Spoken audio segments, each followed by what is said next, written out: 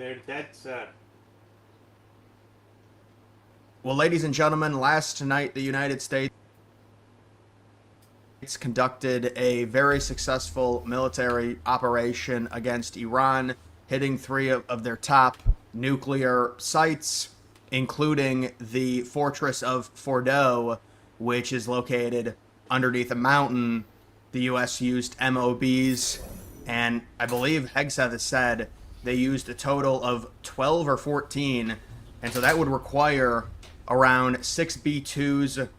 The United States was very stealth-like. The first person to alert anyone of these strikes was the President of the United States via Truth Social. It was not Iran. They did not even know they were hit until it was too late, until the B-2 bombers were out of their airspace. The United States used diversion tactics, including sending some of their bombers, making it publicly known they were going to go to Guam for a refueling. Then possibly people were thinking Diego Garcia, and then maybe hitting on Monday or Tuesday. They didn't know they were hit until the U.S. were out of their airspace. What it's a very stupid thing to say. About a week and a half ago or a week ago, where Trump said we're going to negotiate, Iran's defenses were down, Israel softens them up, their air defenses, and then the United States goes in for the kill shot. And I was just thinking I was losing some form of patriotism. You know, we hadn't done a bombing run in the name of Israel for a while, and so we just got the patriotism. Yeah, I'm being sarcastic, but, you know, in all seriousness, this is a big escalation by Trump, and what happens next is extremely important in terms of deciding how this is going to be handled. As far as we know, at least what Trump said, and you can see these are the impact craters at Fordo on where the MOBs made contact underground. As far as we know, these three facilities have been virtually completely destroyed. That was the report on Fordo. Whether or not that's totally accurate, we will see. It seemed like, they would be dumb if they didn't do this, but Iran, via other satellite imagery in the days leading up to the strikes last night, had a lot of transport vehicles outside Fordo, possibly trying to move things out of the area. We'll have to get an update on that. You had J.D. Vance today. By the way, there's another big report that came out yesterday on Vance that I didn't cover, saying maybe he was against these strikes. People saying, well, the story was planted just to give Vance cover if this operation, if this doesn't work out in the Middle East. This is something that is, in one word, it's hazy. It's just hazy because it's a fog of war. We don't know exactly how Iran is going to respond. People immediately saying they're going to close the Strait of Hormuz. They cannot do that. They don't have the authority to because of the U.S. naval presence. But yes, they can sink ships there. They can disrupt travel, and they can significantly impact the price of oil, which could be a problem. Right now, I don't think that's ships are avoiding it on their own. Impact one of their allies, China, pretty significantly because of the amount of oil that they import from Iran and from the Strait.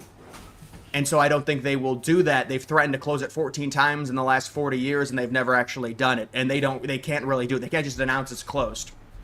So it's important to keep that into account. I really thought if it somehow did get closed or forgot to... He was going to make a point when he said they can't do that. Yeah, they literally can't. Their economy depends on the Strait. Like, it's just like threatening a fucking nuclear assured destruction with Vladimir Putin. It's empty. You fucking moron. Disrupted to where it was a standstill. We would likely see the crude oil go to $120, $130, which for reference is what it was around during the initial first 3-4 month phase of Russia's invasion of Ukraine, and that would have a big domestic impact on our economy. As it pertains to the strikes by Trump, they were very successful. Trump has said that Iran's nuclear program is virtually completely dismantled. There's always chances they've got other bases, other enrichment sites. Maybe they moved some of it out. A little bit hazy in terms of it being completely destroyed. But at this point, Trump does the B-2 bombers, and he does the entire operation, and then he says in a tweet that he wants peace with Iran, and the United States has been reported their bases in Iraq have been put on high alert to be ready.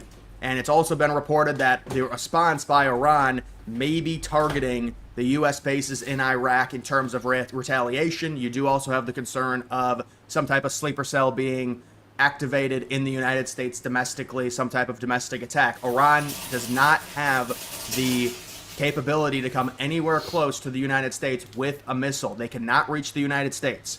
And so people keep worrying about that. That's not something that would be a domestic attack by Iranian nationals already. I would say the same thing until I saw how many missiles just pierced Israel. Like, I wouldn't... It would be a surprise if they could launch something that could reach us. But I wouldn't be, like, in total shock. You know, it would be like... almost like a birthday present. Like, somebody asks you, hey, what do you want for your birthday? And then you get the gift and you're like, not like super surprised that it's the thing that you wanted because they asked about it. But like, it still is kind of a surprise. Kind of like that. You know, I wouldn't be too shocked. I'm more shocked about how much missiles have landed in Israel. Because I really think that Israel wouldn't have done the strikes that they did if they didn't... Well, if they're telling the truth and Iran was about to get a nuclear weapon, they would do these strikes even if they knew the response would be what it was. But my Occam's razor, the most likely scenario, is that, like me, we saw what was supposed to be all-out responses, and they intercepted everything and only killed a Bedouin in the countryside. So, it was a good play by Iran to not put everything out in that strike. And to actually hold back a lot of shit. I don't know, longevity-wise, how long it can go on for. Like, their military power can be seriously degraded just from airstrikes. Like, even in Gaza, like, we were talking about how it would be foolish to go in on the ground and just keeping it like an air campaign. But that would involve negotiations to release the hostages early in the conflict, so of course it didn't happen. Already in the United States, that's probably how that would be done. And so that's another thing people are worried about, of course, when you've got something like this in terms of, for Iran, pretty catastrophic. You're trying to de-arm them in terms of having any type of uranium enrichment. And so this is a huge step by Trump. And it's like, I want to say a lot of stuff sure here, but it is. I did want a nuclear deal. 100%. I wanted a nuclear deal. But not the and I would have given Iran 3.7% enrichment, whatever. You could say that's naive. You can say... You know, we had a nuclear deal, bruv. That could have prevented all of this. It was pretty cool. Did you know that all 5 members of the UN Security Council were signed on to that nuclear deal? It's a pretty good deal. Say it's dumb. Right now, we're at a point to where if we can somehow... I mean, we'll see what the retaliation by Iran is. We know in the past Iran has notably been very light on retaliation, but they've been big on words. They're big on words, they're light on actions. And so if this is another one of those situations, there's potentially... No, my phone that's breaking. I agree that they're light on action, big on words, but...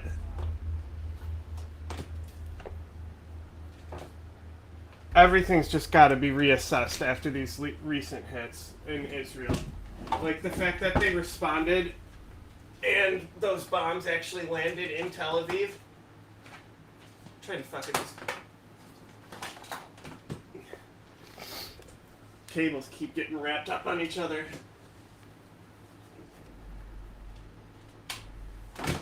To get my chat monitor, I have to like daisy chain it across the room, so you have no more outlets over here.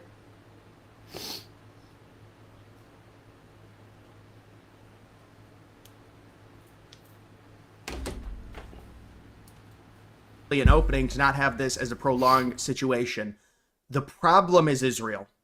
Israel wants a regime change. What does that entail? What does it look like? How much destabilization has to happen? Do the citizens, even though it's been said for many, many years, they very much dislike the regime? Will Israel go to take out Khamenei now? Because apparently a week and a half, 2 weeks ago, they supposedly could. Trump said, no, we're going to give it one more last chance at diplomacy. Don't take him out. And we know with the initial attacks by Israel, in terms of how precise they were into apartment buildings targeting nuclear scientists, they very likely could take out a significant portion of the regime's government, including their officials. And that's a question we have to ask ourselves in terms of, does this become more of Israel's fight now if they want the regime change? The United States has said they don't want it.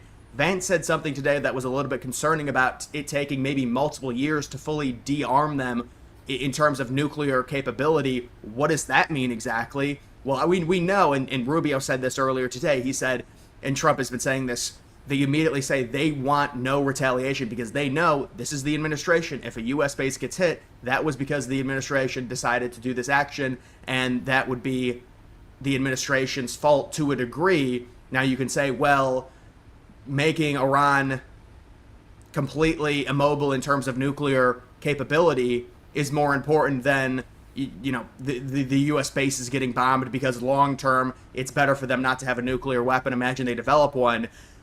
The issue is, and we're eventually probably going to get something, who knows, at some point, you know, just in terms of how this is set up and the way Trump has spoke within the last 2 or 3 weeks. I can't pinpoint exactly what happened, but it does seem like something happened behind the scenes with this entire situation that really turned Trump. And I know the talking point out of the administration, because this has been leaked, and what they were telling to say, you know, have Republican people say, was that, well, Trump has felt this way since 2011. But why is there such this huge emphasis? It's like Trump is trying to convince his base and the American people that it is so important that even though my director of national intelligence, and we can talk to that because I think that's even a bigger troubling thing. Like when you put all of this together, it's so, you know, you've got Tulsi Gabbard saying they're at 60% enrichment. There's a number of different factors that have to be put into place when it comes to having a nuclear capable weapon. Iran is not weaponizing their enrichment. Now, you could say the 60% enrichment is a threat enough alone, and the 60% enrichment in part is because the Obama deal got ripped up, although we likely know that Iran was already violating the 3.67% enrichment policy just in different places where they weren't disclosing. But the point is, when Tulsi Gabbard came out and said that... Oh, so you understand that was a good policy. ...in place, it was not happening. And then Trump, over the past week, says, no, she's lying, and then she's forced to kind of retract her statement and say, well, yeah, because they've got the enrichment, and they're using the enrichment as the fear-mongering tactic to Iran possibly having a nuclear bomb, when there are so many factors, the tests, the miniaturization of it, to actually create one. It's very concerning the way that they created this weird psyop within a week of just this tunnel vision. It's this crisis that immediately needs to be dealt with. We can't wait another day. They can't have a nuclear weapon. Well, what Trump is really saying is they cannot have any uranium enrichment. That's what he's saying. There's a difference between having uranium enrichment and having a nuclear weapon. Now, you can say because the regime is untrustworthy, them having any enrichment allows them the opportunity to have a nuclear weapon, but it is more nuanced than just saying they can't have a nuclear weapon. Well, under the Obama deal, they were not permitted to have a nuclear weapon either. They were at 3.67% enrichment. To have a nuclear weapon, you need to get to 90%. But I understand Trump saying any enrichment is too much. It's too too big of a risk. Okay, I will not. So I won't be able to play the game right now. How long are you going to be? I'm assuming you're just going to be streaming all day. Commanders, are you real? Yeah. Sorry, I've been here a while. Something like that. Not the best for my sanity. As long as there's viewers, really. In case you are real, someone out there's been messing with my harvesting Okay, box. because like on Mondays I'm pretty much busy until like 3 or 4 most days.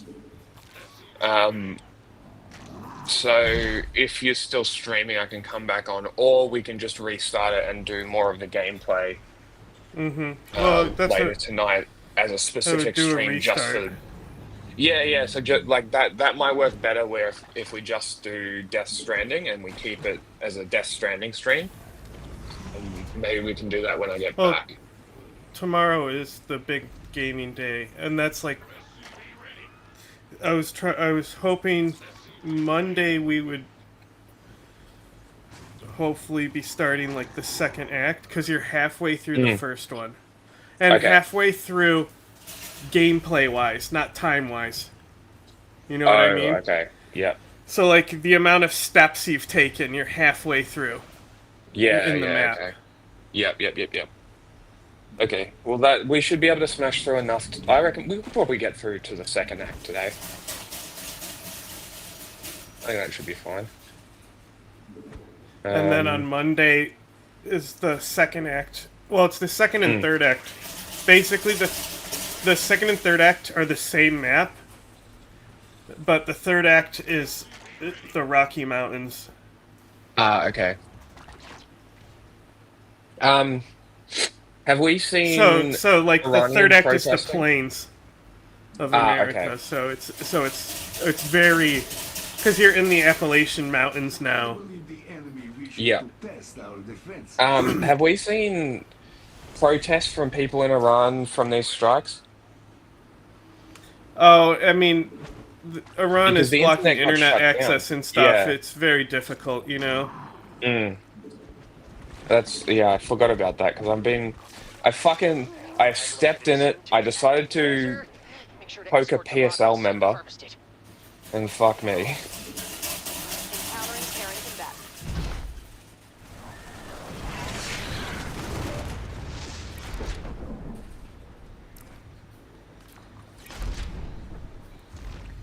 My apocalypse is ready. Evolution complete.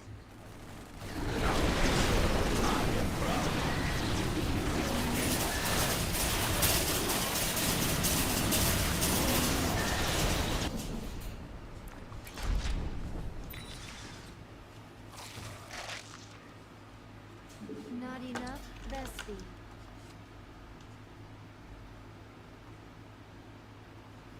Protect it. It's my favorite. Just while we're talking. Yeah, because because I fucking decided to poke a PSL member because they were like, I'll read the exact tweet. Smashing my box. Because I've been talking to Pega You don't want to pick up after them. some shit that I've been posting she wasn't very happy about, and I've been asking why, because it didn't seem all that bad to me, but she explains and makes a pretty good point. But basically this person says, I think they're more likely to attack US bases in the Middle East. The Iranians don't have the same bloodlust as Zionists. Like, okay. A successful Firstly, harvest. Now that bot just has to make it home safely. maybe Israel would be the only exception to the rule that you don't conflate the people in the government. I feel like there's more exceptions to that in Israel, My bots have brought me terrazine. Well, because like it does seem like the people of Israel support the Israeli actions, like a lot of them, like a vast majority, but again, I could be seeing a very limited view. organizers are going to be active soon, and don't ask how I know that. And like there have been protests and stuff, but I don't think there's been all that many. Far more overseas. And like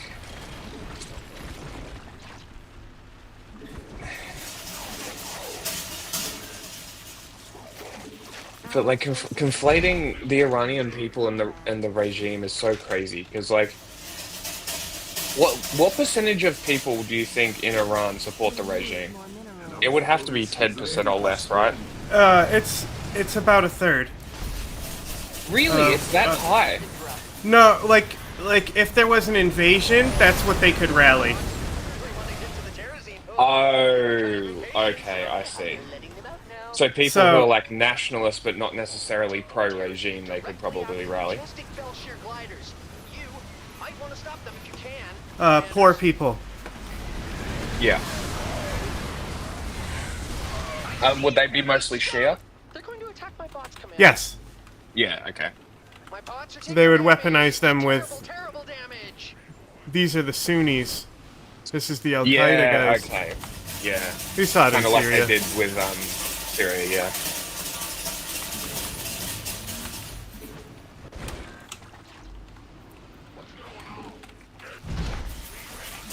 Not enough minerals.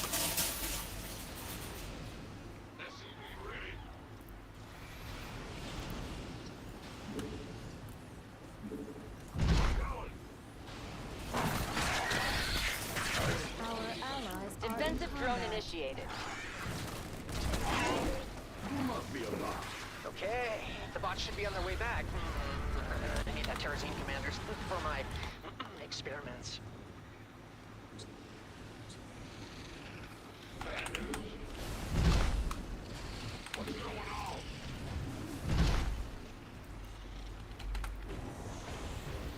It seems our foes intend to attack us directly. What made you play StarCraft? Huh? What made you play Did you happen to StarCraft? save any of the extracted Oh, I always terrazine? No? will throw in a game or two. You know. Woo, my bots are back. That means it's tea time. For terrazine. Do you think America really wants regime change in Got the Iran? start of a good terrazine catch. I don't think America cares much. Mm. Because, like, I'm just thinking about it now as I'm replying to this girl.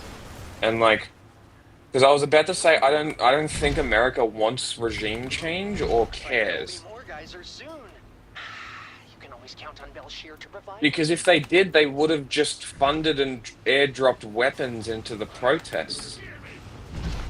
There Hey, was you see enough this? over there. Like, I got the infested infantry making a line while he's Nova.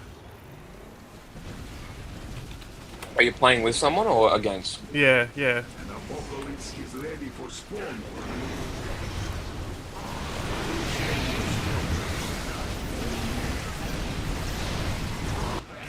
We need. Our forces have met the enemy in combat.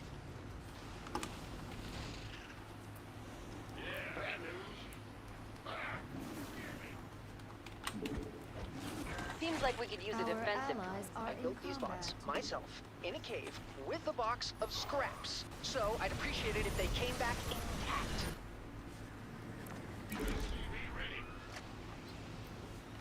Enemies are headed for my bots.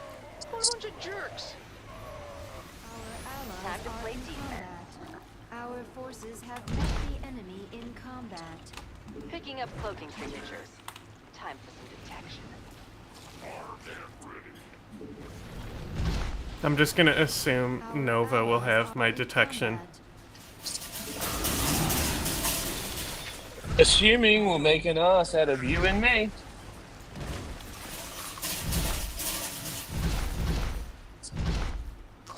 Our allies are in combat. Bringing a defensive drone online.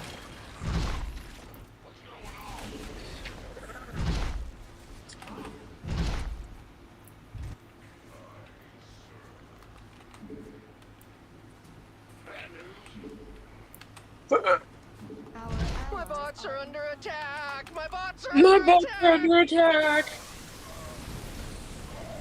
Shut up, nerd.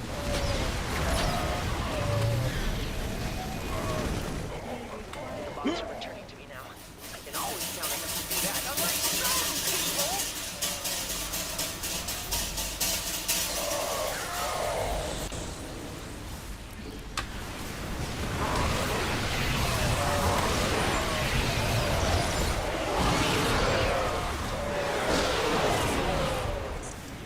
Infestation does have its strengths.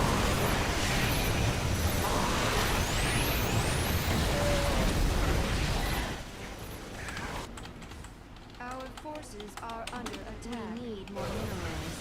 More commanders. Bots. Oh, let's mine. And they have Terrazine.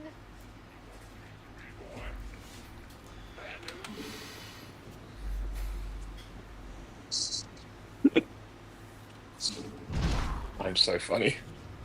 We have an enemy attack inbound. Our forces have met the enemy in combat.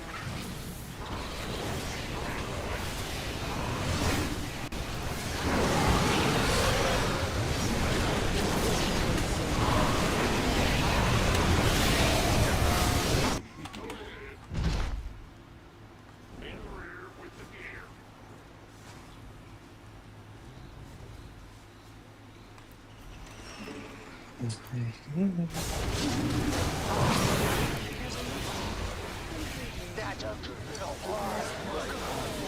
I missed you so much. Are my Terrazine tanks half Windy, empty bro. or half full? Huh. This wouldn't be a problem if they were completely full. Evolution. Fucking windy, bruv. Forces are under attack. The geysers are returning as It's been so nice the last couple of days. On to shit.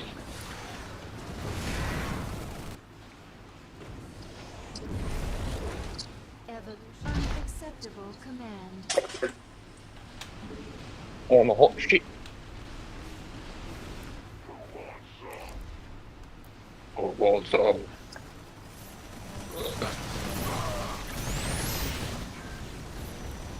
Infestation does have its strengths.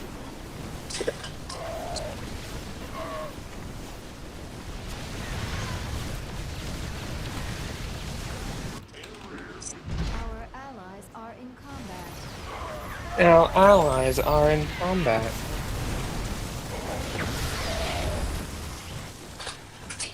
The pots are leaving, and I didn't even get to pack them a refueling Orc. cell.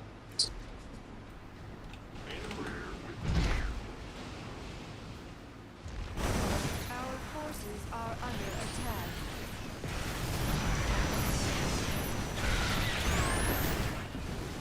Hostile forces are advancing on my bots. Have they no respect for science? Our forces have met the enemy in combat. Our forces have met the enemy in combat. Looks like they trapped another Belshire glider. You know what to do, or not do, commanders?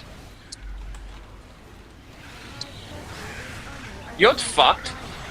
So I went to the gym last night, right? After stream. And I get there. And they close at 7. What fucking gym closes at 7? The fuck is this? Last forever and being destroyed. My bots, of course. Fucking health clubs. Fake ass gyms. Oh, we close at 7 PM. It's too late on a Sunday. Fuck you and your workout. Our allies are in combat. Enemies attacking my bots. Jeez, commanders, can't you keep a hold of aggro? Unfucking real, Come John. on! I can't I know, afford right? I'm more pinging it bots, and commanders. everything, showing him that there are cloaked units there. Rise again. Bots are heading home. They're sheep in need of a shepherd, commanders, and there are a lot of wolves on the prowl. So I'm not saying you have to, but if you want to, free that Belshire glider I mentioned. You don't have Here a he name. comes. Our allies are in combat.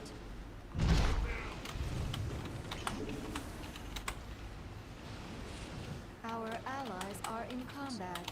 Enemy forces are moving toward our base. What are you barking at? You're barking at the heater.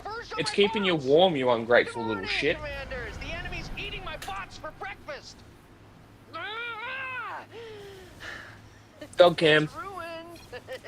It's all ruined, just like my graduate thesis. Banshees, he says. Bro, you're literally Nova. Met the enemy in combat.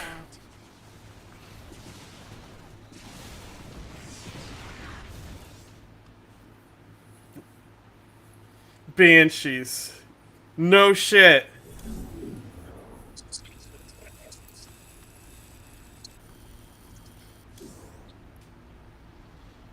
Bro, Jack could be a better Nova than that person. I don't know how to play the game. Bro, yes you do. You're great at Nova. I suck at the game. You're great. You were doing level 5 Nova and fucking just sniping everything. That's true.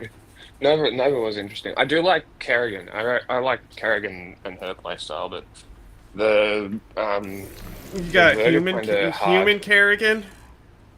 I got human Kerrigan. I have human Kerrigan skin in Overwatch.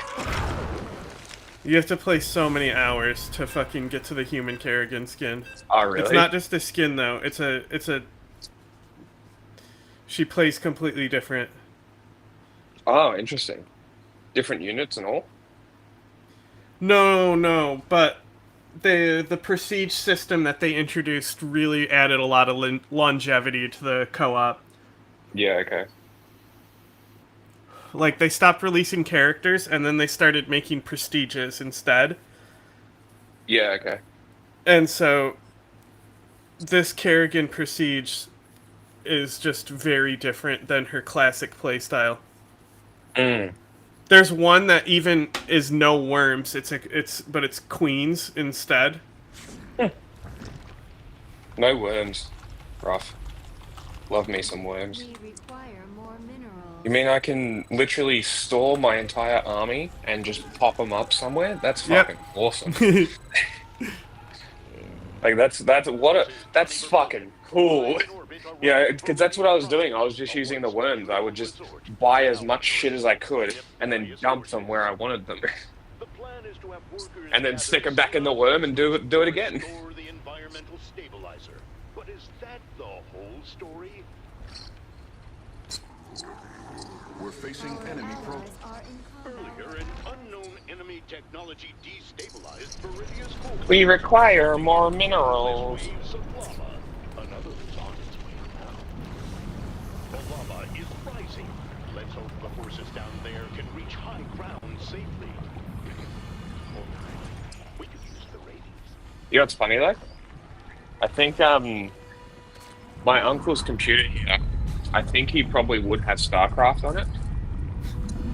Pretty sure he was a big StarCraft It's free. guy. Our No, I know, allies but I'm are pretty sure he was a big StarCraft guy. Did this bro already try to expand? He's already got pylons. Oh, he's so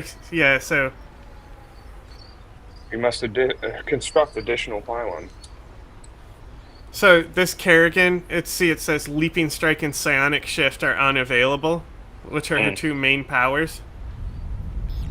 Assimilation aura drops 100%. And it's left behind some crystals. The commanders will be trying to gather those before the lava sweeps them away. The lava.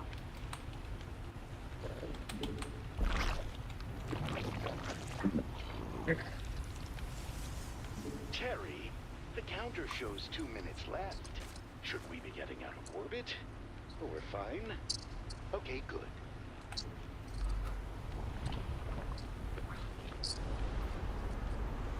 not enough minerals.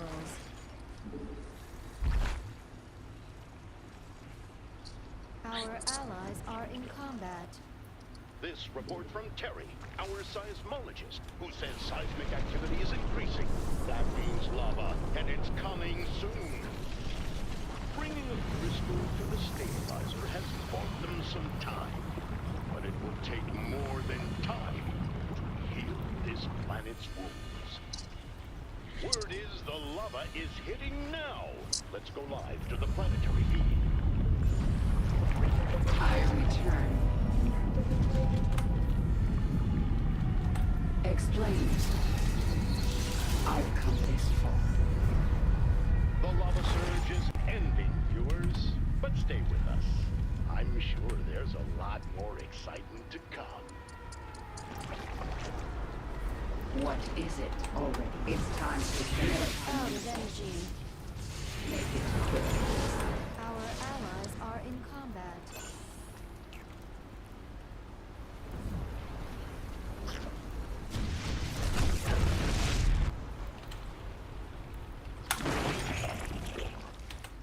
enough energy.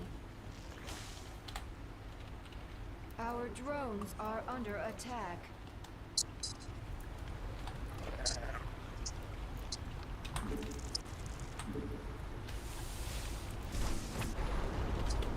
Explain yourself.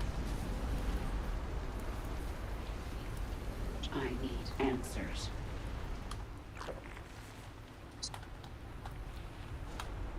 I am the swarm. Our allies Updated are reports in indicate they've reached the 2-minute mark. Hopefully they start working faster.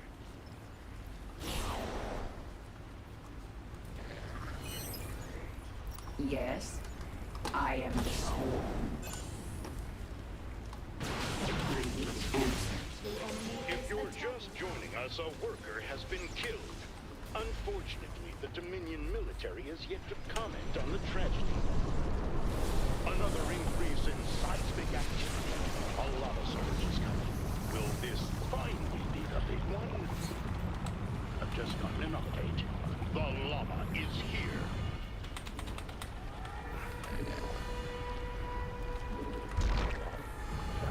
I haven't played Kerrigan in a minute.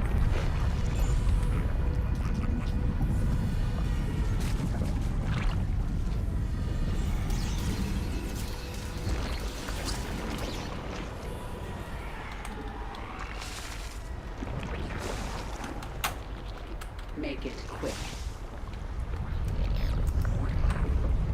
Looks like the lava has fully receded. Can the commander's workers make up for the lost time?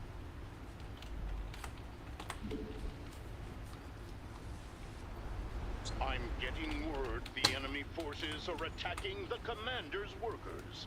Let's watch as the battle erupts.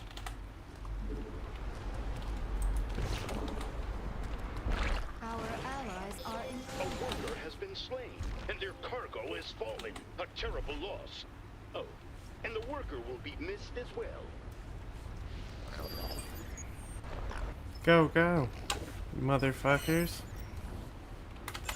I'm getting word that the environmental stabilizer is now at 25%, which is still 3/4 of a failure. We need more minerals. Fuck me. I misclicked Three there. quarters of a failure. Evolution complete.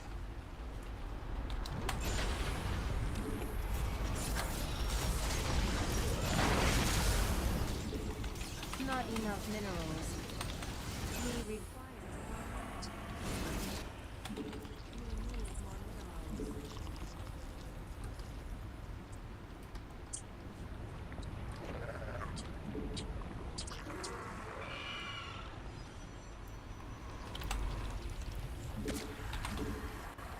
Not enough minerals. Speak. I've come this far. Immobilization wave is now available. Immobilization wave is now We require available. more minerals. We need more minerals. Enjoying dog camp?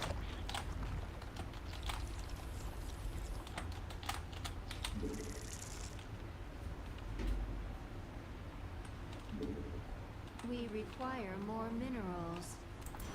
That earthquake only signals one thing. Another lava surge is coming soon.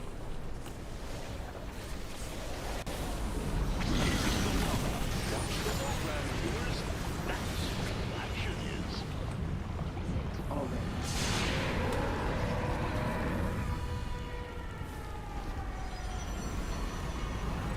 A molten salamander, agitated by the lava, is attacking the downtown area. We're going to see if we can get a closer shot.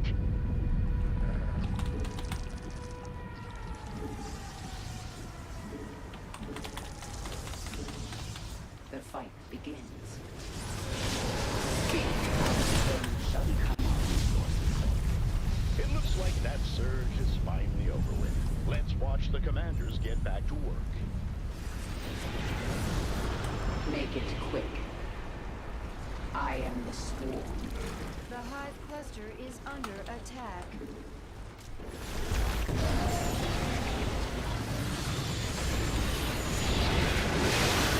Not enough energy.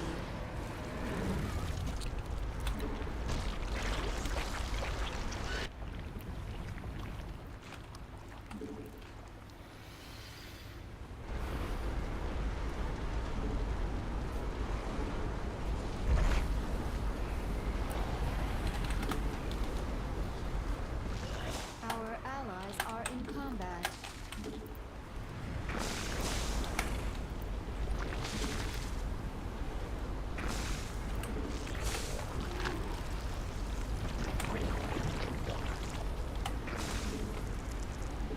More overlords required.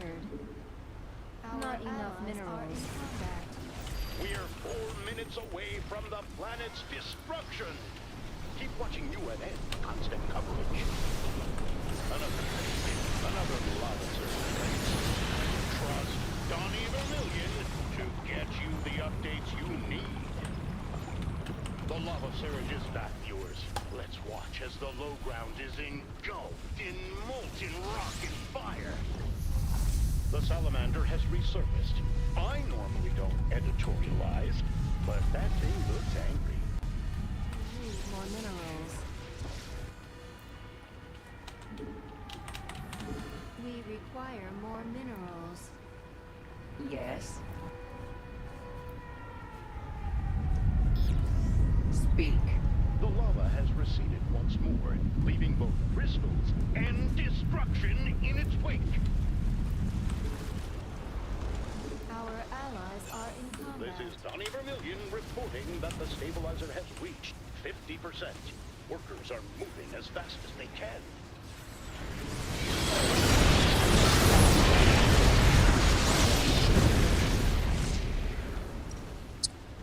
Our allies are in combat. He knows this ass means Not danger. enough minerals. Our forces need more minerals. We need more minerals. Our allies are in combat. Not enough energy. Allies are in combat. Incineration ore is ready. Our forces have met. Hey, person. Hello. Biomass. You know, look at chat. New person. Yeah. I already said hi. That was Oh, did like you? hours ago. It was 30 minutes ago. You're bad at time. It was a while ago. Not enough minerals. We require more. That would be awful. Our allies. StarCraft is painful enough. What'd they say? So imagine if StarCraft went the way of Minecraft, and you have to dig to get the minerals for your base for your base. Imagine that. I mean, Age of Empires, you gotta like cut all the trees down. True. Very true. Ding ding ding boom boom boom boom boom. What is it already? Hello. For a sec.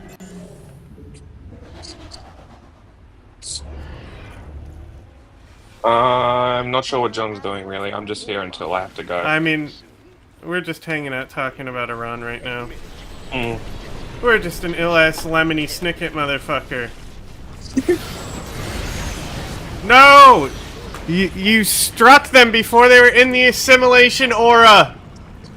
You guys. You idiot! Those were carriers! You So this- fucking asshole! So this is my favorite part about looking after this house, is because there's no garage, I get to look at my bike all day. So that's great. Evolution completed. Spawn more overlords. We love that. Also, these little shits. We are hearing that the lava is receding, and the race to reactivate the stabilizer is back on. Doge. Yes. Yes, I have. Get out of my way, you fat robot! It's fine. The strawberry flavoring, I'm not sure it's that great. I like the grape one. There's also this new one that's like a citrus flavor. I'm not sure about that one yet.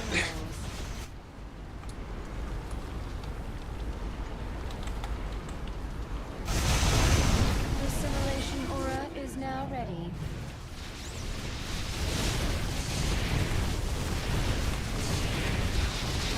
Not enough minerals. Not enough mineral.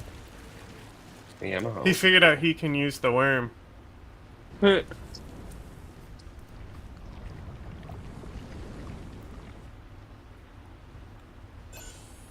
telltale rumbling has begun. I expect we'll be seeing a lava surge soon. The stabilizer is 75% charged. So close, yet so far. Blue. Blue. Another lava surge has come. Yes, blue. We'll have more after this short message. It's your personality now. It looks like the salamander has resurfaced. Were you gonna start posting pictures online of you with your monster? It's like, hashtag not sponsored.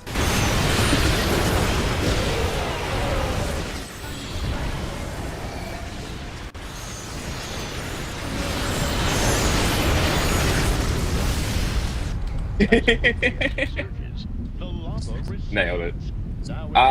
No, the strawberry one is fine. Is that the one with the light pink can? I'm not sure if they're the same globally or not. They might change the cans around. But The enemy is stunned. Attack now. yeah, okay. Oh, Kerrigan was still at the base. Epic. I'm not sure if you guys have the peach one. The peach one, I don't like peach flavored things, but the peach one is actually pretty good. There's so many fucking flavors. Our allies are in combat. We require more Vespene. The gold is good. That's pineapple, I think. There's a few. I make a lot of drinks, and it's really funny because monsters now are basically all no sugar. I don't know if this is the same in other places, but they're all ultras, which are sugar-free, which I reckon is great because good fucking lord, there's a lot of sugar in these goddamn energy drinks.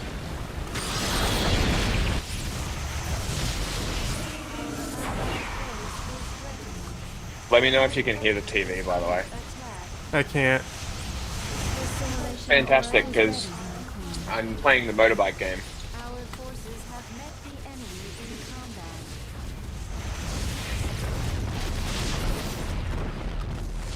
combat. No time like the present. Speaking of Our fucking allies are in motorbikes, combat. oh my god. So I went on a group ride for the first time on Friday, and the ride was fine, and it was chill and whatever, and it was great. But there's been a bike that I see posted about so goddamn fucking much, and it's the BMW S1000. Now, I'll just get a picture up of what these look like. I'm getting a report that the lava is surging right now. Let's switch to Lava Can 6. Oh. Small picture. Let's look. Big picture. There we go. Okay, so these look like this.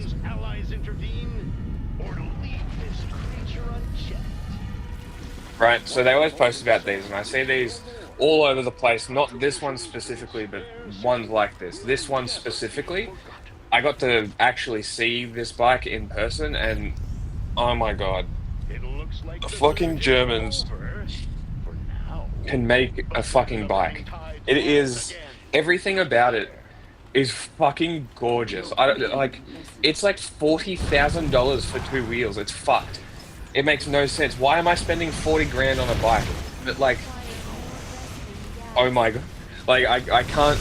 It was like, I don't know if it was the paint or the materials used or what the fuck it is, but wow. Our allies are in combat. Fucking crazy, and the sound it made. Whoa. Insane. Like, I can't describe it. I want one, but they're scary. Big scary bikes. Victory. I would never buy a BMW car though. I want to hear more from my favorite analyst. What?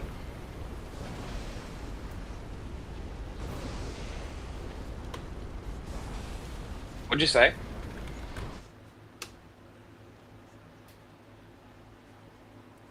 What did They you don't say? close I the said I strait. wanna They can't. hear from my honestly favorite cannot close the analyst. strait because of U.S. naval presence. But if they start disrupting it, it's going to have a bigger impact on oil. There's a light reaction, a light response from Russia and China. Russia's already preoccupied with Ukraine. Maybe they start getting more zealous in terms of possibly taking more land. By the way, Russia still does not have full control of the 4 oblasts that they want to take. People have to understand. Oblast. Oh my god. They don't have a full land territory of those 4 oblasts. That was in the Trump peace deal, the 7-point peace deal, to give them that. They don't even have full control of it. I'm not trying to, but the point is Russia has their own stuff. And Russia already offered to help Iran in a defensive capacity. Iran declined it. You've got China, who's going to be impacted, what happens with the price of oil. They've been very coy. They've been very light. They're going to denounce it. They're going to say it's illegal. Now you've got all these liberals coming out saying Trump needs to be impeached. What Trump did in this strike, this is within the Constitution. This is executive authority. It's a national security matter.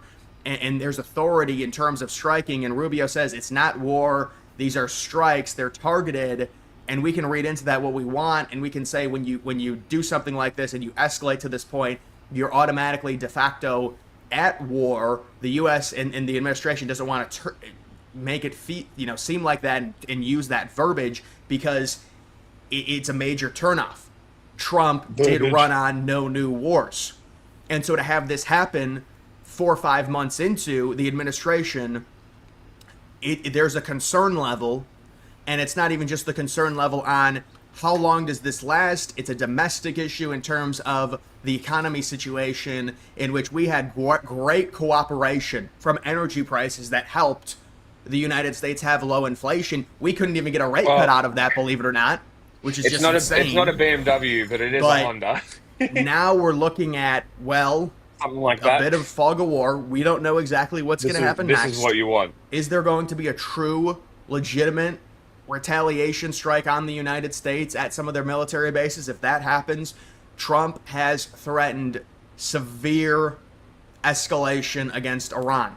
And he's doing that because he knows he's put this out there. You talk about how and if there's hard that retaliation, purple and gold went, you could though. blame the administration for the lives lost. Because and some people would say, the Zionists will say, well, it's worth it because they couldn't have a nuclear bomb. Well, the problem with that is we have our own intelligence. Mossad, they're Israel. We have our own. Our own intelligence said they weren't actively that color scheme weaponizing actually goes and fucking developing a hard as fuck. nuclear bomb. You can say, well, Israel said they're closer to Iran and they know and they have higher level intelligence. Gives me ideas. And there's stuff that we don't know about. There's other sites. I mean, if there's other sites, that's going to be a problem because Trump has said their nuclear program has been virtually obliterated. And maybe it has. We just don't know. We don't know what Iran has. We don't know how many things they moved out of Fordo. Japan. And the other nuclear sites that were targeted. In a dark metallic this was a purple. very impressive operation. The The first report we got on this was and that gives me when some the ideas B-2 bombers were out of Iran. that maybe the gold would look good with not Iran. the dark purple, and I think it probably they didn't would. know what hit 'em. That Color And that's what you're scheme gonna get goes with the fucking US hard. government, and it's very impressive. Maybe dechrome it and add gold. What we want is we want some form of weak response from Iran. They're saying the proxies have been woken. Ah, The fuck me. Houthis have vowed to start. I mean, we had a ceasefire with them. Awaken. They're gonna start. Moves to potentially Kraken. Oh or my at least God. trying. They've been weakened to a degree.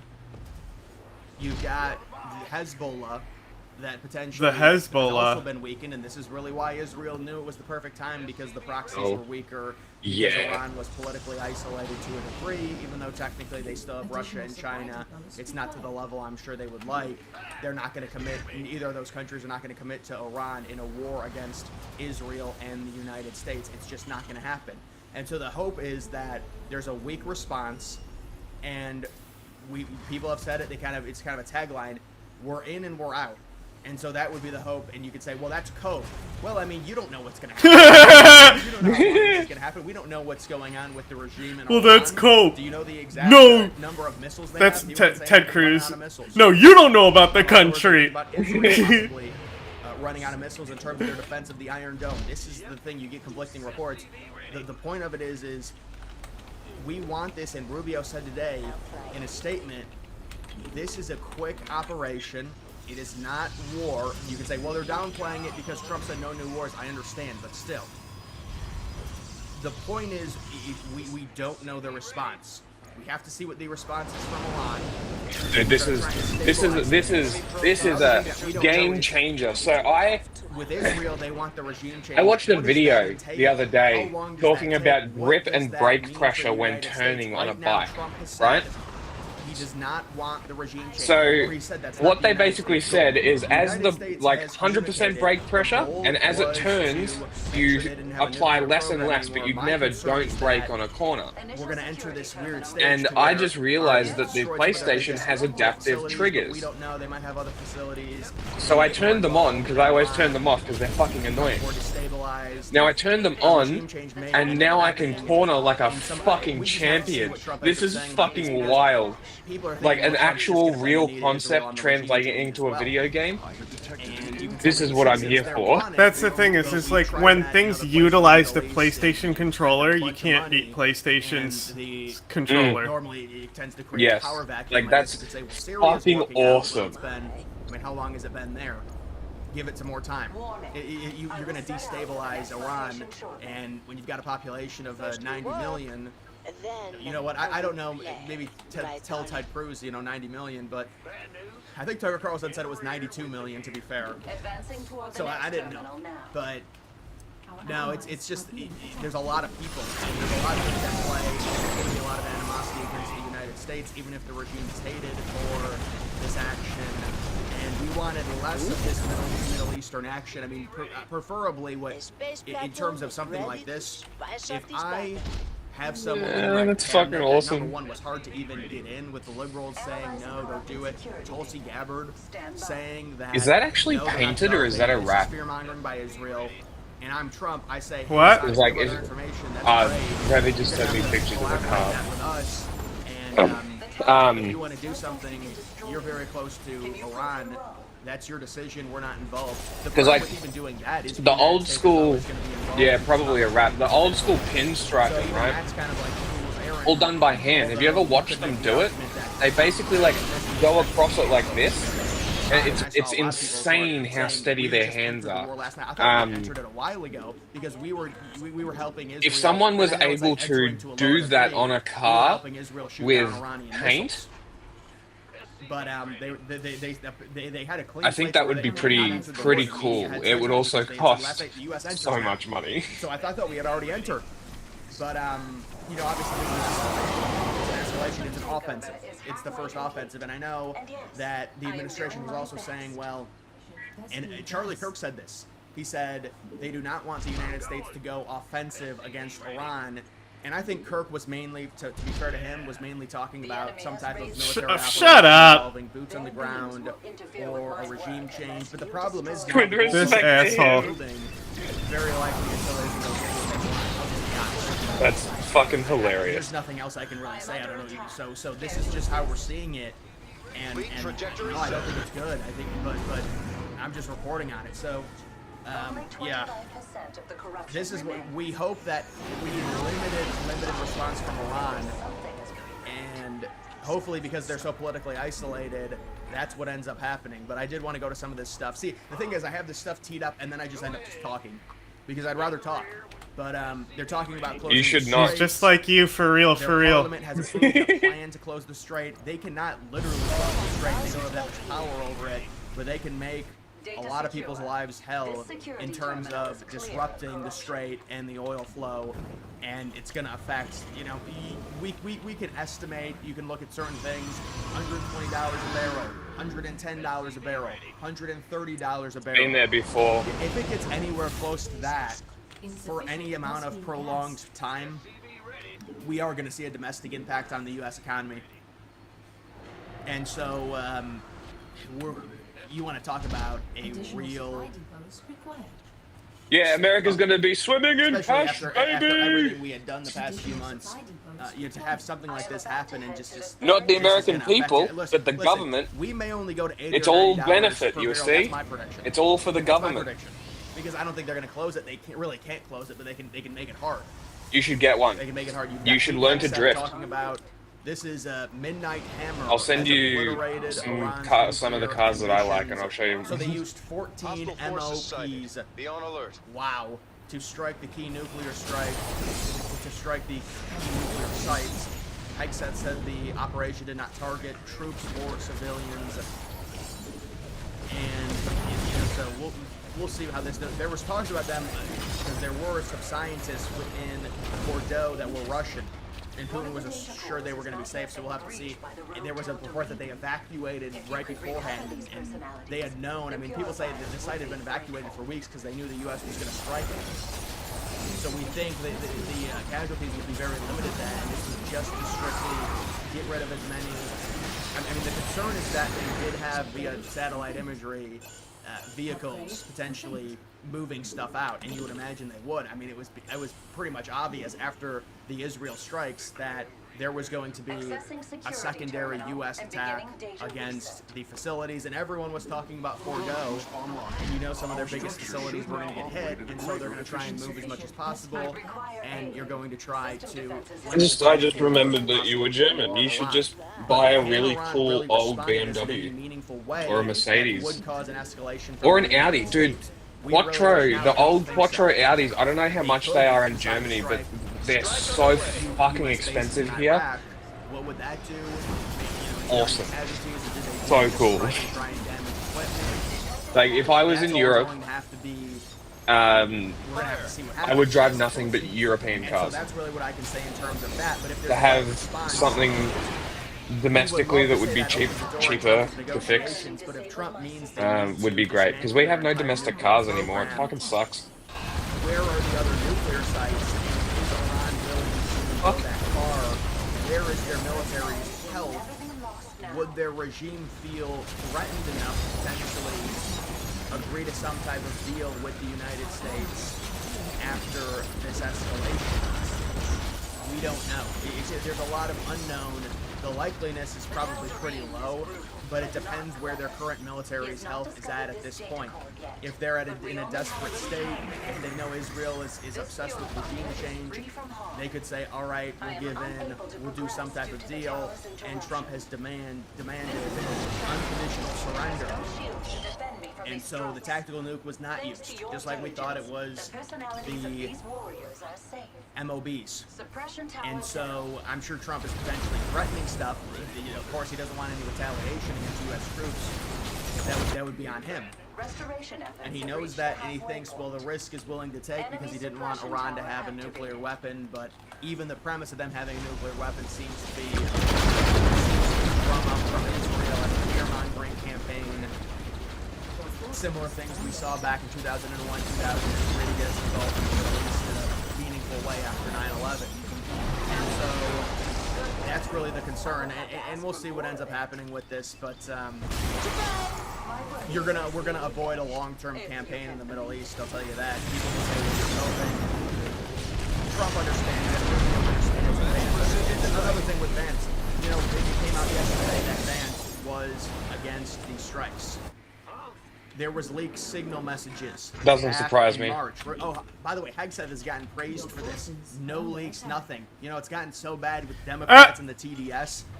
They cannot tell Democrats, even ones with the clearance to know, that they are doing certain military operations. Because the problem is if they tell them, the Democrats will leak them. And they'll say, oh, it's Hegseth. And they can't tell them. And people are like, Bro, what? This is insane. This is crazy. These people have such bad TDS. If they catch Not you, though. Syndrome, yep. It'll be anonymous. Trump derangement system is like, they're not trustworthy. you can tell somebody has it because they use certain words like TDS, Especially some of them that are against right? It's just like, there's no point in telling them. They shouldn't tell them anything. Do not tell them anything. Or they'll be like Because they put US ultra limps that follow like occupied Democrats and only share occupied Democrats. So just keep them Those out. fucking people. People get angry about it. It is what it is. Awful. No leaks. Very good job by Hegseth.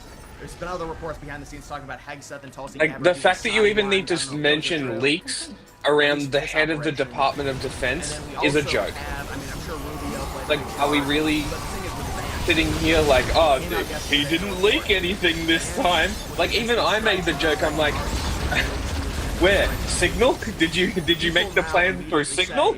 well, that's planted. That's not true. He's just doing this to run cover for his 2028 campaign. And no, these are highlighted. They're verified. This is real. There's collaborating reports saying, yes, Vance is against this. Vance was looking very stern and very sour in the background of Trump's speech. This is not an infight thing between Trump and Vance. Vance knows that Trump is the top and the leader, and he has to be followed. He's the big dog. That's why Vance is doing it, but Vance You're the man now, dog. He's the top this is dog. just because 2028. No, it's not. These are expert reports. They've verified it. So when you have Verified it. I mean, it is true that Vance was against this. So that's something to take into account when it comes to 2028. I'm jingling it. I just wanted to throw that out there. But the point is with this, you know, this was They an still think operation there's that going to be an was election. successful. And the hope now is that, listen, I don't like involvement in the Middle East. I would have, you know, if I was Trump. The thing is yeah, but you're not. premise of ripping You're up the just some original idiot. nuclear deal. If I'm Trump, I'm trying to If I'm like Trump, better they deal. want to be him so bad. Bragging about it, and I'm getting out. That's it. They I'm envy not doing this. his control Just and because power there's and money. a certain amount of fogginess in terms of the response and our role Slurping it up. forward because Slurping it up like Will you would Smith imagine eating there would be noodles. retaliation. You would imagine the proxies are going to hit the United States even more. We call You would him imagine there'd be a bunch Noodle of cells Boy. that get awake because of this. So where does that leave us? What does that look like exactly? Maybe there's a very tame, light response by Iran. There's been talks of them possibly trying to battle on saying it's illegal going to the UN, saying they're going to sue us. I mean, this is all very good. I hope Iran actually does take America to the ICJ. That would be hysterical. Remember, it took them many hours to respond to the Israel strikes, the Israeli hits, and then they launched hypersonic missiles. They're not Ed? going to be able to reach the United States, but they will be able to reach the Get a license. military Or, base. even better, get a motorbike license. You don't want to say Motorbikes are this better. because And they're so this is accessible, just- they're this so is how cheap. war is, I'll be honest. Israel And is not Europe helping has Iran escalate great this fucking roads significantly for by it hitting too. US base. So, I would recommend getting a bike over a car first. But also, it's like snowy and shit in Europe, so... The US responds in a huge way. We would like to avoid that. apparently he's too low. Guys, make sure you like the video down below. Also follow me on X. Links to that's always in the description.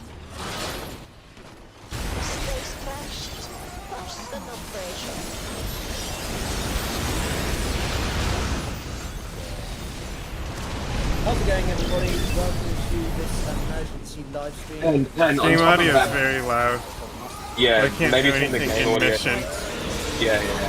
Michael Rossi, I could maybe turn it down. politics, and I can do Professor that. James Kalinzi, expert in statehood, international relations, and conflict. You'll have to turn the video up though.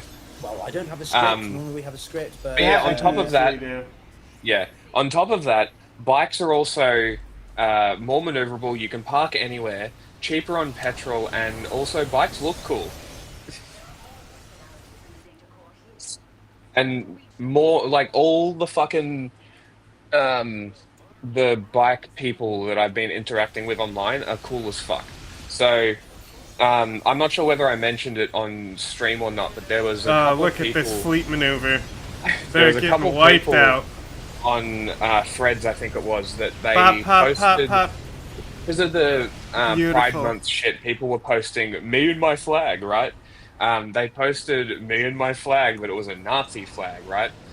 Joke, not a joke. I don't know what it was. I don't know these people. Anyway, they were in the motorbike community. They are no longer in the motorbike community. So that's kind of fun and quite promising, honestly, because I feel like a car community probably wouldn't do that. I don't know, but it's kind of interesting. Okay, you can play the video now. But yeah, bikes are cool. Get a bike. Yeah, if you're joining us, this Get a is Honda. well, we decided to do this. Bro James, wasn't I think you texted me protecting at the about data core. 4:30 UK time in the His morning. units were over there and when he I just was let it die. It was about 6:30 my time. For anyone Okay, who's 6:30 your time. So still a reasonable hour. I was Me awake at 3:30 in the morning, having just done a two-hour X stream on Spaces to react to these developments. Iran has finally been struck by the Americans, and I posted a video about 15 minutes ago on my channel showing my hot takes on this. I'm sure these gentlemen have their own. And don't worry, we're not going to be talking over everyone. I know some people are cross with me interrupting some of the others, but these events are quite critical and crazy. So I think it's the adrenaline that might be driving some of that. But I don't know where to begin. James, maybe with yourself, you're in Cyprus, you're quite close to the area. The B-2 bombers had to fly over your airspace to get to Iran in Operation Midnight Hammer. How do you feel at the moment? What's your take? And then Michael. Europe? Cyprus. Well, I have to say that, you know, obviously, Interesting. Sort of huge development. So, from a very particular personal perspective, of course, living in Cyprus, it is remarkably close. And it was sort of brought home this morning. I was listening to Alistair Campbell talking about it. He seems to be here at the moment. I don't know whether it's for holiday or whatever. And Rory Stewart was telling him to be careful. I was thinking, oh, blimey, you know, this is where I'm living. I mean, for anyone who looks at the map, it is relatively close to what is going on. Straight. I mean, from where I'm talking to you right now, the nearest landfall, sort of heading that direction, is Syria.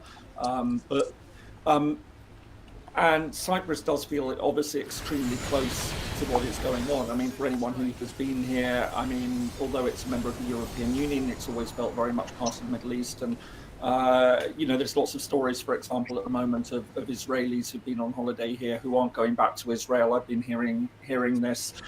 You know, they're very worried about the situation and things. So we are quite close. We were fighting another interesting air. element, and it was sort of, I noticed it was. We were brought up fighting in the air comments, which, protests, for anyone and who I didn't just see it, realized there at the was, end a of the British game, national was arrested.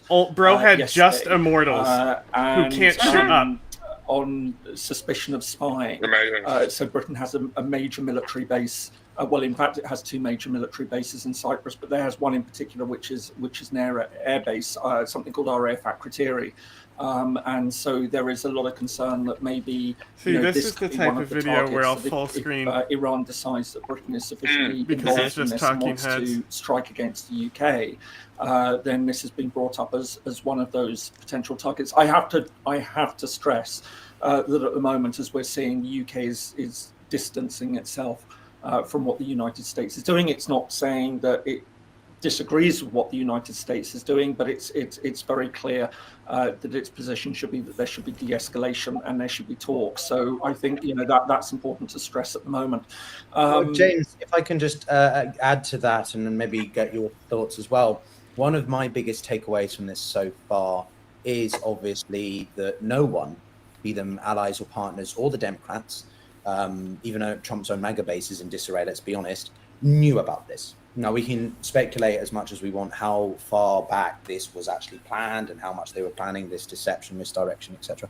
But clearly there's going to be some pissed off members of the European community, particularly the E3, the Germans, the French, the British, who were in Geneva pushing these diplomatic efforts with the Iranians, and the Trump administration have basically gone like that.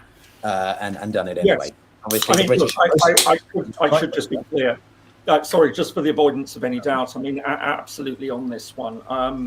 And I published a video a few days ago which generated a lot of comments, a lot of abuse, partly because people didn't bother to listen. Damn. To it. But I have to be absolutely clear that on what we're seeing at the moment. I mean, you're absolutely right. The United States didn't inform its partners, partly because I think most serious observers would argue that this was an illegal attack.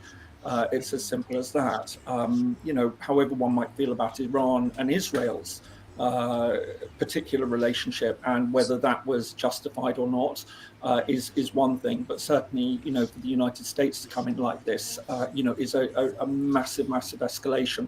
And I think, as I say, isn't it? It's worse still because it puts British assets at risk. Right, the UK is quite close there. Cyprus military bases are potentially a target if the Iranians feel like we saw in 2019 when they took that British, was it oil tanker in the Strait of Hormuz and basically held it as ransom. So the Iranians and the Brits don't exactly have a long-standing good relationship. No, I mean, Iran and Britain have a very difficult history. I mean, you publish a video on Iran. And you don't mention the ousting of Prime Minister Mossadegh in the 1950s, and you'll have a whole bunch of people coming in and screaming abuse and saying that, why are you whitewashing this? No, I mean, it's quite clear that Iran and Britain have a very difficult relationship historically. Britain is obviously very opposed to the Islamic Republic, but Britain has also made it very clear that it does believe that this should be de-escalated and there should be talk. So I think the UK position will be that, please, we want to stay out of this for the moment. But of course, there are those worries that, remember where you were. Saw in 2003, we were playing that will Britain actually eventually, if pressed by Washington, sign up with the United States. But I have to stress at the moment, there's absolutely no sign that that is going to happen. As I say, London's position is very much Israel has a right to defend itself. Emergency podcast. Let's get back to the table and have talks. Right, I think there's going to be a lot of figuring out. Like, again, one of the things I just was making a point on X before I came onto our stream is, can the Islamic Republic take at face value what the Americans are saying about they don't want regime change? Because they were saying, we're sending B-2 bombers to Guam as a decoy, though it turns out. So actually, could this be a continued misdirection of the United States' actual intentions, which is regime change? Obviously, it's a bigger scaled and time aspect to that, but certainly the Islamic Republic are not going to be, I think, taking anything at face value. And we can talk about what how they can respond. The UN is going to hold an emergency session, I think, in about 2 hours. What's the fallout from that? We've already seen the president send a statement to Macron saying, "How would you feel if this was you on the receiving end of this?" So there's a lot about arguments about the legality, and I think the Russians will raise that as well at the UN Security Council. But Michael, you're in New York, I think, right? And I wanted to hear your thoughts because I know you're going to differ with me and James probably on some details, but also like insane stuff, right? What? Well, I mean, there's a certain element of the MAGA crowd that are not happy with Trump's decision, but to suggest that this was a complete out of the blue decision that caught everybody by surprise, I think is a bit disingenuous. Apparently they were training for this under Biden. But Trump has also been reveling in the idea that of course. Ambiguity. Wow, you mean we designed a bomb specifically to bomb an Iranian nuclear complex? No. Like, of course they were. And it doesn't matter whether you are a mad king or whether you are the operator. Yes, it's clearly they developed the bomb for this strike. Of course, they were training it. Has a just like how all their weapon development is being designed to go underground. That whole statement, Israel has a right to defend itself, is egregiously subjective, but it is taken at face value. It is chiseled in stone as far as the American political elite are concerned. So the more that Iranian bombs fall on Tel Aviv and Haifa, and the more that it seems that Israel's days of being able to defend itself without any allies are numbered, it is going to involve the United States stepping in. I mean, there's no question about that. Regardless of whether it's Trump or some mainstream Republican, whether it's a Democrat, I mean, this is just one of those things where any question against the state of Israel in the United States is seen as abandoning one of its key allies and is tantamount to treason. Abandon it fully. So Trump is not the first person to say one thing on the campaign trail and then do something else entirely when he's in power. It's almost like he's a politician. You know, and so I don't want to say that Trump is all of a sudden lying to his base. But He's when you always become lying. president of the United States, whatever it is that you campaigned is out the window, because the military industrial complex, the political elite, things that are in motion before you come in are now given to you as a driver's manual. And just by comparison, when Obama was campaigning, he had said that if he's elected within, first week, month, whatever year of his term, he's going to close Guantanamo Bay. And did he do that? No, of course not. Renditions continued under Obama. And those that criticized him, well, I mean, we're small Jonas voices Brothers in a larger crowd that thinks that he was God's gift to the world. He was, so with obviously. Trump, apparently saying, if I get elected, I will end all the wars that America is in, but not only doing that, but getting into an additional war, is something that I think, as much as I'm not a fan of Trump, and I think that all three of us do believe that, he is the equivalent of our Mad King right now, it was something that was absolutely destined to happen. Especially, you're saying there was an inevitability it was an inevitability, and in a way, I have to give credit where credit is due to quite possibly the most astute, intelligent, and just altogether just invulnerable political leader out there these days. Benjamin Netanyahu. He is absolutely able to play my country's political elite like a string, like a violin, and yours as well. Absolutely. He has been able to be that little pinprick that finds the shatter point Prick in is right. every major security dilemma and say, the Europeans were talking about a negotiated solution. Thank God for someone like Friedrich Merz, who basically came out this past week and said Israel's doing our dirty work for us. What a mind-numbingly moronic statement to make. And he knows how to play the weaknesses of Western leaders. I got to give him credit. I mean, before he is indicted for every war crime that is coming to him, give that man not the Nobel Peace Prize, but as I said last week, the Nobel War Prize. He is absolutely able to get the predictable and useful idiots in Washington, London, and Brussels to do his country's doing. Yeah, I don't disagree with you with the, should we say, political savviness or weasel-like way that is it would you say it's very J behavior? In capitals. What I did want to do is it very rat-like? I mean, this guy's an anti-Semite. Michael, I mean, look, I Clearly. think we need to sort of weigh all this up.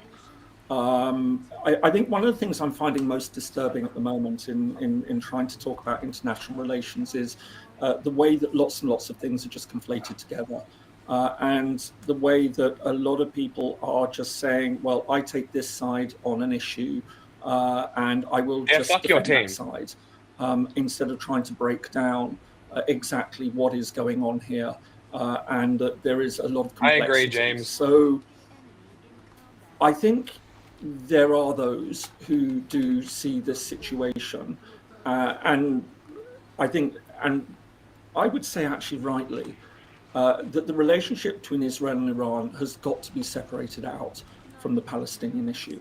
I have been very clear that on the Palestinian issue, I think that Israel under Netanyahu has been behaving atrociously. It's not just what we're seeing in Gaza, and for the avoidance of any doubt, I think that we have crossed a threshold. Some would say, oh, well, it's a bit late, but no, I think that taking by any reasonable measure that Netanyahu is pursuing a policy of genocide in Gaza. And now people would always say, well, no, how can that be? This isn't, there are still Palestinians.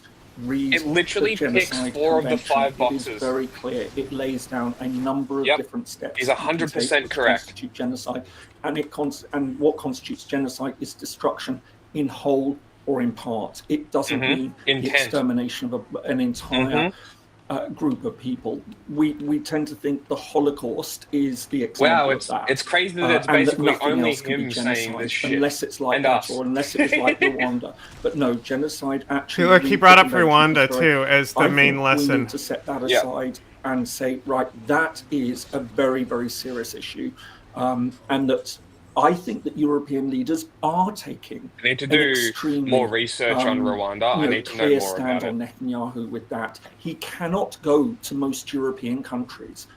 There was outrage when he went to Hungary because Orban has just set aside the ICC indictment against Netanyahu. I think we need to be very, very careful on that. And just instead of saying that Netanyahu plays the Europeans like like a string, I don't think it's as simple as that. I think that Europeans see the problem in Gaza. They don't quite know how to deal with it. I accept they should have been doing a lot more. But I think a lot of viewers would also be The Europeans are saying, scared to Arab criticize states, Israel especially because those of their which have good fucking relations with history. Israel should have been doing a lot more. But I think we also have to separate out what we're seeing that's going on with Iran. There are several issues that we have to talk about. We have to talk about Iran's nuclear program. And before people start shouting double standards, why can't Iran have nuclear weapons but Israel can?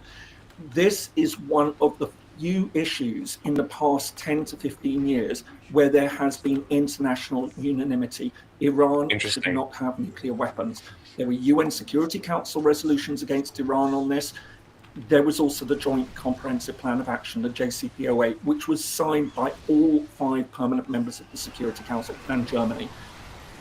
Which sets in place very clear. So this is not about double standards. This is about the international community taking a very clear position. Iran should not have nuclear weapons. Every single seat of the Security Council. Bro, I literally pointed that out to you yesterday and said it was preventing war in Ukraine. No. You mentioned the JCPOA, but you didn't. No, I said I said it multiple times. Everybody, like on the Security Council, signed on. It was a deal closing us with Russia and China. It was it's a multipolar world deal.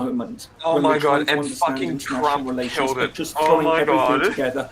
The sides are very, very polarized. It literally is his fault. I accept that. But I think that we need to, and it's important for us as analysts to actually break down what are the specific elements in any given situation and be prepared to be objective about making assessments on that and not going in and saying that simply it's literally Europe is getting white guilted into supporting genocide. It's fucking crazy. And I just really, it's a call for many people who are watching this who will just be taking that view at the moment that this isn't really going to take us forward at any moment. You know, we need to be serious and think serious scholars, serious analysts, serious commentators.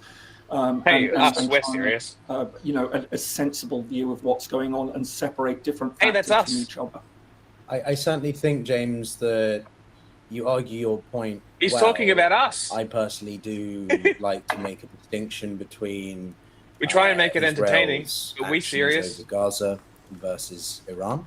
I personally, am less opposed to their actions over Iran than I am in Gaza. You and I have spoken off air about our sentiments. In principle, we fully support Israel's right to defend itself after October 7th, but I cannot and do not know any longer support their actions in Gaza. It is way over the top. It completely violates any basis of international law, and is the same with arguably their strikes on Iran. It is arguably, there is a argument for that this violates the principle of proportionality, the principle of any of the Protocol 2, if I remember correctly, right? Protocol 2? But at the same time, the counter argument is that Iran has not exactly been forthcoming with its Iranian enrichment programs, and they are the biggest, I'm not going to quote the US state sponsor of terrorism, but they have created or were the architects of this incredibly, unrivaled, unique proxy network across the Middle East, and they are very good at playing that diplomatic, proportionate escalation level, as we saw when Soleimani was killed. I'm doing a time strikes attack on the air bases in the US and I'm missing it by like in a way that it didn't kill any Americans, so the Americans didn't have to escalate in response, so both sides could claim victory, and then they pull back and de-escalate and stuff. It's very calculated. But anyway, Michael, I'm sure you have a lot you want to respond to James, so I'll let you do that. But I did want to sort of break down a little bit of the actual Operation Midnight Hammer as well. So maybe after Michael, you respond to James's comments. Well, I mean, if we're going to be objective, then we can't claim to be objective by being still subjective. So first of all, let's address this one issue that people just take at face value. Israel has the right to defend itself. No, it doesn't. Israel does not have the right to defend itself. Israel has the capability to defend itself. Israel has the ability to defend itself. People have the right to defend themselves. Because if Israel has the right to defend itself, so does Iran. And if we're going to be talking about accusations of nuclear weapons development, when was the last time the IAEA was allowed in Israel for inspection? It's the worst kept secret out there. We know Israel. Richie Medhurst point.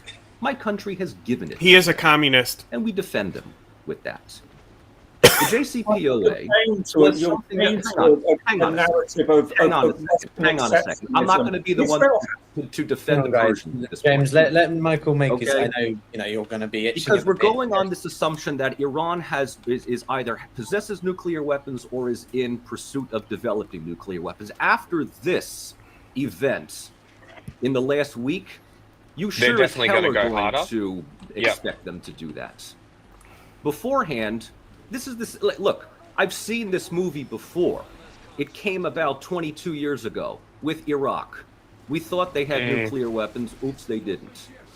The nuclear inspectors say Iraq doesn't have anything. America says they don't know what they're talking about. I know that we do. Source, dude, trust me, bro.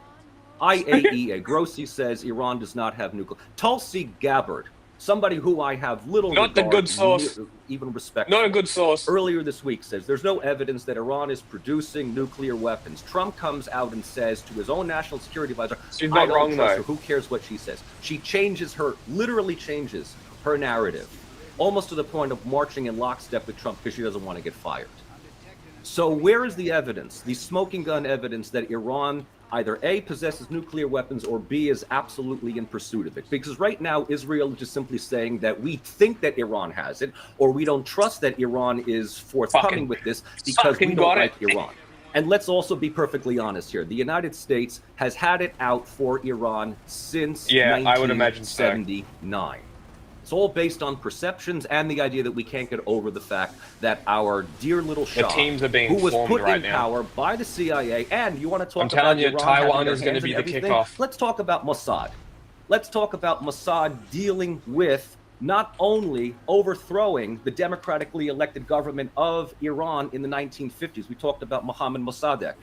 The Shah comes back in, CIA and Mossad not only keeps him in power, but helps him create Savak, the military police that is on par with the Securitat, the Stasi, and every other reprehensible organization out there. I mean, in the last couple of days, social media has been replete with, once again, those photos of Iranian women, how they looked prior to 1979 and where they are now. And I'm like, guys, you know what? You can thank the CIA and Mossad for getting us where we are today. So we're going to be talking about which country has the right to defend itself. That already comes with high degrees of subjectivity, which puts already the burden of responsibility on one country and gives the burden of innocence and justifiability to another who has, might I add, been far more active in exacerbating security dilemmas in the Middle East. For sure. After Taiwan shut down their nuclear, the blockade is inevitable.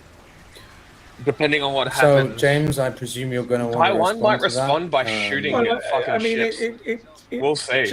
That'd be neat. I fundamentally disagree with the idea that countries don't have a right to defend themselves. And Michael, of course, no. Then in that case, his Iran point has the was right to defend itself. But to say a country doesn't have a right to defend itself seems really odd, because that isn't how He actually was making a point the there reverse of that is the country doesn't have a right to defend itself. about them having the I capability. think we sort of take it, Yeah, and he you're was. right. I Like- mean, Israel has the capability, and that is the all-important element. Which at this point, all the realists in the audience should be cheering it on and saying, "Yeah, we always knew it." That, you know, this is Mearsheimer writ large, and I have to say, by the way, anyone who takes Mearsheimer seriously, he is, to quote that lovely phrase about Newt Gingrich, he's no, I'm going to be a little bit more polite, but he's what ignorant people think an IR scholar sounds like. Mearsheimer is not taken particularly seriously in IR circles. But for those of you who are of a realist bent, then you know they love what he says, and this is realism writ large. So in that case, and it is actually the sort of thing which will have a lot of realist heads exploding, because Realist they will heads. often be the ones who are shouting down and saying, you know, taking a blanket position against Israel. You know, so we're in complicated territory. There's absolutely no doubt about it. But I really, as I say, I think that we can drag up all sorts of things about what happened in Iran in the 1950s. I'm not going to excuse the ousting of Mossadegh, but I think that the trouble is that then this becomes something which then just gets wrapped up in this whole story of this at the moment. And the reality is, Michael, I'm not going to accept the view that we should in any way, shape or form be cheering on the Islamic Republic. And I'm not going to excuse they have been playing a very, very dangerous game for a very long time. I think, you know, we can condemn Israel in all sorts of ways, but let's not make any mistake that Iran has had a policy of trying to attack Israel since its formation. I mean, it's as simple as that. For almost 50 years, it's been waging this conflict. It's vowed to wipe Israel off the map. We know that it has wanted to develop nuclear weapons. Now we can say that steps have been taken to try and rein it in. And again, I come back to this point. This was something that united the international community. This wasn't a Western policy. And one thing I also wanted to just sort of say is that there's a lot of people who are saying, you know, Israel having nuclear weapons, this is Western double standards. No, Israel having nuclear weapons and the West not doing anything about it is the same as India having nuclear weapons and the West or the international community not doing anything about it. Pakistan having nuclear weapons and the West or the international community not doing anything about it. North Korea having nuclear weapons and the West and the international community not doing anything about it. This is not about the about the West not doing something about Israel. It's about the West and everyone else not being able to do about anything once a country has obtained nuclear weapons. That's the whole problem. He makes a good point. There's very, very few instances where countries have obtained nuclear weapons and given them up. South Africa is the best example of all. People would talk about Ukraine, and then you get into a whole weird debate about whether it was Soviet weapons or Ukrainian weapons. But South Africa is the very best example, and in fact, the only example that we have. So I really want to push back against this sort of narrative that it's the West forgiving Israel, but, you know, because Israel's an ally. No, it's the West and everyone else having to accept what Israel did in the 1960s under very different circumstances, having to accept what India's done, having to accept what Pakistan's done, having to accept what North Korea has done, the one that we should all be also very terrified, and now determined to make sure that no one else joins that club. So I think we just, as I say, let's just take a step back. But should we be fucking bombing people to prevent it? Instead of creating this polarization, I don't think seeing so. it as the West versus everyone else. It just seems the West absurd. is critical because it's not acting in some cases, but acting in others. I think, you know, really, we live in dangerous times, and it doesn't help, you know, to feed these polarized views on what's going on in the world. We can, you know, I think we can be sensible voices and just say, right, okay, let's judge each of these different issues, but also each of these different aspects of these different issues sensibly and in their own right. And I think we've lost the otter. Well, so let me just very quickly, not so much retort, but add on to that, is that I would very much like to agree with you. I absolutely would. I hear what you say, James, and I absolutely would love to get on board with that. And the reason why I just can't is because a never-ending line of political leaders in the United States, both Democrat and Republican, have taken the normative route, which affirms that sense of Western double standards, in the idea that if Israel has nuclear weapons, they deserve to have it. They have to have it because of Iran, because of Saudi Arabia, or just simply because of Israel. And many of them will just simply say, Israel has the right to defend itself. And they will take that at absolute, like for them, that's the end of the argument. And it plays well into an older generation of Americans that just simply agrees with that. Younger generations will ask the question, why? Right? Why? And we can go into all of the specifics about why the West cannot do anything about a country that comes into the possession of nuclear weapons. I am not going to get into the whole India-Pakistan thing just simply because I just don't know that. I don't know about, and we're not going there. Okay, regular viewers of the live stream, we're not going there. That's not happening. As far as North Korea is concerned, you know, when you think about this, when you think about North Korea with Kim Jong-un, Kim Jong-il, when you think of Israel with Benjamin Netanyahu, when you think of the United States with Donald Trump, you even think of smaller little places. I mean, you know, it's Donald J. Shout out Trump. To the Balkans. You know, Please. You think of Kosovo with Albin Kurti. Reality is dictated by the most insane person in the room, and they get away with it. You know, I mean, there was a comment on my own channel last week with our chat, where I'm going to paraphrase it, where something like Rossi, Might makes right is back, baby. James Kerr Lindsay, yeah, comma, but, you know.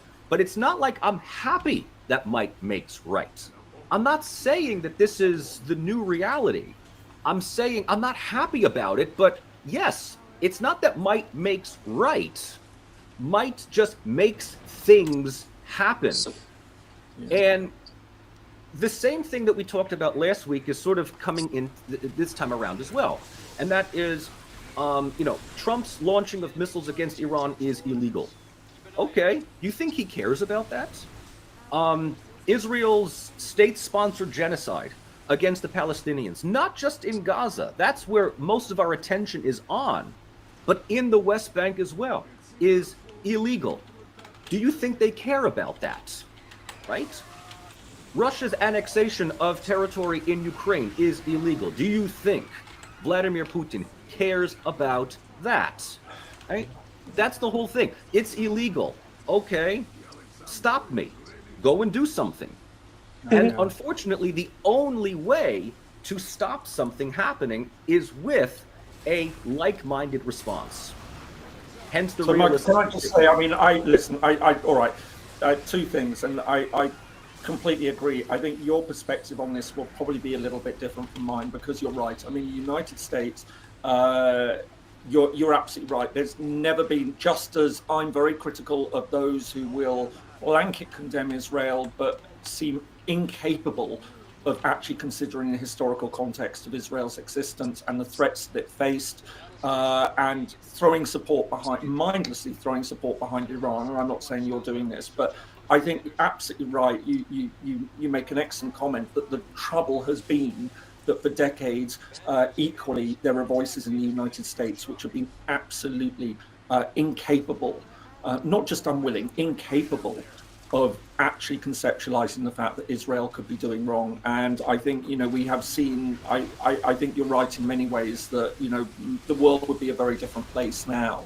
if I think some US leaders had spoken to Israeli leaders and sort of said, listen, you have signed up to a two-state solution for Palestine, you have to deliver on it. That, you know, that we could hopefully have been in a very different world today. Who knows if a Palestinian state had been created and allowed to develop. So I think you're absolutely right. The other thing that I completely agree with, it'd be a very different world, is, and part of the reason that I would say that I'm very worried at the moment is because we have seen, as you point out, this chipping away at international law, and this is something I've been going on about for the past 3 or 4 years. We've seen it been developing for a lot longer, but certainly with what we've seen going on in Ukraine. And I think that what we saw last night was a truly terrifying moment, because this absolutely destroys international law. It's quite clearly the case. There are ways that you do these sorts of things. If the United States had serious evidence that Iran was on the verge of producing nuclear weapons, it should have presented that to the UN Security Council. It should have at least followed a procedure to notify allies. And it was also very telling that Trump did this before the NATO summit. I was convinced that if he had gone along to the NATO summit, that there would have been the European leaders who would have said to him, hold off, don't do this, please don't do this. This is dangerous, it's destabilizing. Give us a chance to try and get Iran back to talks with you. You know, you can run the show, it's your talks, but let us be the intermediaries to get Iran back there. And I am absolutely convinced that this took place precisely before the NATO summit, so that the United States, Trump couldn't be talked out of it. Not that he necessarily would have, but absolutely. I mean, where we are today, I think is incredibly dangerous. And I have seen it commented that this renders the UN irrelevant. In fact, and I sadly can agree that none of this is going to go before we're going to have a UN Security Council meeting today. What's going to happen? I mean, even if there was condemnation of the United States, US will simply veto it in the same way that Russia has vetoed the resolutions on Ukraine. And I just don't know where we are in the world at the moment. It's a terrifying prospect. You could have totally delivered that package. Yep. We're on the brink of Hello, war. guys. It's the third person on the stream. Down on whatever.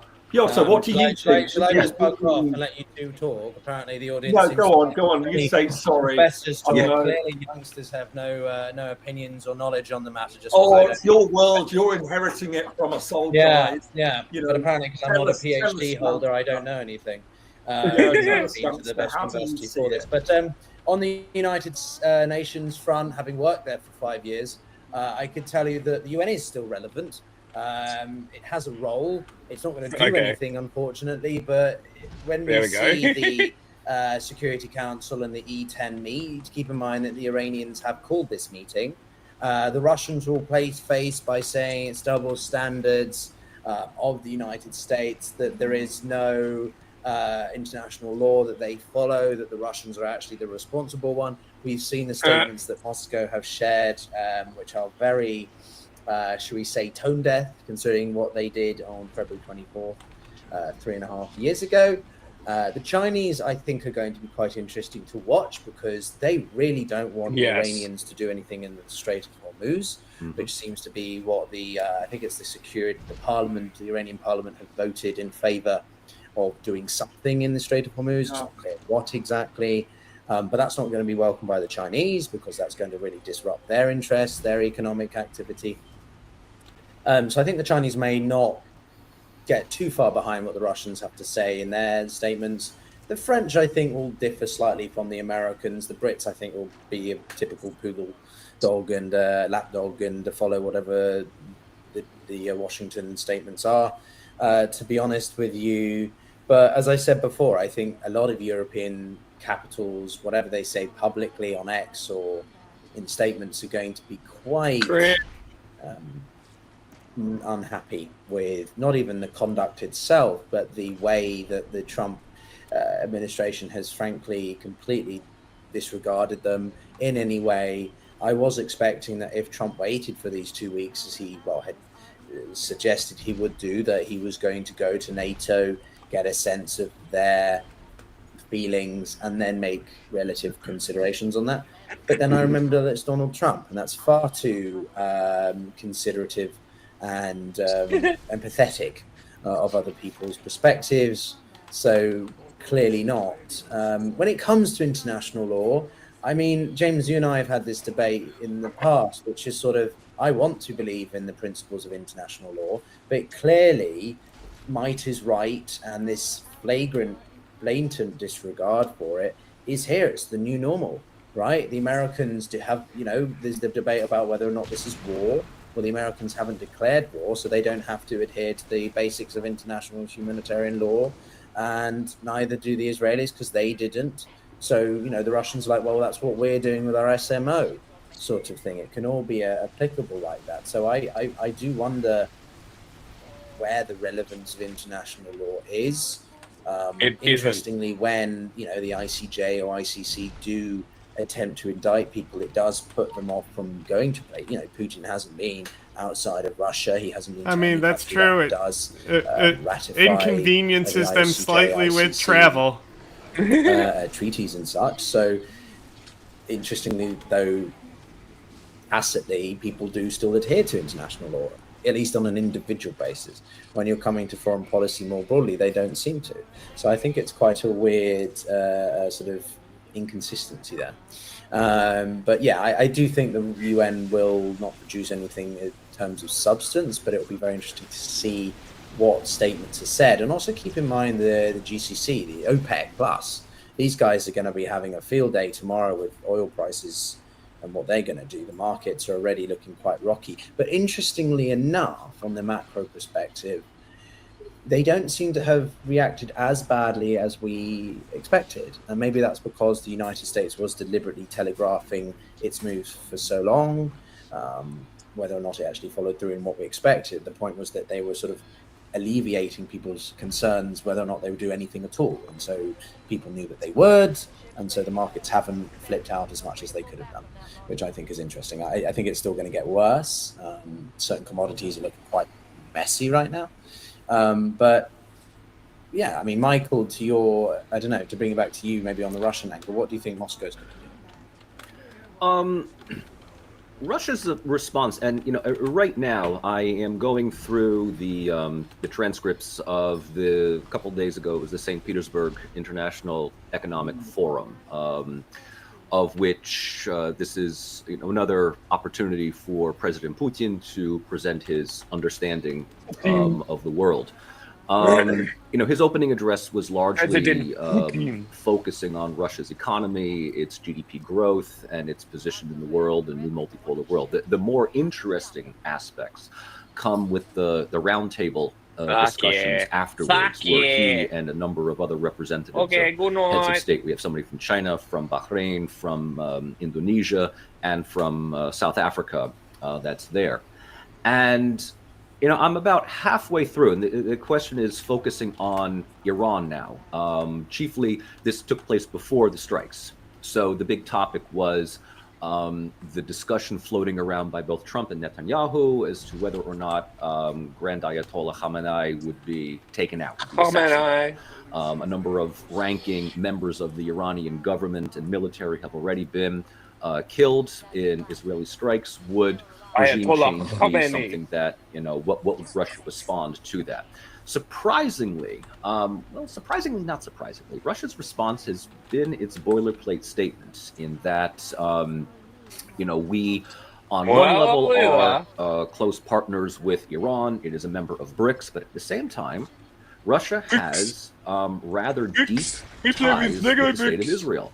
Right? I mean, we cannot discount this idea that Russia is not all on Iran's side and against the state of Israel. I mean, Putin and Netanyahu do have a number of in-depth talks. At one point, even Putin went so far as to say that Israel is practically a Russian-speaking Why he do state. this? which, of course, taken out of context. What? Oh, why he talks like that? To be perfectly honest. Yeah, a lot of people hate it. Dual citizenship. It's so funny. From Russia and from Israel. Russia has a number of economic. He insists on pronouncing things correctly. With it's Israel. always weird with and the honkies. So Russia is not going to come out all on one side. I get it if you against, speak Arabic another. and you're saying an yes, Arabic as you name. Pointed out. I mean, Russia's statements probably Or you at the speak UN are Russian going to, or whatever. condemn If you Israel's speak the actions language, against Iran. but like the point of that settling when you see a white ass assistance and whitey at this point, hilarious, and they're trying to say Gaza, and probably in Europe if they want to save face, endlessly all funny. The blame on Trump. On Trump just taking unilateral decisions, and the United States once again acting recklessly. The other thing I want to bring up beyond just what is focused on Russia is sort of the ambiguity that we get coming from the White House over the past couple of days.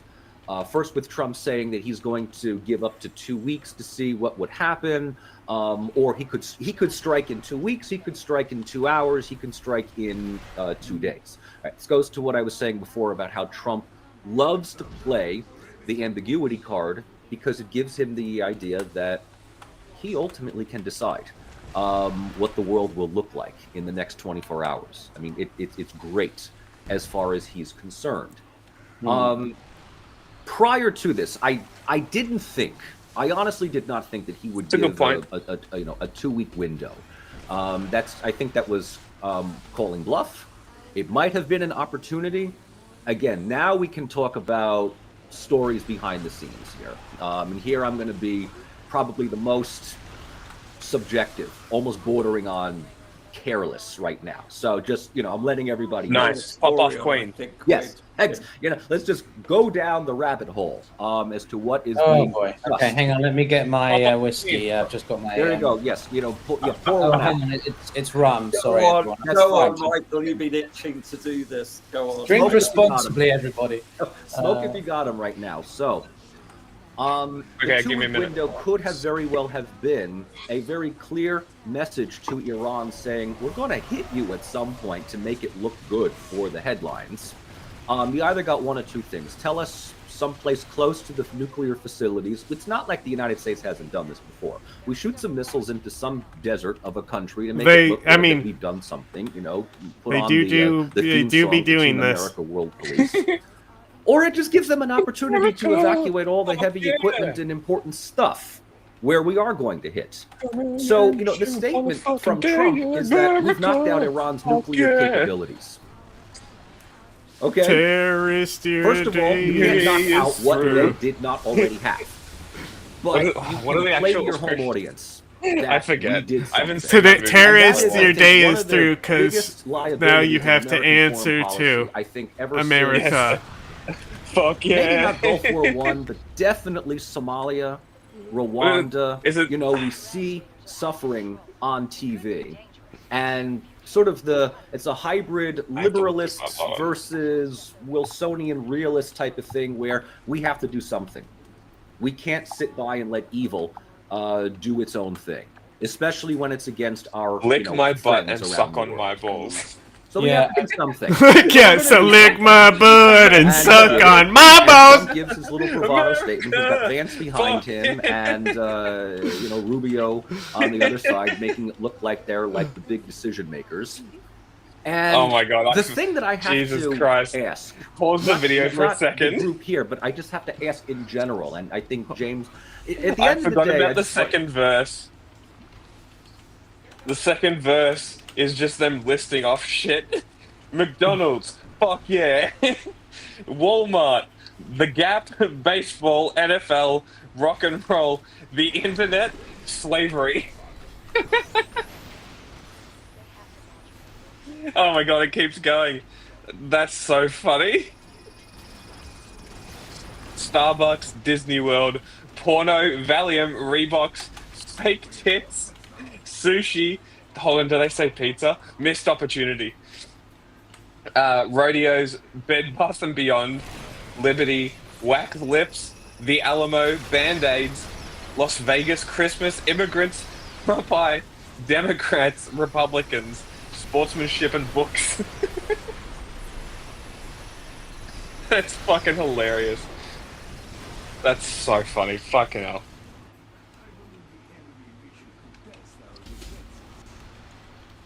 Never be made again, something like that.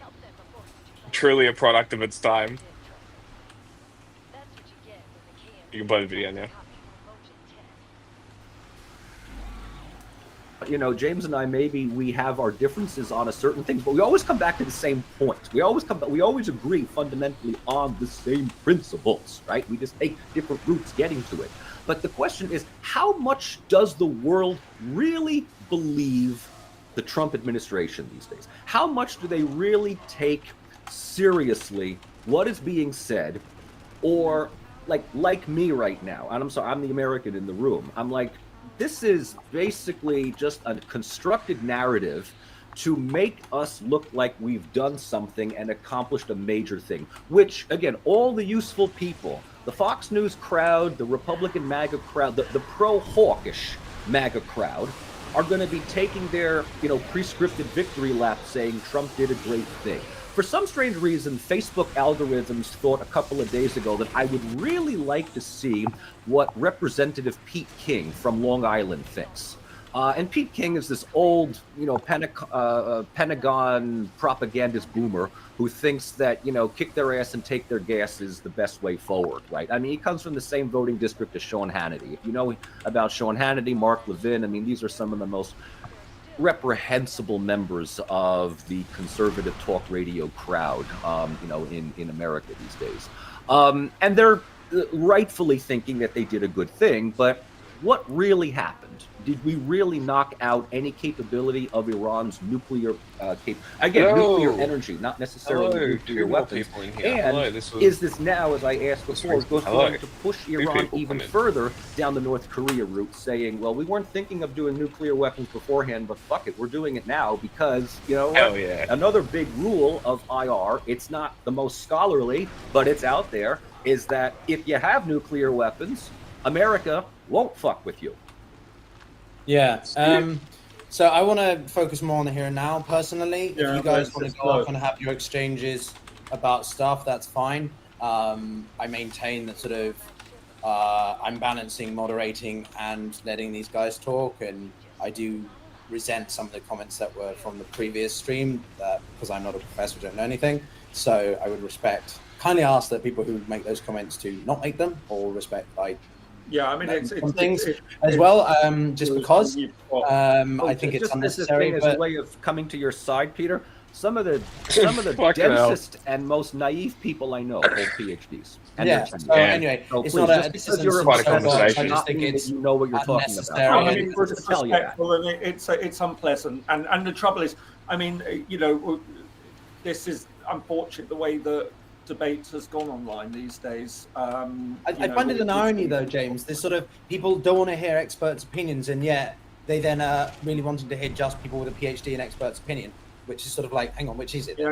I mean, listen. I mean, what's the problem is people want to hear what they want to hear, and absolutely, and you just become more of a target or a better source if you do have a PhD. That's simply the fact that if you say something, true. There is an appeal to authority there. Well, then that gives it greater credibility. But if you say something somebody doesn't like, and if you've got a PhD, it's just, what do these academics know?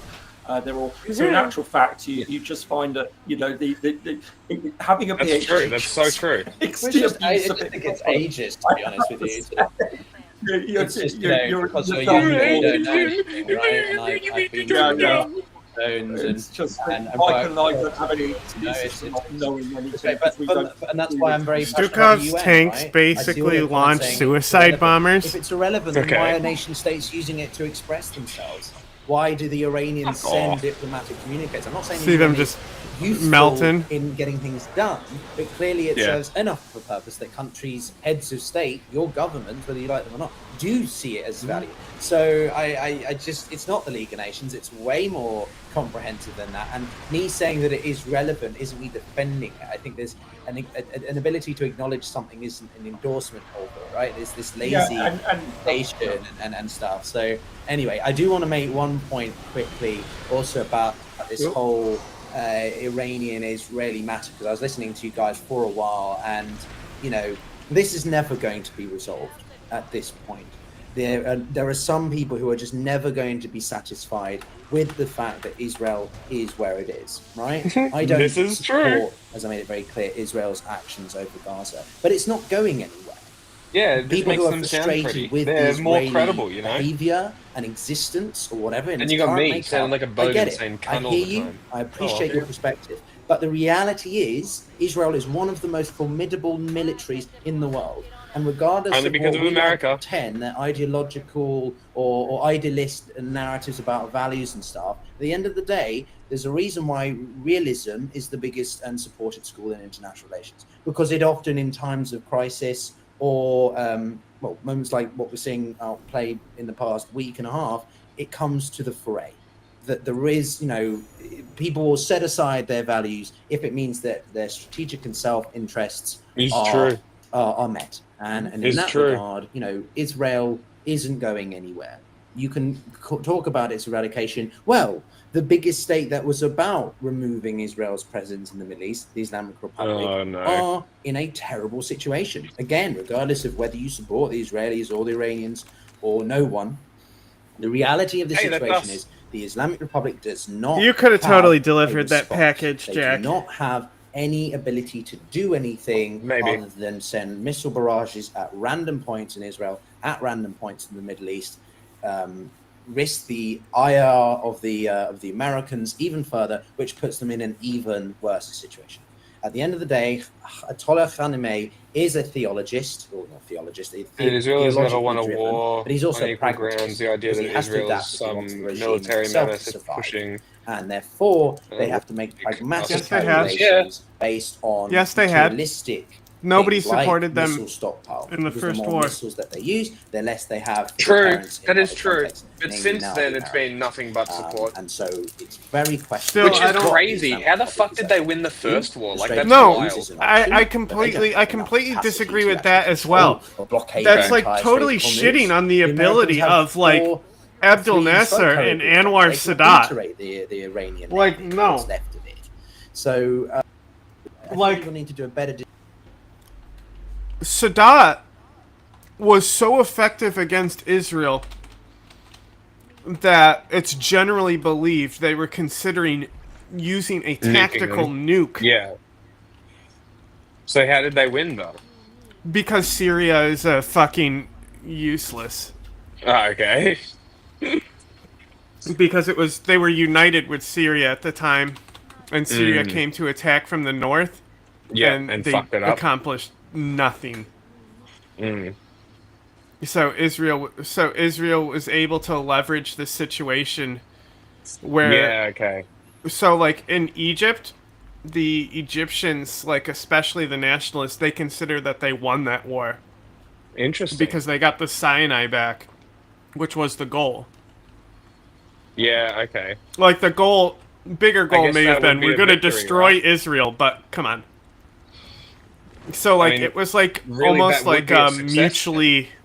It's a mutual win. One war. Yeah, interesting.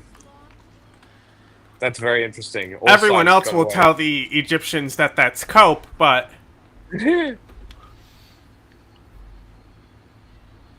is kind of interesting if you put it like that. I don't know. like, but it's just like America. Like Biden was like when he was pulling out of Afghanistan, and he's like, "Look, we accomplished our goals. In my opinion, this is a win. Bye." Said nothing more. Basically.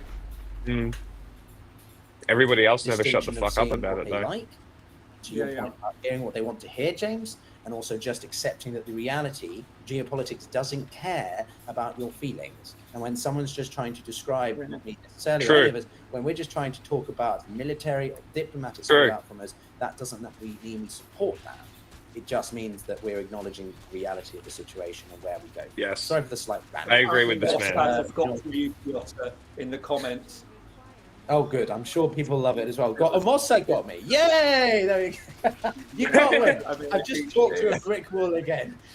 Seriously, I know, you do get that sense, don't you, sadly, that it is like talking to a brick wall with some, but you know what, it's the reality. So look, where do we go from now? I mean... people want to hear about the Strait of Hormuz. They want to hear more about the Strait of Hormuz. So, I don't know, do you guys have any thoughts on that? What's happening in the Strait? What is all this shit in the Strait? I mean, Iran can't afford to close it. Simple as. Necessary like it's not going. Like ships aren't in there right now, and it will propel oil. But Iran threatens to will close the Strait of Hormuz. It will totally destroy our economy, but also hurt yours very badly. And China's economy. Yeah, good threat.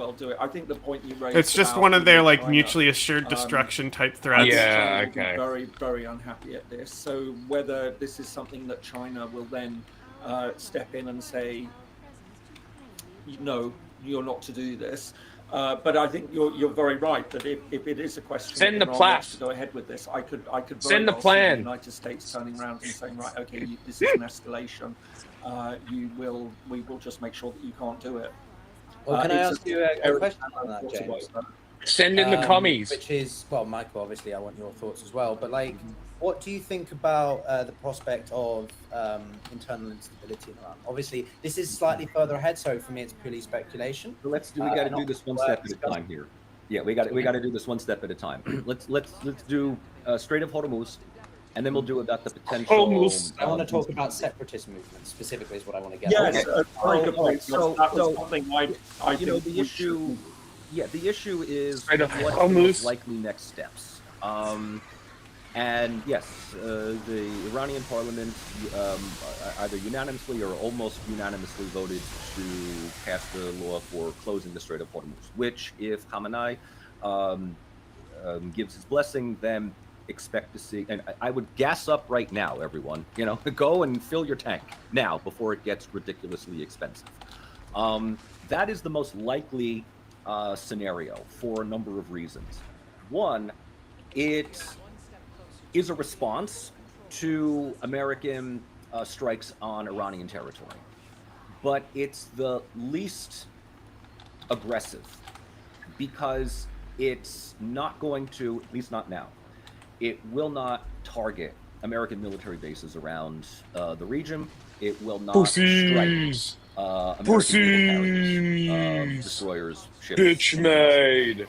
That would be a direct escalation of conflict. And even though the Iranian government has said if the United States gets involved in this conflict with Israel, all American military and even civilian targets in the region might be targeted. I mean, that is a major ratcheting of rhetoric, which might have, if not convinced Trump, definitely got Rubio. If America targeted civilian locations in Iran in a response, if that is the case, we end up seeing American military there would be riots. Get hit by Iran. Well, welcome to an open war.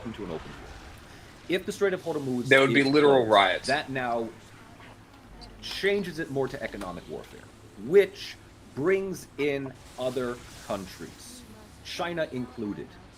In which case, it might pressure the Chinese, to a lesser extent the Russians, but let's keep our eyes on the prize here, the Chinese, to put pressure on the United States to de-escalate the conflicts. China number I don't one. think any major country wants to get involved. I mean, we don't want like a World War I scenario where Austria declares war on Serbia and then Germany decides to just march into Russia, right? We don't want that. Well, what we will do is try to bring as many people into the situation as possible to deter the other side, which might explain Iran's aggressive rhetoric. I mean, you know for a fact, if you go up against Israel, the United States, regardless of who's in power, is going to back Israel. I have said this for years.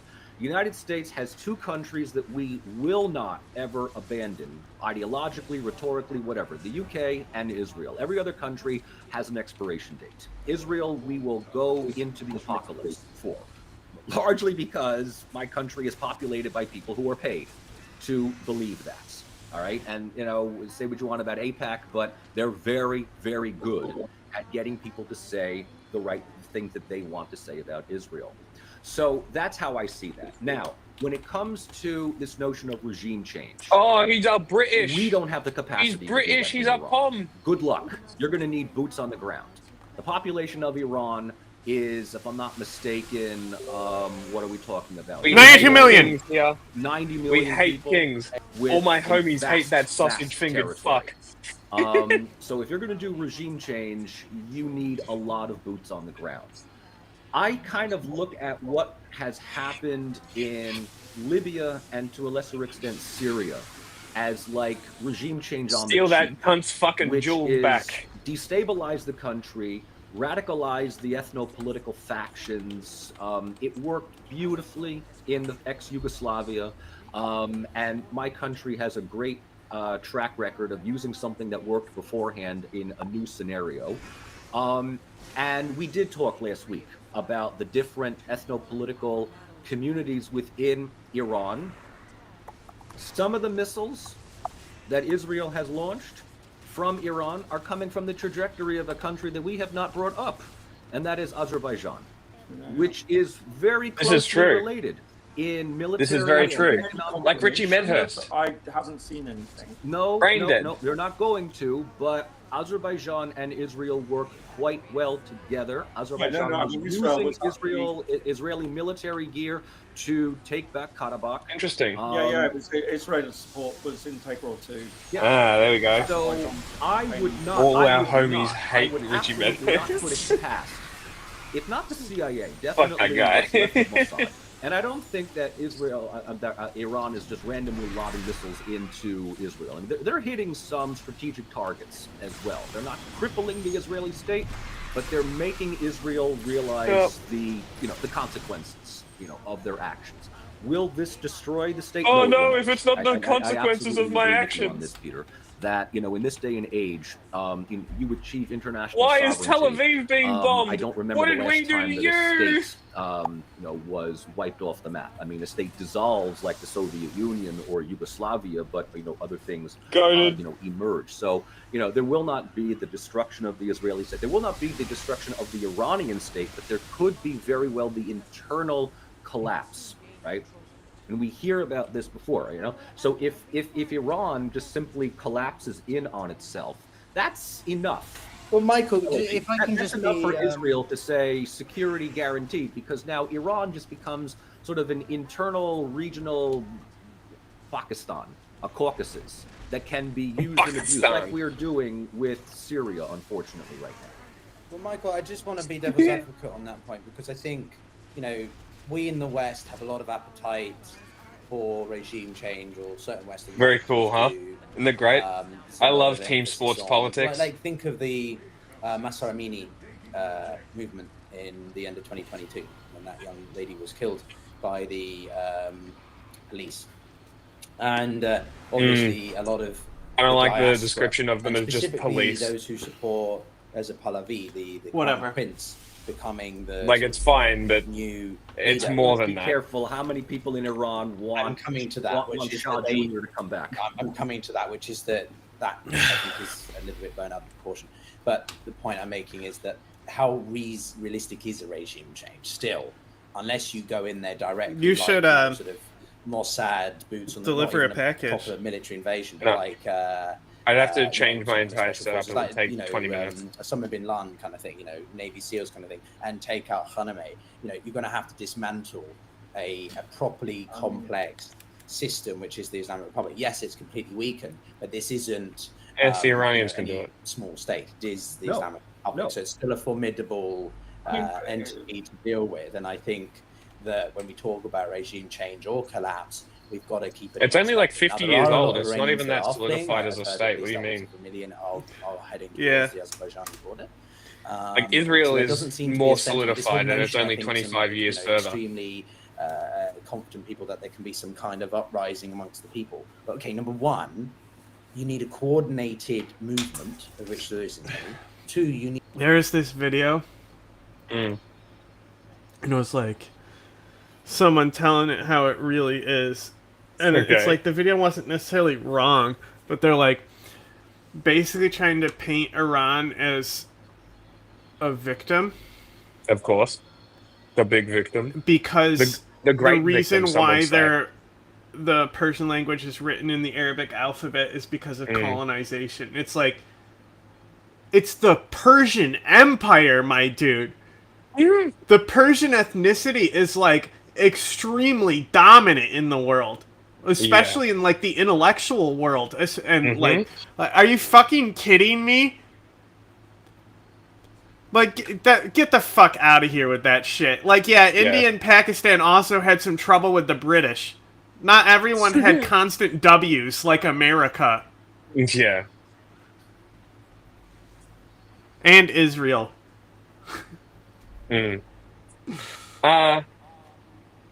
Well, actually, And, like, it's like the Persian Empire that's still oppressing Kurdish people, you know? like that's interesting. I'm not so sure it was. It could have definitely been, but I also am not certain it was The Like, real it black could've- pill is if you believe if they don't know. poisoned schools, and it was schools where, because there was pictures of students, and it was the back of their heads flipping off the regime poster. Yes. So the real question is, were those the same schools that had those mysterious poisonings that, we can't really point to anything concrete, but like even Scott said he had seen them happen in Afghanistan. Oh. Things like that couldn't be explained in schools. Almost Interesting. textbook the same thing. That is very interesting. I didn't know that.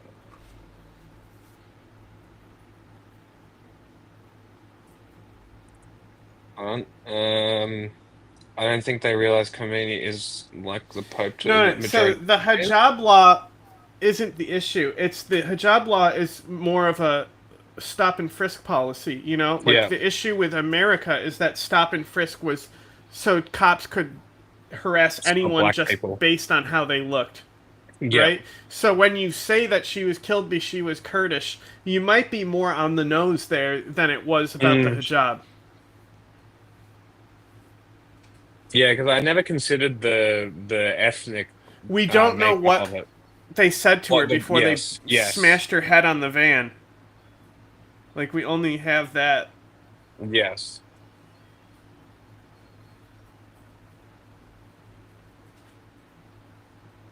Are they actually trained for policing, or are they just volunteers that go around clubbing people? Okay, so the thing is, it's the morality police are the ones who like grabbed her, because it's Yes. like what it looks like is when she's being pushed into the van. You know how cops always say, "Watch your head," Mm-hmm. right? Like when you're Yeah. getting pushed into a car, you very easily fucking can have head trauma. Yes. Yes. You actually have to protect the head when you're pushing somebody into the car. And if you look Yeah. at that footage of her being pushed into the van, it looks pretty clear, and it's on a cleave point in the skull, yeah. and the X-ray. It's hard to tell based on the X-ray because it could have been the other side of her head Yeah. Okay. that was actually fractured after she was pushed into the van. Because I'm not an X-ray technician, I couldn't tell you if it was flipped or what it not or actually is. something. Yeah. Because I don't know if they get taken in reverse, like a mirror. True. Yeah, I'm not sure either. It may be. The Basiji are they're just fucking. It's like a sheriff, Cunts. Yeah. old school sheriff. Yeah. Okay. Round up a posse of bikers. Did she respond to you about the Lots of bikes? people. Yeah, she said it is a thing that happens. Yes. Fucking crazy, man. Told you, man. My brain is Wild. a fucking sponge. The struggle for managed democracy continues. We have no time to waste. Need some kind of bigger head, someone who oversees it. I think Che Guevara or whatever. 3, You need to read this. Yeah, exactly. And 3, That's you need, funny. You need, The objective is to kill Illuminate and sort of Terminites, and I military know arms. people You don't need, like some kind of militia fighting the entity. Illuminate, And the Iranian people, there but aren't there's way more guns just Illuminate lying that out. have been and killed. the IRGC on the ground. That's which is still interesting. There, right? The air defense systems may be taken out. 'Cause they're may be easy to issues kill. With, sort of the, With the fucking equipment side. horde. But the Iranian still has a pretty formidable ground force. Which haven't been defined yet. So defense all this mission? sentiment, the Iranian people will just rise up against that. Because I was looking at one of the comments, and I just, it's sort of like Michael doesn't understand the intricate idea of how united the Iranian people are. I'm just paraphrasing it. No, I actually do. I'm saying that there will be attempts by the outside of trying to exacerbate ethno-political tensions. It doesn't mean that it's going to work, and it certainly does not mean that the state is going to fragment from within. What I think that all three of us do agree on is that the Islamic Republic, the government itself, is, first of all, I don't support it. Just because you are against what Israel is the United States doing does not mean that you invariably support the other side. We have to be very, very, very clear on this, right? The Iranian government is not one that anyone wants to live under. And chief of which, the people that will tell you this themselves are the Iranians themselves, which explains why the current president, Pezeshkian, is that much of a reformer. They know that the theocratic authoritarianism is on borrowed time. Is a whole younger generation in Iran that does not have any love for this government, but that should not mean to American warhawks or Israeli exacerbators that they are going to, follow Netanyahu's thing of saying rise up and take your. Fuck you. Okay, just because we hate our local government does not mean that we're, supporting Israel or supporting the United States. By doing so, we'll actually reinforce the cohesiveness of an erstwhile unpopular government. Population didn't care for Saddam Hussein. United States invades. Everybody. Now let's say we rally around the flag, but it's like, well, thanks for destroying any efforts at reform. Again, right? That's simplifying what happened in Iraq. In 96, 97. You start shooting and all of a sudden, protesters who want their kids to go to school, things go south quickly. Now, of course, Milosevic you start arresting people later, and then fucking come on. letting regime change weird fucking love cult torture them You can't and change have a those regime pictures come via out. aerial campaigns. Wow. But I also you can make impactful strategic. But I Wow, also why are think they that so we're angry? I don't think Like- that the Trump administration has the capability. Because we have the interview with one of the guys who went in, and he's like, when we went in there, nobody wanted to fight us. There was no resistance. Yeah.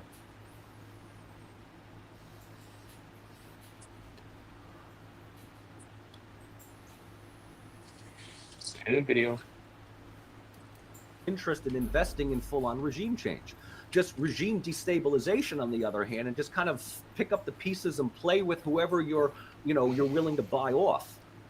Seems to be the more design.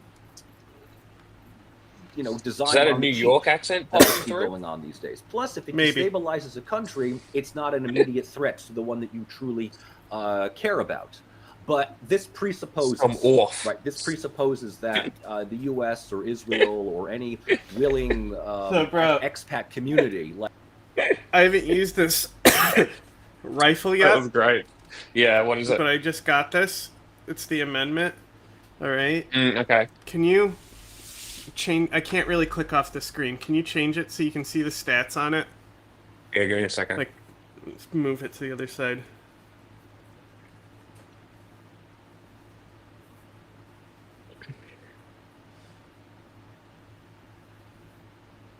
Yeah, that one. That one. Okay, so it's light armor pen, but it does 200 damage per shot. Okay. Right, so Diligence does 165. Deadeye does 300. Okay. Honestly, So it'd probably be better it's because it'd be more accurate. It's between the Diligence and the Deadeye. I just got it, but it also has a bayonet on it. Interesting. I would hesitate to say that would be better than the semi-automatic one, but I have a preference for both actions, so.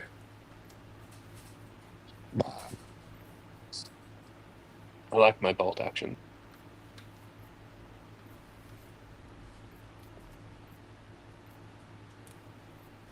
Sorry, I forgot I'm like running the video over here.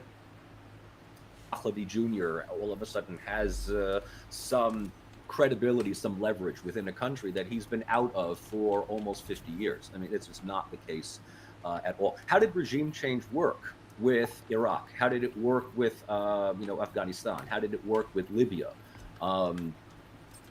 This is when the Lavrovs and the Putins step in and become the really annoying voice of reason saying it by like saying, that. Hey, how'd that work? Say what you want about Russia, Lavrov, Putin. You don't want them to have the edge.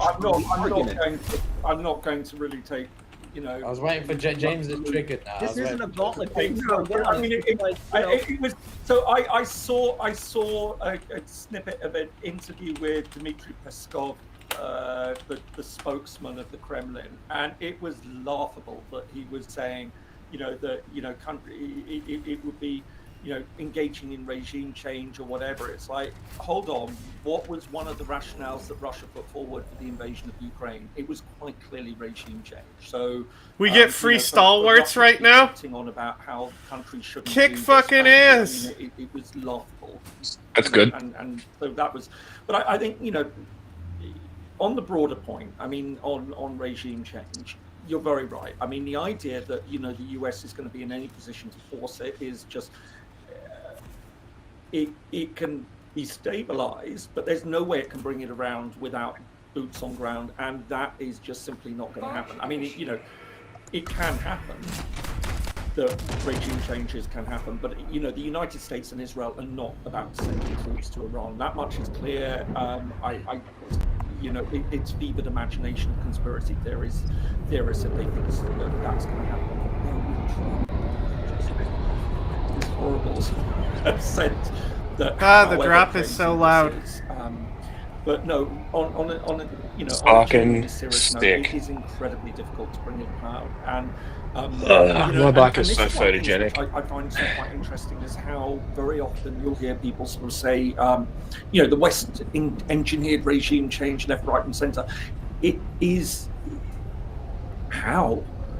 It is incredibly difficult to do. It requires a whole range of different things falling into place. Now, one of the things that you can do is obviously weaken the regime militarily and hope that people are going to rise up. But I am just genuinely confused as to what Israel's plan of action has been here. I think it went into this war without knowing what its end goal really was, apart from just like a dog chasing a car, and hoping the United States will come in. But even then, what happens now? So if this war was about ensuring that Iran cannot build a nuclear weapon, then with everything that the United States has said, that's mission accomplished. Unless Trump was just doing his usual bluster and bravado and sort of saying this was the biggest strike ever and we've obliterated it, until somebody says, well, is that really the case? Well, maybe not, we need to continue. I don't know. It's going to be fascinating to see. But if that was really the rationale for all of this, then surely that rationale is now over and it's time to go into talks. Now, but what would those talks entail? If he smashed Iran's ability to have nuclear weapons, then what is it that they would want Iran to sign up to in any future talks? Is it simply to say, we accept that our weapon capabilities have, our research capabilities have been destroyed. We promise not to do any nuclear research at all, which I think is probably the line that, Trump would probably want from them now. I suspect that if anything, Trump would say, if we can't get rid of the Iranian regime, then the next thing is, and this sounds optimistic because I just cannot see this happening either, but I think in somewhere in his mind, maybe he feels, and to be fair, we were skeptical about the Abraham Accords. Can't change my audio without dying. Go on this now. That whether Trump believes that he can negotiate a peace deal between Iran and Israel that would see Iran recognize Israel. Is this really where, in his mind, he now thinks? And I'm sure you both saw that very long message he put out on Truth Social, which was then widely disseminated about the Nobel Prize. He is obsessed with earning the Nobel Prize. And I just wonder... Pakistan has nominated him for it, haven't they? Yeah, Pakistan, I think, nominated. Pakistan has nominated Trump for the Nobel Peace Prize because of his intervention in the Indian-Pakistani escalations last month. So unfucking real. Pakistan is working, which I'm surprised by, given how Pakistan feels about Israel's actions in Iran. Well, absolutely. I have to say that some of the most angry and abusive comments I've had on this. Well, these guys stop complaining about their fucking comments and how do I make this about me energy? Israel, but Pakistan also has traditionally very close ties with Iran. Are you sure it's not just you, James? You're just drawing the wrath of every nation state's disgruntled communities, and you're just provocating Well, I think their. this is what we do when we deal with these subjects. But no, I mean, it is interesting. You do pick up patterns. When you've done this long enough, you see it. You see it, Piotr. I'm sure you see it, Mike. I certainly do. Even in the right now. It is very interesting that element of things. So part of me just wonders, because listen, if it's just about nuclear, then that surely is it now. Unless they want to just continue on with this. I don't know what the end game is. Mm-hmm. And I haven't known since regime change cannot be. Regime change would be a welcome development from Israel's perspective, but I don't believe that. Just if we can get specific for a minute, let me bring up a map here, because I think some people were requesting us to talk about the Strait of Hormuz. Don't summon Johnny Harris. Specifically, this section. Can you guys see this on the screen? Yep. Now, am I showing it? Great. Okay. So this is the Strait of Hormuz here. Now, there is a oil pipeline that has been discussed for a long time, which would go along this area. Now, in 2019, a British oil tanker or vessel was the plane just got here. I'm going to talk to you later. And sort of held to ransom here. There are military outposts. 30,000 US troops are based in Qatar down here, but there are other US assets that the Iranians could strike down here. And if they were to try and blockade this entire area, now, people on the US side will argue, well, that's not going to happen because the Americans can just bomb them to smithereens. And others say, well, the Iranians are capable of blocking off this tiny section here and putting off the Americans from doing anything. So there's a lot of debate around this, but this is the point, that Iran does control this strait, which 20% of oil supply comes through. What do you guys think about this as the likely response area for the Iranians at this point? Or maybe, I don't know if you. I think this one that we touched on this. I had said that this is the most likely card that Iran will play next, for a number of reasons. It's the least destructive as a response, but it's destructive economically, if not not militarily. And this now is a way of getting the United States to do one of two things: either respond diplomatically, economically, or, as some people say, the United States can just simply bomb any country that they want. No, they can't. I think that there is still this presumption that we have this military, and yes, we have this military. There's a reason why we don't have healthcare in this country, because we have a military that's larger and more funded than the next 10 countries combined. Let's be honest, this military failed in Afghanistan. It failed in Iraq. Not in overthrowing the Hussein government, but in installing what we had wanted afterwards. We don't do regime change really well. We tend to think, we look at Germany and Japan, 1945.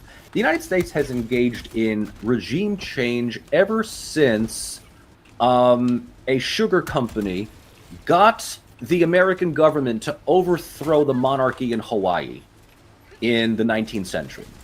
And for those interested in learning about American-led regime changes, I absolutely recommend that you take a look at Stephen Kinzer's book, Overthrow, which was published many, many years ago, but there's a chapter that talks about the CIA coup that overthrew Mossadegh in the 1950s, and the repercussions that come afterwards. And it includes Nicaragua, Guatemala, Panama, among other countries. Regime change is really good for show, for those that are just interested in immediate headlines. The consequences that come afterwards produce the next 20 to 30 years of security dilemmas. So, Iran could absolutely play the closing of the Strait of Hormuz as the next gambit to see what the United States will do. Plus, there's also one other thing that we've already talked about multiple times, and that is Trump responds most favorably when the issue is economic. And if he can somehow present to the American people how he was able to avoid an economic catastrophe by the price of oil being more than $100, $120 a barrel, he'll take that. as his victory lap. And his cheering crowd will sing praises to his diplomatic acumen.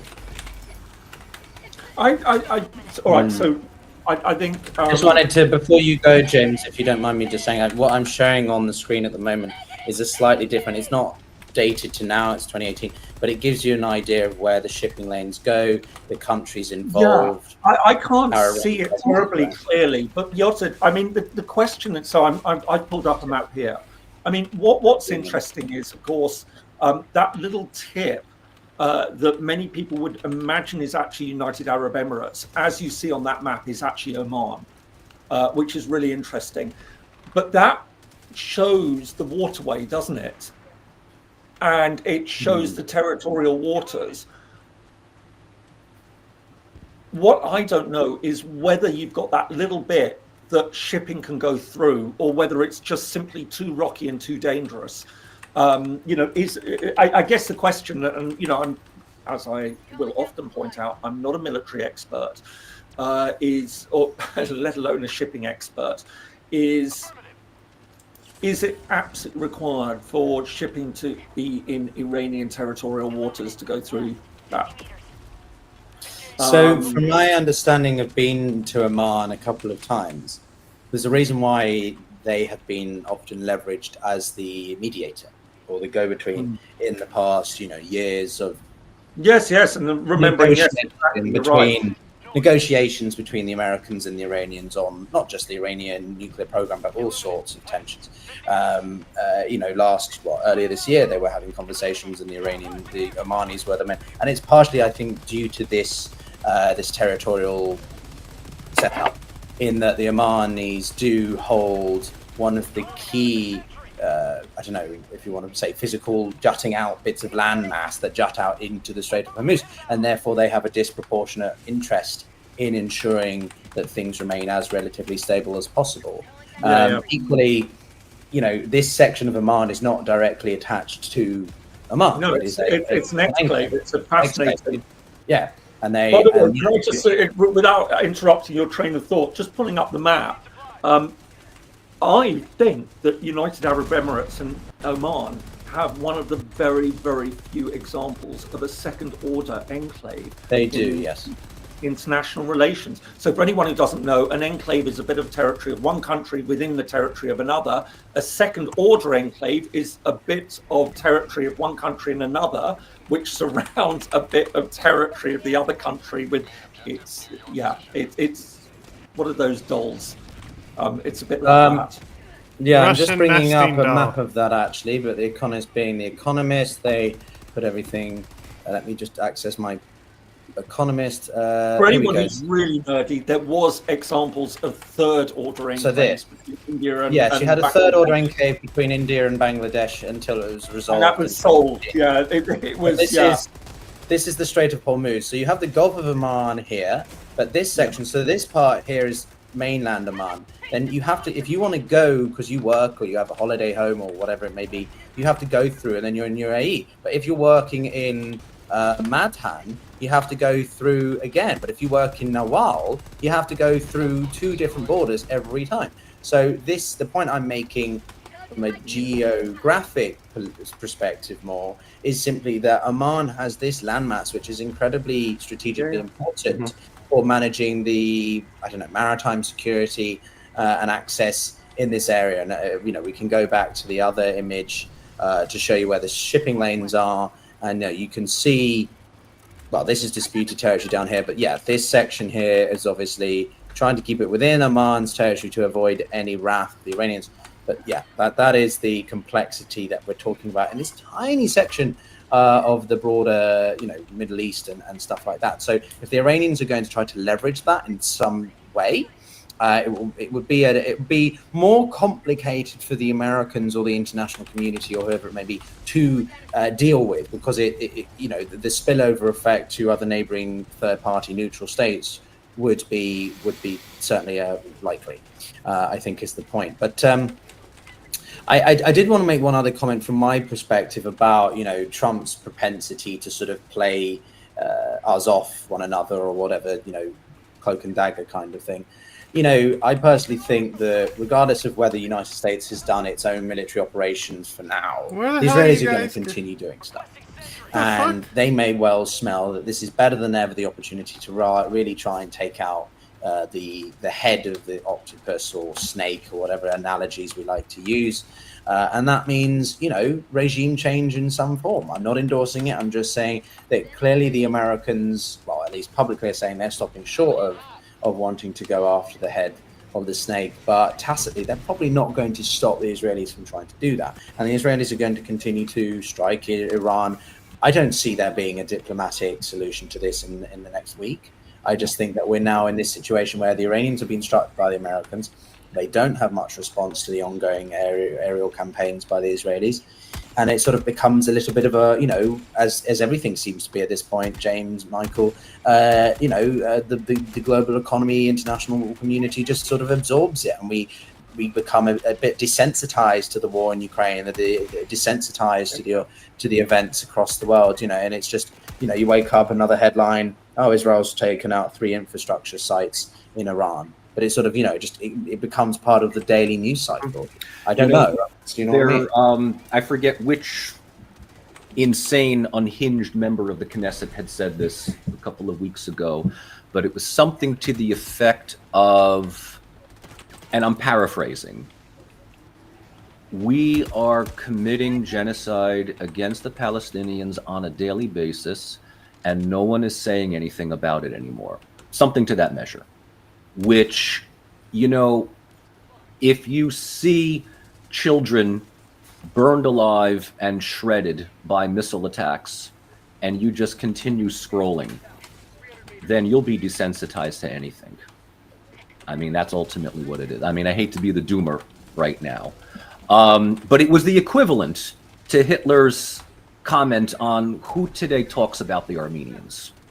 But that, in a way, is the ultimate goal of those that want to make right through might. The deed is done. What are you going to do about it? And this plays back into this issue that you had raised about what if we come to an agreement? What if the United States does not agree to regime change in Iran or murdering Khamenei, but Israel decides to go and do it anyway? And this is ultimately the big question, which is, does the Israeli government under Netanyahu, or worse, let's say Netanyahu is dismissed, that doesn't mean that everything is going to be better. In fact, it might even get worse. We might get Smotrich, we might get Ben-Gvir, we might get Gantz, we might get a whole bunch of other... I mean, Israel has no shortage of sociopaths running its country right now. And that, I think, is the biggest issue. Netanyahu is doing what he's doing because he's holding on to power. And what better way of holding on to power than to get the United States into a protracted war with an ideological enemy that it has sworn to destroy since 1979. So the question that the answer to the question that I don't know, and I don't think that any of us know, is that what is the real dynamic relationship now between the Israeli government and that of the United States? We like to think that the two countries march in absolute fundamental lockstep. And when there is agreement between the White House and Netanyahu, it's all over the news that the countries are working in absolute tandem. But Netanyahu has multiple times sucker punched anybody who is in the White House, Republican, Democrat, otherwise, leaving the United States the responsibility of picking up the pieces and dealing with its North Korean psychopathic colony in the Levant. And they know this. And they absolutely know that they can get away with it. And so my big concern is whether Israel will continue to exacerbate security dilemmas in the region solely because they know that the United States is committed. In which case, the only way that we can break this cycle, the only way that this trauma bond can be broken, is if officials within the United States definitively say to Israel, after a certain point, if an agreement is reached with Iran or something else, you're on your own. We can't stop you from doing what it is that you're going to do, but no military help, no diplomatic cover at the UN, and the one that will really get them, no more military economic. So, Michael, just to share some news, because I'm monitoring I know James absolutely loves X, but I am monitoring X because it does still seem to be the platform that provides, updates. The foreign minister of Iran has stated that, quote, the enemy's requests for Iran to return to diplomacy are irrelevant now. Yeah. The door to diplomacy is definitely closed. So quite clearly the Iranians are done. They're not going to be, trying to get an off ramp or feel that they are. They are, I think, understandably from their perspective, doubling down and will not be backing out of using some form of military action or kinetic action, even if it's just to be as a deterrent, not because they actually want to go to war with the Americans or something. But yeah, I think it's, for everyone asking what comes next, I think it's quite simple.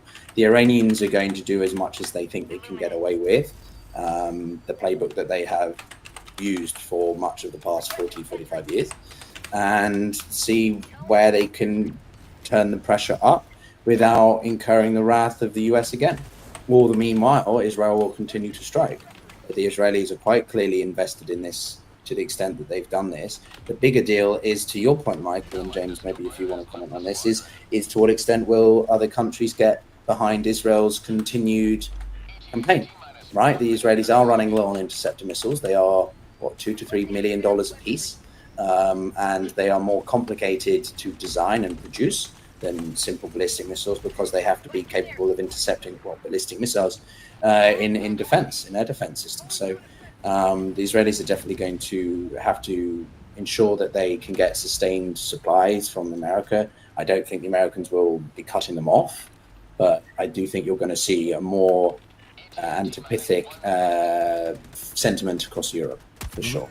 So, I mean, my sense in all of this is that I'm not surprised that Iran is going to say that it's not going to negotiate. I mean, that much is clear. I think that there are all sorts of reasons for it. I think it's very understandable that a country would say that after it's taken a very big hit like this. It looks then like it's capitulating.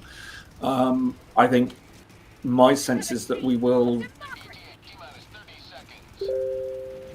see Europeans working to try and engage with the Iranians and say, how can we get back to talks?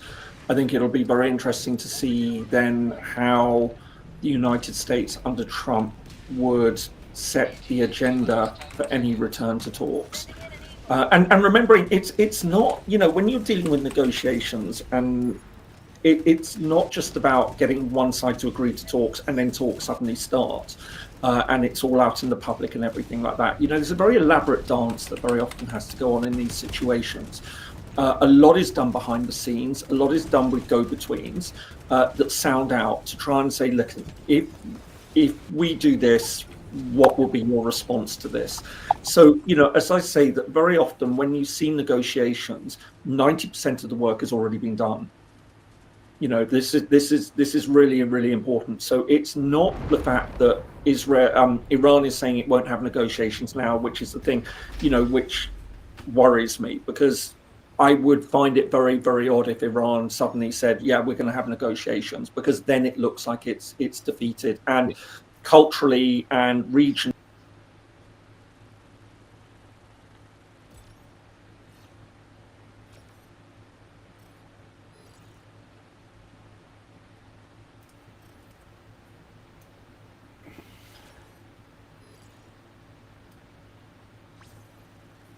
It is a pleasure to welcome to the program. I want to go to his channel.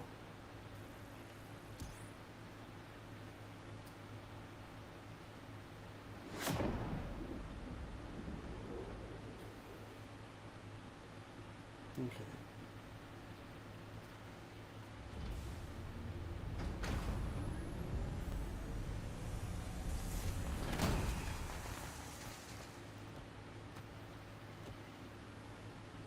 So Ben, let's listen to a couple of Trump's lackeys talking about what happened last night. First, here's JD Vance on Meet the Press this morning, sort of a supercut of some of what he had to say. We're not at war with Iran. We're at war with Iran's nuclear program. And it was only when the president decided that the Iranians were not negotiating in good faith that he took this action. Yeah. He didn't take it lightly, but I actually think it provides an opportunity to reset this relationship, reset these negotiations.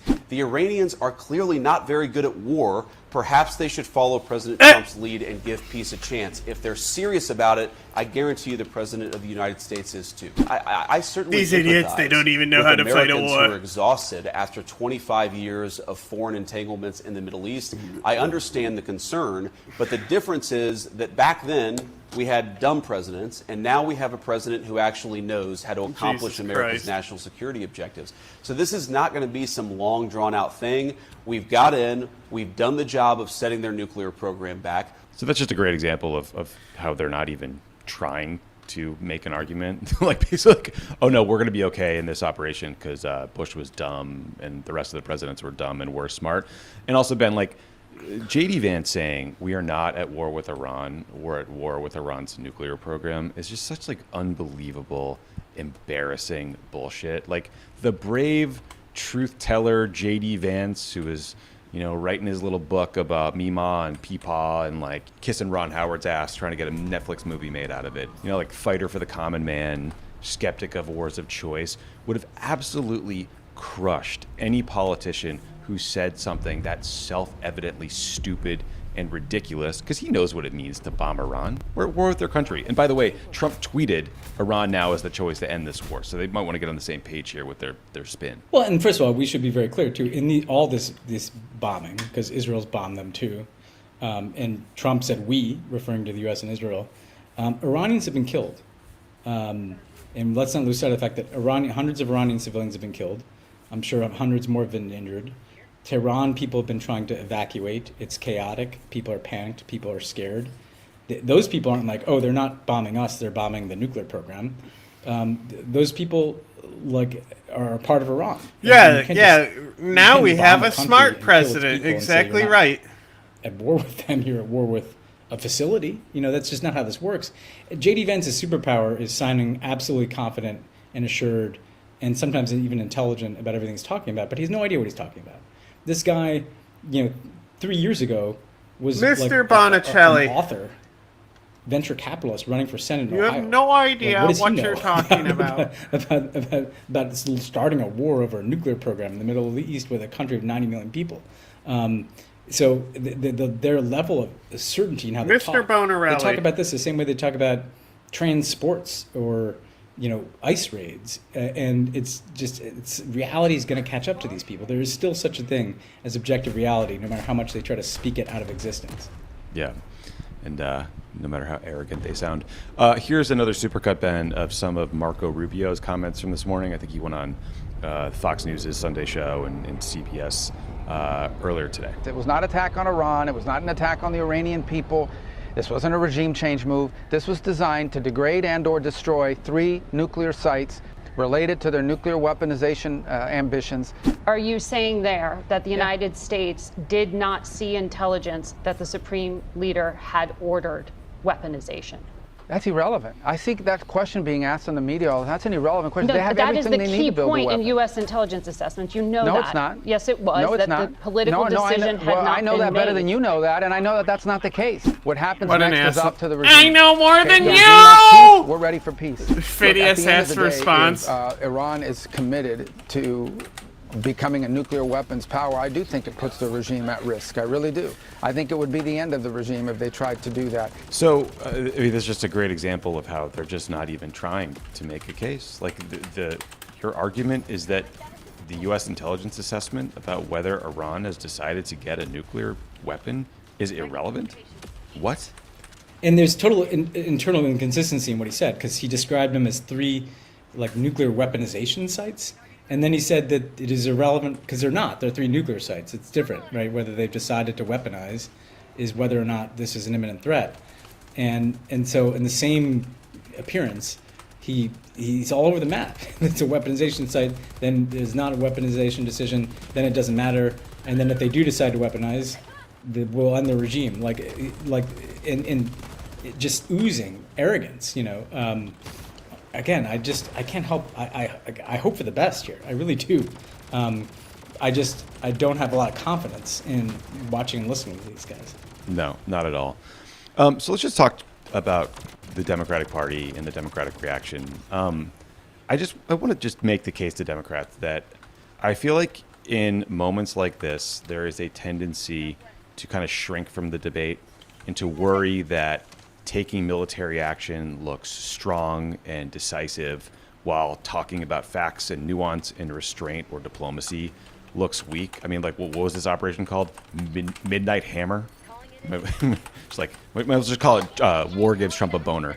But like, if you let that political fear silence you now, when people are really paying attention, then only the hawks are the ones out there making the argument, and we will lose that fight. Like, remember, Donald Trump ran as an anti-war guy.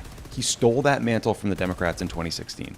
Joe Biden made it worse, unfortunately, through his handling of Gaza, but also through what I think was principled leadership on Ukraine, right? But we became viewed as like the warmonger party. Like, we need to get back to being the anti-war party. And that means not just opposing wars like this, but also standing up for diplomatic problems, which I know I'm going to trigger you now, Ben, but like that gets me back to the JCPOA, because the JCPOA, the Iran nuclear deal, worked. It was working when Trump pulled out of it. Correct. His own Secretary of Defense, Jim Mattis, testified before Congress in 2017 that Iran was in compliance of the JCPOA and that it was in our national security interests to stay in it. But he pulled us out of it. And part of why support for the JCPOA was weak, I think, is that very few Democrats would full-throatedly fight for it. It was like there was so much throat clearing about the flaws and the fact that it didn't encompass the ballistic missile program or support for proxies and blah, blah, blah, blah, blah. And the reason for that is because Iran's nuclear program was seen as an existential threat, one, and two, everybody knew that Iran would never cut a deal all at once. They gave up every element of what they viewed as their self-defense.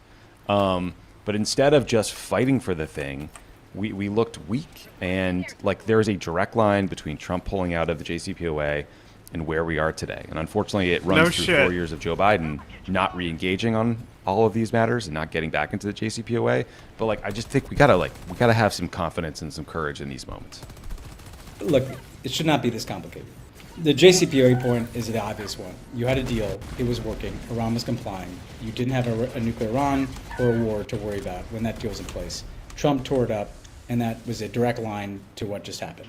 And by the way, when we used to say in the JCPOA debate that it was a deal or a war, people said, oh, how dare you say that? Well, it turned out that that was the case. But let's just start the clock from today. This was dangerous and unnecessary and based on lies. I love the faulty intelligence or just outright lies about the intelligence. The American people are against this. Republicans and Democrats are against this. This presents all kinds of risks. It's the kind of thing Americans are sick of. It's the kind of forever war politics that have cost multiple presidents. And yet Democrats still have this kind of caution about being against the use of military force or being crosswise with Israel or whatever the thing is. Let me just add this point too, Tommy, to this. How can Donald Trump be an authoritarian threat to American democracy in every realm except this one?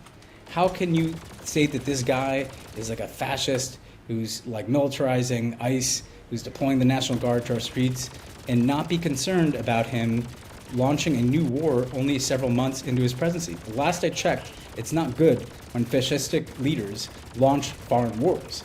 It's very strange to say, well, I'm against all the authoritarian things Donald Trump is doing, but I'm not against this lawless war he launched against Iran in league with Bibi Netanyahu, another lawless guy who's committed war crimes already in Gaza. We're going to be on board with that because we don't want to have that political fight. That makes you look like you have no principles. That makes you look like you're afraid. That makes you look weak when we should be pointing out that Trump did this from a position of weakness. He was dragged into this by Netanyahu and a bunch of hardliners in the Republican Party. And we cannot pretend like Trump is normal in this one area of policy. He's somehow normal when he drops bombs on Iran, and he's a threat on everything else he does. That makes no sense. The same Donald Trump that is deporting people to a gulag in El Salvador and deploying the National Guard to our hometown of Los Angeles and dismantling the federal government is the same person that launched this strike and has not told the truth about it, and has filled his administration with totally incompetent people, erratic incompetent people like Tulsi Gabbard and Pete Hegseth, who are in charge of this war. This is not a close call for Democrats. And I think people are watching this, including people like us who are in the Democratic Party, to be like, well, let's see some backbone from our leaders. Let's see some people who are willing to go out there and have a fight on principle that, by the way, the American people we know agree with us on. Yeah, and I think there's a number of Democrats out there making the case that Congress needed to vote to authorize this war, and I think that's an important part of the debate. But where I'm seeing Democrats, I think, shrink from the fight is just on the substance itself, and that this is not how you solve the problem. This is not how we're going to prevent Iran from getting a nuclear weapon, and that it's not okay for the United States to just act as a global rogue actor and just bomb countries without any sort of legal basis or even intelligence case for why it was imminent and necessary, right? I mean, all the Republicans who are saying, oh no, we didn't need Congress, the President of the United States has the authority to respond to imminent threats like proliferation of WMD. The U.S. intelligence assessment as of March was that Iran was a year at least away from getting a nuclear weapon. There was no imminence here, and they're not even trying to tell us that assessment changed. They're just saying we don't care. Yeah, and look, this is where Joe Biden got into trouble, because he did a lot of good things, right? Fighting climate change, joining Paris Agreement, focusing on Asia Pacific, trying to standing up for Ukraine. But it was this region, it was the Middle East, where blank check support for Gaza, didn't go back into the Iran deal, fist bumping with MBS. You can't have a Democratic Party foreign policy where you carve out what is kind of the most important file here, which is war and peace and the Middle East and all these complex relationships. We should have a long conversation in this podcast about, the Democrats want to have an alternative to Republicans. You have to be consistent and principled on it, and you can't kind of carve out these areas where you are acting out of political fear. Because people will smell that and they won't take you seriously on other things. If they won't take your warning seriously on the National Guard in the streets while you're saying, well, I support Trump dropping bombs on a country on the other side of the planet with no legal basis or that no came out of intelligence nowhere. basis, just because that's where he and Bibi Netanyahu decided to go. Yeah, and also we have a political opportunity here where you are seeing a bunch of people who supported Donald Trump in the last election come out and say, this is bad. We don't want war with Iran. This is the exact opposite of what he told us he was going to do. Some have called for him to be impeached. So we need to speak to those people and provide a clear alternative. Final thing, Ben. I mean, the international reaction has just been completely muted and bizarre. Right? Keir Starmer's statement from the UK is a good example. Talks about how Iran's nuclear program is a grave threat to international security, can't be allowed to have a weapon, U.S. has taken action to alleviate the threat, blah, blah, blah, calling Iran to return to the negotiating table. Just a few days ago, top officials in the UK were talking about the illegality of this operation. I don't know, I'm not seeing I'm not seeing a lot of voices from our allies saying much of anything. We are seeing condemnation from the Chinese, from the Russians. Former Russian President Dmitry Medvedev said a kind of crazy tweet. A number of countries are ready to directly supply Iran with their own nuclear warheads, and that the enrichment of nuclear material, and now we can say it outright, the future production of nuclear weapons will continue. You never know with that guy, whether he's tweeting something on behalf of Putin or whether he's just shit-faced somewhere, kind of popping off on his social media account. But I don't know, I'm curious what you make of just kind of the silence in the face of this ballooning war. Mainly from Europe. I mean, the global south will be, horrified by this. Russia and China will try to take advantage of it. Europe is not unlike the Democratic Party on this one. They're afraid of Trump, they're afraid of tariffs, but the reality is at a certain point you're going to need your own foreign policy here. Otherwise, you're just going to be riding not just shotgun, you're going to be riding in the trunk, while Donald Trump is driving the car. Fucking turret. And I think early returns on this one are, you can tell they're not happy about it, but they're also kind of putting their head down. And I don't think that's very sustainable either. No, I don't either. Thanks for watching that excerpt of the show I do with Ben Rhodes every week, Pod Save the World. We cover the biggest stories in foreign policy and national security and things happening all over the planet. So thank you for watching. Please subscribe to Pod Save the World, but also please subscribe to Pod Save America here on YouTube. The right wing is kicking our ass on YouTube. they have way bigger accounts. And what that means in practice is that when people are searching for political news or national security news, they find garbage from Ben Shapiro and TPUSA and just crap right-wing not. Welcome back to Pod Save the World. I'm Tommy Vitor.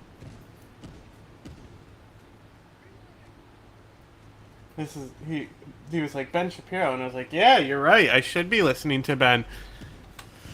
I gotta hear what that Folks, guy breaking has news to like this say. cannot be done without sponsors of this show. One of our favorite sponsors, of course, is Helix. I always assumed restless sleep was inevitable night after night of tossing and turning, waking up with an aching 200 feet of rock each on the nuclear site and obliterating it. According to the Wall Street Journal, quote, Iran had more than 2,000 centrifuges in underground halls at Fordo, roughly half of which were the more advanced IR-6 machines for enriching uranium. It was producing roughly enough near-weapons-grade fissile material to fuel one nuclear weapon per month. So, how bad is the impact? David Albright, an expert on Iran's nuclear program who heads the Institute of Science and International Security, said the impact points of the bombs appear to be very near the location of ventilation shafts into the underground halls. Destroying the ventilation shafts could be a way to do major damage underground. Each of the dozen GBU-57 bunker busters that hit Fordo carried 4 tons of TNT, according to Mick Mulroy, former Deputy Assistant Secretary of Defense for the Middle East. Again, according to the Wall Street Journal, satellite images collected by Maxar Technologies after the weekend attack show several large holes punched in a ridge over the underground installation. Maxar also said entrances to it were blocked with dirt and debris after the U.S. dropped 12 GBU-57 massive ordnance penetrators, each weighing 30,000 pounds, for the first time in the history of warfare. The surface was coated with a layer of blue-gray ash. Now, again, worth noting here that we just dropped 30,000-pound bombs, 12 of them down a shaft that from the air was the size of a washer. If you've seen Top Gun Maverick, essentially it's that, except from 30,000 feet with the B-2 and not from an F-15 flown by Maverick. Meanwhile, according to Ynet, U.S. Navy submarines launched approximately 30 Tomahawk land attack cruise missiles from about 480 kilometers, 280 miles away, targeting the Natanz and Isfahan sites. They had been previously damaged but not irreversibly destroyed by Israeli attacks, according to Ynet. So President Trump first took to Truth Social to explain he had authorized the destruction of the Iranian nuclear program. He posted, quote, "We have completed our very successful attack on the 3 nuclear sites in Iran, including Fordo, Natanz, and Esfahan.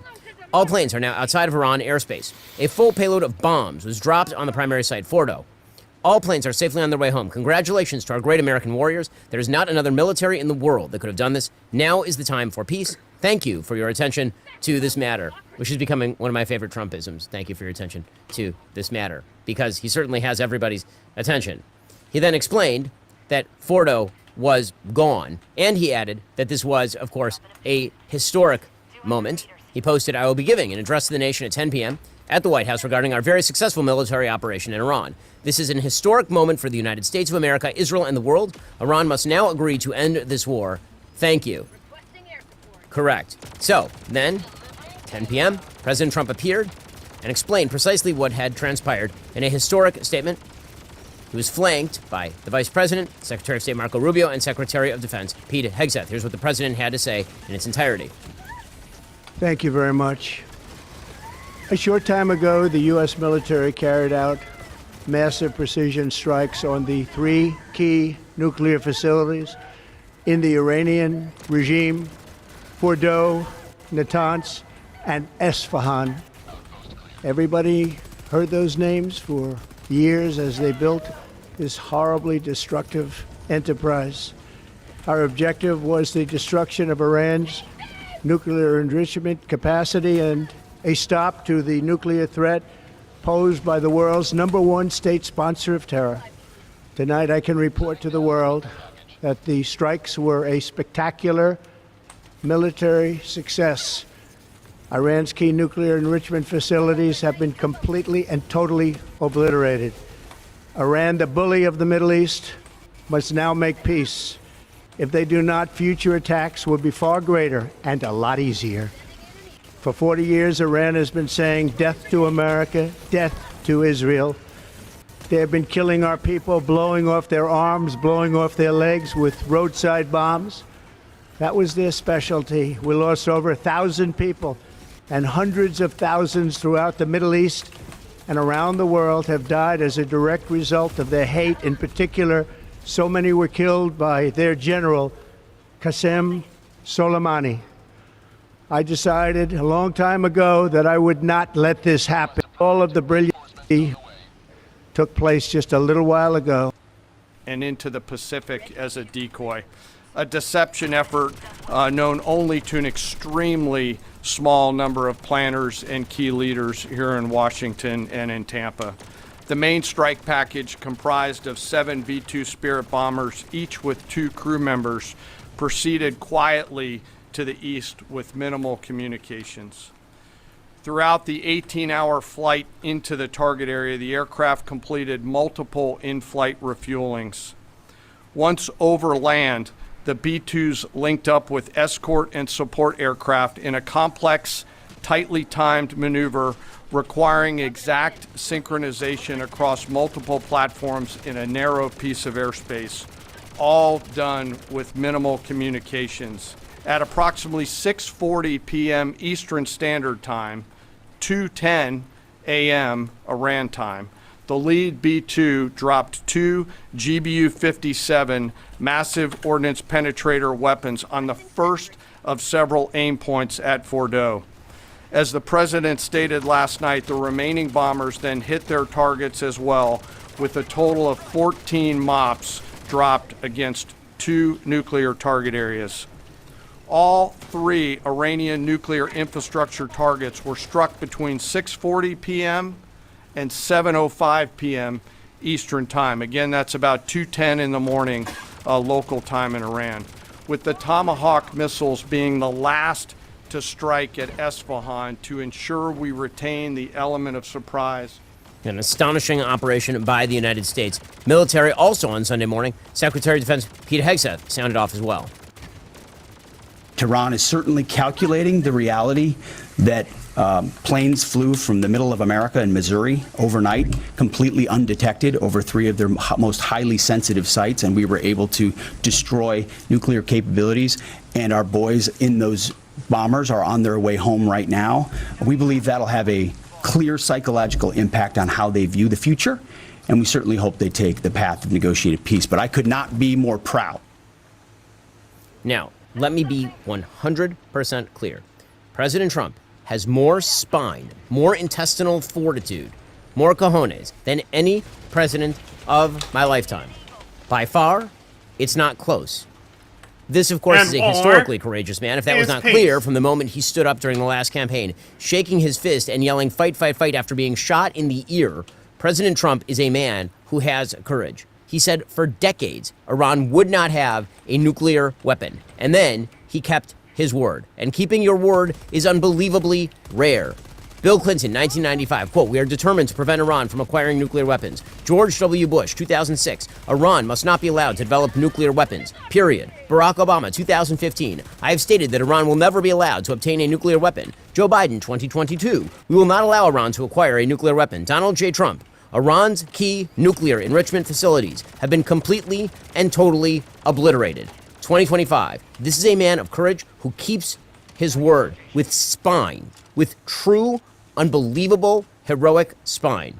President Trump was already a historic figure, but he is now a seminal figure in both American history and in world history. This is the greatest thing that's ever happened! President Trump faced down a lot of haters, both Democratic America haters and their Republican horseshoe theory isolationist friends. President Trump was never going to start World War III. That was not what was going to happen here. Anyone who told you that was going to happen was lying to you.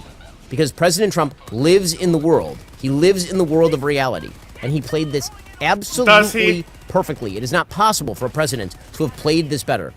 President Trump was not dragged into a war. He managed this with absolutely stunning professionalism, cleverness, with common sense. He gave the Israelis the ability to do what they needed to do, and then Israel did, with unbelievable courage and innovation.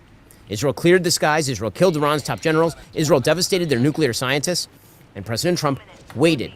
He offered Iran an off-ramp, and then another off-ramp, and then another off-ramp. Off-ramps and off-ramps.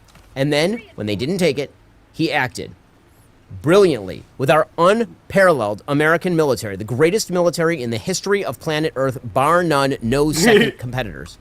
In the face of those who believe, He's both so left and right, pumped. that American involvement in the world is somehow the prime evil, the great driver of world suffering, that the world is somehow better off in the hands of the Chinese and the Russians and Iran going nuclear, he stood up.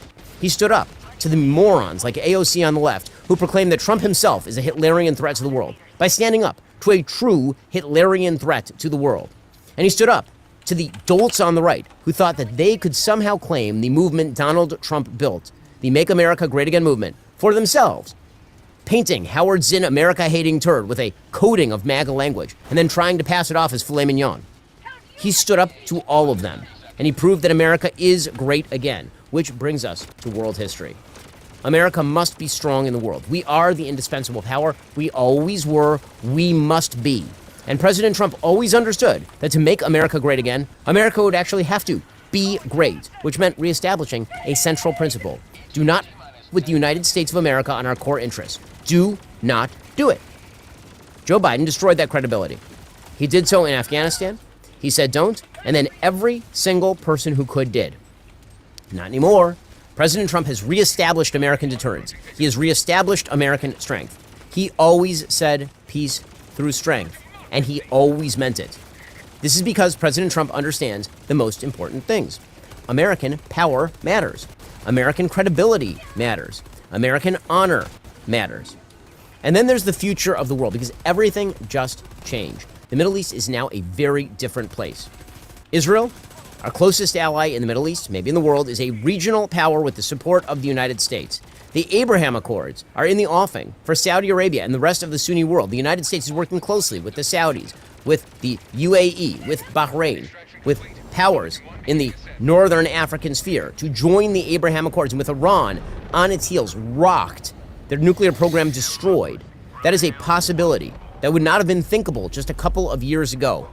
China, even more importantly, is now thinking twice about Taiwan. Remember, China has been looking across that Taiwan Strait, thinking maybe we'll take Taiwan, and maybe President Trump will do nothing. Well, maybe they're having a second think now that President Trump has used some mops to drop them, some massive ordnance penetrators, to drop them on Iranian nuclear facilities.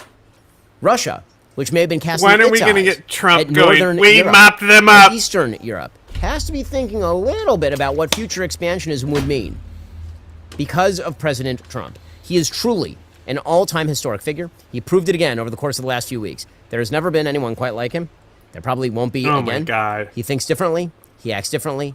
And that is a magnificent, And his penis is so incredibly big. thing. Tell him how big my penis is. Folks, we'll get to more on this in just a moment. First, of course, in these uncertain days, Israel faces attacks as war with Iran continues. Then tell him. This hand is brought to you by Trump's massive donger.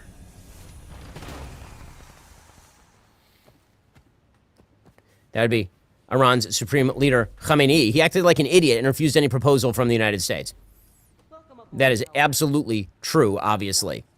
Apparently, the president gave his final go-ahead for the strike a few hours before the actual strike, but there were indications he'd been moving solidly in this direction over the course of the week. A senior administration official said the goal was to create a situation when everyone wasn't expecting it, which is why presumably on Friday, as I talked about on the show, he said he would make a decision within 2 weeks. As I said, the most likely scenario was this. This was the most likely scenario. Not to say I called it, but of course I did, because President Trump has been very consistent in his approach right here. I told you so. His order to the military to proceed unleashed an operation that has been the focus of top-secret planning, according to the Wall Street Journal. Within hours, B-2 bombers penetrated Iranian airspace and dropped at least half a dozen bunker bombs on Iran's underground nuclear facility at Fordo. And, as we say, U.S. attack submarines launched Tomahawk cruise missiles against sites in Isfahan as well as Natanz. Apparently, the special envoy, Steve Witkoff, has now been authorized to talk with the Iranians, mainly so that he can hear their proposals for getting everyone to stop slamming the living hell out of them. And the president has made very clear, if Iran reacts the wrong way, there is more coming.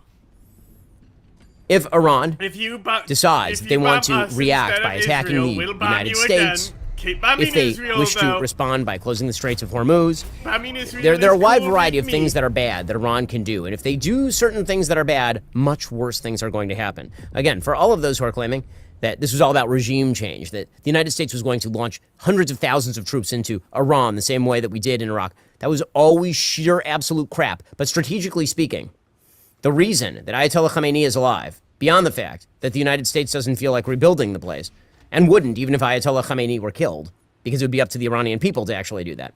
The reason for that is because there are a lot of things the United States can do to escalate this, should Iran decide to escalate this.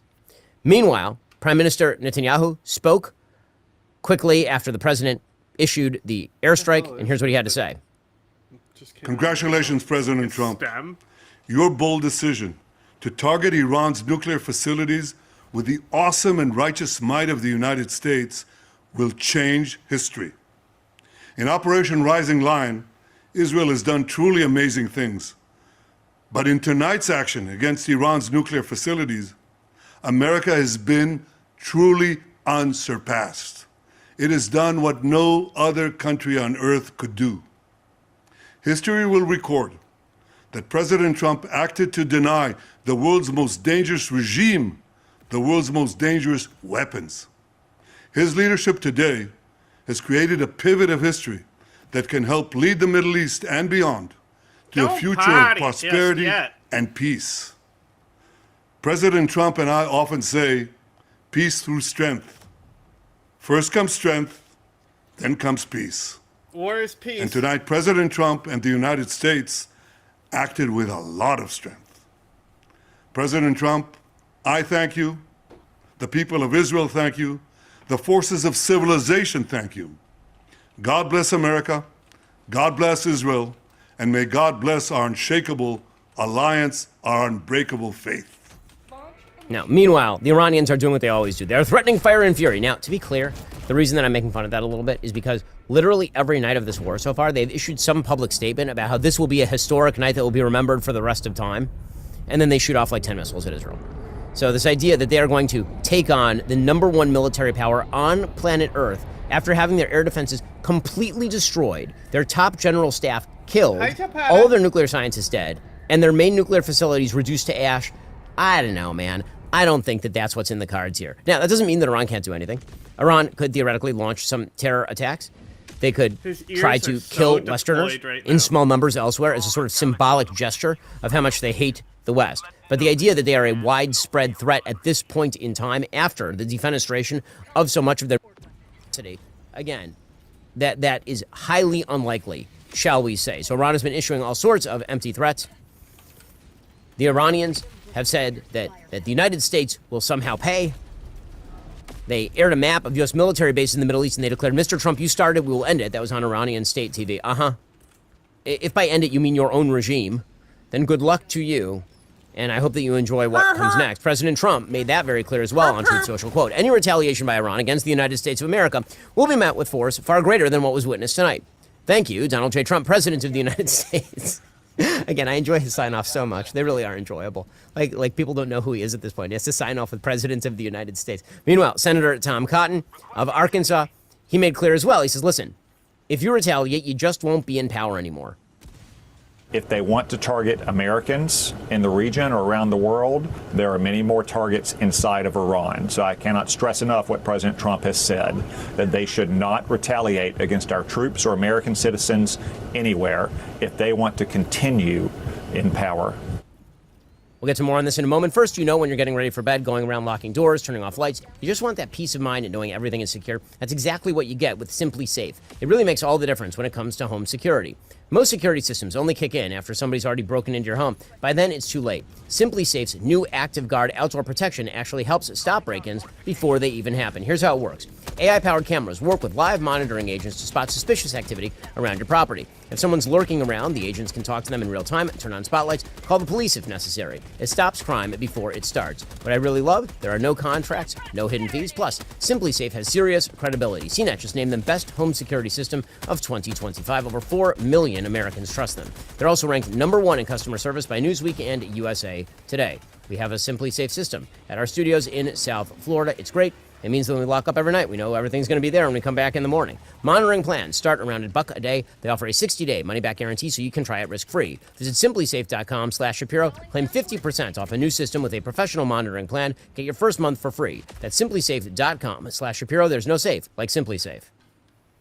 Okay, so what is Iran going to do? Well, they have now announced that they're going to order the closure of the Strait of Hormuz. Okay, so according to the New York Post, Iran's parliament has voted to close the Strait of Hormuz, the vital shipping channel through which around 20% of the world's daily oil flows. The move, which could block $1 billion in oil shipments per day, is likely to send oil prices soaring. Now, number one, as far as the United States is concerned, that actually, in the short term, not wonderful because you have higher prices at the pump. But in the mid to long term, it's actually not quite terrible because one of the problems with the very low oil prices we've been seeing recently is that new drilling has actually stopped dead in the United States. New fracking of wells, new drilling in the United States has actually stopped. So a slightly higher oil price is good. It's conducive to the American oil industry right now. But there is a bigger problem with what Iran is doing. And for that, we turn to our sponsors over at Perplexity. So, quick question for Perplexity.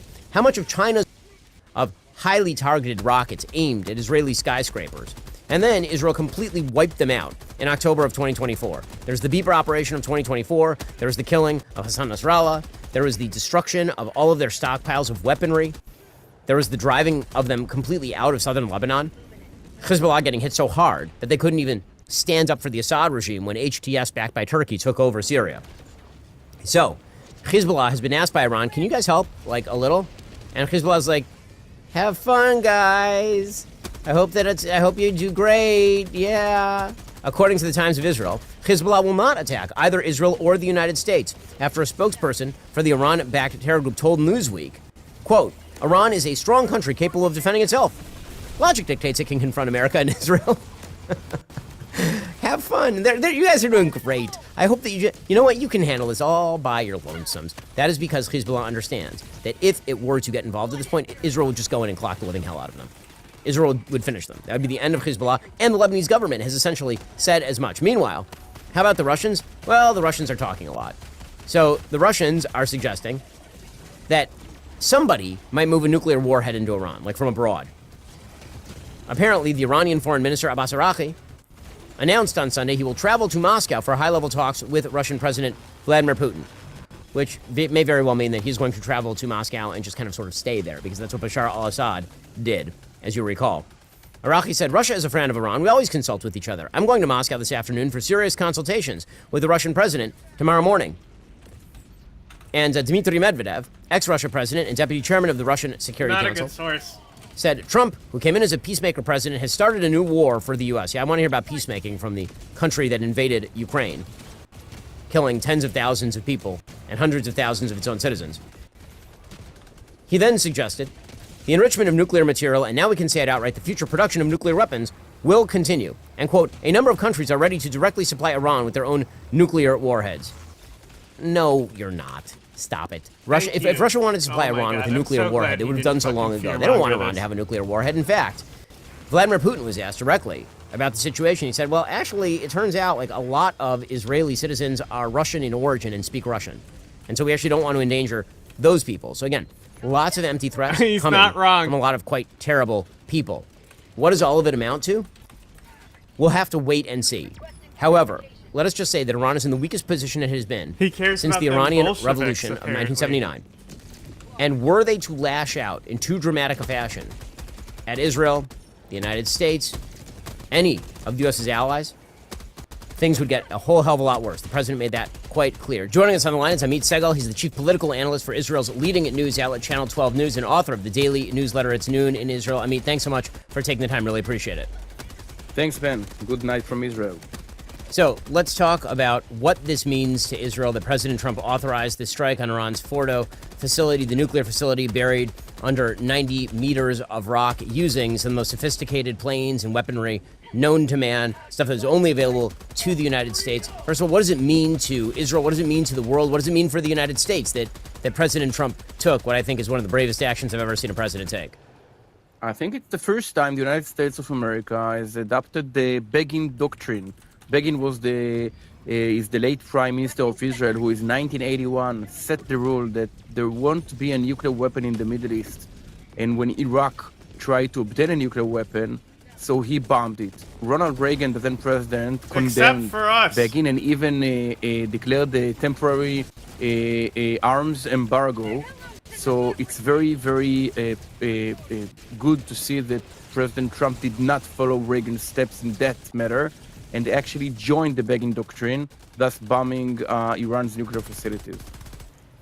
So let's talk about the extent to which this prevents Iran's nuclear ambitions moving forward, what comes next. Obviously, every time Iran is hit, they then sound off and talk about fire and fury and how they're going to destroy everything in sight. I think every single night of the war so far, they've issued some sort of statement about how it will be a historic night remembered forever. And what they actually mean is that they will fire 10 missiles at Israel, 8 of which will be shot down, and 2 of which will fall in civilian areas. So what does it mean when Iran That's a is big deal. threatening, shaking its fist at the United States, threatening the Straits of Hormuz, threatening Israel? So they are trying to do Israel, to cause Israel the most severe damage. That's what they can do. It's not that they can escalate against Israel. The only question is the United States. Will they shut down the Hormuz area? I'm not sure. Will they try to kill Americans? I think that President Trump and Secretary Rubio put it in the most blunt words that it would be considered a declaration of war. So I think, in my opinion, that they will try to do something symbolic, unless Ayatollah Khamenei decided to go nuts and to actually end this regime. Now, here's the thing. We have a case in our history in which a dictator in the Middle East didn't understand a Republican U.S. president threatening him. It was Saddam Hussein. But Saddam Hussein could explain himself because he really didn't have weapons of mass destruction. Now, Ayatollah Khamenei knows that there was a reason why President Trump came after him. So it would be extremely stupid for him to try and engage a war against the United States of America because he has only one level to escalate against the U.S. Troops. But the U.S. has a lot to escalate. For instance, the 85% of the Iranian economy are concentrated in one island and one port. For instance, killing Khamenei himself in a bunker in northern Tehran, etc., etc. So it would be a very, very stupid thing for Ayatollah Khamenei to do, which is exactly the reason why there is a suspicion he might try to do it. So, I mean, when we look at what Israel does next year, how much longer this war lasts. So President Trump made very clear this was his mission. His mission is now accomplished, barring some sort of further action from the Iranians. Israel, of course, continues to fly sorties because there are ballistic missiles that are still flying into Israel every single night. So from Israel's perspective, how much longer does this mission last? What does this look like? Does this look more like Prime Minister Netanyahu declares an end to major military operations, and then essentially it's mowing the lawn in Iran the same way that it has been in Judea and Samaria or in the Gaza Strip or southern Lebanon or southern Syria in the moment? Okay, so as for Israel, in a week or so, Israel is about to end its a pile of targets in Iran, which includes the Iranians' nuclear facilities, almost 100% done. The ballistic missile program, 75% done.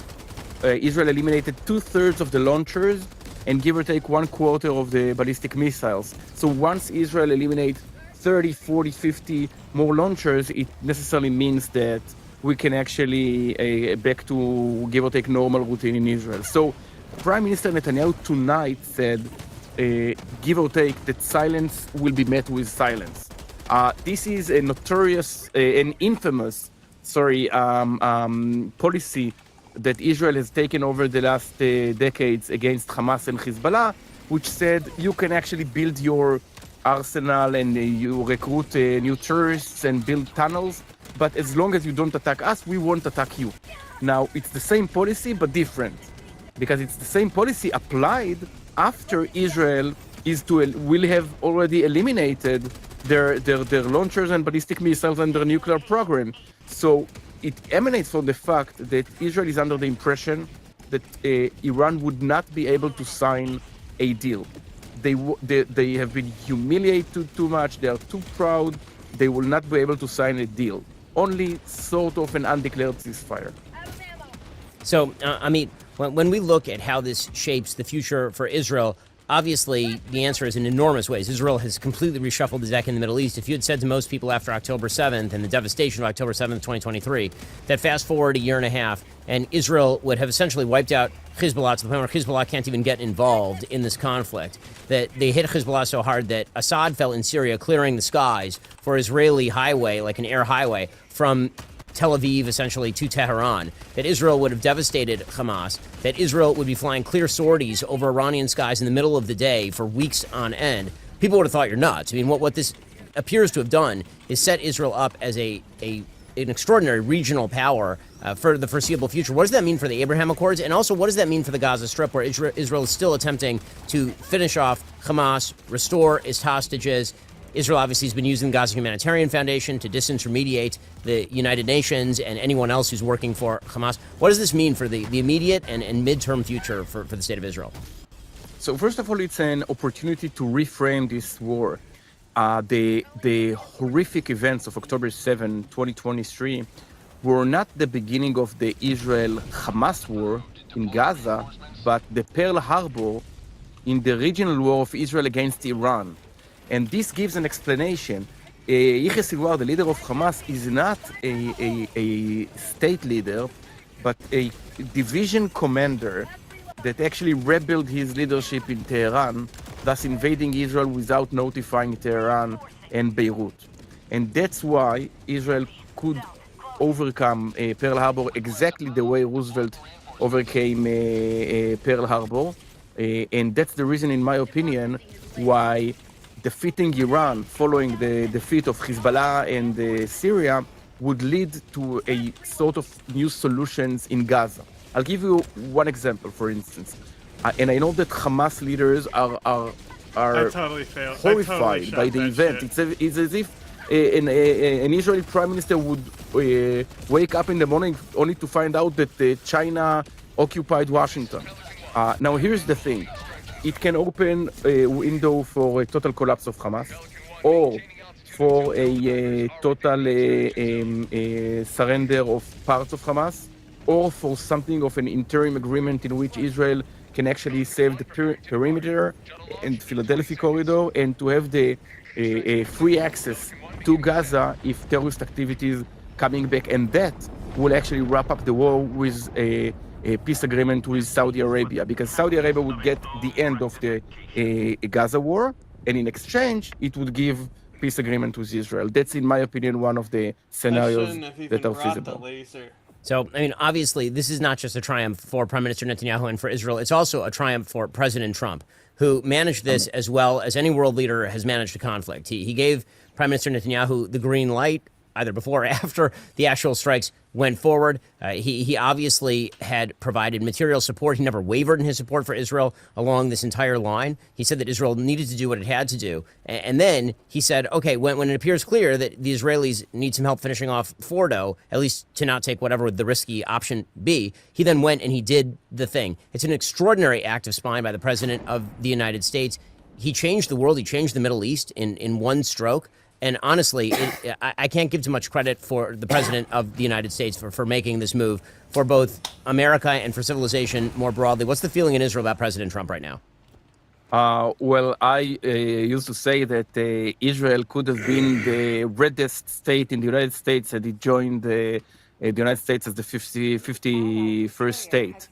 It's something between Montana and Alabama. Now I think it's even redder than what is the reddest state, the most Republican one? I think Montana, maybe. Montana. I'd have to so look. so I think Kamala Harris shouldn't have registered to run here tomorrow morning. It's something like 95% to 5, and I think Israel is so lucky that President Trump won the election, because there is no chance on earth that President Harris would have done it. You know, if you read the statements by senators like Chuck Schumer, who pretended to be a true friend of Israel, arguing for that Kamala pay Harris a lip there. service to say that Iran is a terrorist state, and yet opposes this attack without the approval of Congress, as if Iranians wouldn't have listened to Congress. It would have been kept a secret. So President Trump is very popular in Israel right now, and he didn't have the October 7th failure to actually compensate for, like Netanyahu. But this combination of President Trump and Prime Minister Netanyahu turns to be, I think, one of the most powerful alliances between a president and a prime minister, and in this case, for the benefit of the whole region. Well, I mean, Segal, Again, thank you for your coverage. He's chief political analyst for Israel's leading news outlet, Channel 12 News, author of the daily newsletter, It's Noon in Israel, which you should absolutely check out as well. His Telegram channel. His stuff is really great. I mean, thanks so much for the time and the coverage. Thanks so much, Ben. Well, folks, an absolutely historic weekend. The President of the United States, again, unparalleled spine. I've never seen anything remotely like it in my political lifetime. Good for him, good for America, good for Israel, obviously, good for the region, and good for the world. The President just changed the course of world history in a dramatically positive way.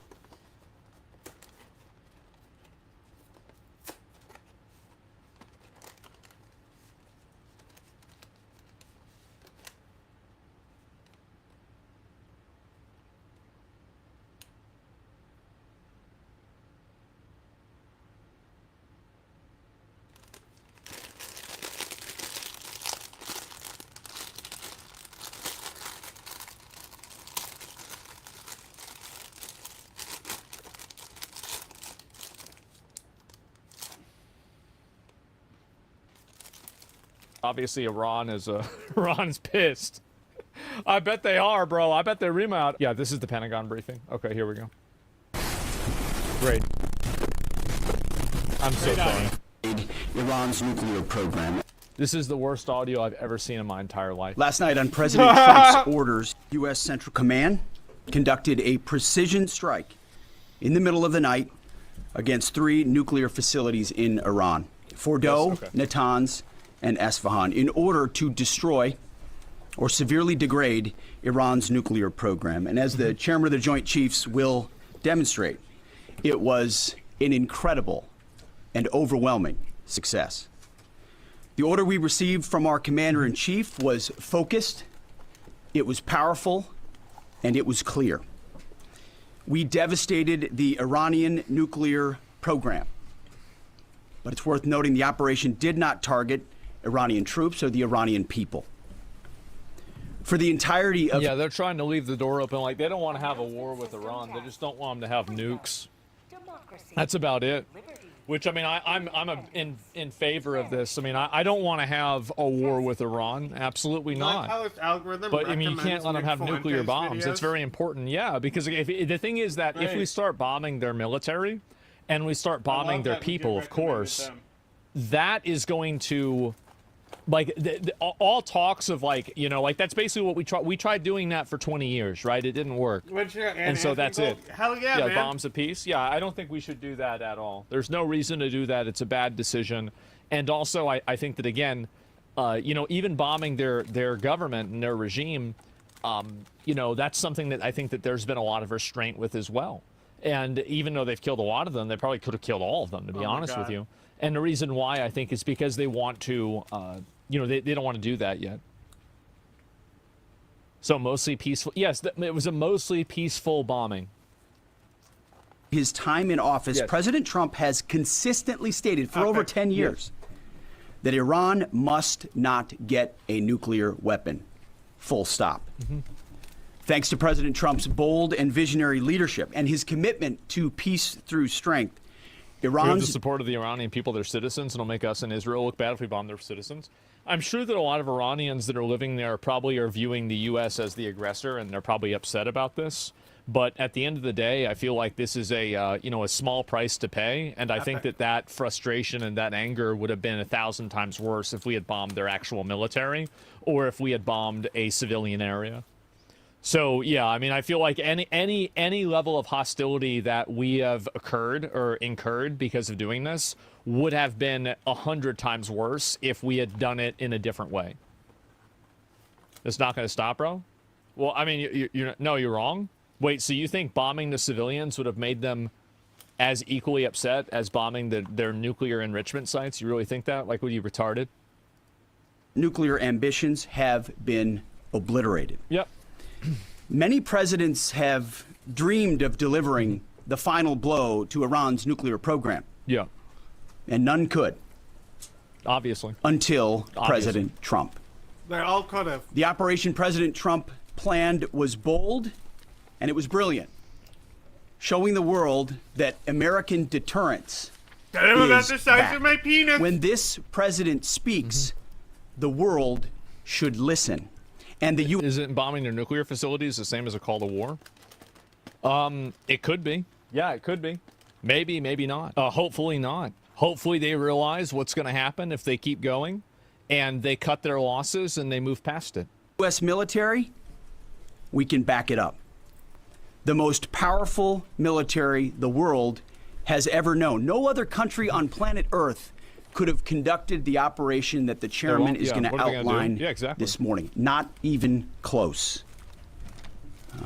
Just like Soleimani found out in the first term, Iran found... Fuck around and find out. He's saying it. Yep, there you go. When POTUS says 60 days that he seeks peace and negotiation, he means 60 days of peace and negotiation. Otherwise, that nuclear program, that nuclear capability will not exist. He meant it. This is not the previous administration. The President Trump said no nukes. He seeks peace, and Iran should take that path. He sent out a truth last night saying this. Truth. Any retaliation by Iran against the United States of America will be met with force far greater than what was witnessed tonight. Signed, the President of the United States, Donald... That's literally it. Okay, wow. J. Trump. Yep. Iran would be smart to heed those words. Yeah, clearly. He said it before, and he means it. I want to give recognition to the chairman of the Joint Chiefs of Staff, the Joint Staff, General Eric Kurilla at CENTCOM, who did a phenomenal job, he and his staff, all of CENTCOM. Policy across the board. These guys? Okay, we're officially live due to an announcement that was made less than 2 hours ago from President Trump, causing us to... Like, what's interesting is MAGA to me, and how they're trying to twist things.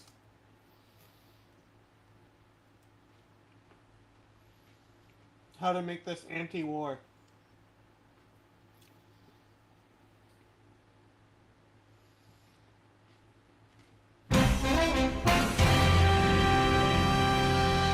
Tonight on PBS News Weekend, the United States strikes 3 nuclear sites in Iran and anxiously waits to see how Iran will respond. Then we discuss the scale and scope of the attacks and what's next with H.R. McMaster, National Security Advisor in President Trump's first term, and Kareem Sajidpour, the Carnegie Endowment for International Peace.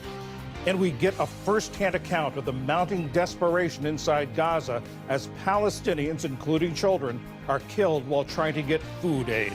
The level of children I've seen with wounds of war over 5 visits is unparalleled to anything I've seen in my 2 decades of this work. Every hospital is the sound of children screaming because of a severe lack of painkillers.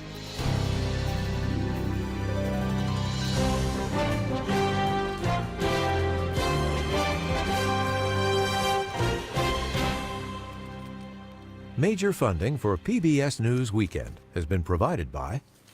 In 1995, 2 friends set out to make wireless coverage accessible to all, with no long-term Station. Severely damaged or destroyed Iran's largest nuclear sites. In response, Iran says the time for diplomacy is over and hints at military retaliation against the United States, even as more missiles from Iran strike Tel Aviv. Our coverage tonight begins with Foreign Affairs and Defense correspondent Nick Schifrin. The U.S.'s unprecedented direct attack on Iran began under the cover of darkness. A dozen B-2 bombers flew 30 hours with multiple mid-air refueling, all under strict operational security, including a decoy. The bombers launched from Whiteman Air Force Base Friday night at midnight, flying east. At the same time, B-2s also launched west, tracked on social media. But that was deliberate deception to allow the main bombers to fly to Iran undetected and, alongside dozens of fighter jets, target Iran's key nuclear enrichment sites at Natanz and Fordo, where thousands of advanced centrifuges spin hundreds of feet underground. For the first time in combat, the U.S. dropped 14 30,000-pound massive ordnance penetrators designed to dig deep before exploding. This satellite image shows at least half a dozen precise impact sites at Fordo, where bombs landed before exploding deep underground. A third target, Esfahan, believed to hold Iran's enriched uranium stockpile, targeted by submarine-launched Tomahawk missiles. This operation was designed to severely degrade Iran's nuclear weapons infrastructure. Initial battle damage assessments indicate that all 3 sites sustained extremely severe damage and destruction. At the Pentagon today, Chairman of the Joint Chiefs, General Dan Kane, and Secretary of Defense Pete Hegseth called the mission limited and designed to convince Iran to negotiate. This mission was not and has not been about regime change. As the president has directed and made clear, this is most certainly not open-ended. There are both public and private messages being directly delivered to the Iranians in multiple channels, giving them every opportunity to come to the table. But Foreign Minister Abbas Araghchi today said Iran had no intention to sit down. Of course, the door for diplomacy should be always keep open, but this is not the case right now. My country has been under attack, under aggression, and we have to respond. This morning, Tel Aviv absorbed the brunt of Iran's response. Iranian ballistic missiles tore through these apartments. Nobody died, but dozens were wounded. Iran could escalate further against Israel or target U.S. bases across the region where some 40,000 troops are on high alert. In the past, Iran has tried to choke off global oil supplies, actions that would bring further U.S. military strikes. Secretary of State Marco Rubio warned today.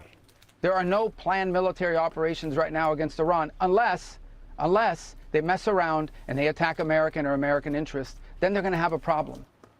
And Iran remains extremely vulnerable if the U.S. were to decide to launch more attacks. U.S. military today said that despite sending dozens of B-2 bombers and fighter jets into Iran, there was no evidence Iran fired a single shot at any of those planes, John. Nick, is there any assessment yet about how far this has set the Iran nuclear program back?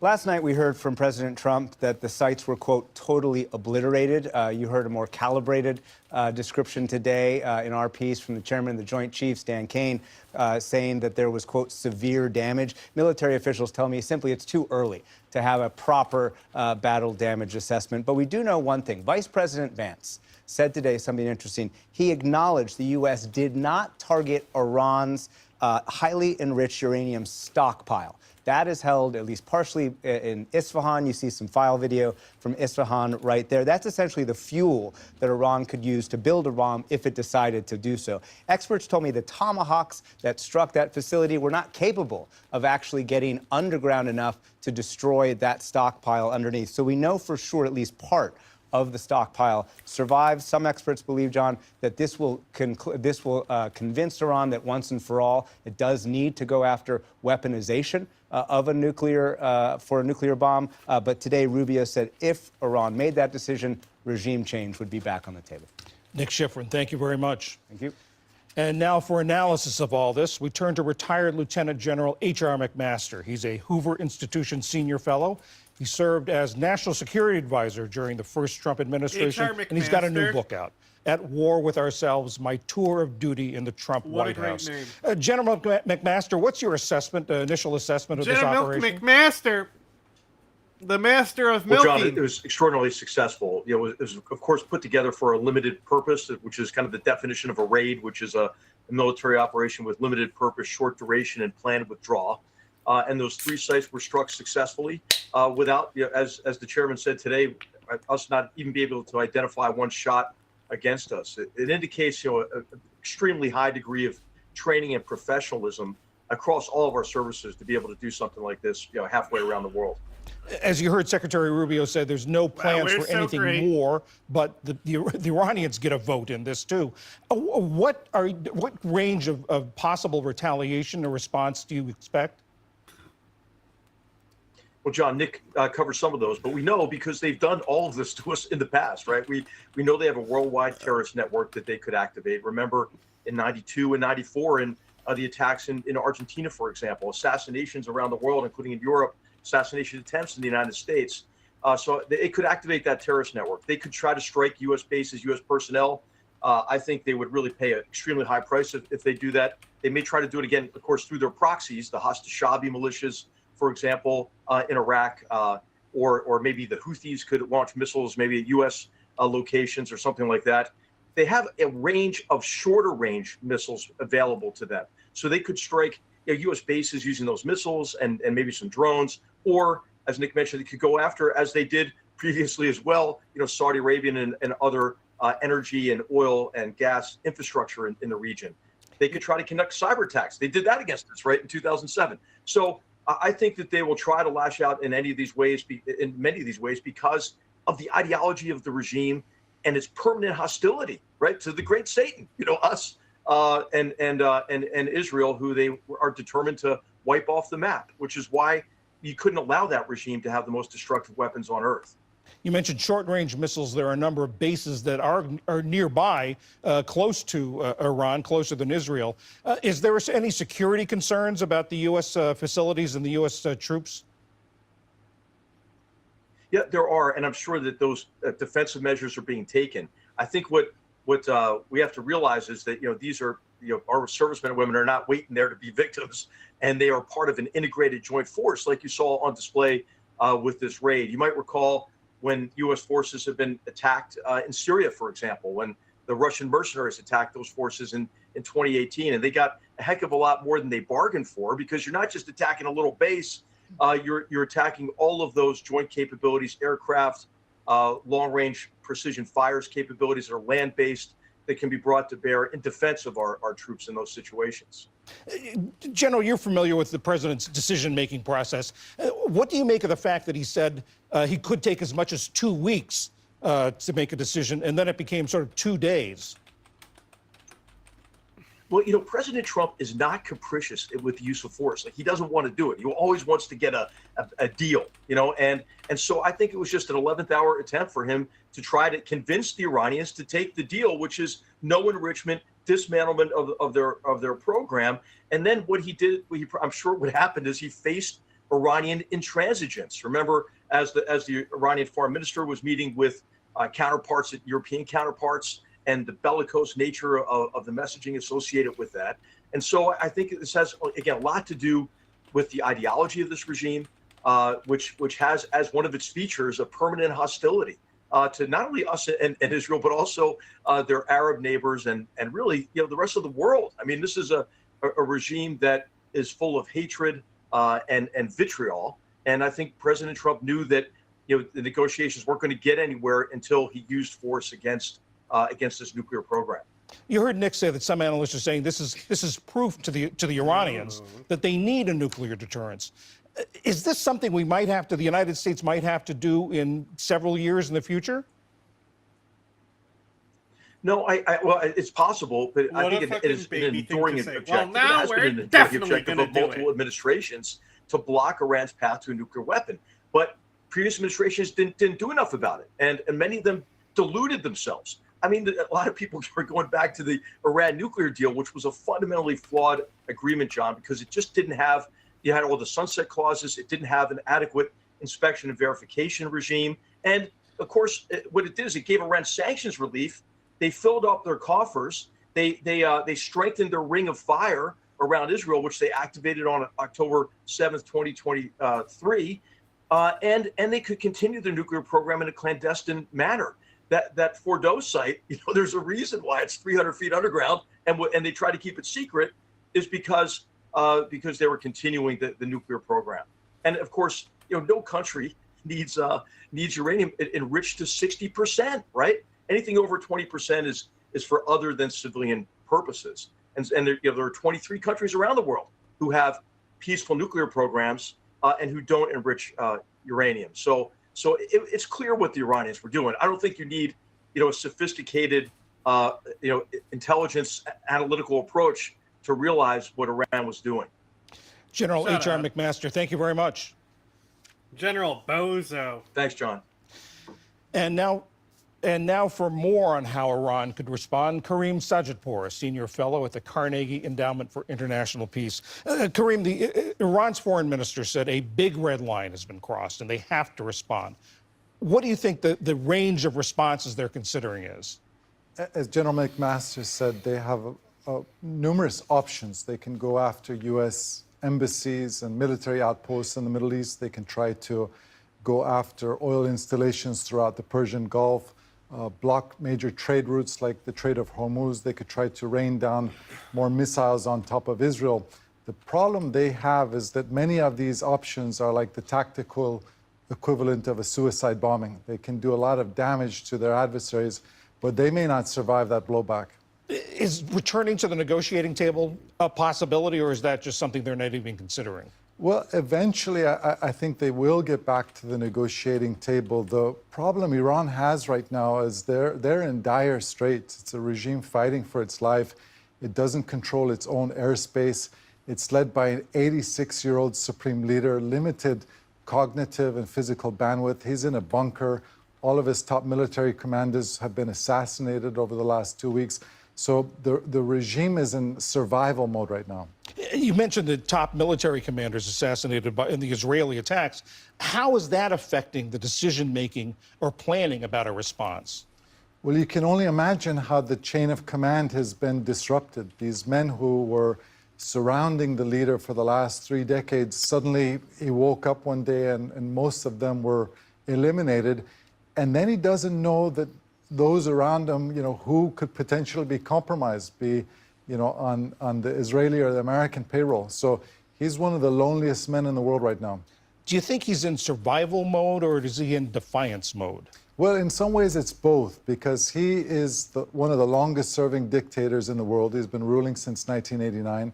So he has pretty good survival instincts. At the same time, his modus operandi has always been resistance, defiance. When you're being pressured, never compromise, because that will invite more pressure. So his survival instincts and his defiant instincts are in tension right now. Is there any sense of how the Iranian public is reacting to all of this?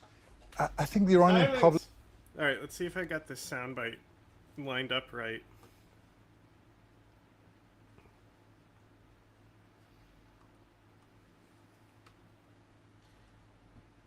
Did I make them understand how big, truly big my penis is?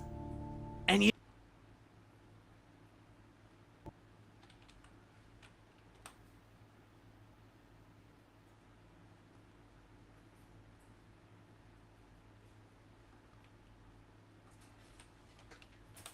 Did I make them understand how big, truly big my penis is?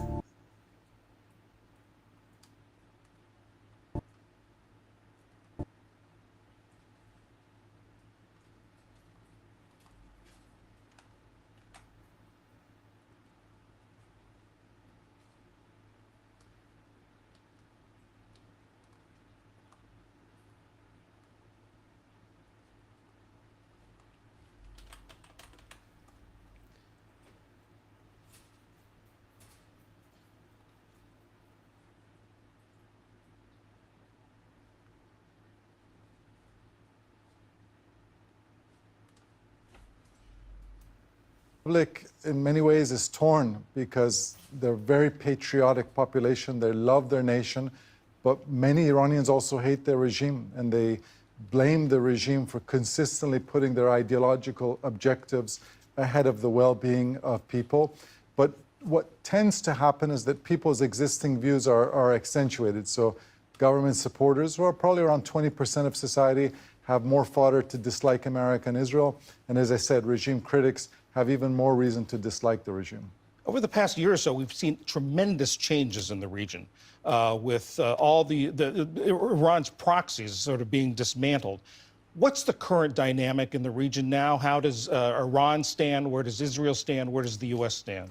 Well, after the U.S. invasion of Iraq in 2003, up until October 7th, 2023, when Hamas invaded Israel, in some ways we can look back and say that was the Iran era, that Iran's axis of resistance era in the Middle East. They were dominating 5 Arab lands, Syria, Lebanon, Yemen, Iraq, and Gaza, through their proxy militias. They overreached on October 7th after the Hamas attack against Israel. Supreme Leader Khamenei was the only leader in the world to endorse that attack. And I think we're now entering a post-Islamic Republic era in the Middle East. But I agree. Who is going to fill that vacuum is still unclear. Do you agree with the analyst that Nick quoted saying that this is probably, ironically, going to convince the Supreme Leader that he needs a nuclear deterrent? I don't think he's going to be, the leader is going to be around that much longer to make that decision.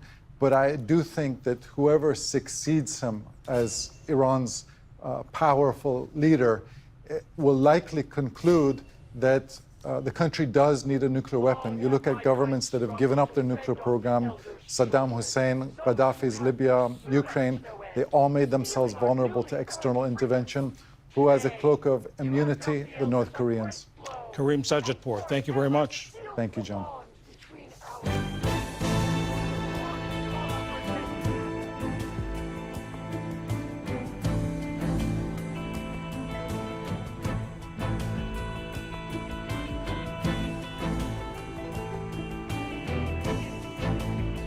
In tonight's other news, there's been a shooting at a church in Michigan. Details are still sketchy about the incident in Wayne, Michigan, which is about 30 miles outside of Detroit. Police say a security guard at Cross Point Church shot and killed a gunman who wounded one person in the leg while firing into the church. Dozens of people were injured after a yacht crash in New York City.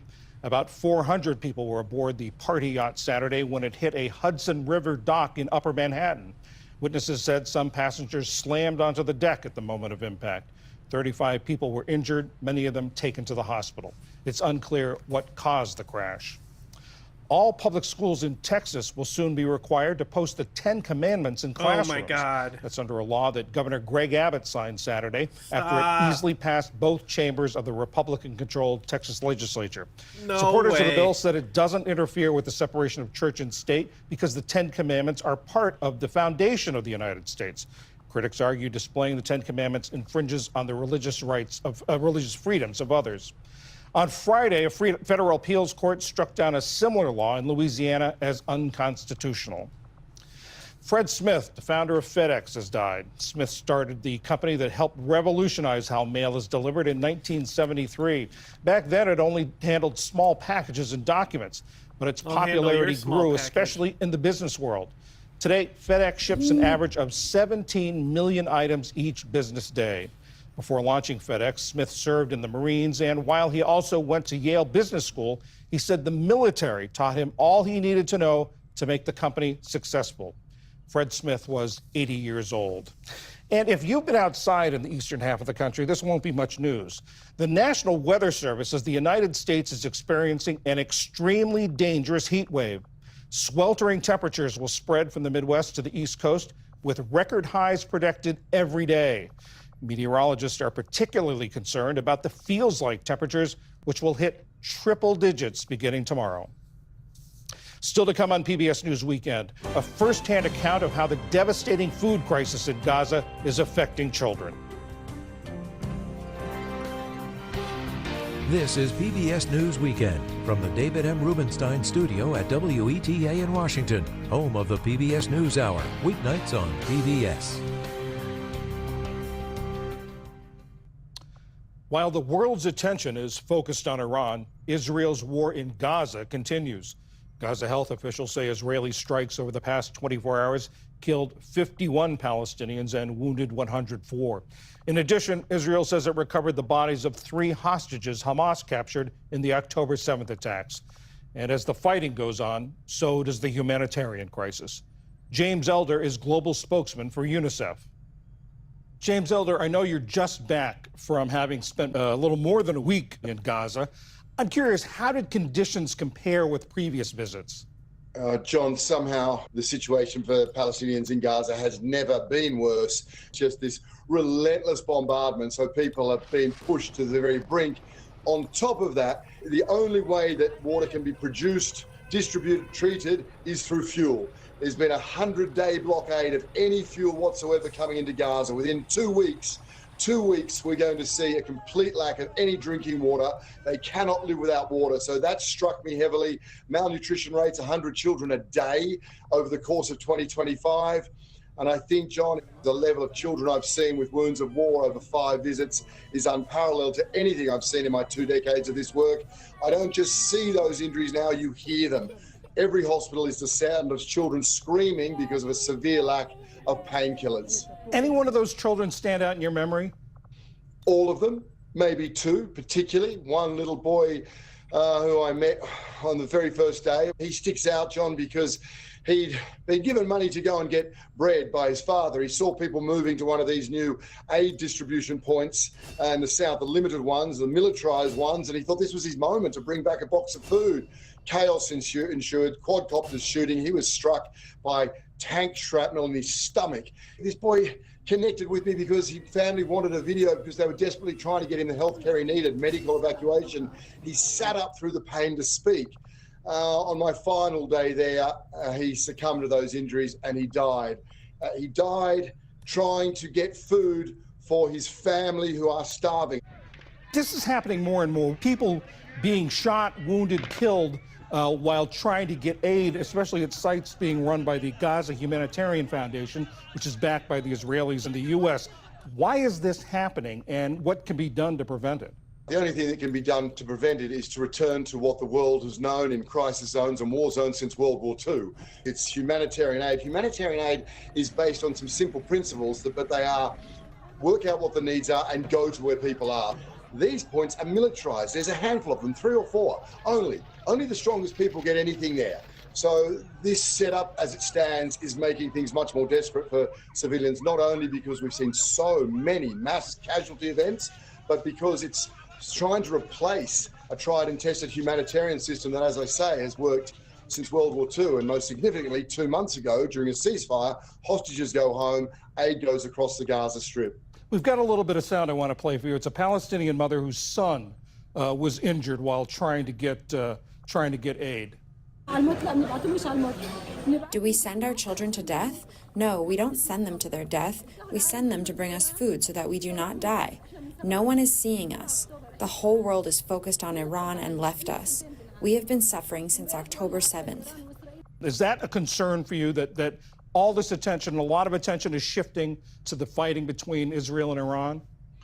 Yeah, hearing her words, John, it reminds me of a fourth-year English literature student I sat with in Gaza a week ago who said, James, starvation is just so humiliating. To have to go to a hospice every night with a bowl and crowds of people and hope you get some sort of food. Let's be very clear on that. That is what's happening here. Parents losing their children while they simply go to get food for their family. Yes, to your larger question, without a doubt, it's a concern. Gaza has never been in a more perilous moment. There's a very real fear that it's being overshadowed. And Gazans, as they've said to me, international humanitarian law doesn't apply to us. That's a terrifying realization for a population that rightly, very rightly, feels absolutely abandoned. James Elder of UNICEF on the very grim situation in Gaza. Thank you very much. Thank you, John.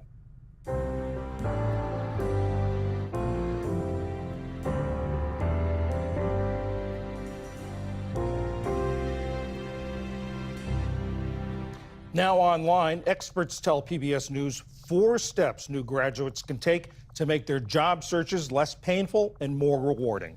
All that and more is on our website, pbs.org/newshour. And that is PBS News Weekend for this very busy Sunday. Monday on the NewsHour, the latest on the rapidly unfolding war in the Middle East. I'm John Yang. For all of my colleagues, thanks for joining us. Have a good week. Major funding for PBS News Weekend has been provided by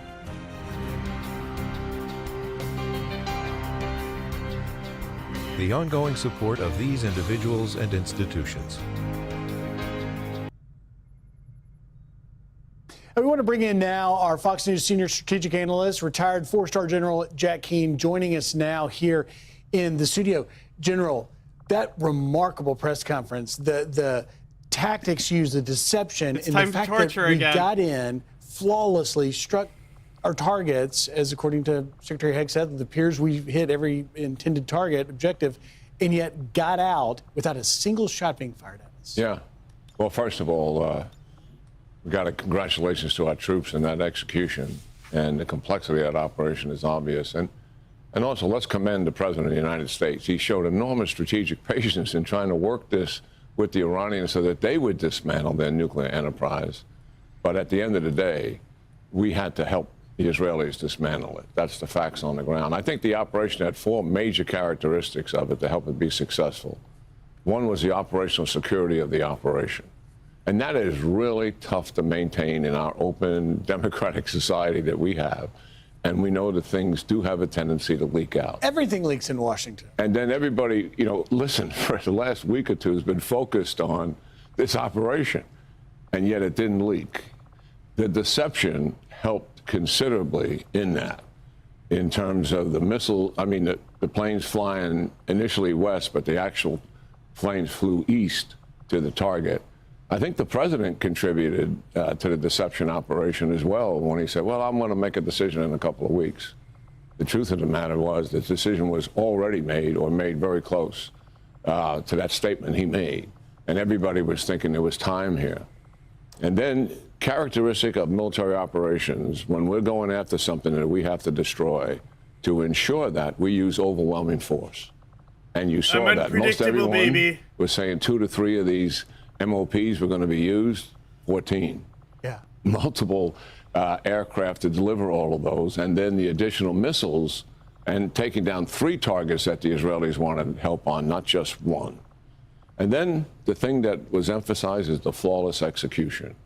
And I think the audience had a complexity, got a feel for the complexity of military operations. And I really applaud the chairman for providing those details. And I want to tell you, what you folks have been doing here on Fox and Friends Weekend since this got started about 3 or 4 hours ago is really outstanding. Well done. Well, thank you, General. And having you here is so beneficial because you understand these. And I think the real question, General, is, okay, so what now are the strategic implications of this strike? We obviously didn't get much BDA, battle damage assessment, from the Pentagon briefing. It's going to take some time. We'll learn that. But just initially, what do you see as the strategic implications? That's a great question. It's pretty significant opportunity, actually. Obviously, the threat of nuclear weapons being used against Israel, the United States, as Iran has threatened, or Europe, which would clearly be in range of their ballistic missiles, that is about off the table. The second thing is, and this is serious, no nuclear arms race in the Middle East as a result of Iran acquiring a nuclear weapon, which would have happened. The Arabs are not going to say this publicly, but they are relieved about what has just happened here. And the other thing is, we are on the cusp of actually ending Iran's malign and aggressive behavior in the region, Griff, that has existed for 45 years. And you have outlined the killing of Americans from 1983 all the way up to the 350 attacks that Iran delivered on U.S. bases in Iraq and Syria during the 4 years of the Biden administration, and not one time did they ever accept General Kurilla's recommendation to strike Iran to stop that from happening.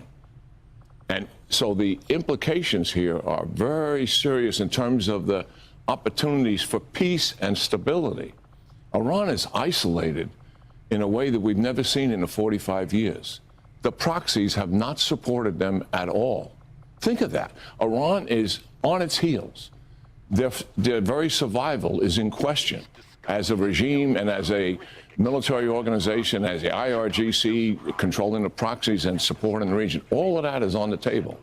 None of them have come into their assistance. The Hezbollah was organized principally to defend Iran against an attack from Israel. Billions of dollars spent on them, 150,000 missiles. I've talked to the Israelis and said, what is going on with Hezbollah? Why haven't they fired? Do they have any missiles? Yes. Answer, they have thousands of missiles left. Why haven't they? He said, sir, their will is broken. Wow. And they can see what is happening to Iran. Why are they going to risk all now? The Israelis will come back at them when they believe Iran is close to being finished.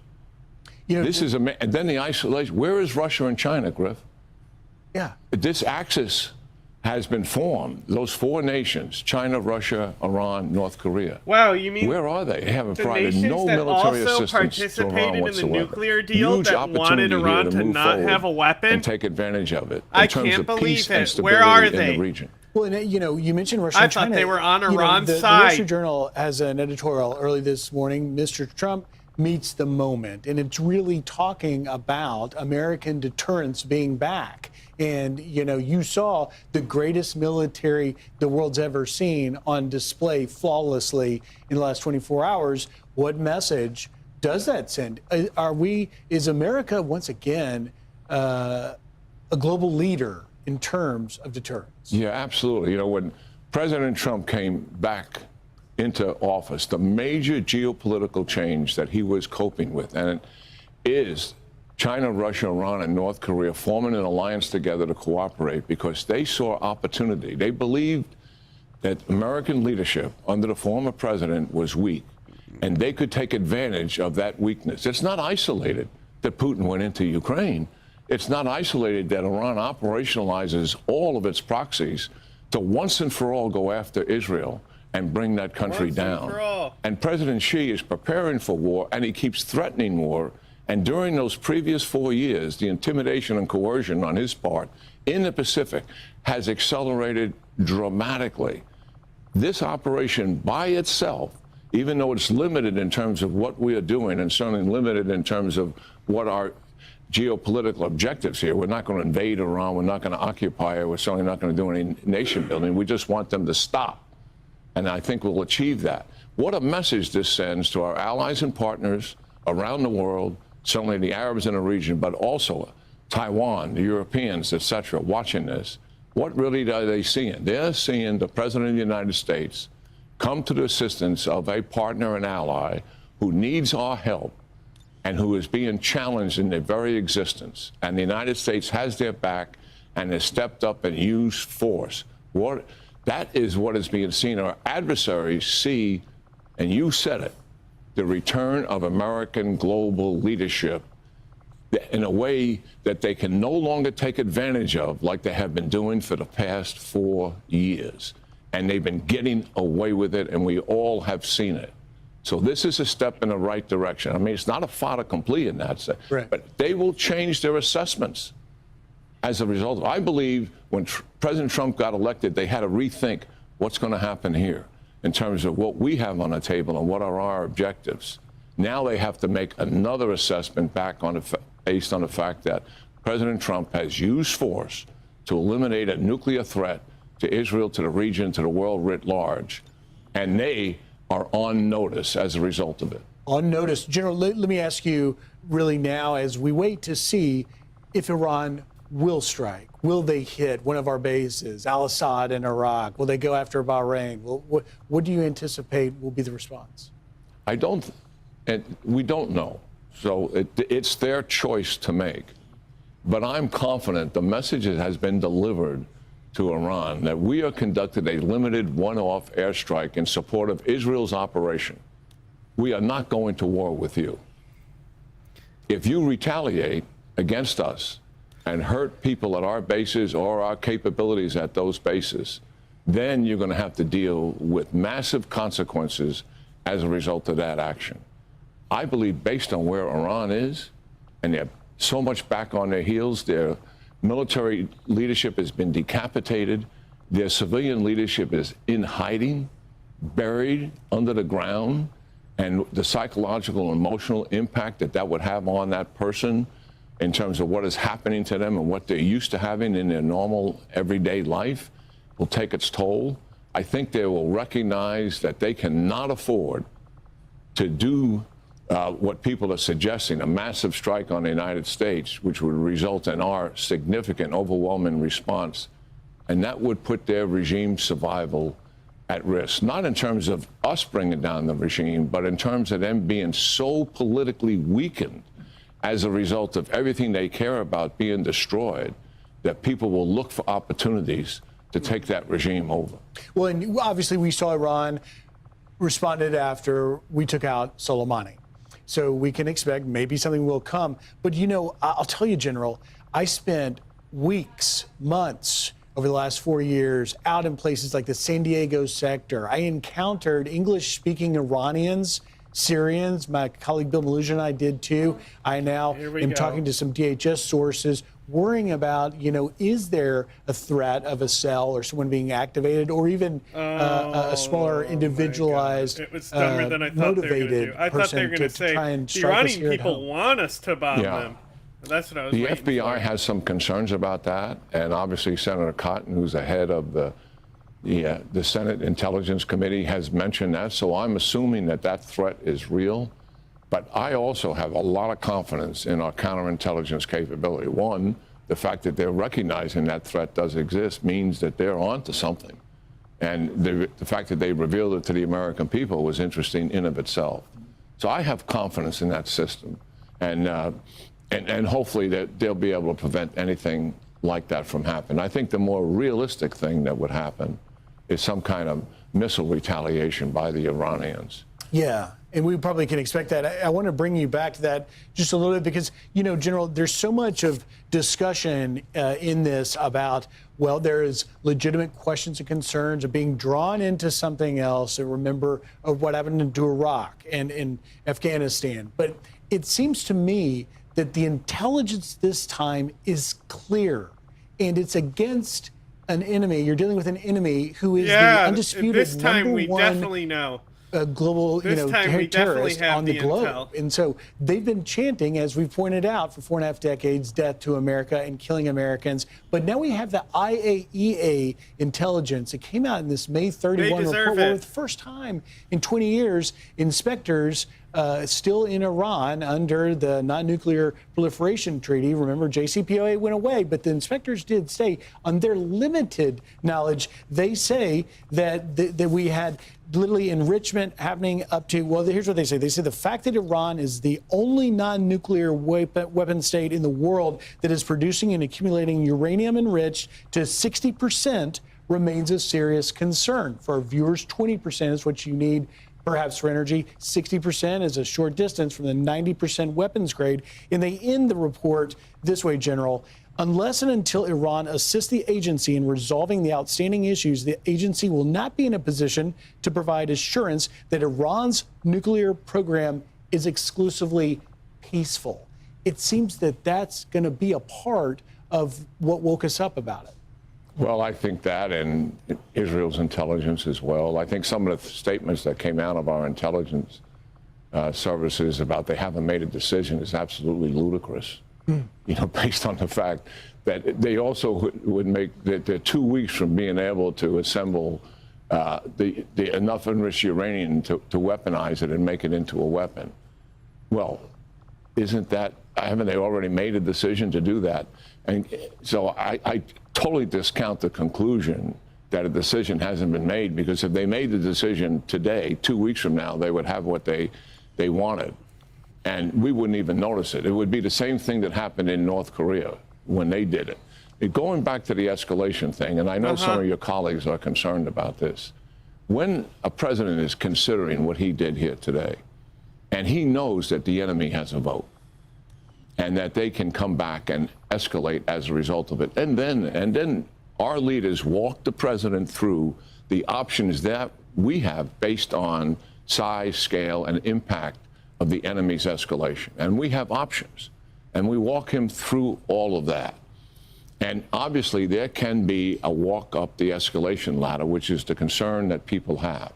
But you have to ask this fundamental question. Hey, what's at the top of the escalation Obama ladder? and Biden were both paralyzed by the fear of adverse consequence, the fear of escalation and what it would imply. And it paralyzed them. This president has not paralyzed him. And the reason is, he'll ask the next question when they take him through the escalation. Well, what is the impact of us doing nothing? Take me through what is the impact of doing nothing? And that is what leads you to overcome your fear, which is a natural human experience when you're dealing with these and you're president of the United States and you have people's lives at risk, literally based on your decision here. But when you ask that question and you get the response and the danger it meant to Israel, the danger to the American people writ large, and the danger it meant to the Europeans, our soldiers are in uniform and we're expecting them to take risks. They have come forward and put their life on the line to defend this country. They are a small population resenting the strong values that we have. And we are asking them to accept that risk so we can protect the American people and the state of Israel. And they will willingly accept that risk. And our appreciation and admiration for those pilots and those sailors and everybody out there in this operation. General Jack Keane, insightful and great as always to give us some perspective here. Thank you. Great talking to you, Griff. Thank you, General. I'm Steve Ducey. I'm Brian Kilmeade. And I'm Ainsley Earhart. And click here to subscribe to the Fox News YouTube page to catch our hottest interviews and most compelling analysis.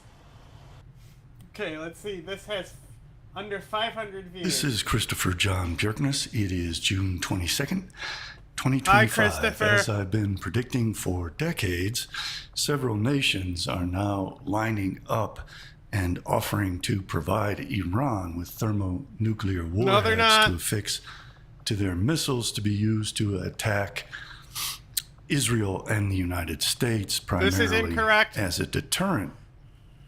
And the Iranian parliament has given the Iranian military approval to close the Strait of Hormuz. These are half that gonna work measures for which are them? likely to lead to a preemptive nuclear strike by Israel and its allies, the United States included. I believe him. And this will draw the British Navy in, draw in the French, and they will try to reestablish a coalition of the willing and reconstitute it'll NATO work for sure. for the purpose of giving Israel hegemony in the Middle East. Yep. These half Gotta measures put them Jews won't in work, charge. but there is a path that Iran has to victory, and I suspect they have been exploring it for several decades, and I'm going to go over that. I also anticipate that Israel is going to escalate the war and is going to start to attack Iran's proxies in the region. Now that they have drawn the United States into the conflict, I suspect, as I've been predicting, that they are going to launch an attack on Hezbollah in the north, and that's why they overthrew Syria so that they can flank They Hezbollah overthrew on the Syria. east from Syria and flank it on the west from the Mediterranean Jews. Sea while attacking Not it the from Turks. Israel. Try The to split Jews. it, try to get behind Hezbollah by invading Lebanon. And I'm going to go over all of this for you. I can't wait. There will also be some bonus material at the end. Oh boy, for bonus. my paid subscribers on my Substack account. Who's you don't giving want to you miss money? that. Be The sure Russians? to get a paid subscription at cjbbooks.substack.com, where you will be able to see all of my complete videos going forward. So Dmitry Medvedev, Uh-oh. the little bear, Already starting off wrong. has stated that I believe him. several nations are lining up to supply Iran I with believe him. He's definitely nuclear he's- weapons. This He guy tweeted out, definitely known the for enrichment always of being nuclear correct. material, and now we can Not say it known for outright being that a fucking future production of modern nuclear day weapons will continue evil in Iran. Boris Yeltsin. A number of countries who's are just ready fucking to drunk directly tweeting. supply Iran with their own nuclear warheads.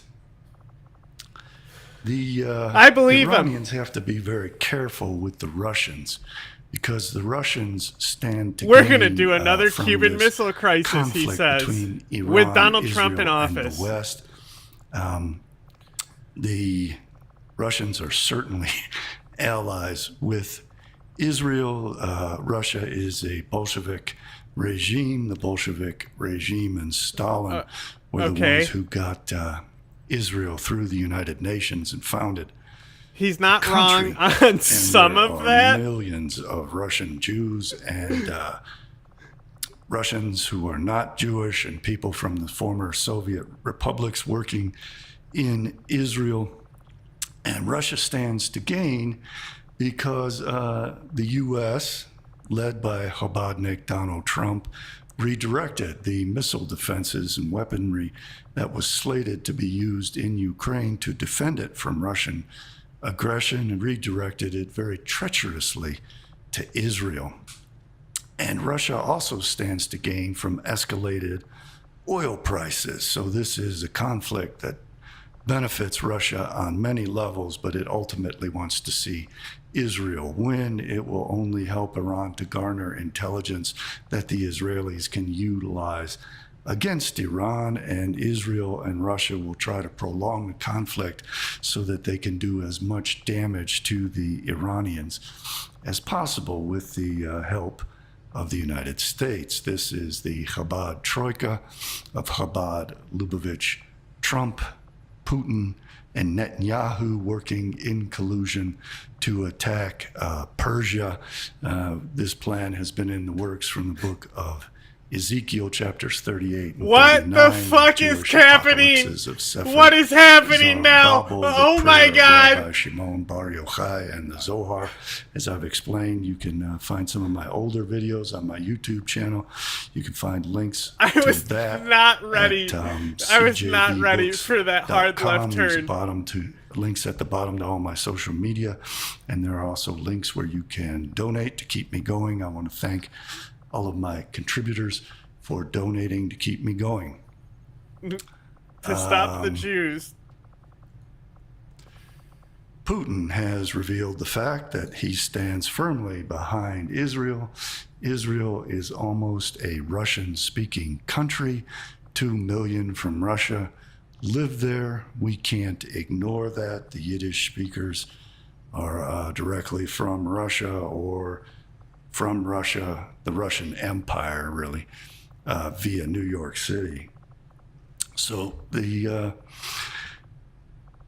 Iranians have to be very careful with both Russia and Pakistan. They can be tremendously treacherous, but at this point, they have to take help wherever they can get it, keeping their eyes and ears open and their mouths shut. They should be feeding the Russians false intelligence, see where that intelligence winds up, watch what the Israelis do as the Russians garner information about Iran, find out the links and find out how to manipulate Russia and use Russia against Israel instead of Israel using Russia against Iran. The Iranian parliament backs a plan to close the Strait of Hormuz, which is the route by which Persian Gulf oil travels to Europe, to China, throughout to the rest of the world.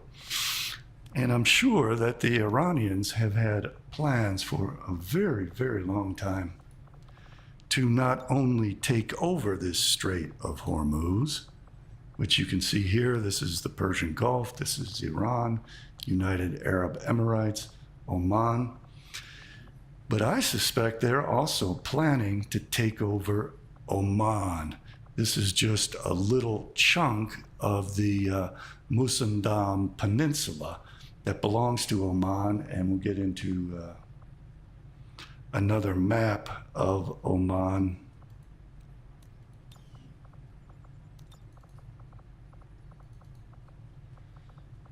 You can see this is the Persian Gulf. This is the Strait of Hormuz, which is a choke point for oil leaving from Kuwait, Saudi Arabia, Iran, United Arab Emirates, and Oman, because Oman controls that peninsular tip, Musandam, with the big city of Kasab. Now, it would be very easy for the Iranians to jump over and take Oman and liberate it from the Western backing governments. The same is true of the United Arab Emirates. And that way they could not only bomb ships with missiles, they could control both sides of the conflict, and they would get closer and closer to their allies. in Yemen, the Houthis in Yemen, and they could take over all of Oman and the United Arab Emirates. They would be viewed as liberators. They could also very easily take over Qatar and Bahrain. If Saudi Arabia were to join in the conflict against them, or Kuwait, they could try to instigate revolutions in those countries against their traitorous and treacherous enemies and their treacherous governments, which betray the Palestinians to the Israelis. And the Palestinians are being genocided, so there's a tremendous amount of resentment against the leaderships of Saudi Arabia, Bahrain, Qatar, Kuwait, Oman, and Yemen. Or these other nations could get their act together and align themselves with Iran. Now, it is vitally important for Iran to try to win over public opinion by making reasonable humanitarian demands and not simply cutting off the oil. They may not want to cut off the oil at all. They may simply want to make this move to jump over and take over this territory. If they get Pakistan on their side, Pakistan is a nuclear power, a major nuclear power with megatonnage of thermonuclear weapons and the missiles to deliver those weapons. And if Iran were to unite with Pakistan in a defensive pact, and then were also to concurrently take over United Arab Emirates, the Musandam, Oman Peninsula, Oman, and then unite with the Yemenis, they would also have control over Red Sea traffic. And together with Pakistan, they would hold this whole section of coast of the Persian Gulf and the Arabian Sea, together with the Gulf of Aden. Now, obviously, if that happens, the US, Great Britain, France, and NATO are going to get involved.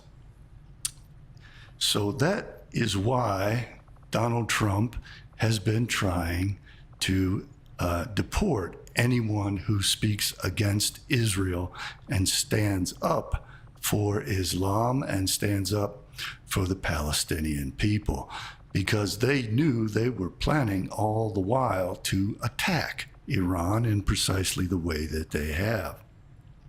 So what Donald Trump is trying to do is head off a jihad in the United States. He is trying to head off Muslims organizing and marching in the streets on behalf of Iran and Palestine to destabilize the United States and to weaken the morale of the American military and to win over public opinion against American interventionism in this region and to promote isolation in this region. That's also why we see characters like Tommy Robinson and others in the UK trying to whip up sentiment against the Muslims there. Now, if the Iranians were able to start taking over this territory, they would control both sides of the Strait of Hormuz. If they so desired, they could put in bottom mines, anchor mines, all kinds of naval mines to keep any traffic from going in and out. And they could set up missiles on both sides of the Strait of Hormuz, all along the Iranian coast. And should Pakistan become an ally, Pakistan could also have missiles covering the Arabian Sea. The Houthis already cover the Red Sea and the Sea of Aden. Oman would be now Iranian territory. Think if Iran annexed United Arab Emirates and all of Omani territory, and then was a staunch ally of Yemen and Pakistan, they would have complete control over a vast percentage of Middle Eastern oil.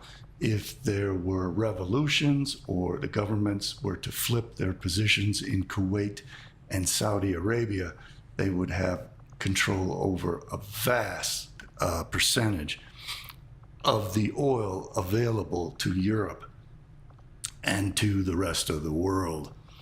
That would be a tremendous strategic advantage, but they have to utilize that advantage wisely in unison with public opinion to make reasonable humanitarian demands. Now, Israel is certainly going to counter all this.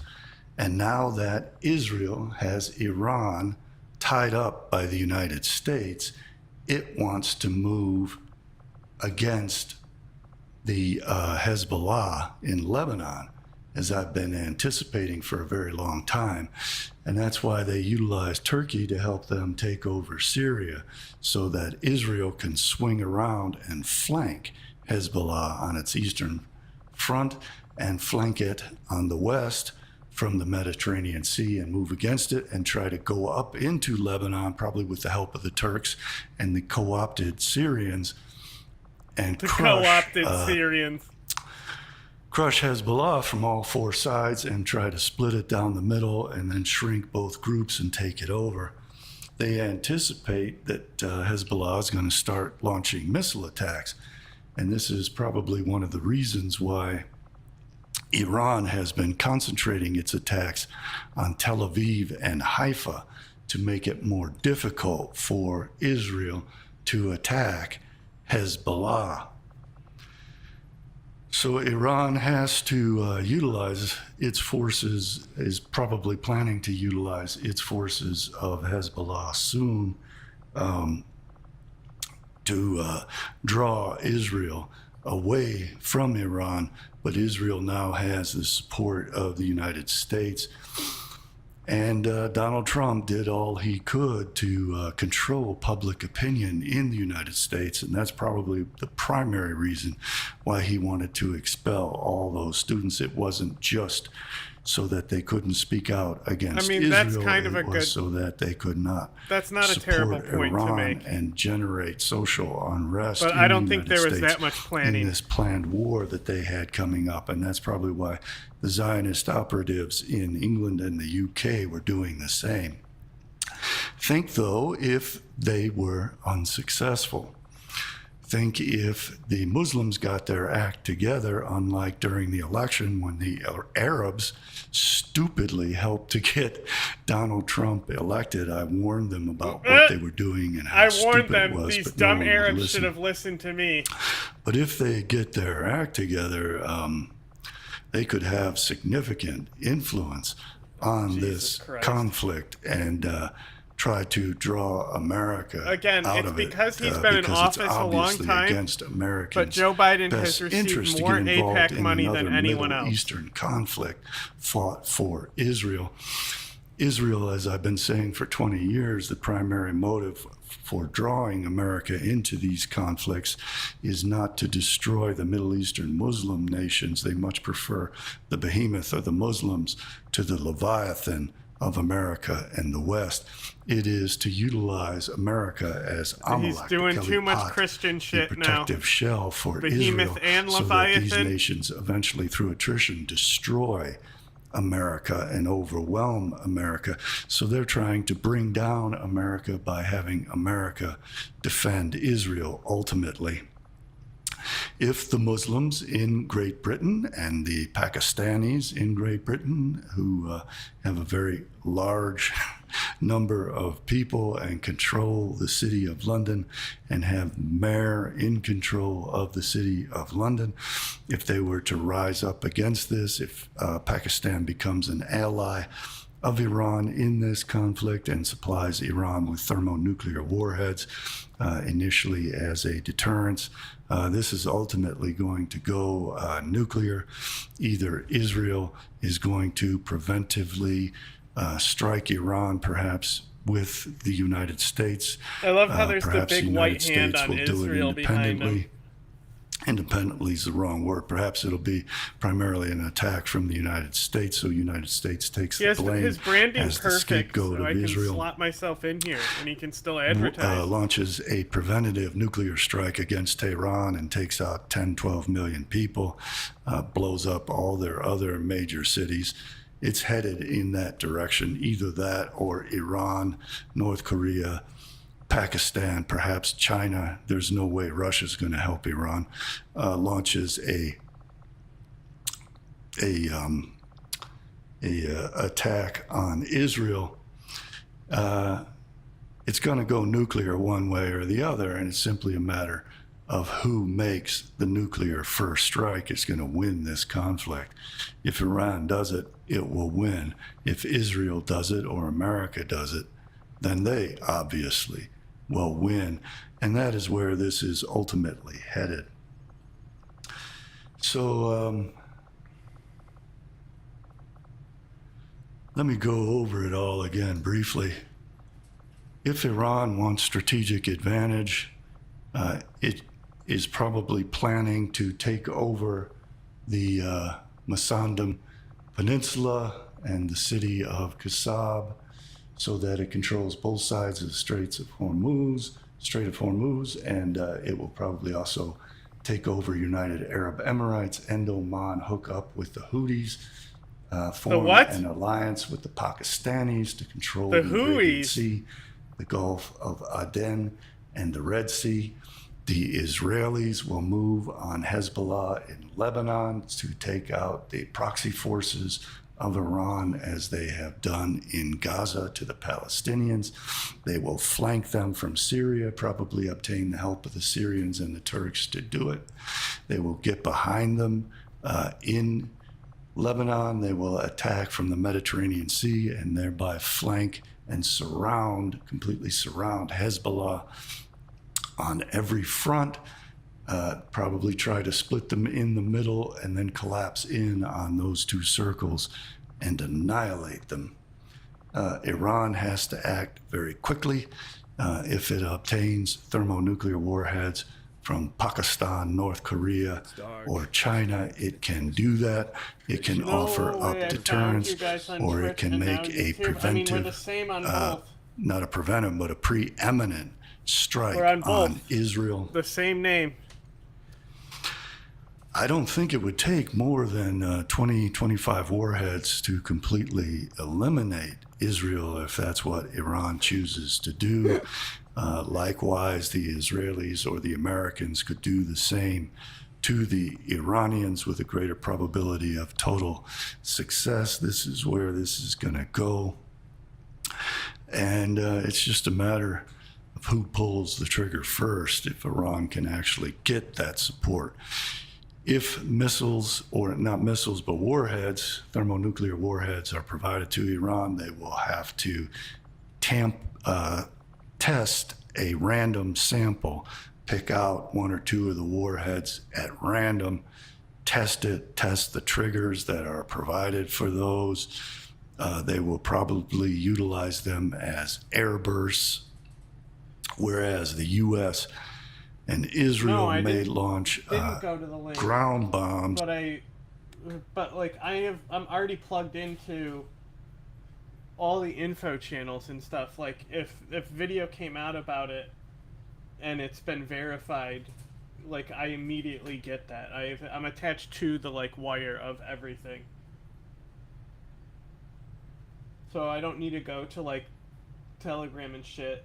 I already have that curated for me to autocomplete. On the nuclear sites in Iran, which will produce all kinds of nuclear fallout. At least with airbursts, the fallout is more minimized. And this is a strategy that I think Iran is planning to win the war, and it could be very effective if they're able to pull it off. It should be very easy for them to take over Amman, United Arab Emirates, and link up with the Houthis, most especially so if they gain the assistance of the Pakistanis in doing this.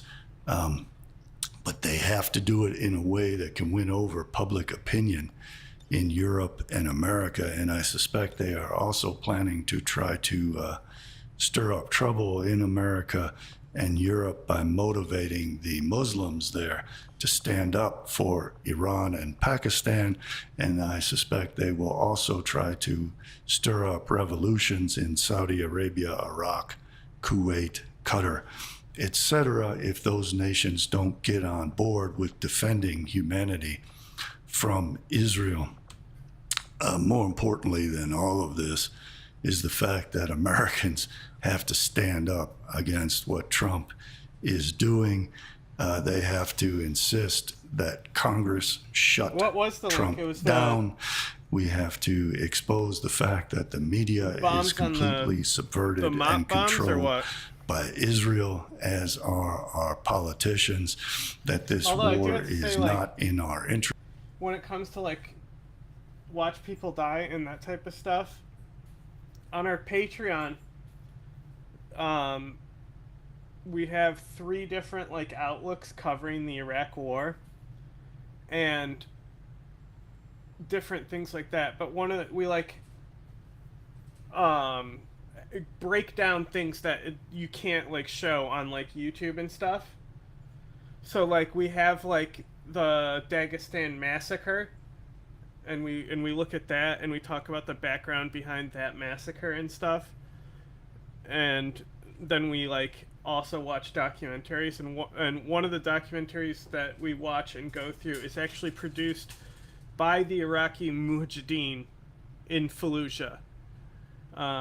And then we also watch one that's on Zarqawi by an Australian journalist that gives the look from Zarqawi's perspective.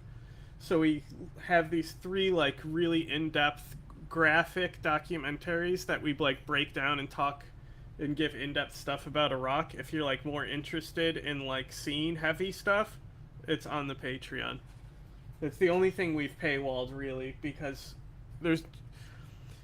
we should have paywalled and released this. We broke down an entire manifesto of a shooter one time, and I was like, I don't know where we can even release this, and I just deleted it to save space. Should have also paywalled that shit. It is this not Whack in Jobs the video is interest almost over. of humanity. So now for my Substack subscribers, I'm going to start going over some of the things, some of the flaws I've seen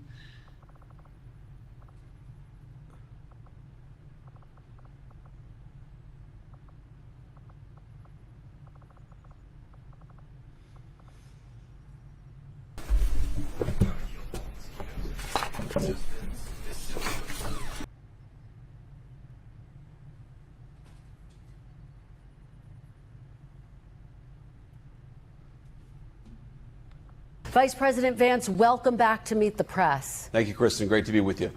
Thank you for being here on a monumental Sunday. My first question, Mr. Vice President, is the United States now at war with Iran?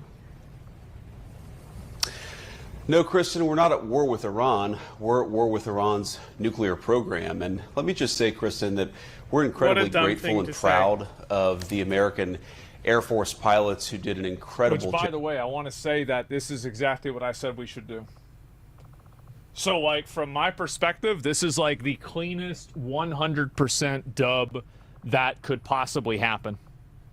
Like, I was saying this exact thing. I don't know if you were. Say thank you. Yeah, this dude is an idiot. Hey, I'm sure you're smarter than the vice president, man. For sure. Oh my God. 100%. What an incredibly stupid thing to say. The operation was really extraordinary. These guys flew from Missouri. Vance is a they didn't land moron. a single time. They dropped 30,000-pound bombs on a target the size of a washing machine, and then got back home safely without ever landing in the Middle East or ever stopping, other than to briefly refuel. And of course, they did that in the air. So it's really an incredible operation, a testament to the power of American military. And I think what shows what can happen when you have that great American military in the hands of capable presidential leadership. It's kind of crazy that they were able to pull this off. And they've had so many other, like, because you think about all the other guys that they killed over there. And, like, then you think back about the, you know, the fuck-ups that we had, too, under, like, Biden. Oh, my God. What fuck-ups? It's a totally different universe. What fuck-ups? We did is we destroyed the Iranian nuclear program. I think we set that program back substantially, and we did it without endangering the lives of the American pilots. Yeah. That's an incredible thing, and I think we all should be proud. Whatever our politics, we should be proud of what these guys accomplished. A very, very high impact mission. It's fucking cool. Yeah, at the end of the day, they did something and it worked. Ordnance buster Under of a all lot of time, pressure. okay? Mr. Vice President, let's talk about what happens next. President Trump posted on social media, quote, any retaliation by Iran will be met with force greater than what was witnessed tonight.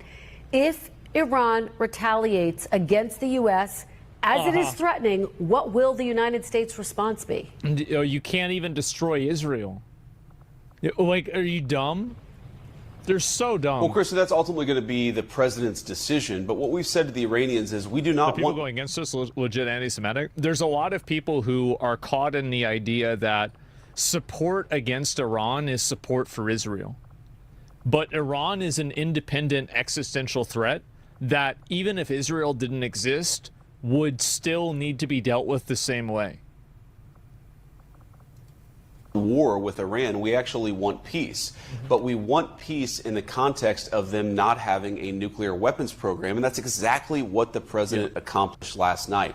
I really think there are two big questions for the Iranians here.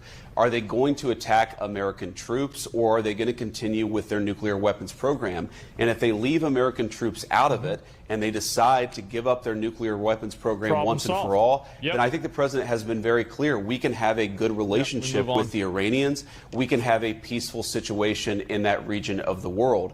We have to step back a little. They were bombs of peace. Iran needs to understand that. But, Kristen, and remind ourselves that we negotiated aggressively with the Iranians to try to find a peaceful settlement to this conflict. It was only when the president decided that the Iranians were not negotiating in good faith that he took this. See, this is the thing that people don't understand, is they were getting bullshitted around constantly with these guys while they tried to bide for time and make a bomb so they could use that for negotiation tactics. This is clearly what they were trying to do. Yeah, I believe that's obviously what was happening.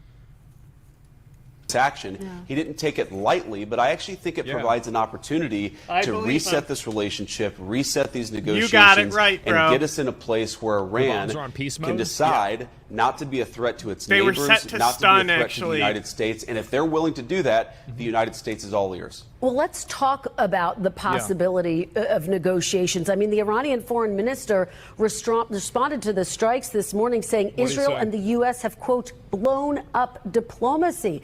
Mr. Vice President, there was never any diplomacy to begin with. Diplomacy was simply a vehicle for them to delay them facing consequences for building a nuclear weapon.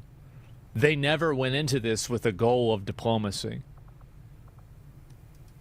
is there any real hope for diplomacy, or is diplomacy dead at this point?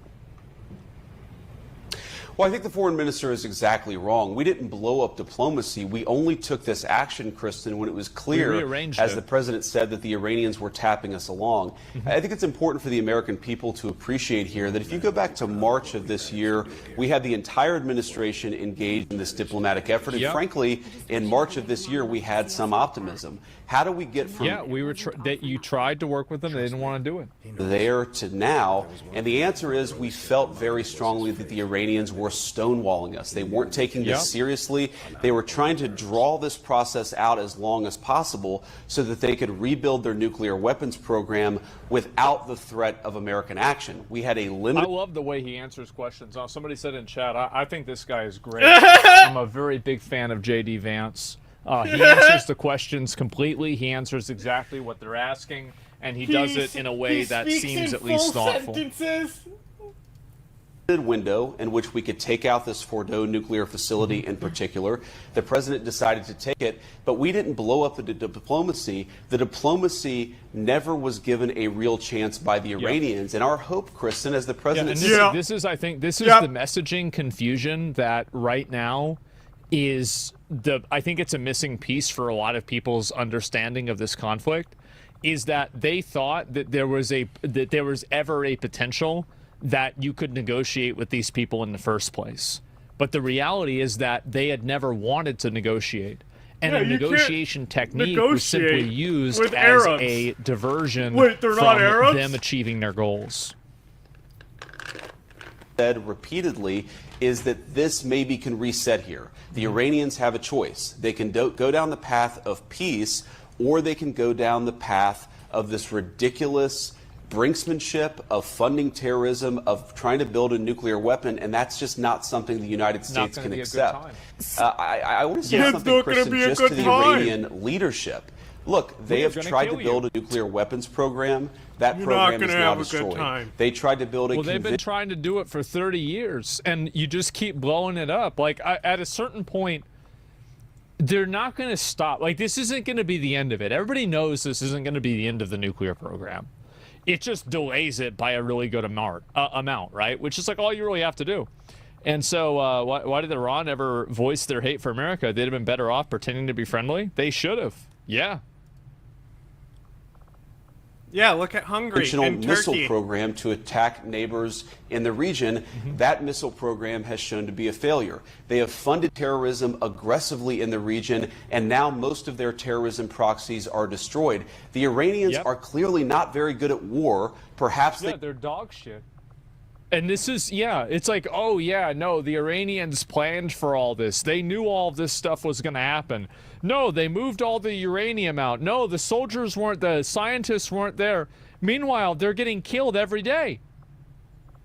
The scariest is if they had succeeded, it would have triggered a nuclear arms race in the Middle East. Well, that's another component, too. This is like a second and a third order effect, is that if Iran had developed nuclear weapons in the Middle East, then you would have had Qatar, UAE, the probably maybe Syria, totally obviously Saudi Arabia. Even the Crown Prince said that Saudi Arabia would pursue nuclear weapons if Iran pursued nuclear weapons. And I don't blame him. I think he's right. He would have to do that. And it's like, how can we look at that and be like, oh, yeah, that's bad? Like, of course he'd want to do that. Jordan, yeah. That's the last thing you need. It's a domino effect. No, that's complacency, to be honest. We can't let these guys have a second chance. We cannot destroy the regime ourselves. You have to let it fizzle out on its own. You cannot force another group of people into accepting what you think their worldview and their government should be. You have to let them come to that conclusion on their own. We have had a basically 0% success rate in doing this. Let's stop doing it. They should follow President Trump's lead and give peace a chance. If they're serious about it, I guarantee you the President of the United States is too. So has the administration received any messages from the Iranians since the attack overnight? They should say thank you. Well, Kristen, I think as we sit here, it's been about 12 hours since what happened last night. We have received some indirect messages from the Iranians, and it's possible, of course, that I wonder, what is the message? Is the message like, fuck you, man? Like, I wonder what they actually say. Colleagues in the administration received something early this morning, and I haven't heard about it. But look, our expectation is we're going to learn a lot about what the Iranians want to do, how they want to proceed over the next 24 hours. Again, I just can't be clear enough here. The president has said he wants now to engage in a diplomatic process. But if the Iranians are not going to play ball here, they didn't leave us many options as it pertains to... If they were going to play ball, they would have. It's your fault I'm hitting you. In that. You should have had the dinner warm and ready on the table.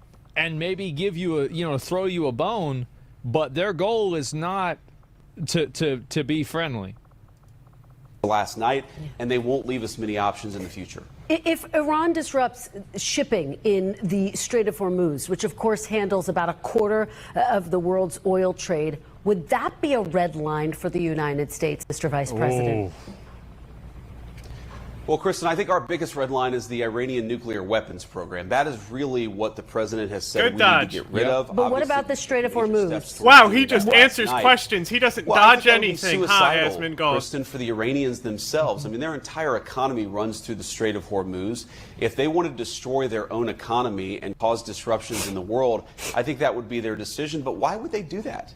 I don't think it makes any sense. I don't agree think with it makes sense for them or for anybody else. What would make sense is for them to come to the negotiating table to actually give up their nuclear weapons program over the long term. She's trying so hard. No, I mean, to be fair, I respect her trying hard to answer that question, because he was being initially evasive about it, and now he's answering it directly. He actually which did is, and I do feel like it's very important, because, and the reason why she's asking that question, this is the reason why, is that if now it's like, okay, well, now at first they couldn't have a nuclear program. Now it's the fucking this like passage here too, and it's like, what's going to be after that? And so like trying to make sure that there is not this Russian nesting doll of red lines that they will inevitably cross that will just keep us entangled with them forever. I think it's a good question, and that's the reason why she's asking it. Again, if they're willing to do that, they're going to find a willing partner in the United States of America. Mr. Vice President, when did President Trump exactly make this decision, and did he coordinate with Israel? The president, honestly, Kristen, I don't know that any of us... Nobody knows. Nobody knows. ...knew exactly when the president made... Nobody knows what he's doing. He's even him. ...made the decision, except for the president himself. But if you back up a little bit, we engage in this diplomatic process. I think that he decided... It came to him in a dream. Yeah. Probably by mid-May, that this process was not going anywhere, and so he decided to issue some private ultimatums to the Iranians, and then eventually, of course, we decided to destroy the Fordo nuclear facility. So they already knew that. So what, did they just think he wasn't going to do it? I bet that's probably what it was. They thought he wasn't going to do it. And some of these other facilities ourselves. Yeah. I think one of the things that you saw from the president's team, and I really am proud of all of our guys at the senior team, is an operation of this magnitude, multiple B-2s, 14 30,000-pound bombs, and even an hour after the attack, the entire media, some of our enemies all over the world, they had no idea this was happening, and that's because you had a coherent team. The reason why is they didn't tell any Democrats. A line behind the president's vision. Really well. There weren't any he said leaks. the same thing. I think that made our troops safer as they carried out this mission. And so it's really a testament to the entire team that we were able to do something like this at this scale without anybody noticing it. But Mr. Vice President, if I could just try again, can you give me a specific date when President Trump said go? Was it Thursday? Was it yesterday before the B-2s left? When exactly? He's probably not going to answer this. Did President Trump give that green light, that go? Well, the final decision, Kristen, of course, is made right before, and I'm talking about minutes before the bombs were dropped. And of course, well, that was last night. And the president made very clear that the purpose here is to eliminate... They're not going to give a timetable of when exactly they made the decision, because then enemies could potentially evaluate their language and their behavior and reverse engineer when they've made a future decision. Like, it would be stupid to say when they did that. Iranian nuclear program. Obviously. So I think that he himself, over time, decided this was necessary. But of course, he had the ability to call off this attack until the very last minute. He obviously decided to proceed, and I think that we did great things for the American people because of it. You know, the president says the nuclear enrichment sites were, quote, completely and totally obliterated. There is some question about that, though, this morning. Do you have 100% confidence that Iran's nuclear sites were totally destroyed? You can never give 100%. Chris, I'm not going to get into sensitive intelligence about what we've seen on the ground there in Iran. But no, because they have other nuclear facilities beyond that we didn't even attack at all. So no, it had nothing to do. Absolutely not. That we didn't destroy all of it. We just destroyed a lot of it. Trump's tweeting. I'll look after this. I've seen a lot, and I feel very confident that we have substantially delayed their development of a nuclear weapon, and that was the goal of this attack. That's why it was a success. And of course, what happens next, again, Kristen, is up to the Iranians. Substantially delayed by years? What does Well, again, substantially Kristen, mean? I'm not going to get into sensitive intelligence here, but I think that we have really pushed their program back by a very long time. I think that it's going to be many, many years before the Iranians are able to develop a nuclear weapon. Yeah. But again, our goal is that they're never able to develop a nuclear weapons program, and that is a conversation that we're going to have with the Iranians and also with our allies in the region. So Iran, again, has said that it would retaliate if the U.S. got involved. There are some 40,000 American troops in the Middle East. The Pentagon is on high alert. Is the U.S. bracing for Iran to target American troops in the region? I mean, he's not going to. What time do you think that you're going to bomb them? Like, we're, of course, Kristen, doing everything that we can to keep our people safe. I think that we're prepared in the event that the Iranians do retaliate. But my message to the Iranians is it would be the stupidest thing in the world if they did. If you look at what happened last night, we had an incredibly targeted, precise, surgical strike on the nuclear facilities that are the target of the American operation. Our national interest is for Iran to not get a nuclear weapon.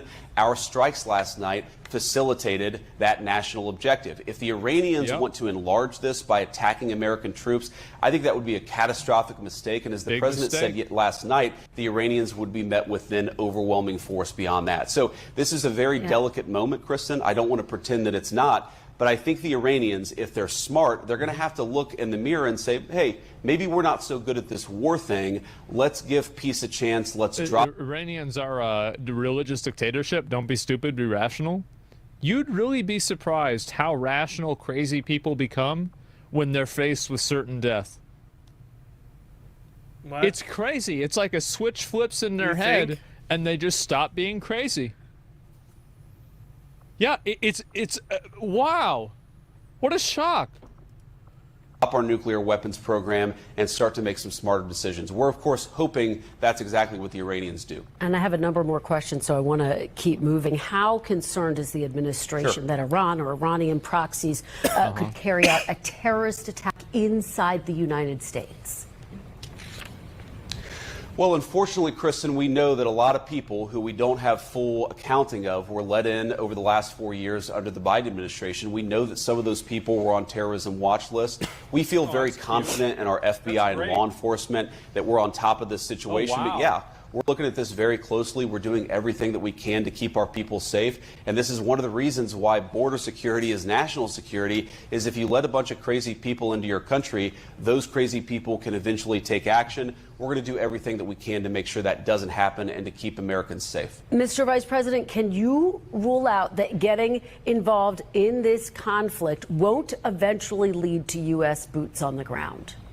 How can he guarantee anything? Well, the president's been very clear, Kristen. We have no interest in a protracted conflict. We have no interest in boots on the ground.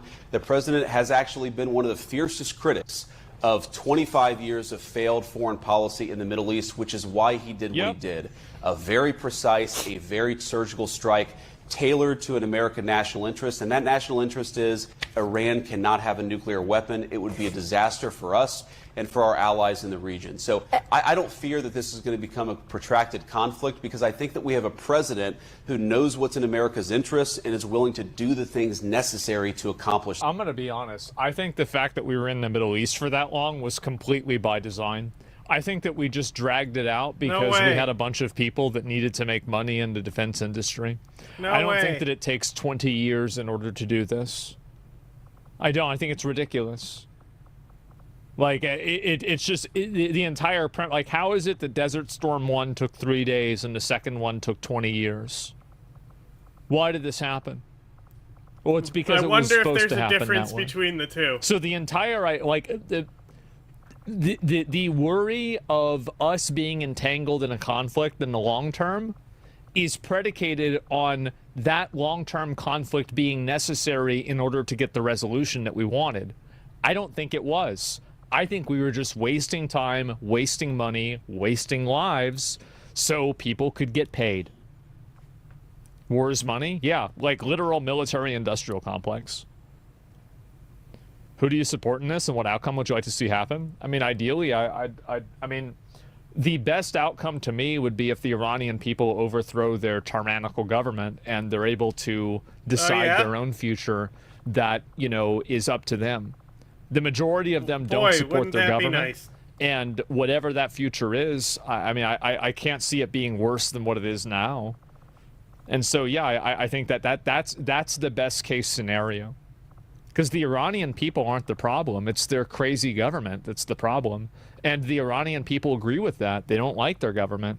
But it's hard to fight against it when they have such overwhelming force in that country, right? I mean, like, this is the police, the military, everything. So, like, how do you push back against that? You can't really. That interest. As you know, after an Iranian missile struck a hospital in Israel this week, Israel's defense minister I've already said drowned the Ayatollah, myself quote, as the can Alpha no Chad. longer be allowed to exist. Does the United States support Israel killing Iran's leader? That's a well. Look, that's up to the Israeli. What do you think you're gonna say? Damn! What are these questions, man? But our view has been very clear that we don't want a regime change. We do not want to protract this or build this out any more than it's already been built out. We want to end their nuclear program, and then we want to talk to the Iranians about a long-term settlement here.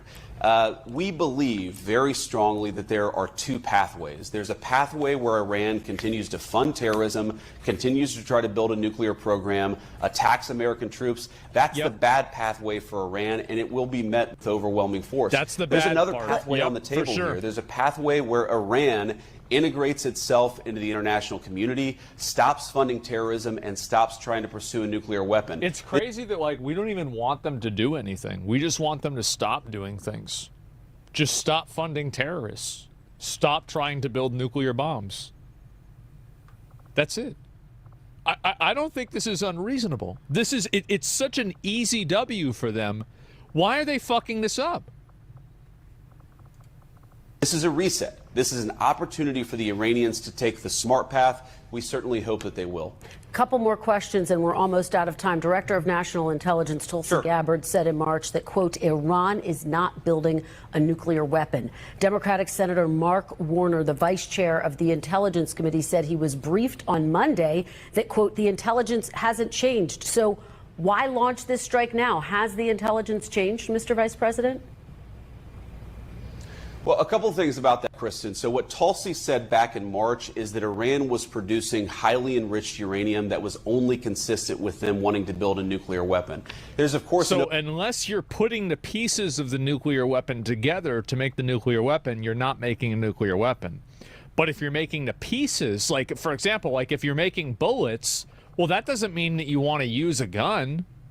Well, no, you're just making bullets. Like, how can anybody be this stupid?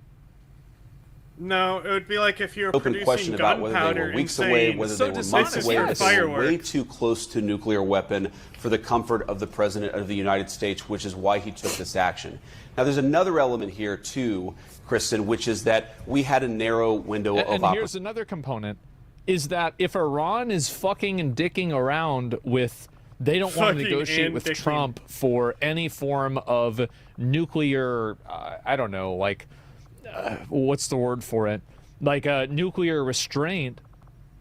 Why else would they not want nuclear restraint other than to bomb people with nuclear weapons? It doesn't make sense. Yeah, how would this be such a... if it's such a... what would be making a discussion or a negotiation with this so complex? Yeah, so if they don't have any nuclear weapons, then why would they not want to have a inspector come in and just see, oh yeah, it looks like you don't have any nuclear weapons. All right, that sounds good. 60 days they couldn't figure something else out? Well, yeah, because they're trying to do it. Duh. I believe him. opportunity. We might not have been able to carry out this attack 6 months down the road.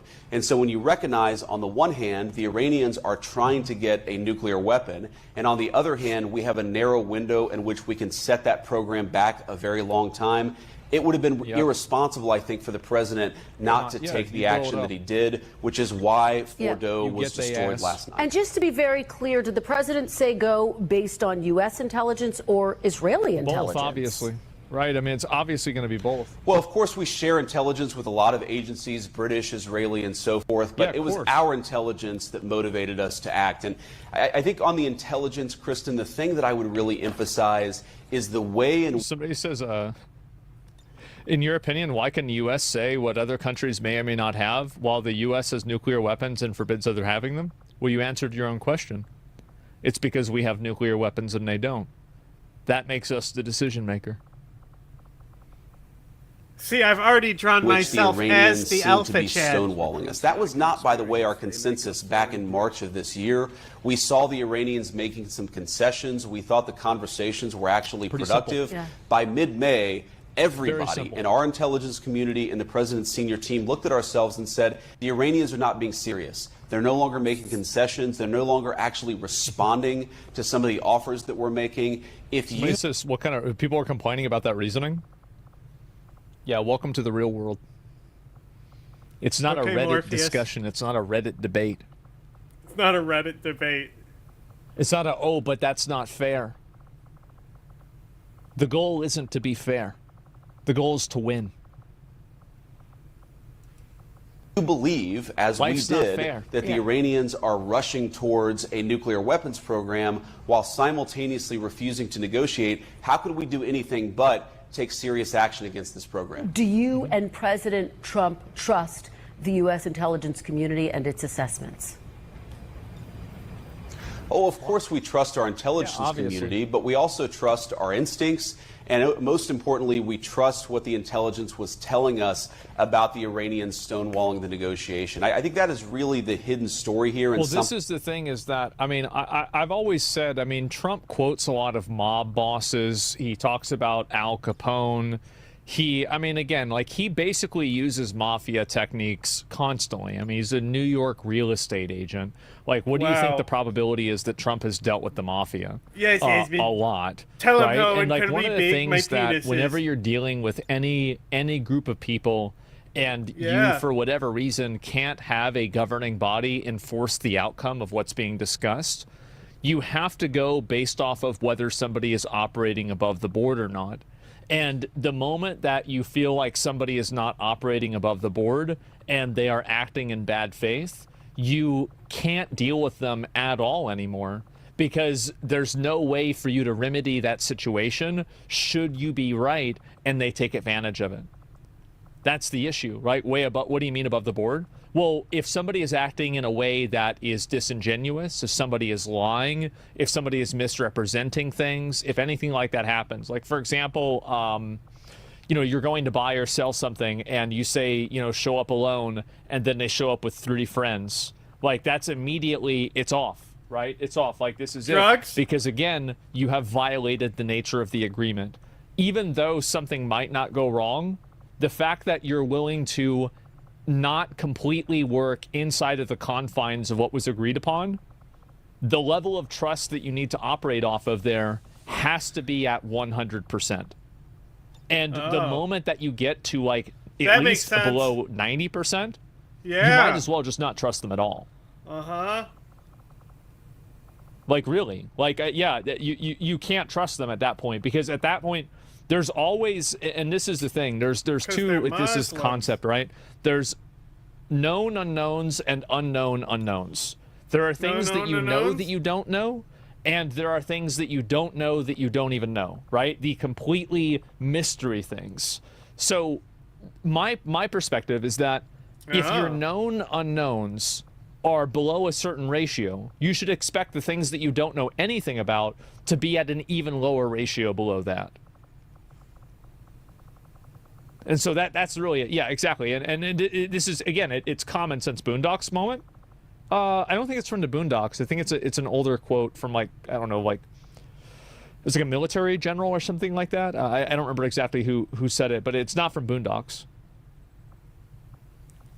Samuel Jackson said it. Yeah, no, for sure. Oh, I'm too stupid to understand.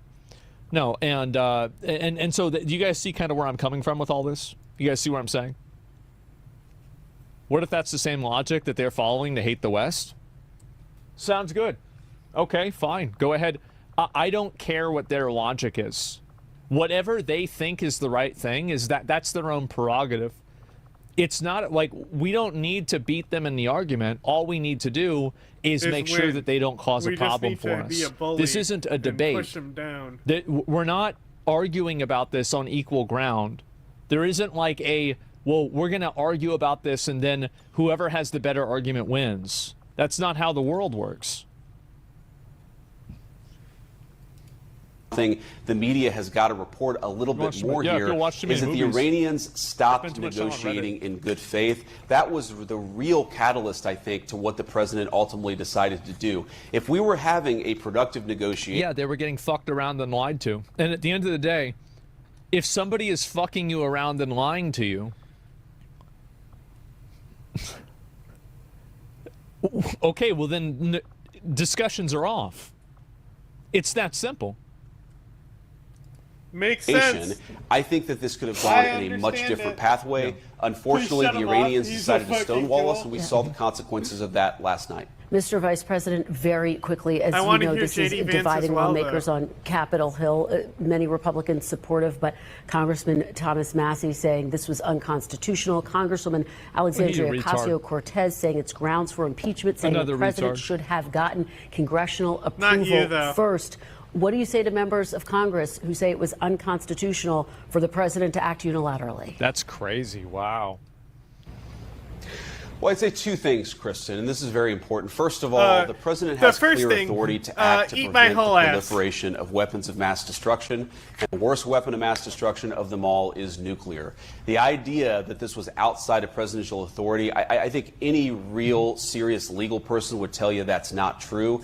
And the second thing is, Kristen, I certainly empathize with Americans who are exhausted after 25 years of foreign entanglements in the Middle East. I understand the concern, but the difference is that back then we had dumb presidents, and now we have a president who actually knows how to accomplish America's national security objectives. So this is not... The president's smart now. That's a great point. Well, the reason it went retarded last time is that the people that were running it were retarded. So now we have somebody who isn't as retarded, and it's probably not going to be as bad. I mean, you know, that's pretty... All right, I got it. Sure. You would 100% not support the bombing if Biden did it, even if context was exactly the same? Okay. Like, at that point, how do you expect me to argue against that? Yes, I would, and then you're going to say, no, you wouldn't.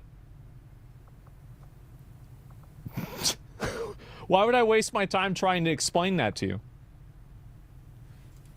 Not going to be some long drawn-out thing. We've got in. We've done the job of setting their nuclear program back. We're going to now work to permanently dismantle that nuclear program over the coming years, and that is what the president has set out to do. Simple principle. Iran can't have a nuclear weapon. That has animated American policy over the past 130 days. It's going to continue to be a driving force of our policy in the Middle East for the next 3.5 years. Vice President J.D. Vance, thank you for joining us on a pivotal day. We hope you will come back very soon. Very big day.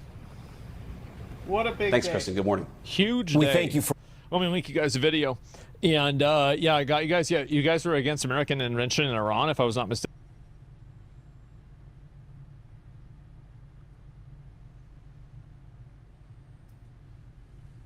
The United States has officially entered the Iran conflict by bombing key nuclear sites, 3 of them in particular. This happened yesterday, and it was the most telegraphed bombing campaign of all time, and yet it still had the capacity to catch us by surprise somehow, because it was such a severe escalation that Israel has fantasized about, that American leadership has fantasized about for decades at this point. but it was obvious that it was going to happen. And they also sent in decoys to do like diversion techniques, diversion tactics. But ultimately, there were some people, myself included, that said that this was going to happen this weekend, going after the analysis of like people who are well sourced that still have motion. Seymour Hersh being the person that I'm, of course, talking about here. The legendary journalist Seymour Hersh was one of the few journalists that was even talking about America definitely striking Iran. The 2 weeks notion was obviously a smokescreen, as I talked about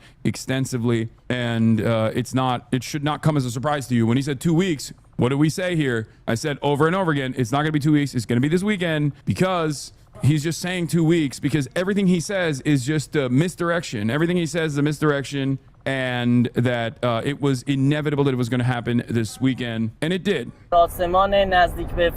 An Iranian reporter films a plume of smoke near the Fordo underground nuclear site. He claims there's no sign of major damage to the facility.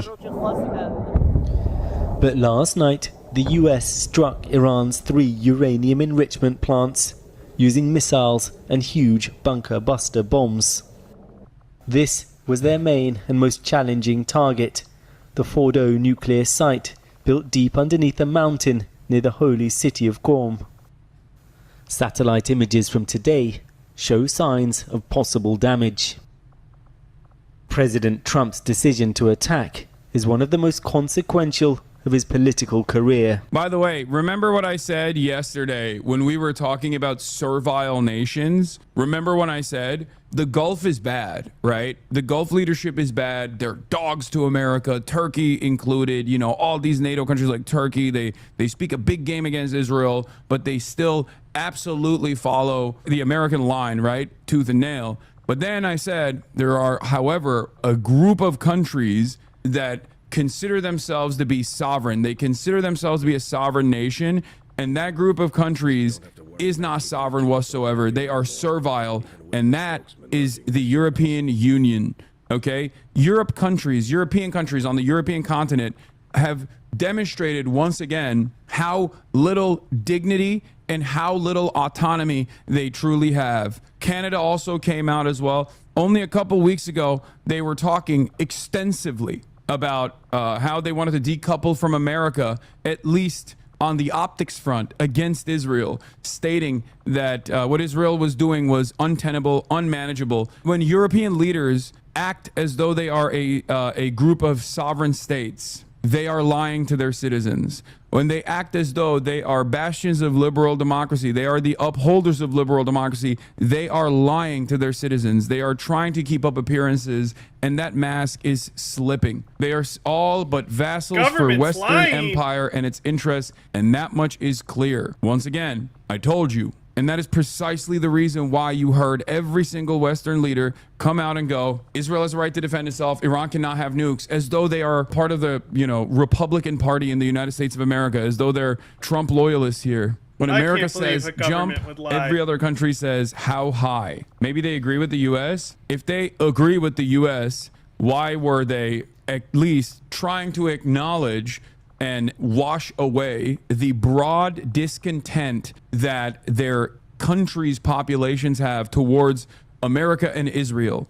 Do you think that European capitals are ecstatic about American dominance? Do you think that people living in Europe are excited that their leaders literally go to the United States of America and have to bow down to a pathetic man, bow down to a man who's like a child, bow down to an idiot like Donald Trump, who doesn't even do the game of diplomacy in the way that at least like previous leaders have done to make it seem as though everyone has a say in this process? No, they don't like that. European leadership understands that there is tremendous discontent with this undying loyalty towards America. And also, more importantly than that, European leaders recognize that there is a tremendous amount of discontent towards Israel amongst the population. The populations in even European capitals now are frustrated. They're fired up. They're angry. They're resentful about the unlimited support that their leadership has offered to Israel,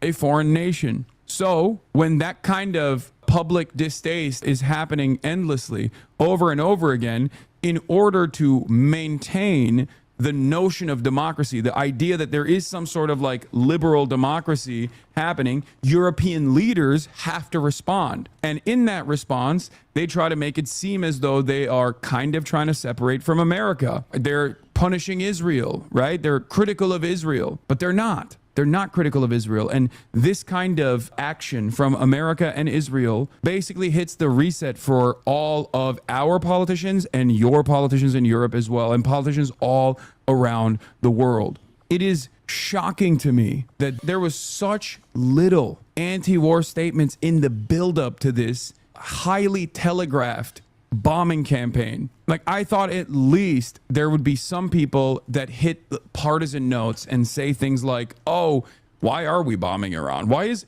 Israel bombing Iran? They're opening an 8th front? Really? Like, don't they have their hands full killing Palestinian children every day, which they have not stopped, by the way? As Senator Chris Van Hollen from the Democratic Party posted 2 days prior, since Israel started bombing Iran, Israel has also killed 400 Palestinians, almost all of them at the fake aid sites that they've created with the Gaza Humanitarian Foundation, a fake aid site created by both of the belligerents, the United States of America and Israel, to do perfidy, which is illegal, trickery, and aid distribution. Having a military mechanism is completely illegal. And that is what Israel and America are doing in Gaza right now. So yeah, my expectation is that Iran is going to do something. I thought it would be limited. We shall see. So far, they have not done any sort of like imminent retaliation to American bases and American assets in the region. They've only spoken about how they are going to take the legal route in terms of the nuclear proliferation stuff. So we shall see. We shall see where they go with this. But their statements have been restrained thus far. Their statements signal restraint. Statements such as, oh, this attack actually wasn't that big of a deal for us. Or even the Iranian Atomic Energy Agency coming out and making a statement about how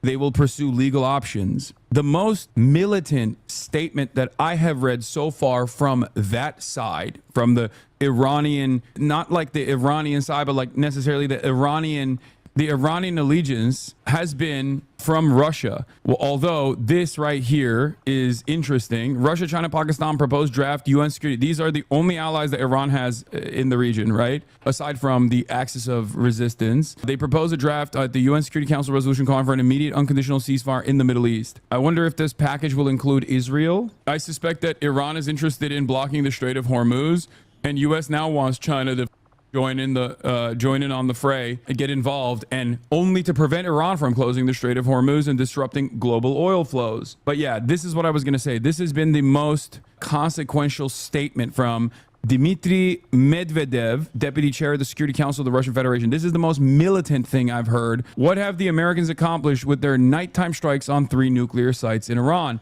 1, critical infrastructure of the nuclear fuel cycle appears to have been unaffected or sustained only minor damage. 2, the enrichment of nuclear material, and now we can say it outright, the future production of nuclear weapons will continue. A number of countries are ready to directly supply Iran with their own nuclear warheads. Now, this is a very big escalation in terms of the language being used. No Iranian leadership has said anything of the sort so far, but Russia's statements here, I would go so far as to say, are even more significant than Iran. But this is Medvedev, so I don't know if this is all that consequential. Like, it would be more impactful if it was Lavrov, or if it was obviously Vladimir Putin, something along those lines. But this is basically the most militant statement that I have heard so far. And I think Russian statements, not Medvedev, okay, but Russian statements coming from Russian envoys, make no mistake, are more important than even the Iranian leadership in terms of understanding where this conflict might go. Listen to me. Trusting Russian talk? No. Listen. Russian statements on this, on events that unfold in the Middle East, is more consequential because it is a way to understand what this axis that is developing, or what this, unified front that is developing against American imperialism in the region, what direction they may lead down. because the Iranian side, there's differences in opinion, obviously. Like the IRGC is more militant. The Islamic Republic and the civil governance side is infinitely more restrained, infinitely more diplomatic. Russia still, however, is the big dog. So when Medvedev, albeit says something insane, it could signal which direction Russia is heading down. And as predicted, as I said yesterday, China, once again, the strongest of condemnations. Oh boy, what a condemnation. The strongest you've ever heard. Classic. Yeah, just wait till China actually condemns Iran for blocking the Strait of Hormuz if they actually do so, okay? But in any case, let's keep going through the Medvedev statement. The enrichment of nuclear material, like, this is obviously a insane statement because he goes, and now we can outright say it. Future production of nuclear weapons will continue, implying that Iran was already in the process of developing nuclear weapons. This is not true. There is no evidence for this, right? There's no evidence for this whatsoever. So when he says that, that's the embellished part. But it's also important to recognize like which direction the Russian state might be heading down. He goes 110% of the way, but the Russian government might be leaning in the, 40%, 50% of the way, whereas the Iranian government and what the Iranian government is saying is seemingly incredibly restrained, if that makes sense. You see what I mean? Do we have any of this verified by Iran? Why not get it from the horse's mouth? This is, I would say, not Medvedev, but like, I would be on the lookout in this situation to hear what Russia will say. I think Russia's statements here will be the most impactful ones. Russia's statements will show which direction this conflict will go. Russian actions will show which direction this conflict will go. Because Russia's actions and Russia's statements, not Medvedev, the state, okay? The actual state, not this guy. The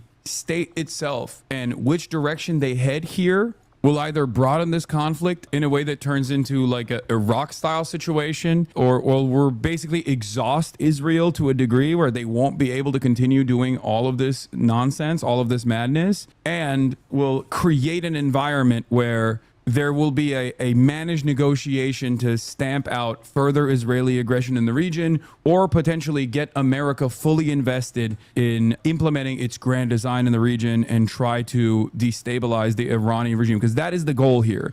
As I have said, the ultimate goal here is not the nuclear program. Nobody gives a about the nuclear program. Please stop talking about the nuclear program. If you want to understand what the actual goal here is, the goal has always been the same since Benjamin Netanyahu said Iran has nukes, or the capacity to build nukes, since like 84 or something, or whenever the Israeli state started claiming that Iran had nukes. The goal has always been regime change. The nukes are the casus belli, okay? I think it was 1992 when Benjamin Netanyahu first said it. But I'm saying that, like, they have entertained regime change for since the revolution started. This was last night, actually, I think. Yeah. Iran's foreign minister says he will head to Moscow today and will meet Putin. So this is probably taking place right now. Do I personally think Iran should have nukes? If Iran had nukes, none of this would be happening, and the region would be an infinitely more stable region. It would be more stable in the direction that America doesn't want, though. It would be a region that had more stability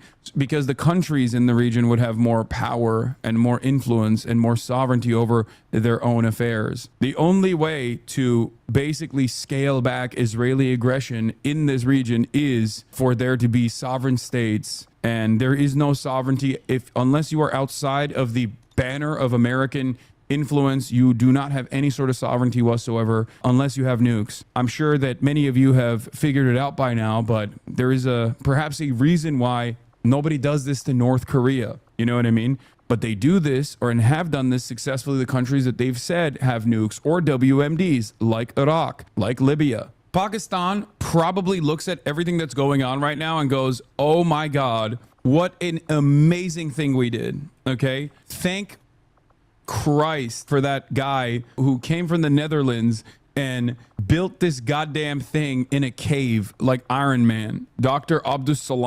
Qadir Khan. Yeah, Abdul Qadir Khan, a metallurgist working on centrifuge enrichment for Urenco, joined the program at the behest of the Bhutto administration by the end of 1974. How would nukes be a deterrent, though? It's not like they'll use them, no? Yes, the whole point of having nukes is to never use them. The whole point of having nukes is that they will never use nukes on you. That's the whole point. Because here's the reality. if you have nukes, then other countries that have nukes will nuke you if you use your nukes. And therefore, when you get the nukes, you're not supposed to use the nukes. The entire purpose of getting the nukes is so you don't get nuked. The threat of using the nukes is what is at the heart of the mutually assured destruction that is the reason why so many countries have engaged in nuclear proliferation. I'm a firm and committed believer into denuclearization, as the NPT suggests is supposed to happen.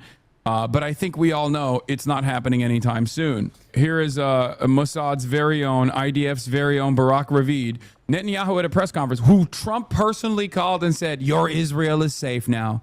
Remember that. This guy's gotten awards from every American journalistic enterprise. Barak Ravid, literally an agent of Israel, like straightforwardly.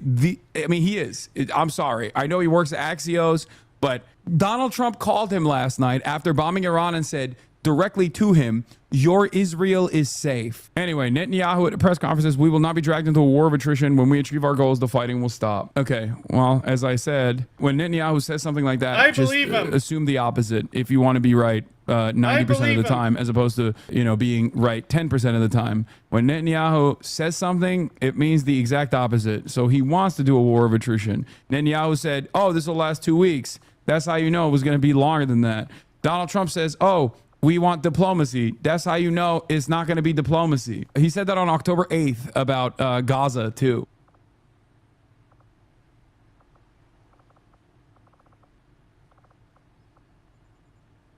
This is actual love. You know what I mean? No! Yes. No! That's the opposite! No! No! No! No! No! No! No! Calm down. It is my pleasure to welcome General David Petraeus back to the site Let's for go! brief. General Petraeus, we were just talking about the possibility of an attack on Iran's nuclear The facilities. big PP yet, himself. President Trump somewhat surprised everyone with the timing of this. How much of a benefit can that surprise be? And people were surprised both in Washington and, of course, I'm sure Tehran. Talk to me a little bit about the nature of the impact of that. Well, surprise is always a tremendous advantage if it can be achieved, and it does appear that this was the case here. There certainly was no air defense fire, certainly no aircraft from Iran tried to oppose those that were flying through their airspace, and they even hit 2 of the sites with submarine-launched ballistic missiles. 25 or so of those were used against the first 2 sites at Isfahan and Natanz being the main enrichment site, of course, that was already hit by the Israelis. And then reportedly, the MOPS were used not just at Fordo, but also at the other 2 sites. And again, there's some confusion about this, how many were used at different locations and so forth. But according to the president and then today's military briefing, obviously substantial damage was done. So a very impressive operation without question. And again, absolutely no opposition from the ground or from the air. Now, all of this done in 25 minutes from entering the airspace to leaving it, having flown all the way from the middle part of the United States, 7 apparently of B-2 bombers, each carrying 2 of the massive ordnance penetrators, those 30,000-pound mountain busters, really. Bunker buster doesn't quite do it justice. With 5,000 pounds of explosive after they've already burrowed through rock or concrete or what have you. Now, there are questions, however, after all of this, and I think we have to be very cognizant of them. The most significant is really how much damage actually was done, and you don't know until the BDA, the bomb damage assessment process, has been concluded, and intelligence has determined whether or not, again, the facilities were completely destroyed with all of the centrifuges and with all of the highly enriched uranium that was stockpiled at these different sites. Did some of it get moved in the days before? Did some of the centrifuges as well as the HEU get displaced? Is there a hidden site? There's been rumors about that, as you know, I'm sure. And so really, how much of the nuclear enterprise is left at this point. And here we would talk just not about the enriched uranium, the highly enriched uranium. And by the way, the IAEA said they saw some particles that were enriched to as high as 83% recently, noting that 90+% is weapons grade.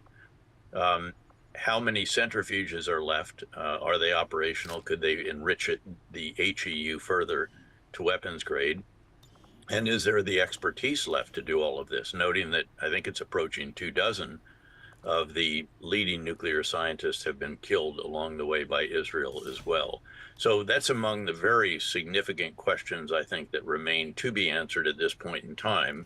But without question, a very, very impressive operation carried out by over 125 aircraft. If you count all of the refueling aircraft, you count the F-22 stealth fighters, the F-35 stealth fighter bombers, and so forth that escorted them through the airspace, submarines, and then, of course, the 7 B-2 bombers, plus jammers, air surveillance, undoubtedly drone surveillance, the longer strategic of those. So really quite a well-orchestrated effort here that shows our men and women in uniform really at their very best. Obviously, lots of other questions, and I'm sure you'll get to those, and, you know, what are the worst case and the best case in terms of response, et cetera. But for right now, great operation. Now let's see what the BDA and the intelligence tells us in the aftermath. Talk to us a little bit about how the BDA works. I'm assuming when they're assessing the damage from this bombing, they're using a lot of overhead images.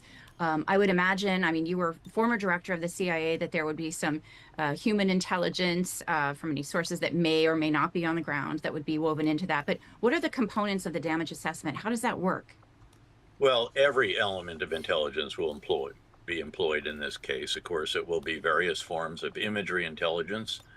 There will be various forms of signals intelligence, if they can get it, cyber intelligence, as you noted, human intelligence, measurement and signals. MASINT is another whole element, even open source intelligence, if it can be mined and you can find something. There may be people taking photos of this, of all things, who have seen this repeatedly, of course, how useful cell phone videos can be, and just seeing what took place. There were photos of that kind of video, for example, of the strikes at Esfahan. So again, the bottom line is every element, every type of intelligence that can be gathered.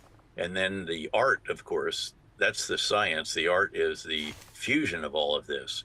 And of course, we've come a very, very long way in that regard since we really developed the first truly sophisticated and machine operated during the surge in Iraq, where we were bringing together all different forms of intelligence at what we would now call a cloud that was established in Baghdad, particularly for the manhunt element of that surge in Iraq conducted by our special mission units.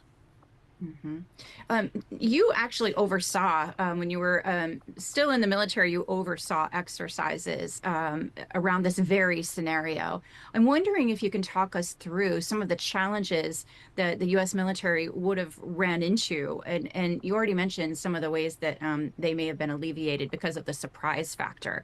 But how difficult is an operation like this?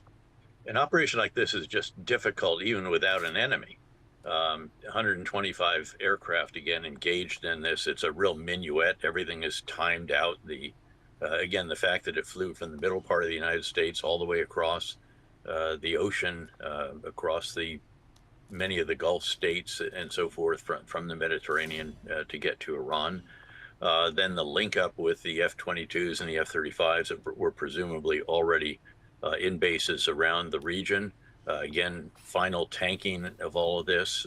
There's jammers, electronic warfare aircraft. There are aircraft that are performing surveillance tasks, both air surveillance and then others that undoubtedly were looking at the actual targets themselves before and after. So again, a very, very complicated operation just without any enemy. And in fact, there was not really, reportedly, certainly no fighters came up. Iran, I think that would be a very losing proposition to put their old F-14 aircraft in the air with F-35s and F-22s. but not even their air defense, apparently. And of course, they're probably flying high enough that the remaining air defense of Iran, which is largely heavy air defense machine guns, probably couldn't reach them. The strategic and air and ballistic missile defense, the S-300 system that they got from Russia, of course, having been damaged very heavily during the Israelis' response to Iran's second use of ballistic missiles from their soil on Israel, and then probably pulverized even further since then with the radars and others all destroyed.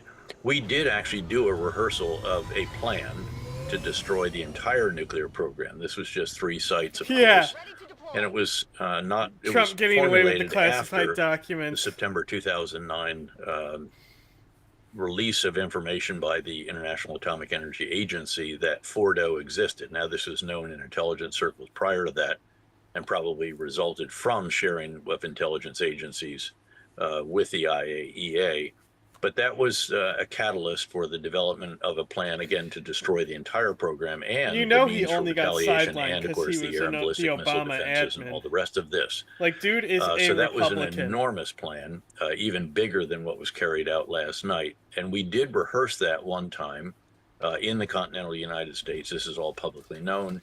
And that meant that we flew laps of the U.S. with the B-2 bombers, given how far their route would be if they took off from the U.S., as appears to be the case in this particular situation. And even there, again, very, very challenging, even without, again, air and ballistic missile defenses and other challenges that could have been put up by the Iranians, but do not appear to have been the case in this situation. It's fascinating. I'm wondering what can you tell us in terms of what would it take to completely destroy Iran's nuclear program? A lot more than this, because, of course, there are many other sites. I mean, actually, to be very clear about it, all you have to do is look at the various maps of what the Israelis have taken down over the past 9 days or so, and you'll see what it was that we were envisioning destroying. Now, some of those are new or more developed than they were back at that time. The air and ballistic missile defenses are much more capable, or were much more capable until Israel destroyed them, than what we faced at that time. So obviously the situation has evolved, but it was a very, very substantial operation, and very likely would not have been achievable within a single sortie of aircraft, however large. And there would have been a lot of follow-up operations required to ensure that you got everything in the nuclear program, but also, again, the air and ballistic missile defenses, so that you could freely fly over Iran to do what was necessary, as Israel has, and then also to go after what they could have used to retaliate against energy infrastructure, freedom of navigation in the Gulf, our bases and forces, and so forth. Yeah. There are fears that they may be mining the Strait of Hormuz. We're kind of monitoring what they're doing on the energy side at the moment.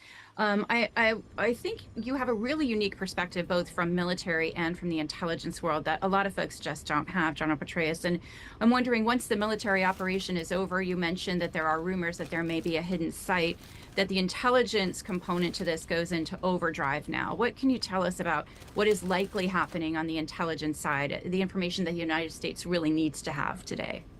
Well, I'm sure that the intelligence side has been in overdrive for weeks, if not months, as this has all been contemplated. That's their job. And, of course, sharing with the Israelis and taking what they are getting, because, of course, their sources and methods and years of experience and expertise are really unmatched. But now there is a crucial task. The priority intelligence requirement is to identify whether all of the highly enriched uranium has been destroyed, whether all of the centrifuges have been destroyed, and what other residual expertise still is alive, still is resident in Iran, that could restart a program or continue what they were doing with whatever is left at this point in time. And that is a huge, huge question. And I'm not sure that at the end of the day they'll be able to answer with complete certainty. That has always been a challenge. I mean, you think back to Iraq in 2003, and this is not Iraq in 2003, where neither the Israelis nor the Americans are out to bring about regime change, although some scenarios could result in that. And in some scenarios that might be okay, but there's a ton of unknowns about that, as we have learned sometimes the hard way with some of the changes we've brought about and some of the changes brought about by other circumstances. But again, this is going to be a huge task for the intelligence community to determine whether they can get to a high level of confidence in this kind of thing remains to be seen. You mentioned these aren't really bunker buster bombs, they're mountain buster bombs. How likely do you think it would be if these bombs were successfully dropped in the right place, which it looks like they were? Tell us a little bit about how they work and how they're different. The United States is the only one that has these bombs. So there should be some relative level of confidence that these centrifuges that they were attacking in these bunkers would have been destroyed. Well, again, the 30,000 pounds, no other country has this size bomb. No other country has an aircraft that can carry this size bomb. And as was briefed by the military this morning, there were 2 per each of the 7 B-2s. What I'm not certain about is how many actually were used on Fordo. There's different reporting about that. But what you would typically do is you launch one and try to see what the effect was. Others are going to follow. The same is true of Natanz. You have to burrow down through the subterranean chambers to get to the very bottom, which is where the missions, so-called mission spaces, were at Natanz. And what the Israelis did do that already. And I suspect that the combination of the submarine-launched ballistic missiles and MOPS used there will have finished that off. With respect to Fordo, again, the bomb actually will penetrate quite a distance. There's plenty out there in public available information that shows how far. It depends, though, on the particular rock, how dense it is, or concrete or what have you. But eventually it burrows all the way down, and then it literally blows up the 5,000 pounds of explosive that are in the warhead portion of the bomb. And again, if you need to, you just pile drive your way all the way down into the center of that structure. And again, we'll see what it is that our various imagery intelligence and other forms of intelligence can tell us about how successful this was. There are concerns, there are actually photos, again, online that show trucks outside Fordo in the days leading up to this particular attack. Bombs were dropped. Hard to say how old they were and what really was going on with them, but that does inject, again, a bit of uncertainty into whether or not all of the HEU is still there, all of the centrifuges were still there. And as I mentioned earlier, that's going to be a key question for the intelligence community.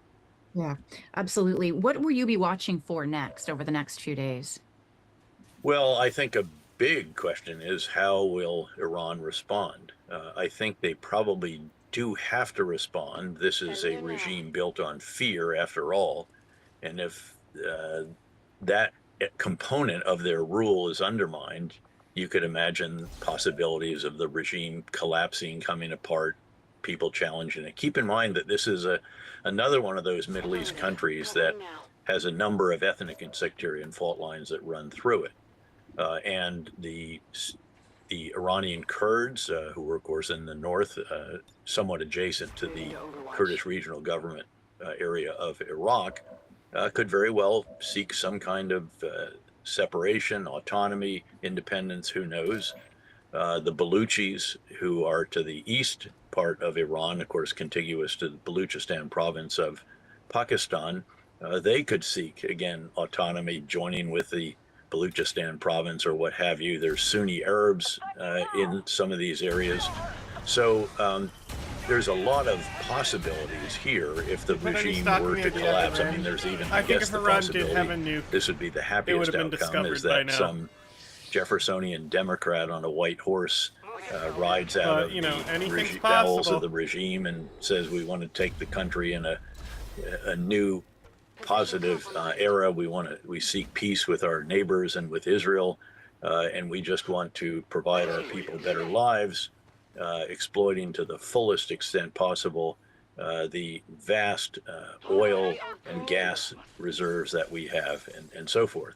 But again, there's lots of different possibilities here. And so again, what am I watching for most? It really is, does Iran respond? And if so, how? Noting that, again, its means of response are dramatically reduced from the past. Hezbollah does not appear willing to enter this fight. They've been dramatically degraded. Their leadership is not just decapitated, but decimated.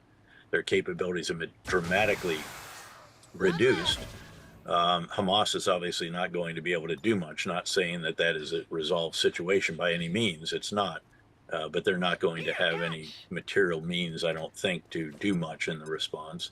The Houthis could shoot some more missiles toward Israel. Israel has had a reasonable record of shooting those down, and that could invite more retaliation against the Houthis. So we'll see there. I suspect they might do something. And then Syria is no longer an ally, of course. Not that it would have entered the fray, where the murderous Bashar al-Assad's still in control, but he's not. And that poses huge problems for them if they ever had the kind of means, once again, to help rearm and refit Hezbollah. So you do have Shia militia in Iraq. We do have bases in Iraq and in Syria and Kuwait and a number of other places up and down the Gulf. And you could see some reaction there. They could try to storm the embassy, which is inside the Green Zone and quite well protected by the Iraqi counterterrorist service in particular, but large numbers of people could possibly, again, overwhelm those defenses. You'll recall that after the killing of another murderous, the commander of the Revolutionary Guards Corps Quds Force, Qasem Soleimani, for over 20 years, he was my most formidable adversary in the Gulf during my years in Iraq, CENTCOM, Afghanistan, and CIA, that Iran responded with launching a number of ballistic missiles against Al-Assad Air Base, which is in well west of Baghdad in Anbar province. Whether they have missiles to spare at this point in time and launchers to launch them, I think is a good question. They certainly have continued to try to strike Israel, and in fact, one of those got through and hit an apartment house in the recent 24 hours or so. So, and again, they could try to mine the Strait of Hormuz. They could go after U.S. bases, or they could go after energy infrastructure in the region as well. Remember when the complex in Saudi Arabia was struck some years ago? It took 5% of the world's oil off the market for the better part of a month and a half. That was the Upcake oil facility, one of the most important in the world. All of these are possibilities. They all have downsides for Iran as well, though, and the most significant of which is that President Trump has vowed to take very significant action against Iran. If indeed they do exercise really any of these. What's a Beyond butt that, cake? I think that we could, even if they were able to mine the Strait of Hormuz, there's a contingency plan for clearing it relatively quickly. It has caused a spike in energy prices for a period, but that could be resolved. And again, the other possibilities, I think, also could be resolved relatively quickly, keeping in mind that the most important factor in the global economy having to do with the Gulf region is obviously the free flow of oil and natural gas from that region. It's still 20% of the crude oil on the market. Yeah, which is significant and would definitely be felt. General Petraeus, any closing thoughts for us? That's crazy. She just launched a grenade at her own guy. You know, we've laid out worst cases, in a way, best cases. I certainly hope that Iran will surprise us, frankly, and recognize a degree of pragmatism that has not generally distinguished its record since taking over the country and overthrowing the Shah. Indeed, their first action after that, as you'll recall, was to take the U.S. Embassy and all its personnel hostage. And they've had very, very tough times since then, and also some quite good times. I think it would be propitious, if you will, timely, if the Supreme Leader would recall what his predecessor did to bring an end to the Iran-Iraq war, and that was described as drinking from the poison chalice, accepting conditions that were really difficult for him to accept, that, you know, he would have had to choke down, but perhaps could be an example of what would be the best way forward for Iran if you were looking out for the welfare of its people, and not just for the perpetuation of the regime. Although I think the regime could be perpetuated, perhaps if there was a degree of pragmatism that gained the support of the people, some 80% of whom I would think at least 70% then, or reject the regime, or angry or opposed to the regime. The problem being that there's no one in that opposition who has the leadership, guns, and organization to overthrow this very substantial regime, which does have lots of fighters, lots of guns, and lots of organization. But perhaps, again, this could be a moment where some reflection takes place, and there actually is what would be termed undoubtedly capitulation, drinking from the poison chalice in 2025. That's a very good point. General David Petraeus, thank you so much for joining us with this incredible insight and your very unique experience as we try and understand better not only what happened, but what may be coming next. It's a pleasure to see you again. Thank you. Great to be with you, Suzanne. Thanks.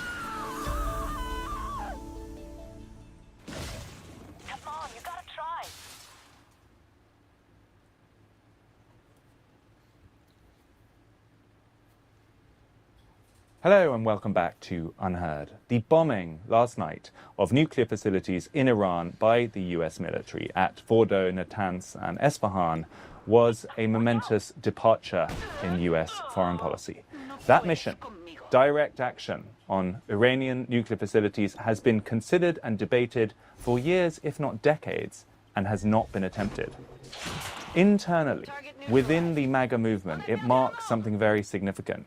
The victory of one school of thought over another, the more interventionist, hawkish group over the more restrainist, as they like to call themselves, group that is more skeptical of foreign adventures. The president, in the end, ignored the restrainers who said, stay out, don't do this, and sided with the hawks.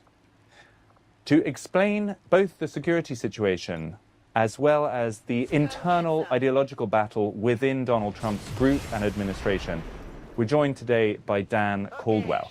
Until recently, he was one of the most influential restrainers in the administration. He was the top advisor to the Defense Secretary, Peter Hegseth. He was then ousted earlier in the year as part of an investigation into leaking information, and we're definitely going to ask him about that. In any case, he's now liberated from his security shackles. We're not going to ask him to divulge security clearance level information, but he is free to share his assessment of what is really going on. Welcome to Unheard, Mr. Caldwell.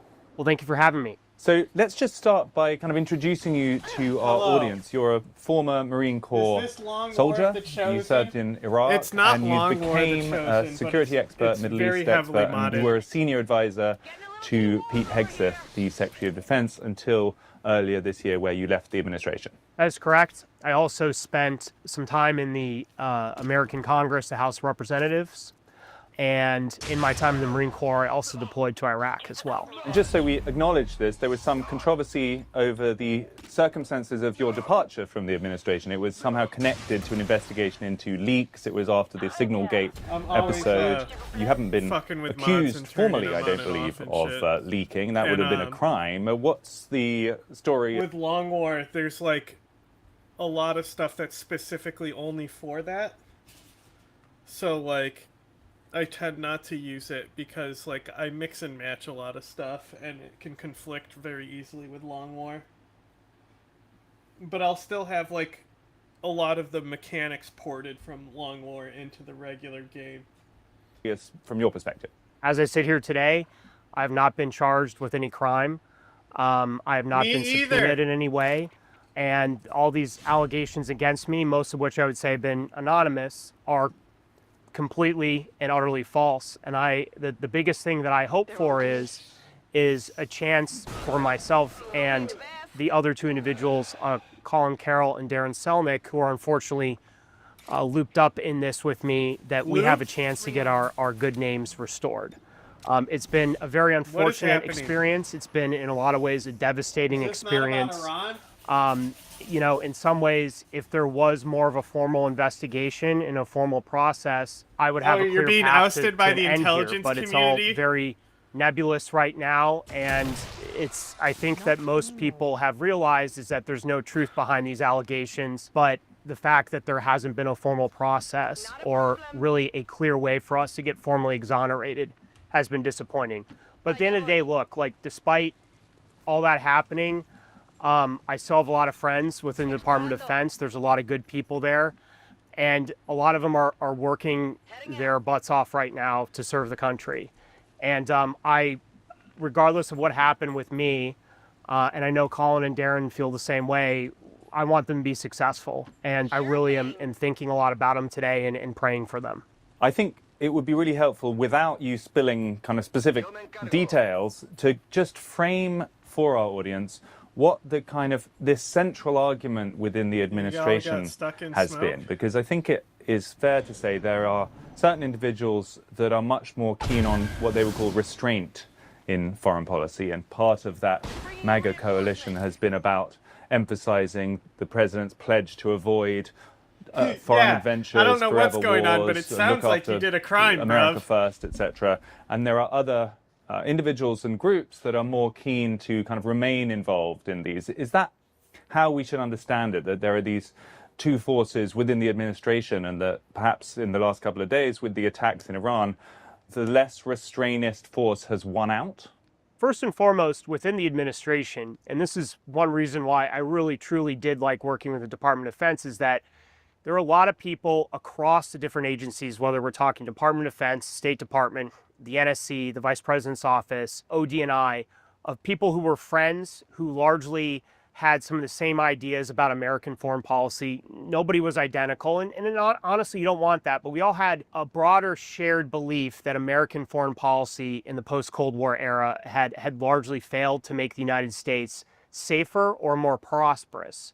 And so we were all kind of coming from that North Star. And the second belief was, and I think this is very, very important considering the current moment, is that we believe that it was not our job, if we lost an internal debate, to undermine the president. And this was a key problem in the first term, is you had people like former Ambassador Jim Jeffrey, who was a special representative for Syria, going around bragging about how he lied to President Trump about troop numbers in Syria to try and stop him from withdrawing troops. You had people like John Bolton undermining diplomacy with North Korea, and so on and so on. So even if certain people may have lost an internal argument, they immediately pivoted to, and I know they're doing this right now, implementing the president's policies in the best way possible.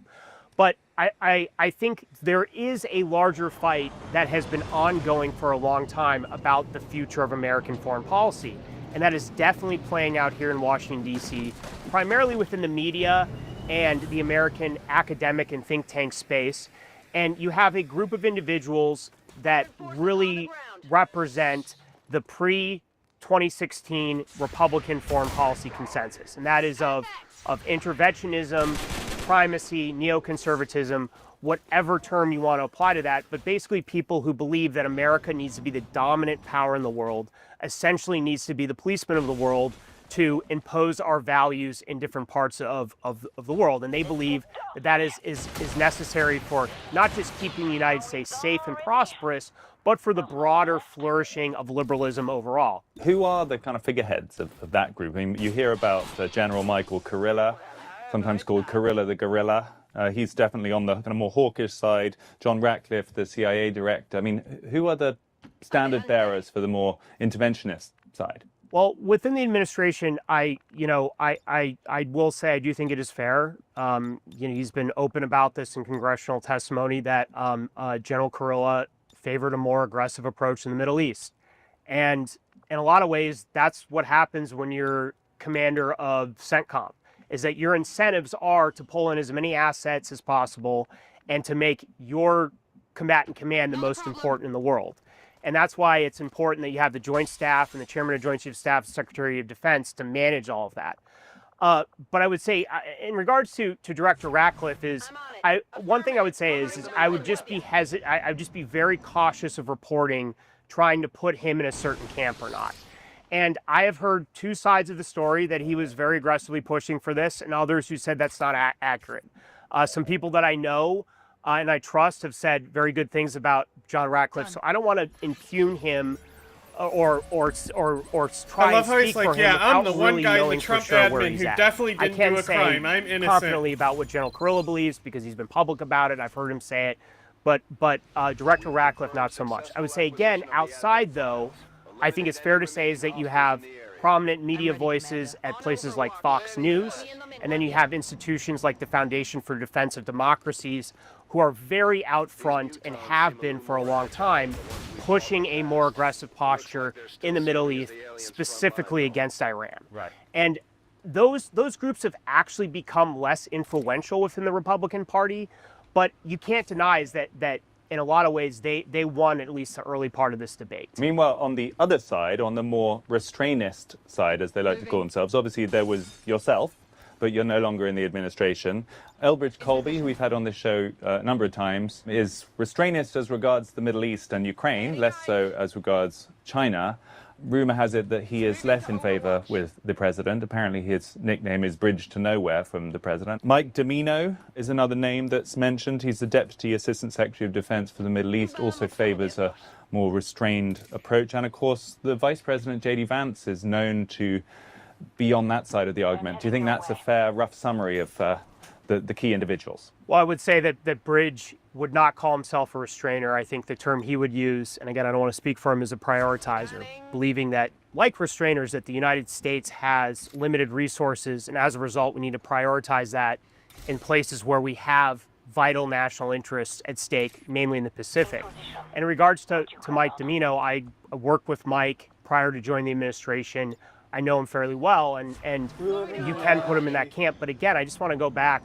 Watching Mike within the administration is that his attitude was, I'm going to make my argument and I'm going to pivot and implement it. And nobody can really point to him. I'm not saying, Freddie, obviously you're saying this, but others have accused him of certain things. But nobody can point to him and saying he's actually undermined something. But again, I do think it is fair to say you have individuals in prominent positions in the Department of Defense, ODNI, the Office of Director of National Intelligence, and people at the White House who have been very open about the fact that they think American foreign policy is broken and needs to be more restrained.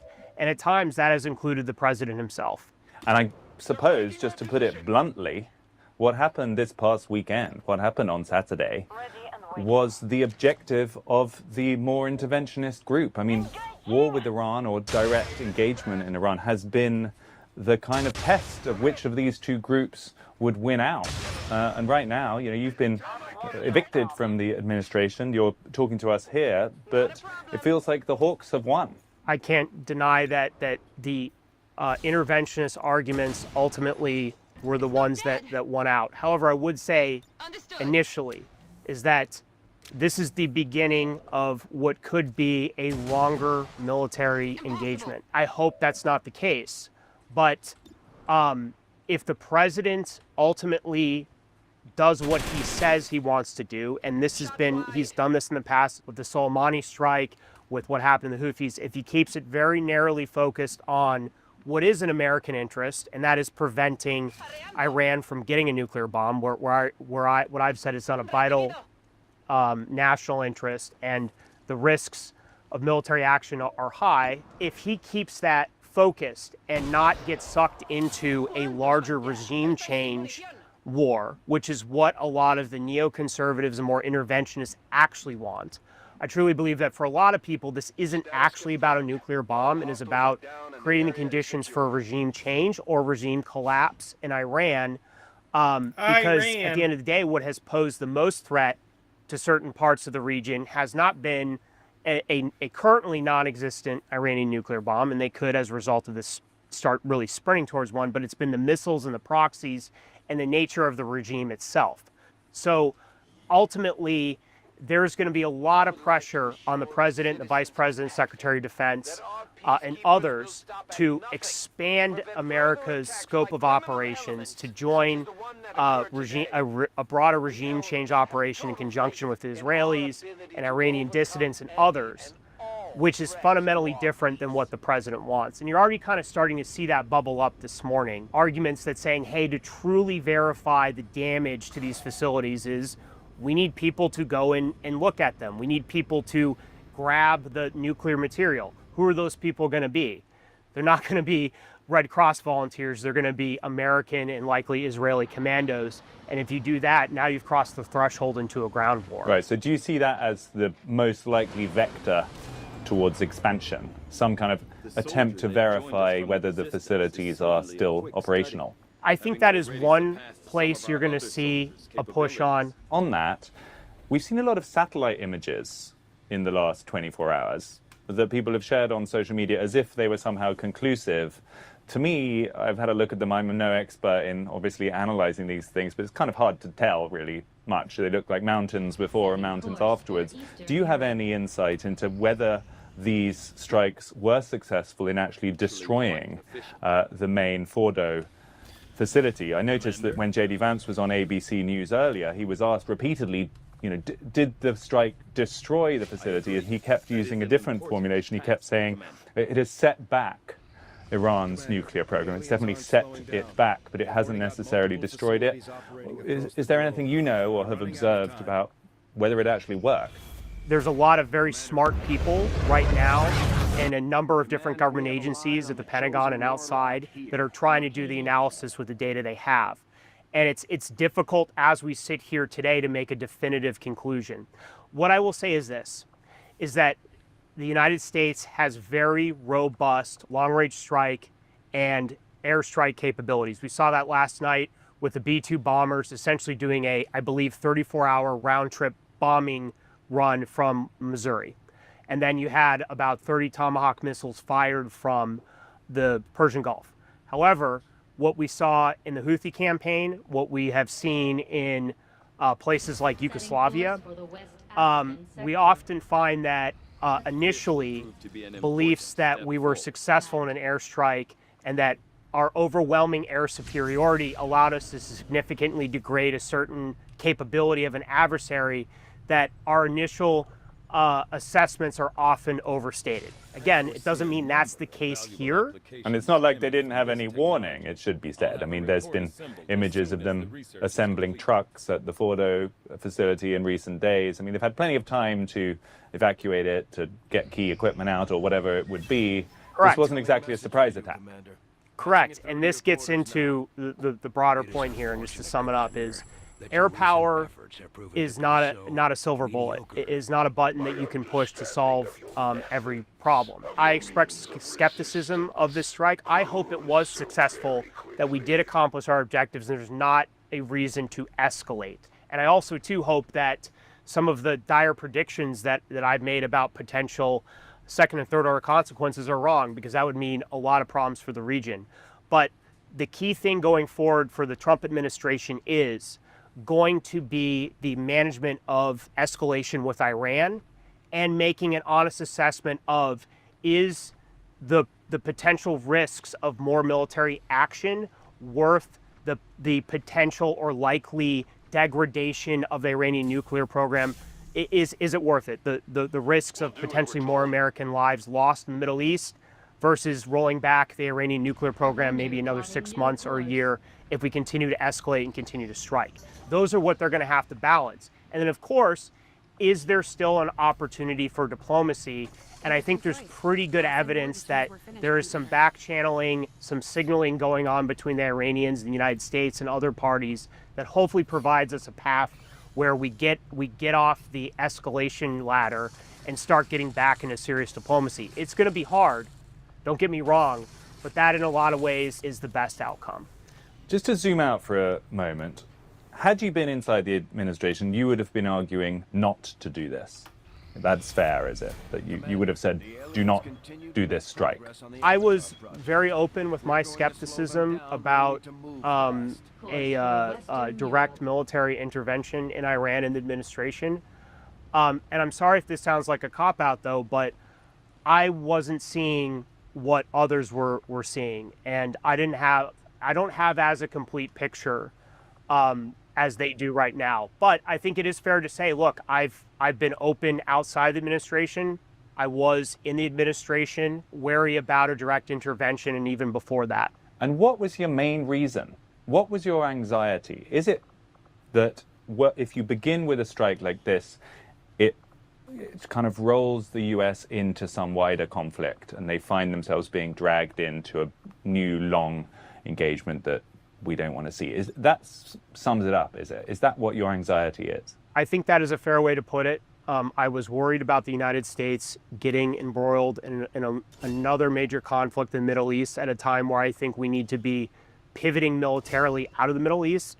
I think that doesn't mean abandoning the Middle East. I mean, it working through our partners in the Middle East better, focusing more on what our actual interests are there, and the potential trade-offs caused by a larger war against higher order national security priorities, whether they're in the Western Hemisphere or in the Pacific.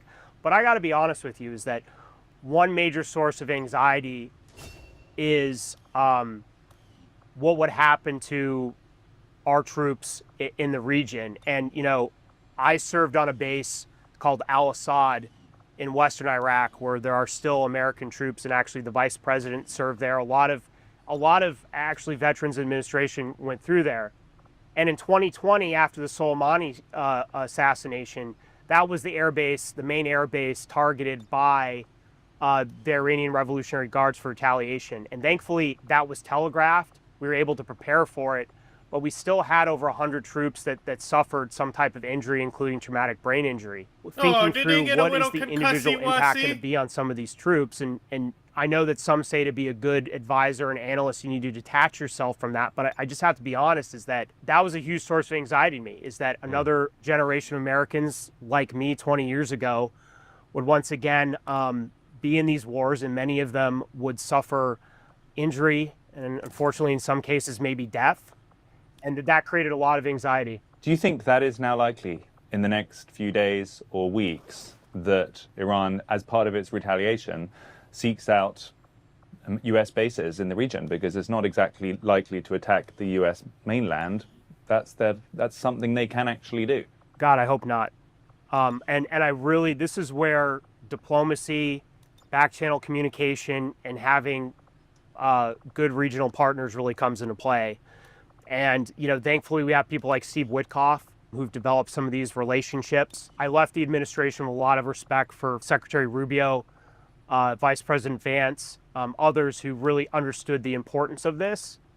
And the hope is the message is, like what the president said, is we're not aiming for a major regime change operation. We want to get back to diplomacy to end this problem.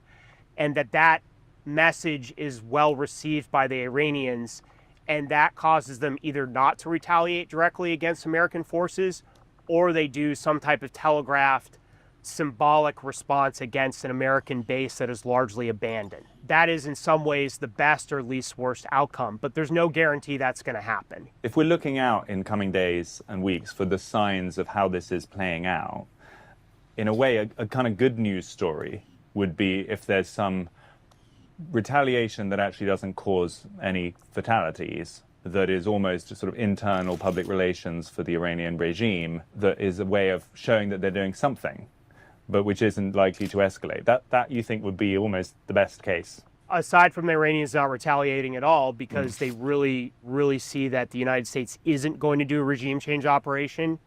They come to believe that. And again, that's going to be difficult to do.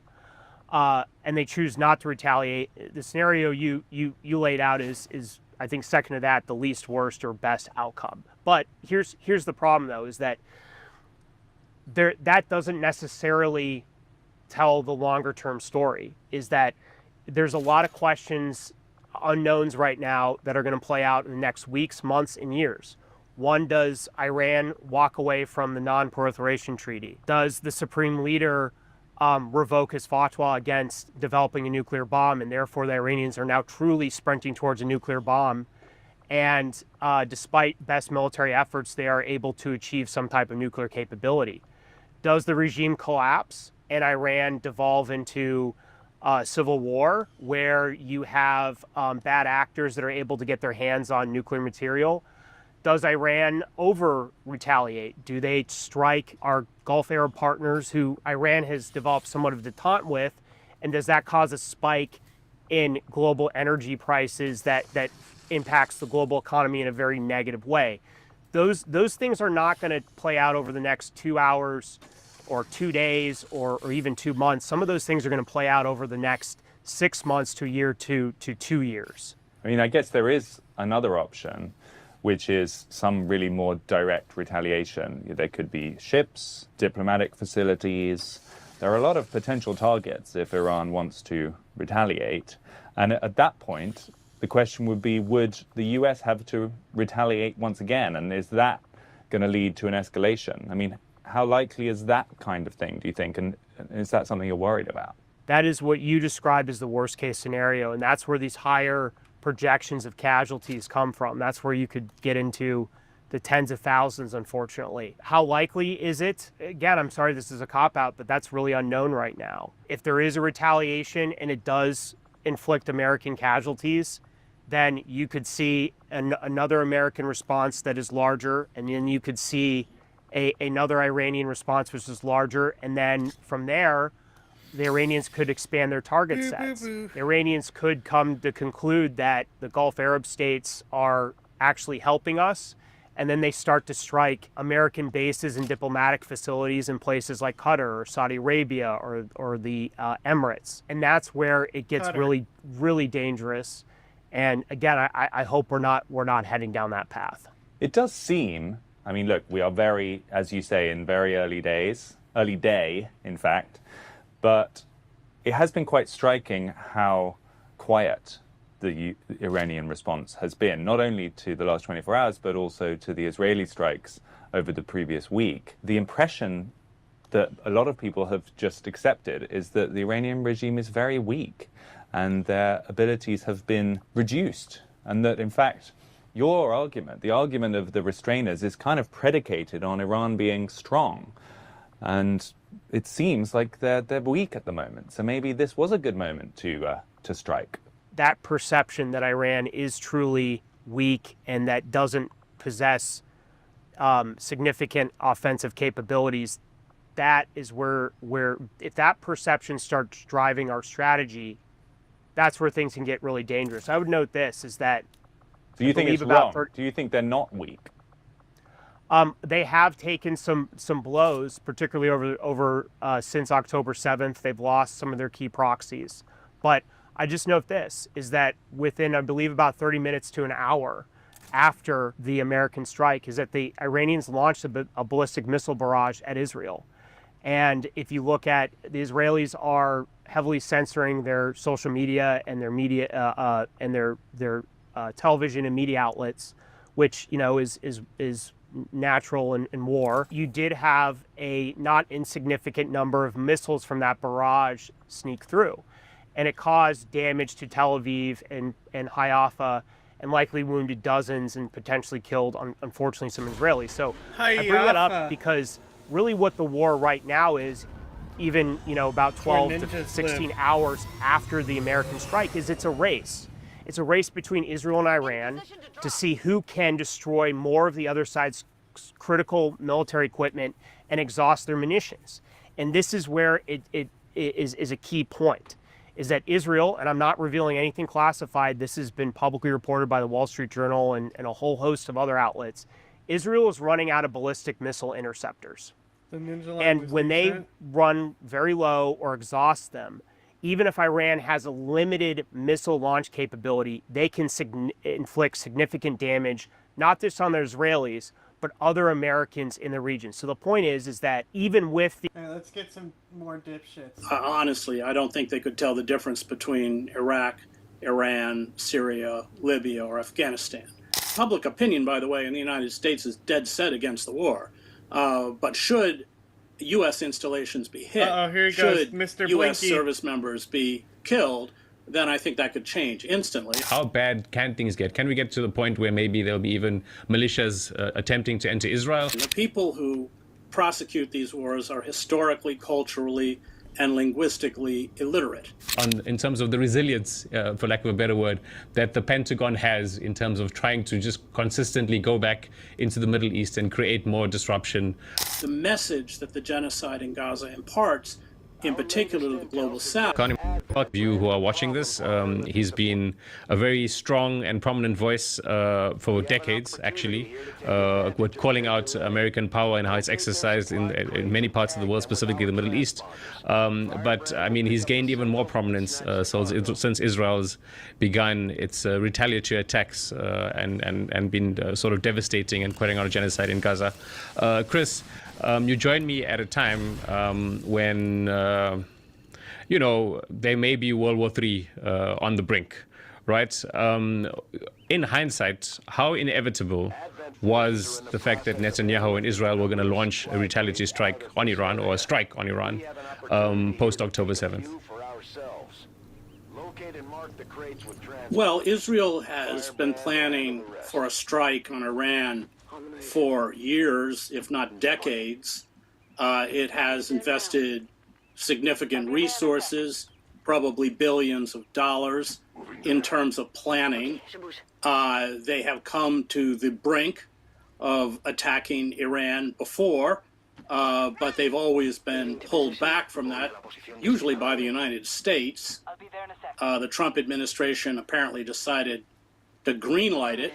I think that it became, if not inevitable, more and more likely once Israel was able to neutralize Hezbollah in Lebanon and essentially erase it as a threat to northern Israel, decimate Gaza, and certainly weaken Hamas. Hamas is still resisting, but the battalion size or large groups of Hamas fighters no longer exist. Overthrow the regime of Bashar al-Assad. The Syrian regime under Assad was a conduit of weapons and supplies to Hezbollah and a bulwark of resistance, especially in terms of supporting the Palestinians. You have seen Israel seize territory in southern Lebanon, in Syria, I mean, almost up to the gates of Damascus. They're rapidly emptying northern Gaza and probably, if they can get away with it, which unfortunately I think they can, emptying all of Gaza. They are engaged in pogroms in the West Bank. They've displaced 40,000 Palestinians, seized vast tracts of land in the West Bank, and handed out some 10,000 automatic weapons to Jewish colonists who have formed these rogue militias or death squads that terrorize Palestinians He's actually with better when impunity, he's and the United States as chief patron does nothing. So when you put all of those together, then it becomes the logical next step to try and attack Iran. Let's be clear that this is not just about neutralizing the Iranian nuclear enrichment program. Nobody, nobody, IAEA, nobody, even the U.S. intelligence assessment reports do not claim that Iran is building a nuclear weapon. In fact, quite the opposite. They can't do that without the B-2 bombers and the so-called bunker busters that can penetrate underground. But we can't lose sight of the fact that the Iranian leadership is being decapitated by the Israelis. And so it's clear that this is not just about hindering nuclear enrichment, but also essentially regime change. And the Israelis are doing everything possible to, of course, lure the United States into this project. Indeed, unfortunately, it looks like the Trump administration is certainly on the cusp of carrying out that attack on Fardo, these underground facilities. Fardo? So, I think when you put the kind of steps, it's pronounced you lay out Frodo, the steps since idiot. October 7th, at least in the to the Israelis, this was the it's like you haven't logical even next seen step. the movie. I mean, we're gonna get to what the likely involvement of the U.S. Will be, and I mean, I completely agree. I don't see why the U.S. now and Trump won't go and use the opportunity to try to use the B-52 bombers and take out Fordow. But just, I mean, given what you know about how Israelis normally respond, if you couldn't, I mean, now with hindsight, obviously we know that it's logical next step, but just given Netanyahu's ambition, if you just had to, if someone had to ask you in a snap way, just post October the 7th, do you think Israel's retaliation is going to go beyond Gaza and they take a strike on Iran as well? Then, before, you know, we know what's occurred in the last 20 months, would you have been like, yeah, there's a good chance of this, or would it have been something that's completely, would have surprised you completely? No, on October 7th, I would not have guessed that because Hezbollah remained a formidable force. Bashar al-Assad was still in power. Hamas was carrying out pretty significant resistance. Israeli casualties, certainly in the first few weeks or months of the genocide, were significant. So no, initially I would not have predicted this. But given all of the steps that Israel took beyond Gaza to neutralize its opposition, then yes, it became, in the, let's say, the last few weeks, not surprising. Okay, so I mean, you've probably seen the reporting. A lot of people have done reporting on this, but we'll kind of recollect the story for the audience just in case they're not aware of this. But there seems to have been sort of some back and forth between Trump and Netanyahu. Trump was keen on the negotiations occurring and seeing what happens, and Netanyahu was keen on attacking Iran. Netanyahu went ahead. Trump then sort of kind of joined the bandwagon on that. Now it's a clear opportunistic moment, which is not surprising given the Trump administration, given Trump's ego, that he's kind of seeing this as an opportunity. And I think you've mentioned it, and I agree with you entirely, that it's really difficult to see how he won't use this opportunity to take a strike. I think if the intelligence is there, and if they're sure that it won't be an embarrassing moment, and I don't know not much about this, but I don't think Iran will be able to actually, you know, deter that strike on the nuclear facility if the U.S. really want to go on it, right? But beyond that, do you see the U.S. going beyond something like that, getting more involved than just taking out Fordow? That depends on the Iranians. So if there is a strike on Fordow and the Iranians decide to strike against U.S. installations and U.S. bases throughout the region, then the United States will intervene, which is, of course, precisely what Israel wants. I don't see how Iran could not engage in some kind of retaliatory measure if the U.S. joins the war with Israel, which, of course, a bombing strike on Fordow would signal. And then public opinion, by the way, in the United States is dead set against the war. But should U.S. installations be hit, should U.S. service members be killed, then I think that could change instantly. I think people will trot out the flag and start baying for blood, just like they did after 9/11. Okay, so I mean, the U.S. interventions in the region goes back. I mean, it goes back really since the end of World War II. Coups in Syria, coups in Iran, the Gulf War, Afghanistan isn't. I mean, it's not part of the Middle East per se, but it was definitely part of this, you know, an effort to sort of fragment the Arab world, the Muslim world. You know, interventions in Libya, Syria, interventions in Syria. My own reading, and I mean, this is partly informed by reading some of the things you've written, but other people too, is that the U.S. role in the region is to create chaos. It's to weaken states. How much do you think this is about that, or do you think this is Netanyahu? I mean, yes, he's kind of led us to this brink, or do you think, who do you think's in charge here? Do you think it's the U.S., you know, getting their attack dog to do what they do and letting them roam free, or do you think Netanyahu is literally just dragging the U.S. along here and they're sort of reluctant in this whole development? Well, it's Netanyahu, the Israel lobby, and the neocons that are pushing Trump into the conflict. They, of course, carried out this bombing strike 2 days before the 6th round of the nuclear talks that take place. It's not so much that the U.S. wants weak client regimes, which it has throughout the Arab world. Or the Muslim world, if you want to include Iran, which is an Arab, of course. So, you know, just the Iranian history alone is a history of unparalleled aggression on the part of the United States, going back with the coup that overthrew Mossadegh and installed the Shah.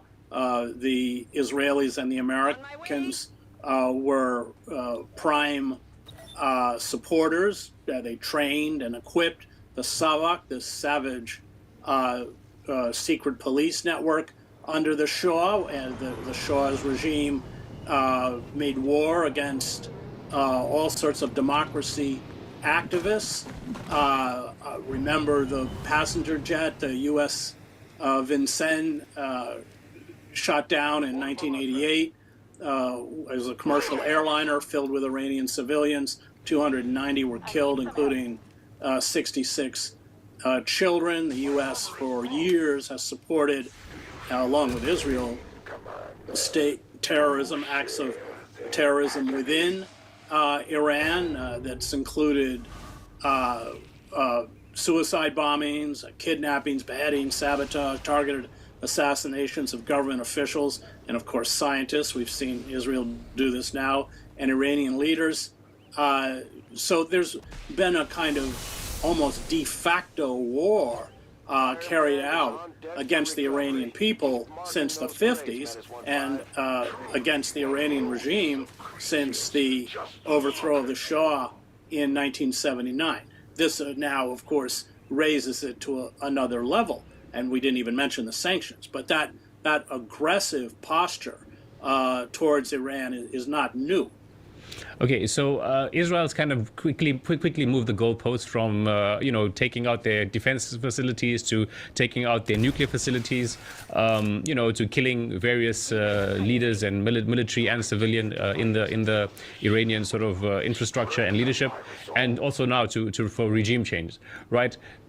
Is regime change just a pebble on the path to, and I think you've answered that, to a client regime, but if they were going to undergo some sort of regime change and with US support, what would that look like? How would they even dismantle a state that is as big as Iran, that looks much more challenging, much more formidable than Iraq did 20 years ago? How would they go about doing that? And would it be essential then for the US to kind of deploy boots on the ground?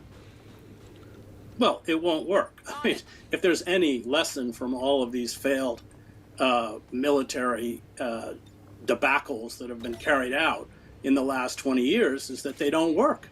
Whether that's in Libya, which with the death of Gaddafi, who gave up his nuclear program, by the way, and ended up dead in a ditch. The intervention in Iraq essentially turned the Iraqi government over to the Shia. He gave up the act. Shias, of course, are a majority in Iraq, about 60% of Iraq, allied with Iran. Syria is a failed state. Lebanon is, pretty close to a failed state. And it doesn't work. It's catastrophe after catastrophe, both in terms of U.S. and Israeli intervention. So you're asking how it will work. The short answer is it won't.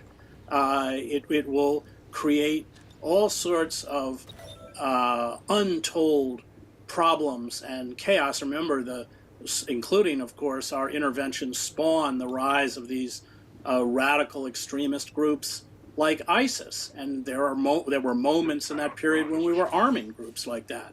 It just becomes a complete mess. Once you open that Pandora's box of war, I spent 20 years covering wars around the globe, it controls you. You don't control it.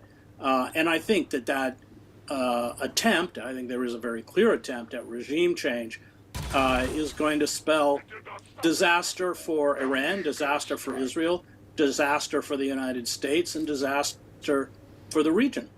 So, just absolutely agree with you. And we've seen this happen, as you mentioned, a few times. But in a way, when empires want to expand, right, maybe their loss is very big and significant. But if they weaken their opponents more, then it's a victory, right? And I think there's a common assertion that yes, the U.S. had a disaster in Iraq, and they've had a disaster in Afghanistan, and we know that the bigger loser are Iranian societies and Iraqi societies and Afghan societies, and maybe that is what their goal is, just to sort of weaken the society. And from Israel's sort of sustainability perspective, when I say sustainability, I mean sustainable in the short term, having weak states who are client regimes, who are always recuperating from wars and devastation, does suit them. So do you think, I mean, now again with hindsight and the way that Netanyahu's kind of started this, first with dealing with Gaza and blowing it to smithereens, committing a genocide, annihilating it, taking out Hezbollah. I think what he didn't factor in was that by taking out Hezbollah, he kind of made it very easy for the sort of Syrian rebels to take control of Damascus, and that's now a new problem that he faces. And he's been striking on Syria, and he's been trying to carve that up by supporting the Kurds in the north and having them supporting their initiative to have an independent state, etc. But I mean, do you think this has been kind of like, I mean, from a nihilistic point of view, it's almost perfect execution from his perspective on how he's conducted this war, from a completely amoral, perspective. Do you think this has been his plan? Yeah, I mean, Iran is the last linchpin. What they did by invading Iraq is upset the traditional power balance within the Middle East between Iran and Iraq. Iraq is now essentially allied with Iran. Its Shiite-dominated government is allied with Iran. But, as you point out correctly, the 20-year occupation of Iraq devastated the country, its infrastructure, degraded its military capabilities, and that is what Israel wanted. And, of course, they want to do the same thing with Iran. I think we also want to be clear that the fiascos that the neoconservatives and the Zionists have orchestrated throughout the Middle East have never gone according to plan and created, one mess after another. These people are not about to accept responsibility for what they have done. In fact, of course, all the old cheerleaders for the war, John Bolton and Max Boot, all of these people who sold us the war, Mark Levin and Newt Gingrich and Sean Hannity and Thomas Friedman and David Frum, who peddled the lies that got us into the war in Iraq, are now on the airwaves peddling equally mendacious scenarios to lure us into a war with Iran. And I think a lot of it is because they finally are looking for a scapegoat and have been looking for a scapegoat for a long time, and Iran is it. So in their fantasy-driven world, they somehow believe that if they can take out the regime in Tehran, they can fulfill that utopian dream of theirs to remake the Middle East, which was always a non-reality based form of magical thinking, the idea that Ba'athis in Iraq would greet us as liberators, or democracy would be implanted in Baghdad and emanate outwards across the Middle East, or the oil revenues would pay for the reconstruction, all of which they told us at the time, all of which turned out, of course, to be false. They have essentially projected this kind of utopian fantasy now on removing the government in Tehran and dominating Iran. I mean, how do you feel the client Arab regimes are feeling right now? I mean, last April, when the Israelis killed the Iranian officials in Damascus, and Iran responded with retaliatory strikes, you saw sort of a lot of diplomacy happen between the Arab states and Iran. With $4 trillion to sort of make sure that he kind of, doesn't sort of blow things up in the region. How do you think they're feeling right now? Well, the problem, and this goes back to the genocide, the problem isn't, in the end, that Israel is strong. Israel only has 10 million people. The problem is that the Arab regimes are weak, with 480 million people. And they have been successfully broken and domesticated, primarily by the United States. And so they've not responded to the genocide. They're passive observers. I mean, countries like Saudi Arabia, of course, and others have issued statements opposing the strikes on Iran, but they've been neutered. They're not capable. They're impotent. They're not capable of doing anything. The only country that's responded in any meaningful way to the genocide is Yemen. And then, of course, both the U.S. and Israel has been bombing the hell out of Yemen. But the Arab regimes are prostrate. They're they are completely, they've become completely captive. And I would go back to the Arab nationalist movement under Gamal Abdel Nasser and the non-aligned movement that he made with Nehru and Tito. I don't think the genocide would have happened. But there's no counterweight. There's no counterweight to Israel. And then we should also be clear, the Israel lobby owns the U.S. Congress. Many of the things that Israel does, I would argue, of course, including inciting a war with Iran, are not in the interest of the United States. The invasion of Iraq was certainly not an occupation in the interest of the United States, but it was in the interest of Israel. And unfortunately, U.S. foreign policy in the Middle East is completely captive to the Israel lobby. I mean, that's how you get Netanyahu, who's an indicted war criminal for war crimes and crimes against humanity, being invited to the Congress, and Congress people can't leap to their feet fast enough to give him a standing ovation. So the Israel lobby has effectively captured U.S. foreign policy, Republican, Democrat, it doesn't matter. You can't defy it. Biden didn't defy it. The rhetoric between Biden and Trump is different, but the unflinching, unwavering support for the genocide is the same. Just, I mean, more specifically, I mean, the Iranians have said that they will retaliate by attacking U.S. bases. A lot of them are in Saudi Arabia, in Qatar, in these states, and they've also, threatened to blow up oil facilities, plunging, and that will definitely plunge the region into some sort of war, conflict of some sort. How nervous are they? I mean, at the same time, they probably know that they're powerless to open up diplomatic channels with Trump. Given that they kind of did do this massive diplomatic move just 3 or 4 weeks ago when Trump was on his tour of the Middle East. So just, I mean, there's definitely the fact that they've been complicit in the genocide, and we'll get to that. But just how do you think how nervous are they right now, and what are they processing? Well, I'm sure they're nervous, but there's an unknown factor, and that is how degraded is Iran's defensive capabilities. How many of these missile sites which Israel targeted in the first wave of attacks have been destroyed? They've targeted others since. How many missiles do they have? I think the assumption is they have about 2,000 ballistic missiles. Do they still have 2,000? Those are unknown questions. And eventually they're going to run out. I would add, in the same way that Israel and the U.S. will run out of interceptors under the Iron Dome and THAAD missiles and everything else. And those are unanswerable questions. We are seeing more ballistic missiles penetrate Israel's defensive surface-to-air system, which is interesting.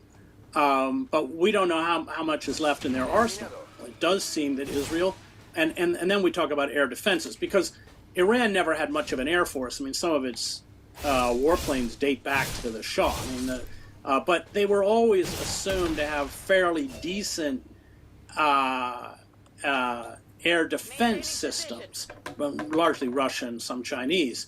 Those have proved utterly ineffective, either because we miscalculated in terms of the efficacy of those systems, or, and we know Israel did target them in the first wave, Israel was able to essentially destroy them. These are all unknown. So I think we have to ask ourselves, if there is a U.S. strike, what the capacity of Iran, at least in the short term, is to retaliate. They may not have much to retaliate with. I mean, you've mentioned Russia and China. Do you think they will show some sort of substantive support to Iran? I mean, I know it's an unknown, but just what's your speculative thoughts on that? I think Russia will, probably, but again, in order to replenish these weapon systems, that takes time. That's not done quickly. So I'm not sure in the short term Iran is in a great position. Who's this? But it certainly wouldn't surprise me if Mr. Russia, Blink. which has built a strong alliance with Iran, still blinking. Would at least seek to replenish its military stockpiles in the same way that the United States continually replenishes While you were the away, weapons and stockpiles that I may Israel have put a new uses soundbite on not the only to drive carry for out you. the genocide in Gaza, but its offensive. So yeah, there's a new Okay. hilarious thing on there.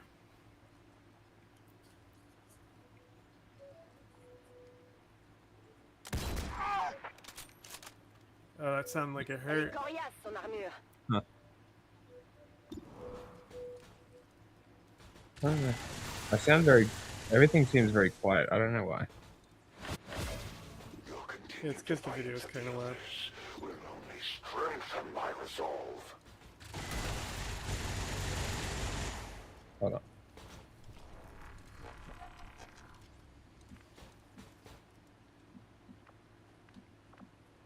Talking test. Just for Twitch. I just want to know how it sounds. Now you're louder. Hey, that one.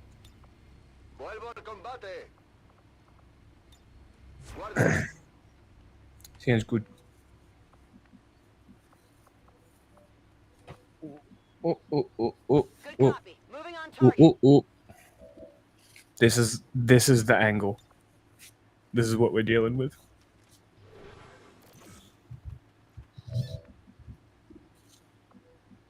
Okay. What are you looking at, doggo?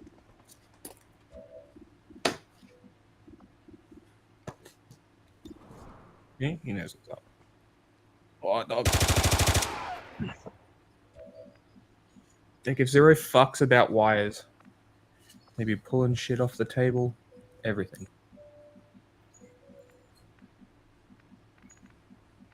Well, yeah, they're dogs. Yeah, big stupid dogs. We're dogs.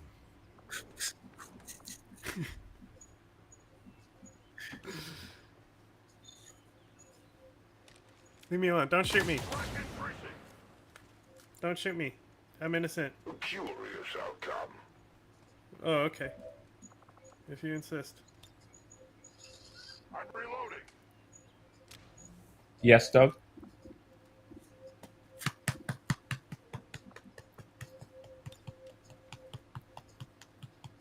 Headless dog. Where is his head? Where is it? Hey, shut up! Fucking idiots. That's what I thought. You shut the fuck up. I'm on it. They literally set each other off. It's so fucking annoying. Yep, that's what dogs do. Resistance to a close. I'm not gonna die here.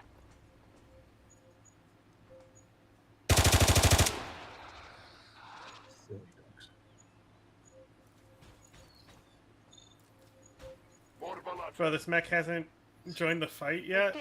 It's not even in initiative. What an idiot. Suck my dick. Get damaged, idiot.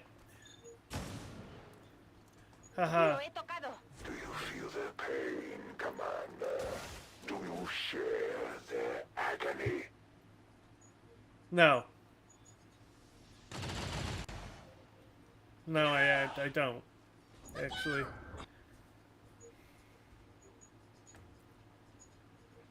It's fine, actually. Oh yeah, you defend that sectoid. You're a sectoid. No. Medical support. I'm not. Try as they might. I don't have any sectoids on my team. I could if I wanted to. But Yeah. I don't. Anti-bug. Because- Well, the sectoids aren't bugs. They're these gross naked guys. And buggy. No, they're psychic guys. Yeah. They're really annoying. They do CC stuff like confuse your soldiers and stuff. That is annoying. One You shot. silly dog. Here we go. Across the map. Fucking disturbed your own peace. Nailed him. He wasn't even in the fight yet.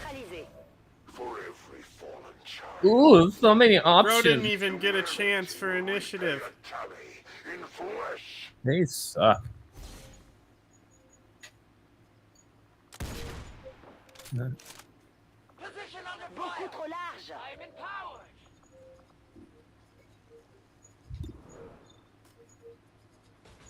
My body failed.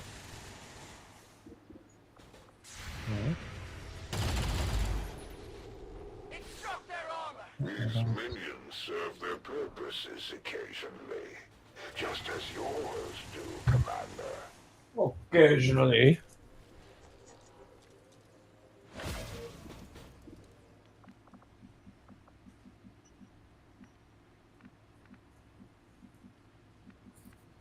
Oh wow, you could really hear the TV.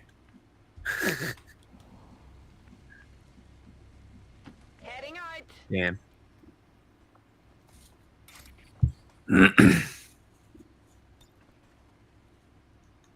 Play the video.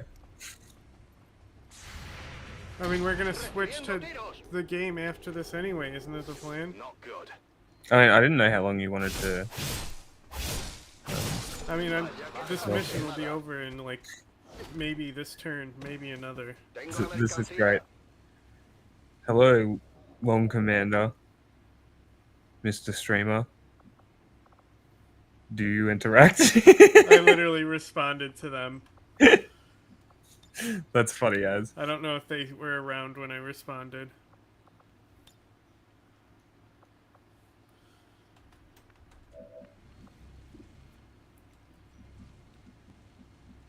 But I responded fairly quickly.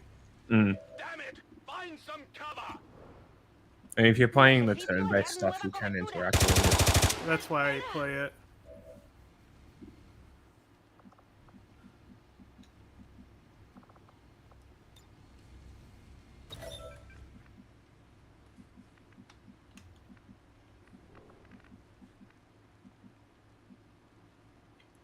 Orders confirmed. On the move.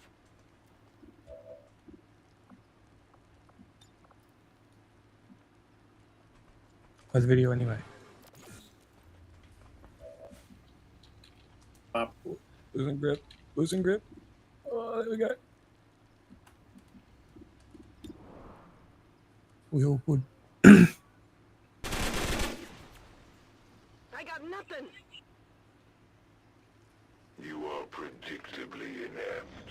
Those without faith will perish. Nah, doubt. Chances are religious people will kill themselves. Spilled in vain, to the honor of no one. You gotta kill yourself for God, right? Your so-called Noble sacrifices, martyrs and shit. service has come at a price, betrayer. And now your death shall be repaid. Damn, no! My skirmisher! Well as any could hope. However, these wounds are You see that shit? Nope. They literally captured one of my guys. Now I gotta fucking launch a prison break mission to get him back. Oh, seriously? Yeah. But extend the mission time? No, like I have to do an entire infiltration op and like send spies in their network to find him. Hilarious. And then do a prison break mission. And the prison break missions are like, you can only bring 3 people. And there's just a shitload of enemies. And they have an escalation ladder, so you have to run in undetected and then get out as quick as you can. But as soon as you free them, it launches it to the maximum detection and just starts dumping waves of enemies on your 3 guys. Wow, very cool.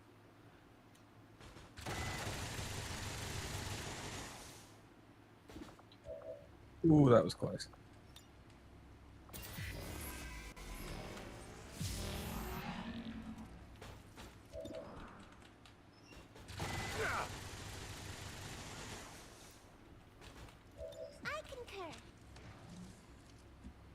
Some anime shit. It's Tachikoma. Oh, well, I was right.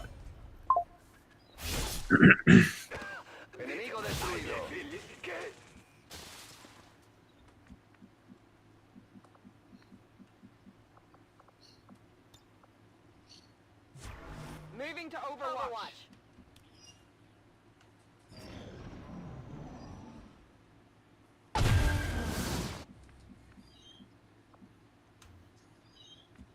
I guess I'll capture one of these guys.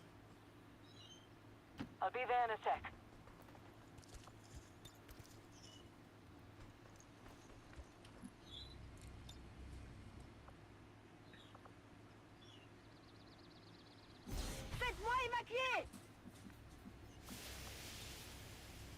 Affirmatif. Je couvre la zone. Affirmative. Covering 9. On Overwatch.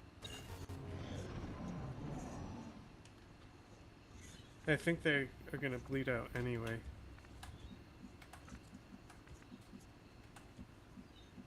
I think they're already dead. Did you already bleed out? Did you bleed out on my shoulder? Thanks for that. Survived. Great, now we can torture them. Excellent. This is what you want. Bien compris.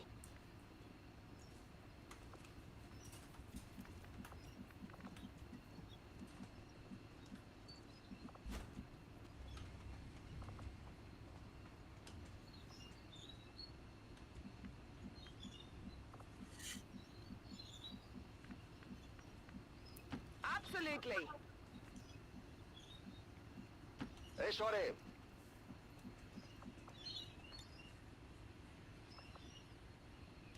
Throw in the hook.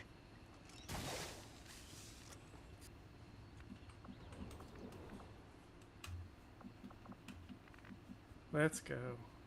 I can reach the crate.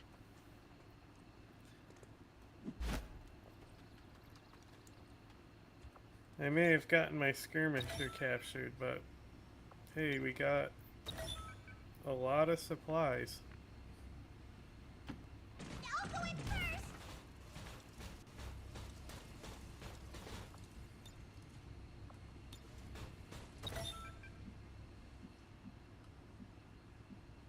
Not a problem.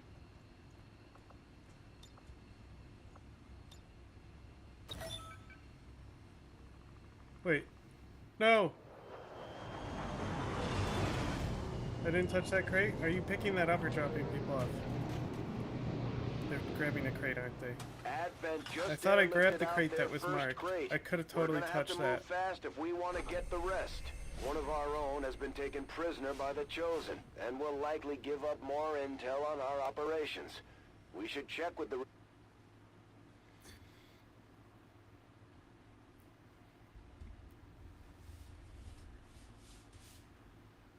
Blinky?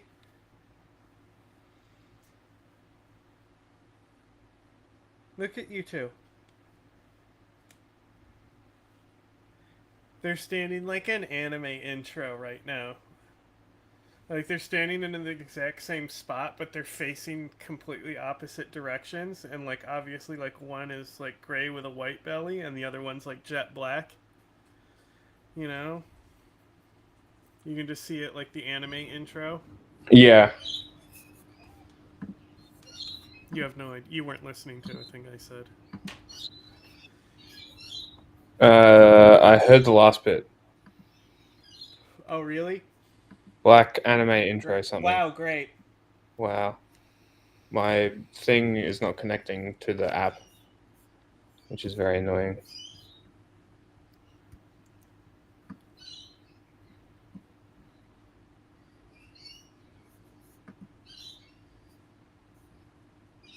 Effing fussing phobia.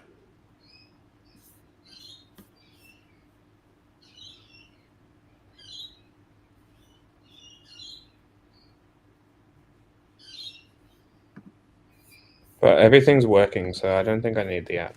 Are the sound bites working? Did that come through? Yes?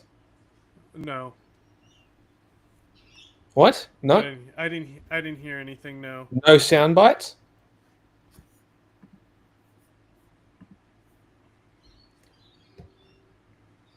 Nothing. No. You heard I don't nothing? hear nothing. Alright, I'm restarting my computer.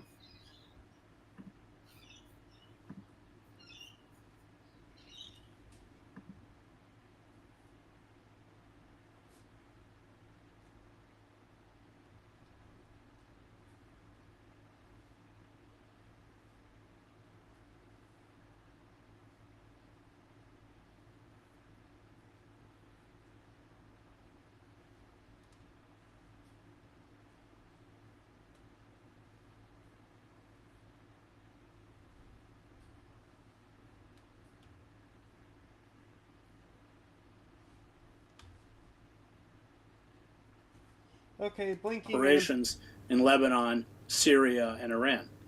Okay, so I mean, when we bid to speak to you about 2 weeks ago, there wasn't yet an Israeli strike on Iran. I mean, in the most recent sense, and we were mainly going to speak about Gaza. And it was in the wake of you writing a very sort of powerful article about Gaza, which we'll bring up now, which read, "We, full participants in this genocide, will have achieved or demented our demented goal of emptying Gaza and expanding Greater Israel.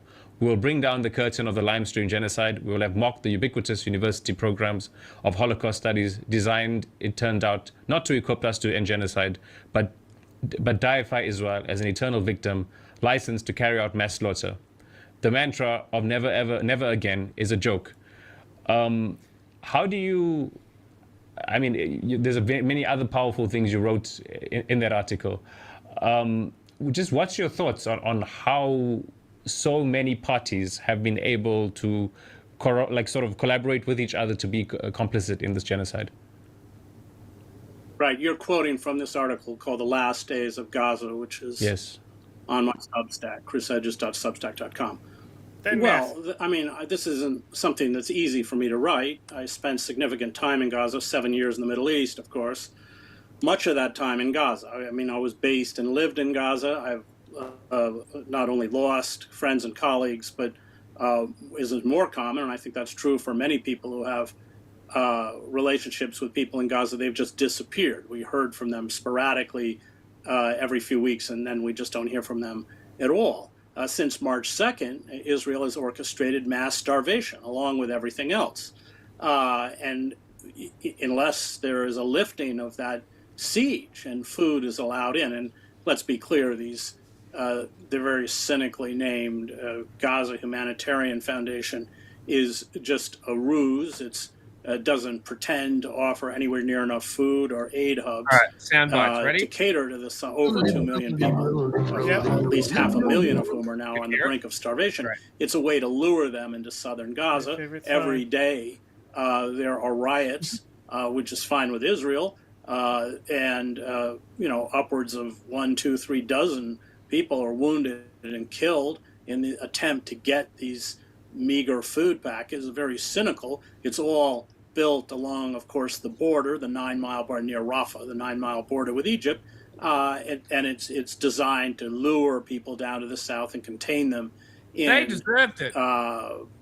Guarded compounds, concentration camps, whatever you want. And I would argue, probably at a certain point, as that humanitarian crisis becomes more acute, to breach parts of that fence. I've been there, of course. Selfish cunts. With the Egyptian border, it is just a fence, to breach it and allow desperate Palestinians to flee into the northern Sinai. Israel they're terrorists. What do you mean? Threatened this many times. The Egyptian government has warned that they won't allow it to happen. But at this point, given Israeli hubris and given Israelis' perpetual violation of international law and its military prowess, I don't know how much Israel could, or Egypt could do to prevent it. Ben Shapiro, the situation in Gaza is, there's no clean water. 90% of the Palestinians in Gaza are living either in the open air or in crude tents or amid the rubble. Nothing works. I mean, even the emergency vehicles can't get fuel, so there are no ambulances, no bakeries. I mean, it's devastated. It's meant to be devastated, and the Western governments, the United States and Europe, have been completely complicit. It's wild that there are people who would carrying out now 20 months of this live stream genocide. But the Palestinians, and I'm not, they don't want to anyway take away the heroism of the Palestinians, but they can't take much more. I mean, they've reached a breaking point. And I think part of the war with Iran is a way to divert attention from what's happening in did you look at the new soundbite I made? Certainly in Gaza. No. I mean, the Israelis, if you notice, have been cutting off the internet for extended periods of time, so there's no communication at all. And the worst ethnic cleansing campaigns carried out by the Zionists, by Israel, have always occurred during wartime. See, anti-Semitism. Zionism just means Jew. Ow. Not only with all of the massacres at Deir Yassin, 1,000 Palestinians driven from their homes in historic Palestine And then again in the 1967 war, you had 350,000 Palestinians driven from their homes. So, that, of course, in between Well, they shouldn't have been standing there there. was a slow motion ethnic cleansing. But now involved in another war. Move. I think Israel will clearly see that. Didn't you hear the knock bomb? Jesus. Replicate the kind of massive You were warned. cleansing or expulsions that took place in 48 and 67.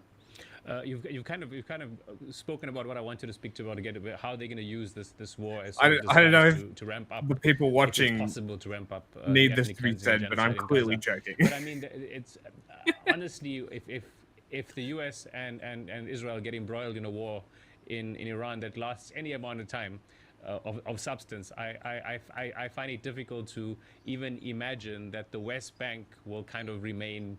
You know, it's not intact at all, but the West Bank could be devastated as well if unfortunately this timeline goes on and there's some sort of long drawn out war, which I'm sure Netanyahu is trying to achieve. So it really is I mean, quite devastating, as you've mentioned. The Arab world, we've mentioned their complicity. Please feel free to kind of tell us more about their complicity. But the question I want you to answer is, I mean, for how much longer do you think the Arab world, the population, are sort of going to be able to? They've got their own challenges. They have their own regime. Some guy platforming and suppression Blinkster that they kind of need to face. But I mean, is there going to be some sort of uprising, explosion? Do you feel? I know these things are again difficult to predict, but I mean, surely this can't be. I mean, I don't think the leaders are very comfortable, and I'm sure the people, while they have their own challenges, are very, very frustrated. Yeah, I mean, so I've Israel I've should come back from Egypt. Nasrallah This is my the third visit to Ayatollah. That would be Egypt. I've been in Qatar twice. I was in the West Bank, in Jordan last summer. There's no question that I'm still holding out for them Arab sending little Street, bomb boats out to the Nimitz. That'll be the funny too. population is enraged and legitimately enraged, not only at the genocide, but at the kind of tacit complicity of their own governments. This was That's just a especially great true word. in Jordan, because once Yemen disrupted the maritime traffic, the UAE, Saudi Arabia, and Jordan set up a land corridor that supplied Israel with the goods that it could no longer get through shipping. And in fact, Palestinian journalists Is that true? who exposed it got thrown in prison for a year. So yes, I think what would be the trigger would be the actual expulsion of Palestinians from. They keep trying. Might break these very fragile regimes. Don't do much very well, but the one thing they do well is they're trying, like I'm trying to get pregnant. State, and their internal security is formidable and brutal, whether that's in Saudi Arabia, Egypt, Jordan, or anywhere else. Fucking hit my head in the fence. So to speak out against the genocide, it comes with tremendous risks in these countries. But I think that if we began to see Palestinians expelled into the northern Sinai, or, perhaps even into Jordan. Well, Egypt's not allowing that to happen, are they? This might be the breaking point. And I think these regimes fear that, and I think they're right to fear it. Egypt isn't allowing that, are they? If that happens, yeah, I think what? The population To removing them to the Sinai. Boil over into something more significant. Like that was a whole thing, is they made that a red line? But my guess is that would be the breaking point. I mean, you may or may not have it's seen. just not going to happen. Egypt's in a fucking financial crisis. They're not going to take in mass immigration. Sort of joking among themselves that they've beaten Gaza in the quarterfinals. They're going to beat Iran in the semifinals, and in the finals they're going to meet. Look, Turkey. there's no ability. Can you explain? It's not a matter of humanitarianism. Sort of like the geopolitical connect that they have in their minds when they say that. Well, that shows how clueless they are. I mean, having lived in Israel and then having lived in the Arab world, I'm well aware of how the disdain by which Israelis Capture a bit better now. look at Arabs and Muslims, coupled with unparalleled hubris and arrogance, bolstered by a very sophisticated military, which is, of course, sustained and funded in large part by the United States. So when all of these factors combine, you get overreach. I mean, going against Turkey would definitely be overreach, but I think probably going against I Japan disagree. is overreach in Bomb the long Turkey. term. In the short term, Israel can inflict a lot of damage in the same way the United States inflicted a lot Why? of damage 'Cause fuck it. in the short term in Iraq, Kill in everyone. the short term in Afghanistan. Fuck that guy. In the long term, these were debacles, and I think the same will be true in Iran. You asked earlier about boots on the ground. Right now, the Israelis and the Americans believe that they can break the regime through aerial assaults. They weren't able to break ISIS through aerial assaults. They finally had to build Kurdish forces to go in and occupy the caliphate. So I think if you reach The Kurdish point of forces are frustration, occupying. or stalemate, and you put That's such a America- funny way to remember, fucking put it. Iran Oh is a my huge god. country. It's the size of Western Europe. It's The Kurdish the forces 17th largest occupy country the in the world. caliphate, he said. That's Population 90 fucking million. wild. Almost 10 times the population of Israel, which has about 10 million. It would take Shoot a that million guy. U.S. troops, at least, to occupy Iran, and it would go about as well as the occupation of Afghanistan and Iraq went. Once these wars begin, Mission you don't control success. them. They control you. I know. I've covered war Yeah? after war, and you become We hostage won. to We that kind of finished. We out. centrifugal force of war Laters. that pushes you in all sorts Oh, of I thought you were directions, talking about the including game. directions All you right. may not We were want ready to to go. start. No, We I saw was that in the 20 mocking him. years of And, U.S. intervention Bush. in the Middle East, and we would definitely see it. What did should sign say? Mission a complete. full-scale war erupt with Iran. Mission accomplished. Mission You accomplished. mentioned history. That's and what you've I meant. obviously I been mean, they covering did the region for accomplish the decades. mission, and then You Zarqawi were- blew up you the were arrested UN. in 1990 True. by the U.S. Army for refusing to True, be part very of their true. press corps.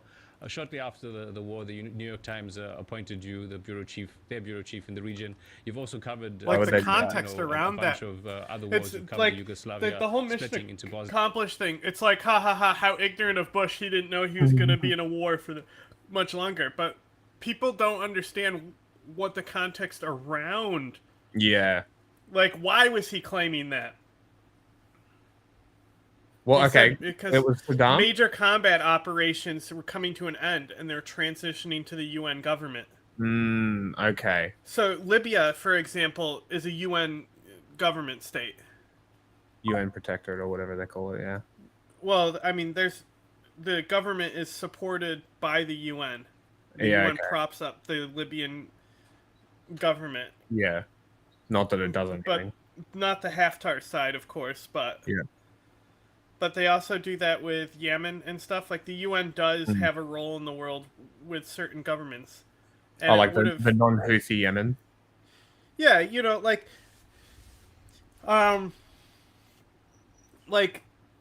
Who that? if a civil war didn't trigger in Iraq because of Zarqawi, it would have been fine. Yeah. Like it would have still, like, when I say fine, Libya is what I consider to be fine. Libya still has clashes, but it's not like, a fallen state, really. It's like building itself up. You don't really It can hear much actually about Libya. engage in international things. I don't know much about Libya, honestly. It's just a state that's supported by two different governments. The Russia and understanding of Turkey, right? Libya is secretly in that Greek video. Interesting. Because we talk about Egypt's and Libya's and the economic zones in the Mediterranean with Turkey Yeah. and Greece. With Richard. Yeah, so that's like secretly the Libya Understander video, because like that's what's Interesting. important is he explains that Greece supports Haftar. They're a NATO member that supports the Haftar government, so it's the post-Gaddafi side. And it's because of Turkey supporting the UN side, and Turkey's the main forces on the UN side. Yeah. The Turkey is pretty deployed in Northeast Africa. Interesting. They have a lot of missions in that region. Their other big mission is Somalia. They're the main Are they all force UN? in Somalia. Nope, it's like a private Turkish contract between the Somali government. They train they're a Green Beret mission inside Somalia. They train the elite forces, the elite counterterrorism forces. Oh, that's very fascinating. Why would Turkey do that? What does Turkey get out of that? Face control. Yeah, okay. Why Northeast Africa though? Like, seems strange to go. Well, so Libya, it's because of the economic zones in the Mediterranean. Uh-huh. So, and that's why Russia's there too, because Russia needs Libya, especially now that Assad's gone. Yes. So, and then also, like, we have to understand that the criminal world, you almost have to have it function. Right? We need criminal ports of entry. So shit can get in. I mean, it's just going to happen. It's just part of the system. You know what I mean? Yeah. We're not to think that you're going to shut them down is. There's better things to be spending resources on, frankly. You're instead channel them through. Yeah. You know, it's just like safe drugs. You know, you give injection sites. You just allow the crime to happen safely. Yeah. It's a theory. It's not like Europe isn't buying undercut fucking sanctioned oil. You know what I mean? Yeah. Like, everyone exploits it. Of course they do. Saves them money. Capitalist But world. as far as Somalia and Turkey, like, Turkey, they're massive. They're, you know, the second standard army of NATO. So their mission in Somalia, that might be an extension of NATO, but I think it's just them. And it's a Green Beret mission. But it's like, what does Kenya have to gain in Haiti? You know? Not face. Like, why is Kenya's police forces deploying in Haiti? Yeah, it's because they're blick. Well, it's, I mean, Can't- they're literally, can't have Whitey. That's exactly what it is, though. Yeah. Because America said we can't do the occupation in Haiti. Yeah, it'll look bad if Whitey is occupying. Yeah, and the rest of the fucking... So, it's unfortunate, but... the rest of the fucking islands that are in the island pack that's helping, like, form the coalition government type thing... Yeah. They all fucking hate Haiti, so they're not going to send their people in there either. Yeah. No way. Like, all those countries just want Haiti to be blockaded and destroyed, basically. Just, like, cut it out of existence. Yeah, because none of them would really want control over it, would they? No. None of them want anything to do with it. Yeah, it's just a shit show, unfortunately. So they had to go all the way to Africa, and they said, what force can we send in here? Definitely not Rwanda. No. You know? And it had to be one of the massive ones. You know, Uganda is too busy suppressing their own people. Uh-huh.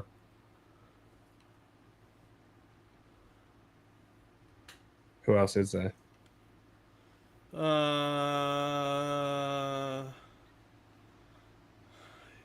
I mean, they would have to, it would have to be black, so it would have to be like a sub-Saharan country. So South Africa, maybe. French Foreign Legion would be an interesting one. The French, maybe. Like, you deploy the French Foreign Legion and you just do the guys from Africa as a French Foreign Legion mission. Maybe. Because France still does have a stake there too. Because in Haiti. Yeah. I mean, they've been suppressing imperialism them and shit, the whole time. I mean, Haiti got freed and they had to like pay recompense, like they're paying off their cost of their slavery for like 150 years or some shit. What was it? Something like that. It's fucked. Like, Haiti is literally in the state that it's in because of France. There's no two ways about it. Like they're what, taking like 20-25% of their GDP? Crazy. Some stupid number like that. I'm not 100% on the number, but it was something ridiculous. We'll give you your freedom, but you have to pay us for your worth. Fuck you. Done with the race yet? Almost. One more lap.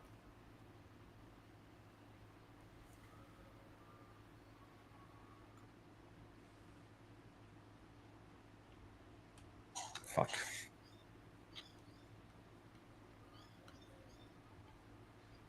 You ever play the Star Wars Pod Racer racing game?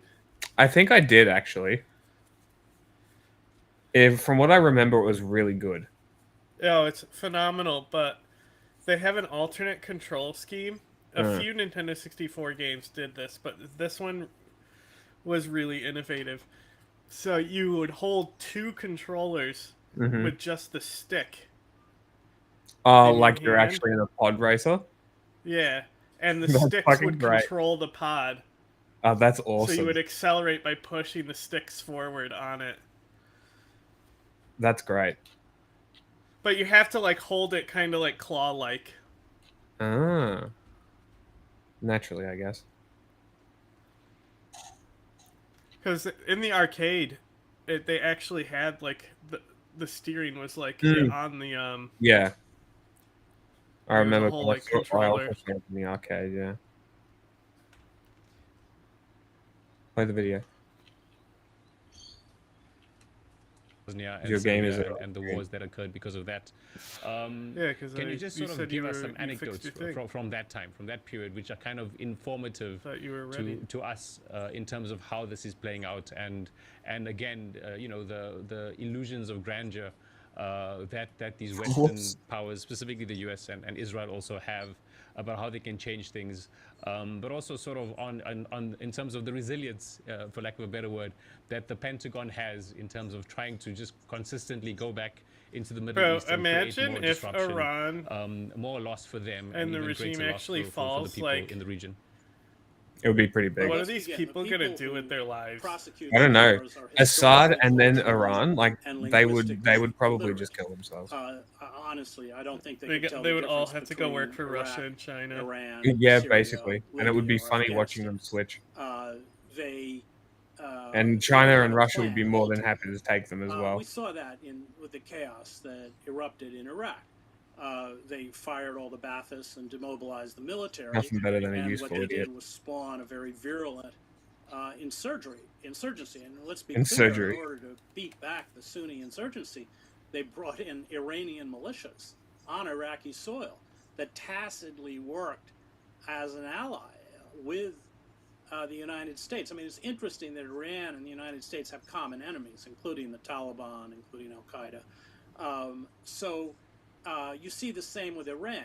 I don't sense that there's it's almost like it's really dumb that Iran has this policy that they've had, and it's only helped legitimize Israel's genocide. Should Iran carry out significant damage against, like, honestly, American if Iran didn't exist and all these accords were signed, and all these Arab states were like in the position they're in now, Iran can very easily mine that narrow strip. Gaza probably would have never happened. Seriously disrupt. I think about 20% of the world's oil yeah, supply like there would be through the Strait of Hormuz, actual reason to stand up to them since for a Israelis united are Arab targeting coalition against them. Iranian oil facilities. There's more and more incentive for the Iranians to shut down, or at least that shut down that kind of chokehold, and at that point, global oil prices would double, if not triple. I mean, and then you have all the other maritime traffic. Great, I can't wait for petrol companies to charge $3 for There's petrol. lots of ways, and then you have unconventional warfare. You have suicide attacks. You have acts of quote unquote terrorism. Quote unquote Western terrorism. interests. It can get really, really, really messy. And I don't sense that either Israel or the Trump administration as in any way prepared any more than the Americans prepared for what they inevitably had to face in Iraq and in Afghanistan, where they've lost both of those wars. You mentioned earlier on that sort of in the long term this would be devastating for for the Americans and the Israelis, and I mean Iran, you know, they financed and organized militias in Iraq during the Iraq Civil War, which lasted almost a decade. You know, the Syrian Civil War also, you know, there were many, besides Hezbollah, there were many Iranian militias or Iraqi militias funded by Iran that entered Syria, etc. Just how bad I mean, you've kind of touched on it, but how bad can things get? Can we get to the point where maybe there'll be even militias attempting to enter Israel? Is this something the Israelis, you think, are even, you know, they can conceive of? And I mean, that would, I mean, how bad can things get? Well, they can get really, really, really bad, and they can get really, really messy if this becomes a regional conflict. I have my doubts that Iranian-inspired militias will enter Israel. I mean, Israel is a very small, because they're fucking pussies. With very well-guarded borders. I mean, you know, you're seeing obviously Israeli commandos. Like the fucking, I love that they're like, these Shia militia are what fucking beat the Sunni caliphate. No, they fucking massacred civilians. They sent them loose on towns where it was just for their general massacre. Because there's ISIS in this area, so just kill everyone with them. And then the actual special forces were taking down the main fucking cells. Attacks Iran, certainly significant numbers of Shia will interpret this as a war against Shiism, which is, of course, the second largest offshoot or sect of Islam. You have 2 million Shia in Saudi Arabia, many living in the eastern oil-rich region. Iraq, as I said before, is predominantly Shia, significant Shiite populations in Bahrain, in Turkey, and should that happen... It's not predominantly Shia, they just have a slight ethnic majority. That's like saying Afghanistan is a Pashto country. Of Iran, that begin to really hobble and cripple American power. In 2003, when the Iraq War was starting to unfold, you left the New York Times after you criticized at a graduation commencement speech. You criticized the U.S. invasion. There were boos and jeers in the crowd against you.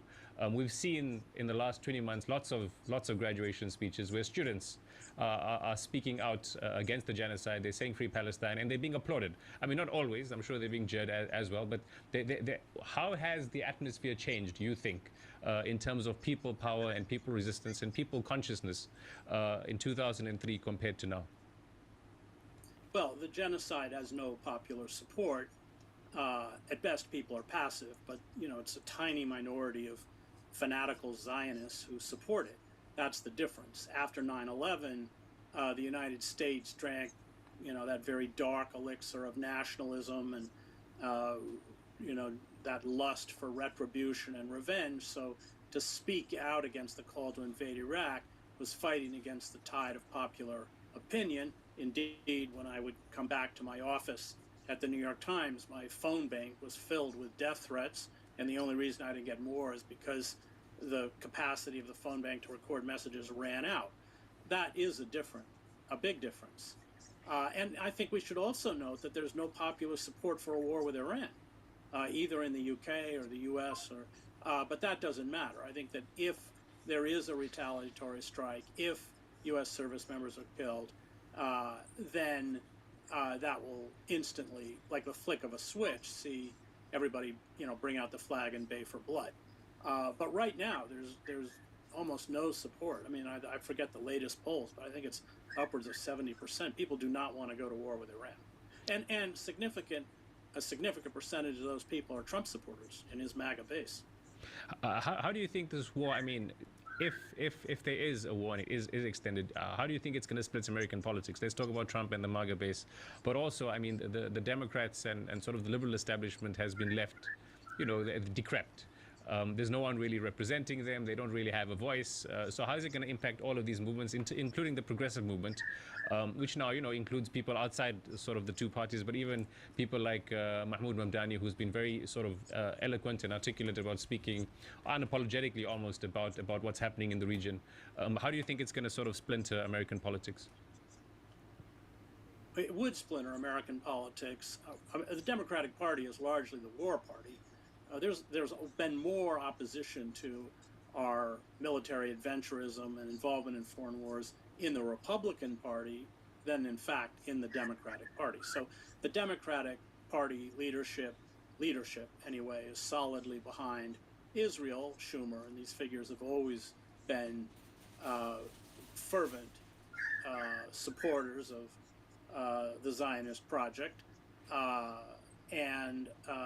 you are seen within the lower levels of the Democratic Party, and as I mentioned before, in significant segments of the so-called MAGA base, opposition to war, another war. And of course, this was J.D. Vance, the vice president's mantra before the election. He himself had served in Iraq. So I believe it was Iraq or Afghanistan, I can't remember. So yeah, I think it would really splinter the American landscape. The Democratic Party is largely a corpse. It has about a 27% approval rating. It has failed utterly to respond in a meaningful way to Trump's rapid consolidation of authoritarianism. You know, they think that they lost the election because of messaging, not because they sold out the American working class through NAFTA and other trade deals that resulted in 30 million mass layoffs. This was triggered by the Clinton administration, the Democratic Clinton administration. But yeah, I think it really would create deep divisions, and not necessarily along party lines, but deep divisions within the political landscape of the United States. But let's be clear that the Trump administration has used draconian forms of control to shut down dissent, including throwing U.S. senators to the ground and handcuffing them, or they just did this to a mayoral candidate, throwing judges in jail. There is largely an absence of the rule of law. Judges who find or present rulings contravening Trump's orders are ignored because the Department of Justice under Pam Bondi, I mean, all of these departments have been turned over to these mediocrities and sycophants, won't enforce it. So you would, I mean, and we've of course seen the U.S. Marines deployed on the streets of Los Angeles. ICE, the Immigration Enforcement Agency, is everyone should roll their eyes at him. With green cards, and they fucking blinky show up bitch. Unmarked cars, masked, without identifying themselves, and arresting and deporting them. So, if these divisions began to be expressed in terms of political discontent that the Trump administration found threatening, all of these measures would be employed, even against dissenters, even if they were within the MAGA base. Given what you've just said, and I mean the sort of what we've seen in LA with the protests and stuff, that I mean it's completely disconnected from Iran. It started well before that, and it's kind of way. I mean it's maybe tangentially related to foreign policy on Gaza, but it really isn't, right? Just given already the internal discontent, what do you think? I mean, what do you think the U.S. looks like after the Trump administration, or is there an end to the Trump administration?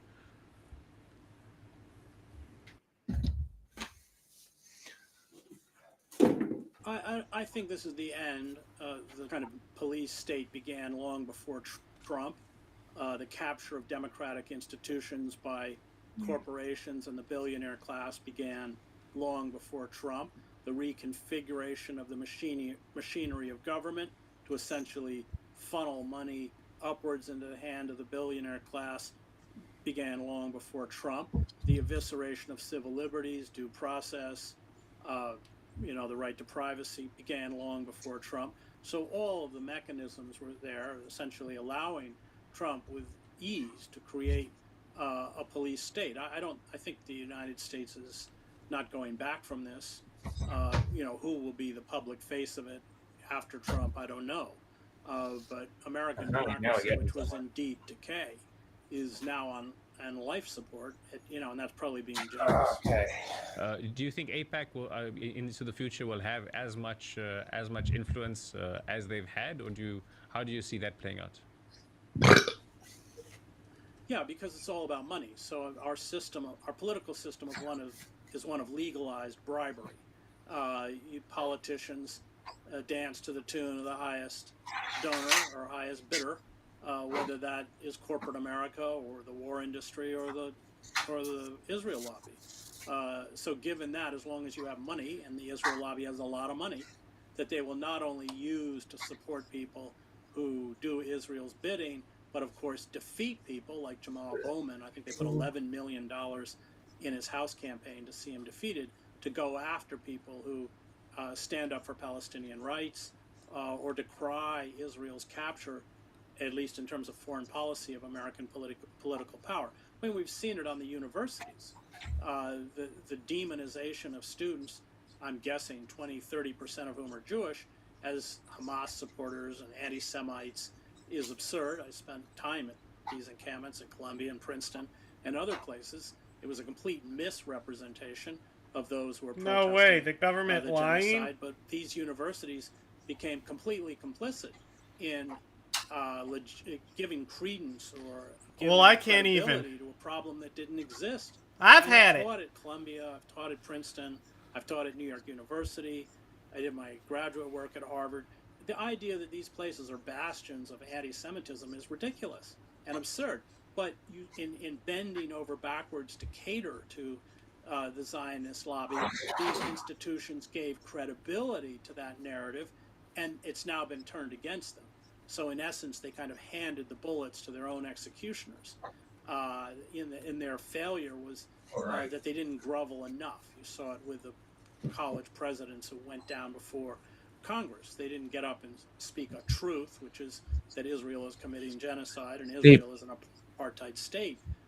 They slavishly repeated the lines handed to them by the Zionist lobby and by their billionaire supporters.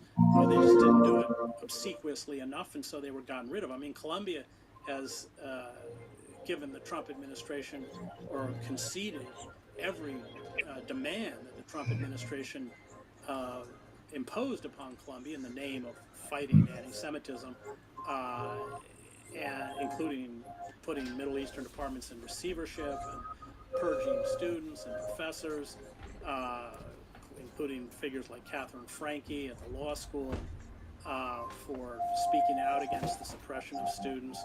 It didn't make any difference. And now the Trump administration is threatening to remove their accreditation. Same was true with Harvard. So these institutions, all of the democratic institutions, haven't gotten into the press, have collapsed. They don't work anymore. I mean, the fact that the press is running around amplifying the voices of these old warmongers from the war in Iraq, who are reading from exactly the same script, they're just substituting Iran for Iraq, just shows you how, the kind of deep rot within the American system. I mean, is there any progressives or anything on the horizon that maybe inspires some hope? I mean, Bernie Sanders took a very long time to even call for a ceasefire when this genocide began. He now has been more outspoken, but there was very poor form from him. AOC was often harangued for not using the genocide word. She's now endorsed Mamdani, who doesn't use the genocide word, but does speak very forcefully against Israel and sort of U.S. interventionism in a negative way in the region, and also for progressive values locally. Do you see any change occurring, or I mean, do you think Mamdani is up to the task at some point if he gets elected? How do you see this playing out? Well, let's be clear. The progressive figures like Let's be clear. get a lot of press, but they're utterly powerless. They're a tiny, tiny minority. They don't even represent probably 1 or 2% of the American political establishment. And in a way, nobody really cares what they say or what they think. The only way to fight back against this rapidly consolidated police state that... This fucking guy. I know, fuck this guy. I love how they have to work in the...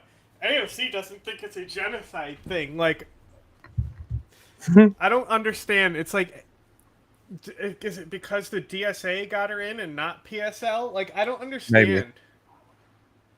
And then, like, she's utterly powerless. What? She almost fucking, like, was able to, like, push establishment out and become head of oversight. That is true. Are you for real powerless? She's done quite a lot. But this guy, She has more ability to affect change than fucking Blinky. Blinky Bill. Dreams of a gum nut. Trump is imposing on us. Trump. Mass mobilization, and that doesn't mean going out on a No Kings rally in your park. It means strikes. It means disrupting the system, shutting down the system, largely done through labor. Without that, I don't see any impediments to where we're headed. I certainly don't think that progressive forces are going to make any difference without the power of mass movements behind them, and history has kind of shown that over and over again. You have figures like Shama Sawant, the socialist city councilwoman, who's trying to organize militant or radical labor movements in her No Strike Back or Workers Strike Back program. But these are, we're almost beginning from scratch. I mean, American labor has been completely defanged. Only about 11% of the workforce is unionized, and I think about 6% of that are state employees who legally can't strike. We saw it a couple of years ago with the railroad freight workers. They were blocked from striking under law by Biden. So unless we can begin to seriously disrupt the system through mass movements, I don't think there's any way we can halt the trajectory that we're headed towards, which is happening with alarming speed towards a kind of despotism or Christian fascism or whatever it is you want to call it. Just want to speak about journalism for a while. I mean, you've always kind of practiced and operated as a journalist that's had friction with the establishment. This is from your very early days. But when you compare the states of journalism now in the USA or actually globally, when you look at the cover that's been given for the genocide by many outlets, and you compare that to cover previously in the Iraq War in 2003, how do you think the states of journalism has changed? Do you think it's just always? Do you think it's equally bad, or do you think it's much worse? It's more captured by sort of interests and journalists just have no fangs. Just how do you? I mean, you've had a problem with it all along, but do you think it's actually reached a new low? Yeah, I think it's worse, but I want to make it clear that every time a country goes to war, the journalists fall in line and essentially act or do their part for the country to cheerlead the war and perpetuate the narrative imposed by the war makers. That's true in every war. It's true in Vietnam. At the inception, it changed, of course. It's true in Iraq, Afghanistan, Libya, Syria, everywhere else. So that's the nature of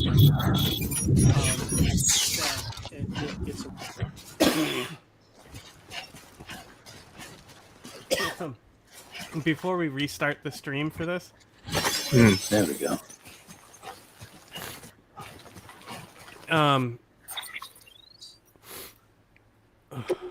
Does this link work for you in chat? Because I don't necessarily want to pull this up on stream, but I want to show you this data.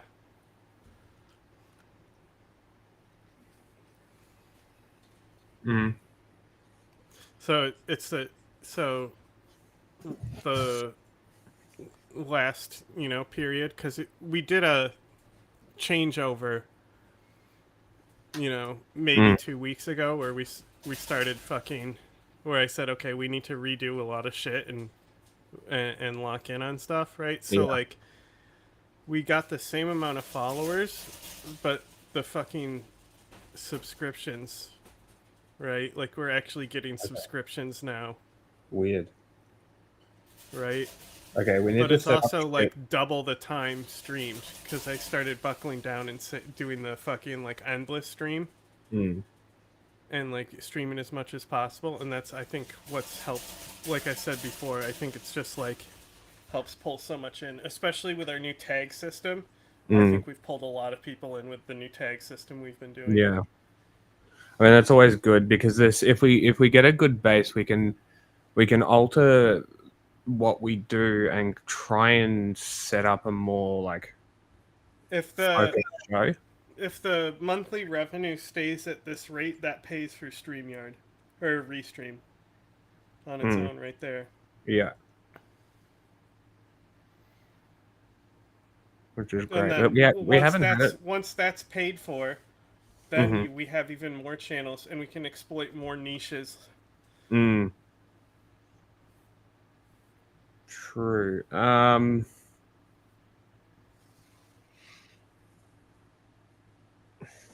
I think also with everything being so crazy, I think us taking the approach that we're taking is of just being calm and like going through stuff.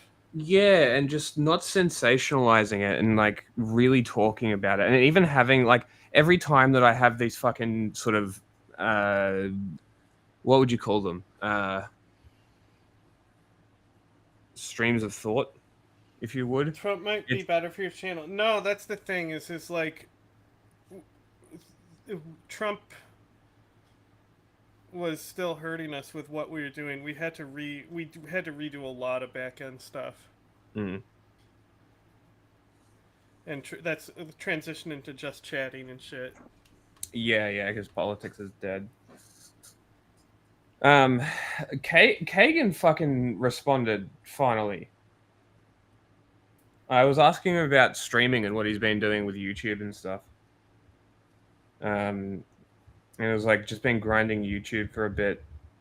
And he says would encourage you to do the same. And I basically explained to him how YouTube fucked us. I was like, oh yeah, we were, but when we covered the Houthis, YouTube essentially killed our growth and we never recovered. I think we get like 1, maybe 2 subscribers a week. Something like that. It's slowly going up, but not like it's crazy. Like ended all of it. No growth, no reach, nothing. Like it's such a struggle. Like even the ones that pop off, I reckon they max out at 1,000, maybe. It's very weird. BitChute, here we come. We'll get that CEO on and we'll get special treatment. Dude, if we interview the BitChute CEO, it's going to be so funny. You understand, right? Yeah. I've got the email. We can say yes. I'm telling you, bro. We should be like, yeah. Let us know when. Like, it's like how fucking Ethan got the Nexium cult member on. They just send these emails, and Ethan came across it and was like, wait a second, can we look into this email? And they ended up getting a cult guy on. Hilarious. I think it's a good idea. I think we should. Well, the email's sitting there, so if we decide that we want to, we can. Live stream or recorded editing?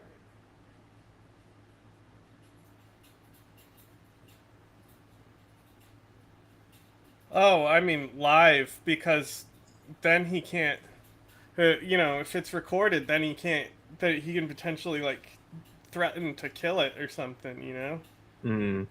If it's not his liking. True. Could suggest doing it live, because I have been telling people where the show's kind of on hiatus at the moment. So maybe we could do it live. We'll make an account and stream it to BitChute. That would be funny. What's your current quest? I gotta go back and get them. Get who? The quest. Oh yeah, run back to base, so yeah, it can get set up for the restart. Just 1 second. Sending a message won't be long.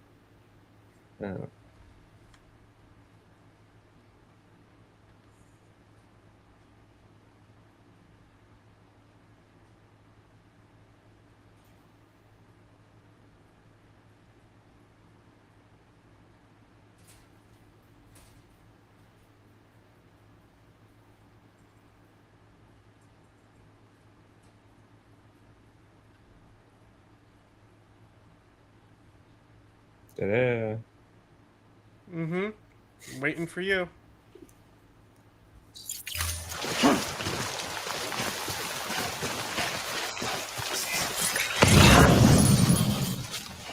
He in the rain. Keep playing with the crayons. Like, it was so funny. Like, we both get wipe on a stratagem jammer, and all I see is this guy carrying the 7th shell to the artillery ring and putting it down, and seeing every fucking color shell. All the blues, the yellows.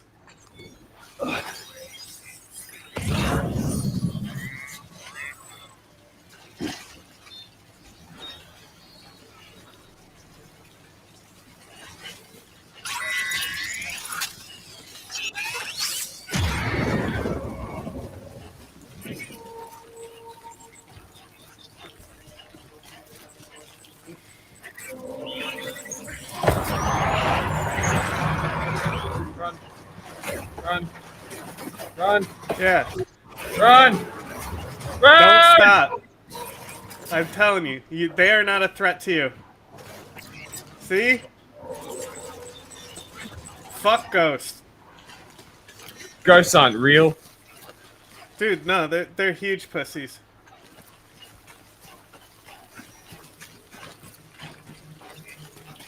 Ghosts?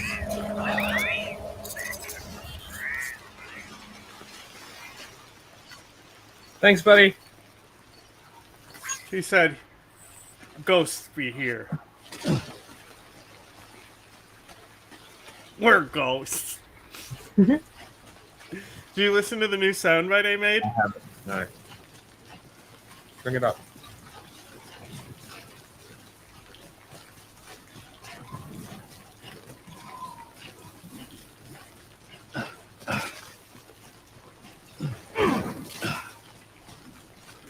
Alright, let's see how it sounds. Beginning scan. Scanning bridges. Did I make them understand how big, truly big my penis is? What the fuck? All clear. Welcome, Sam Porter Bridges. Sam Porter Britches. The man with the pants.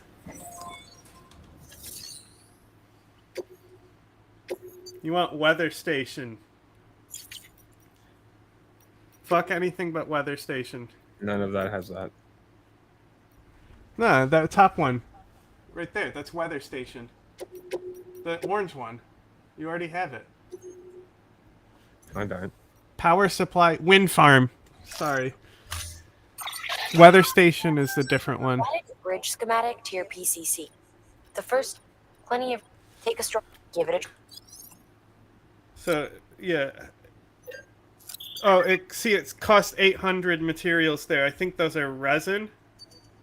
Metals. You need 800 metal to build a bridge. Okay.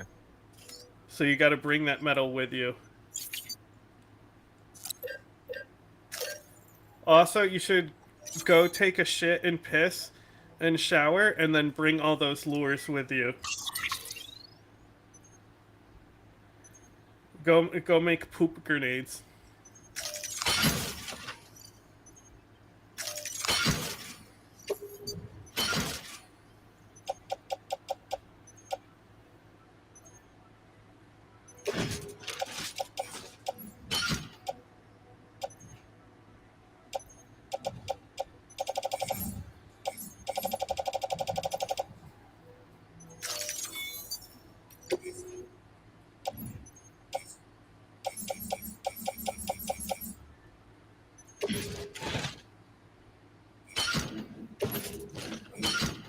I don't have 800.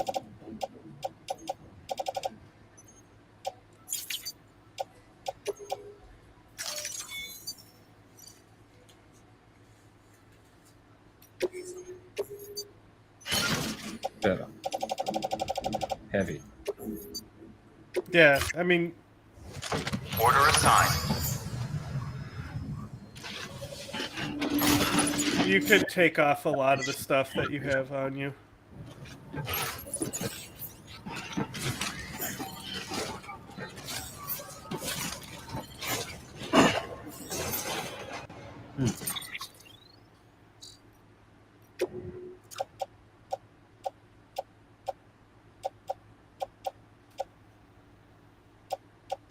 Like, how many pairs of boots do you have? Put the boots in your private locker. 2 pairs of boots. Yeah, if you don't see, you already have your boot clip full, right? You already have boots hanging on the boot clip, so there's no reason to carry crates of boots. Like if they don't fit, like 2 extra pairs of boots is more than enough for pretty much anything. Especially when you get the fucking super boots that don't wear down. They do. They just wear down like 3 times as slow. And mule boots suck. They're the worst boots. Bridges boots are better. So if you have a backup, those are good.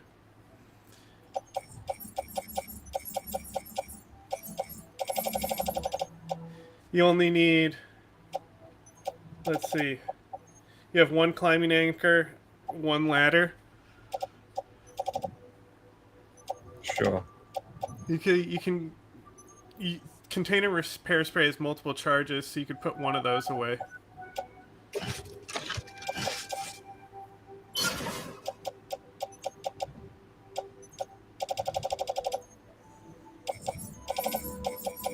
And then there's another climbing anchor and mule boots on your back.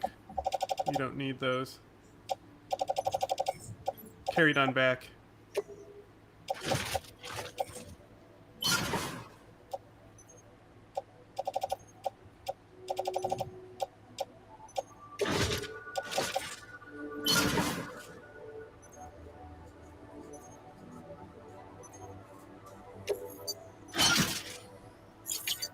Boom, that's totally manageable. Yeah, great. We saved 5 kilos. Epic. That's a lot. Work is greatly.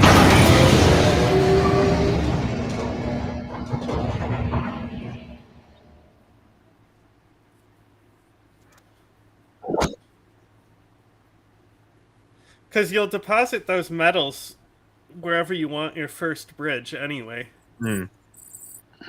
So you won't have those. You'll have those for like literally a few steps out the door.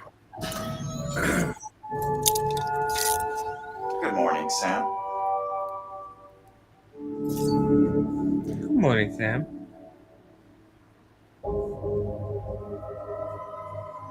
Piss, shit. Piss and shit. You can also skip through all the cinematics to piss and shit. It's kind of a meme how many there is. Right? Just keep pressing skip. Watch how many there are. Okay, skip that.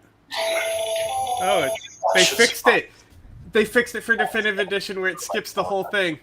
Another of our new EX grenades. Oh no, it's probably just because it's an intro explaining. So named because it contains a vaporized extract formulated from your urine. Compared to our first iteration, this EX grenade contains a higher concentration of your fluids, which should make it more effective against BTs. Whenever you avail yourself of your private room's facilities, we will collect the results and produce additional units for your use. So you needn't worry about running out.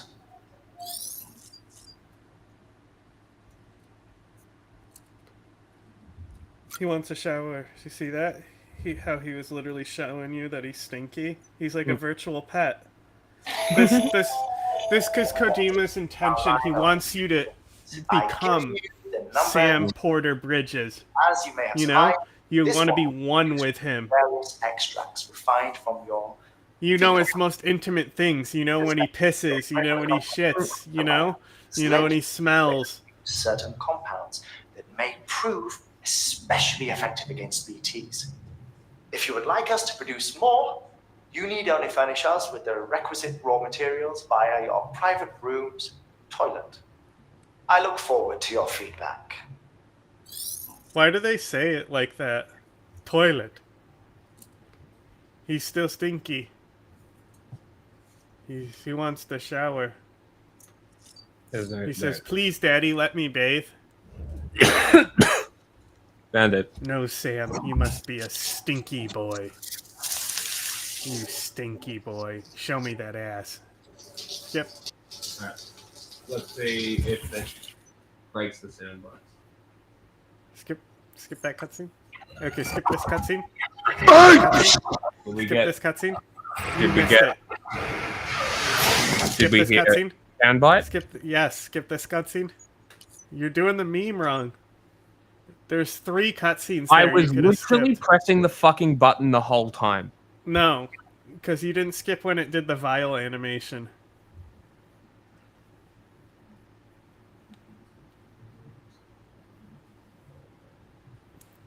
He wink at you. He's so happy. Did you do the restart yet? No. Okay, I'm gonna do. This is pretty easily Googleable. The restart. Okay.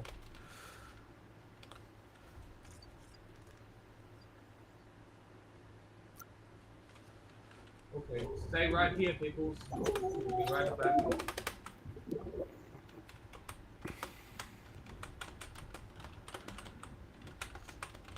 Will not be long. We'll refresh it and we'll be back. Maybe a minute, 2 minutes. I don't know, whenever John does it.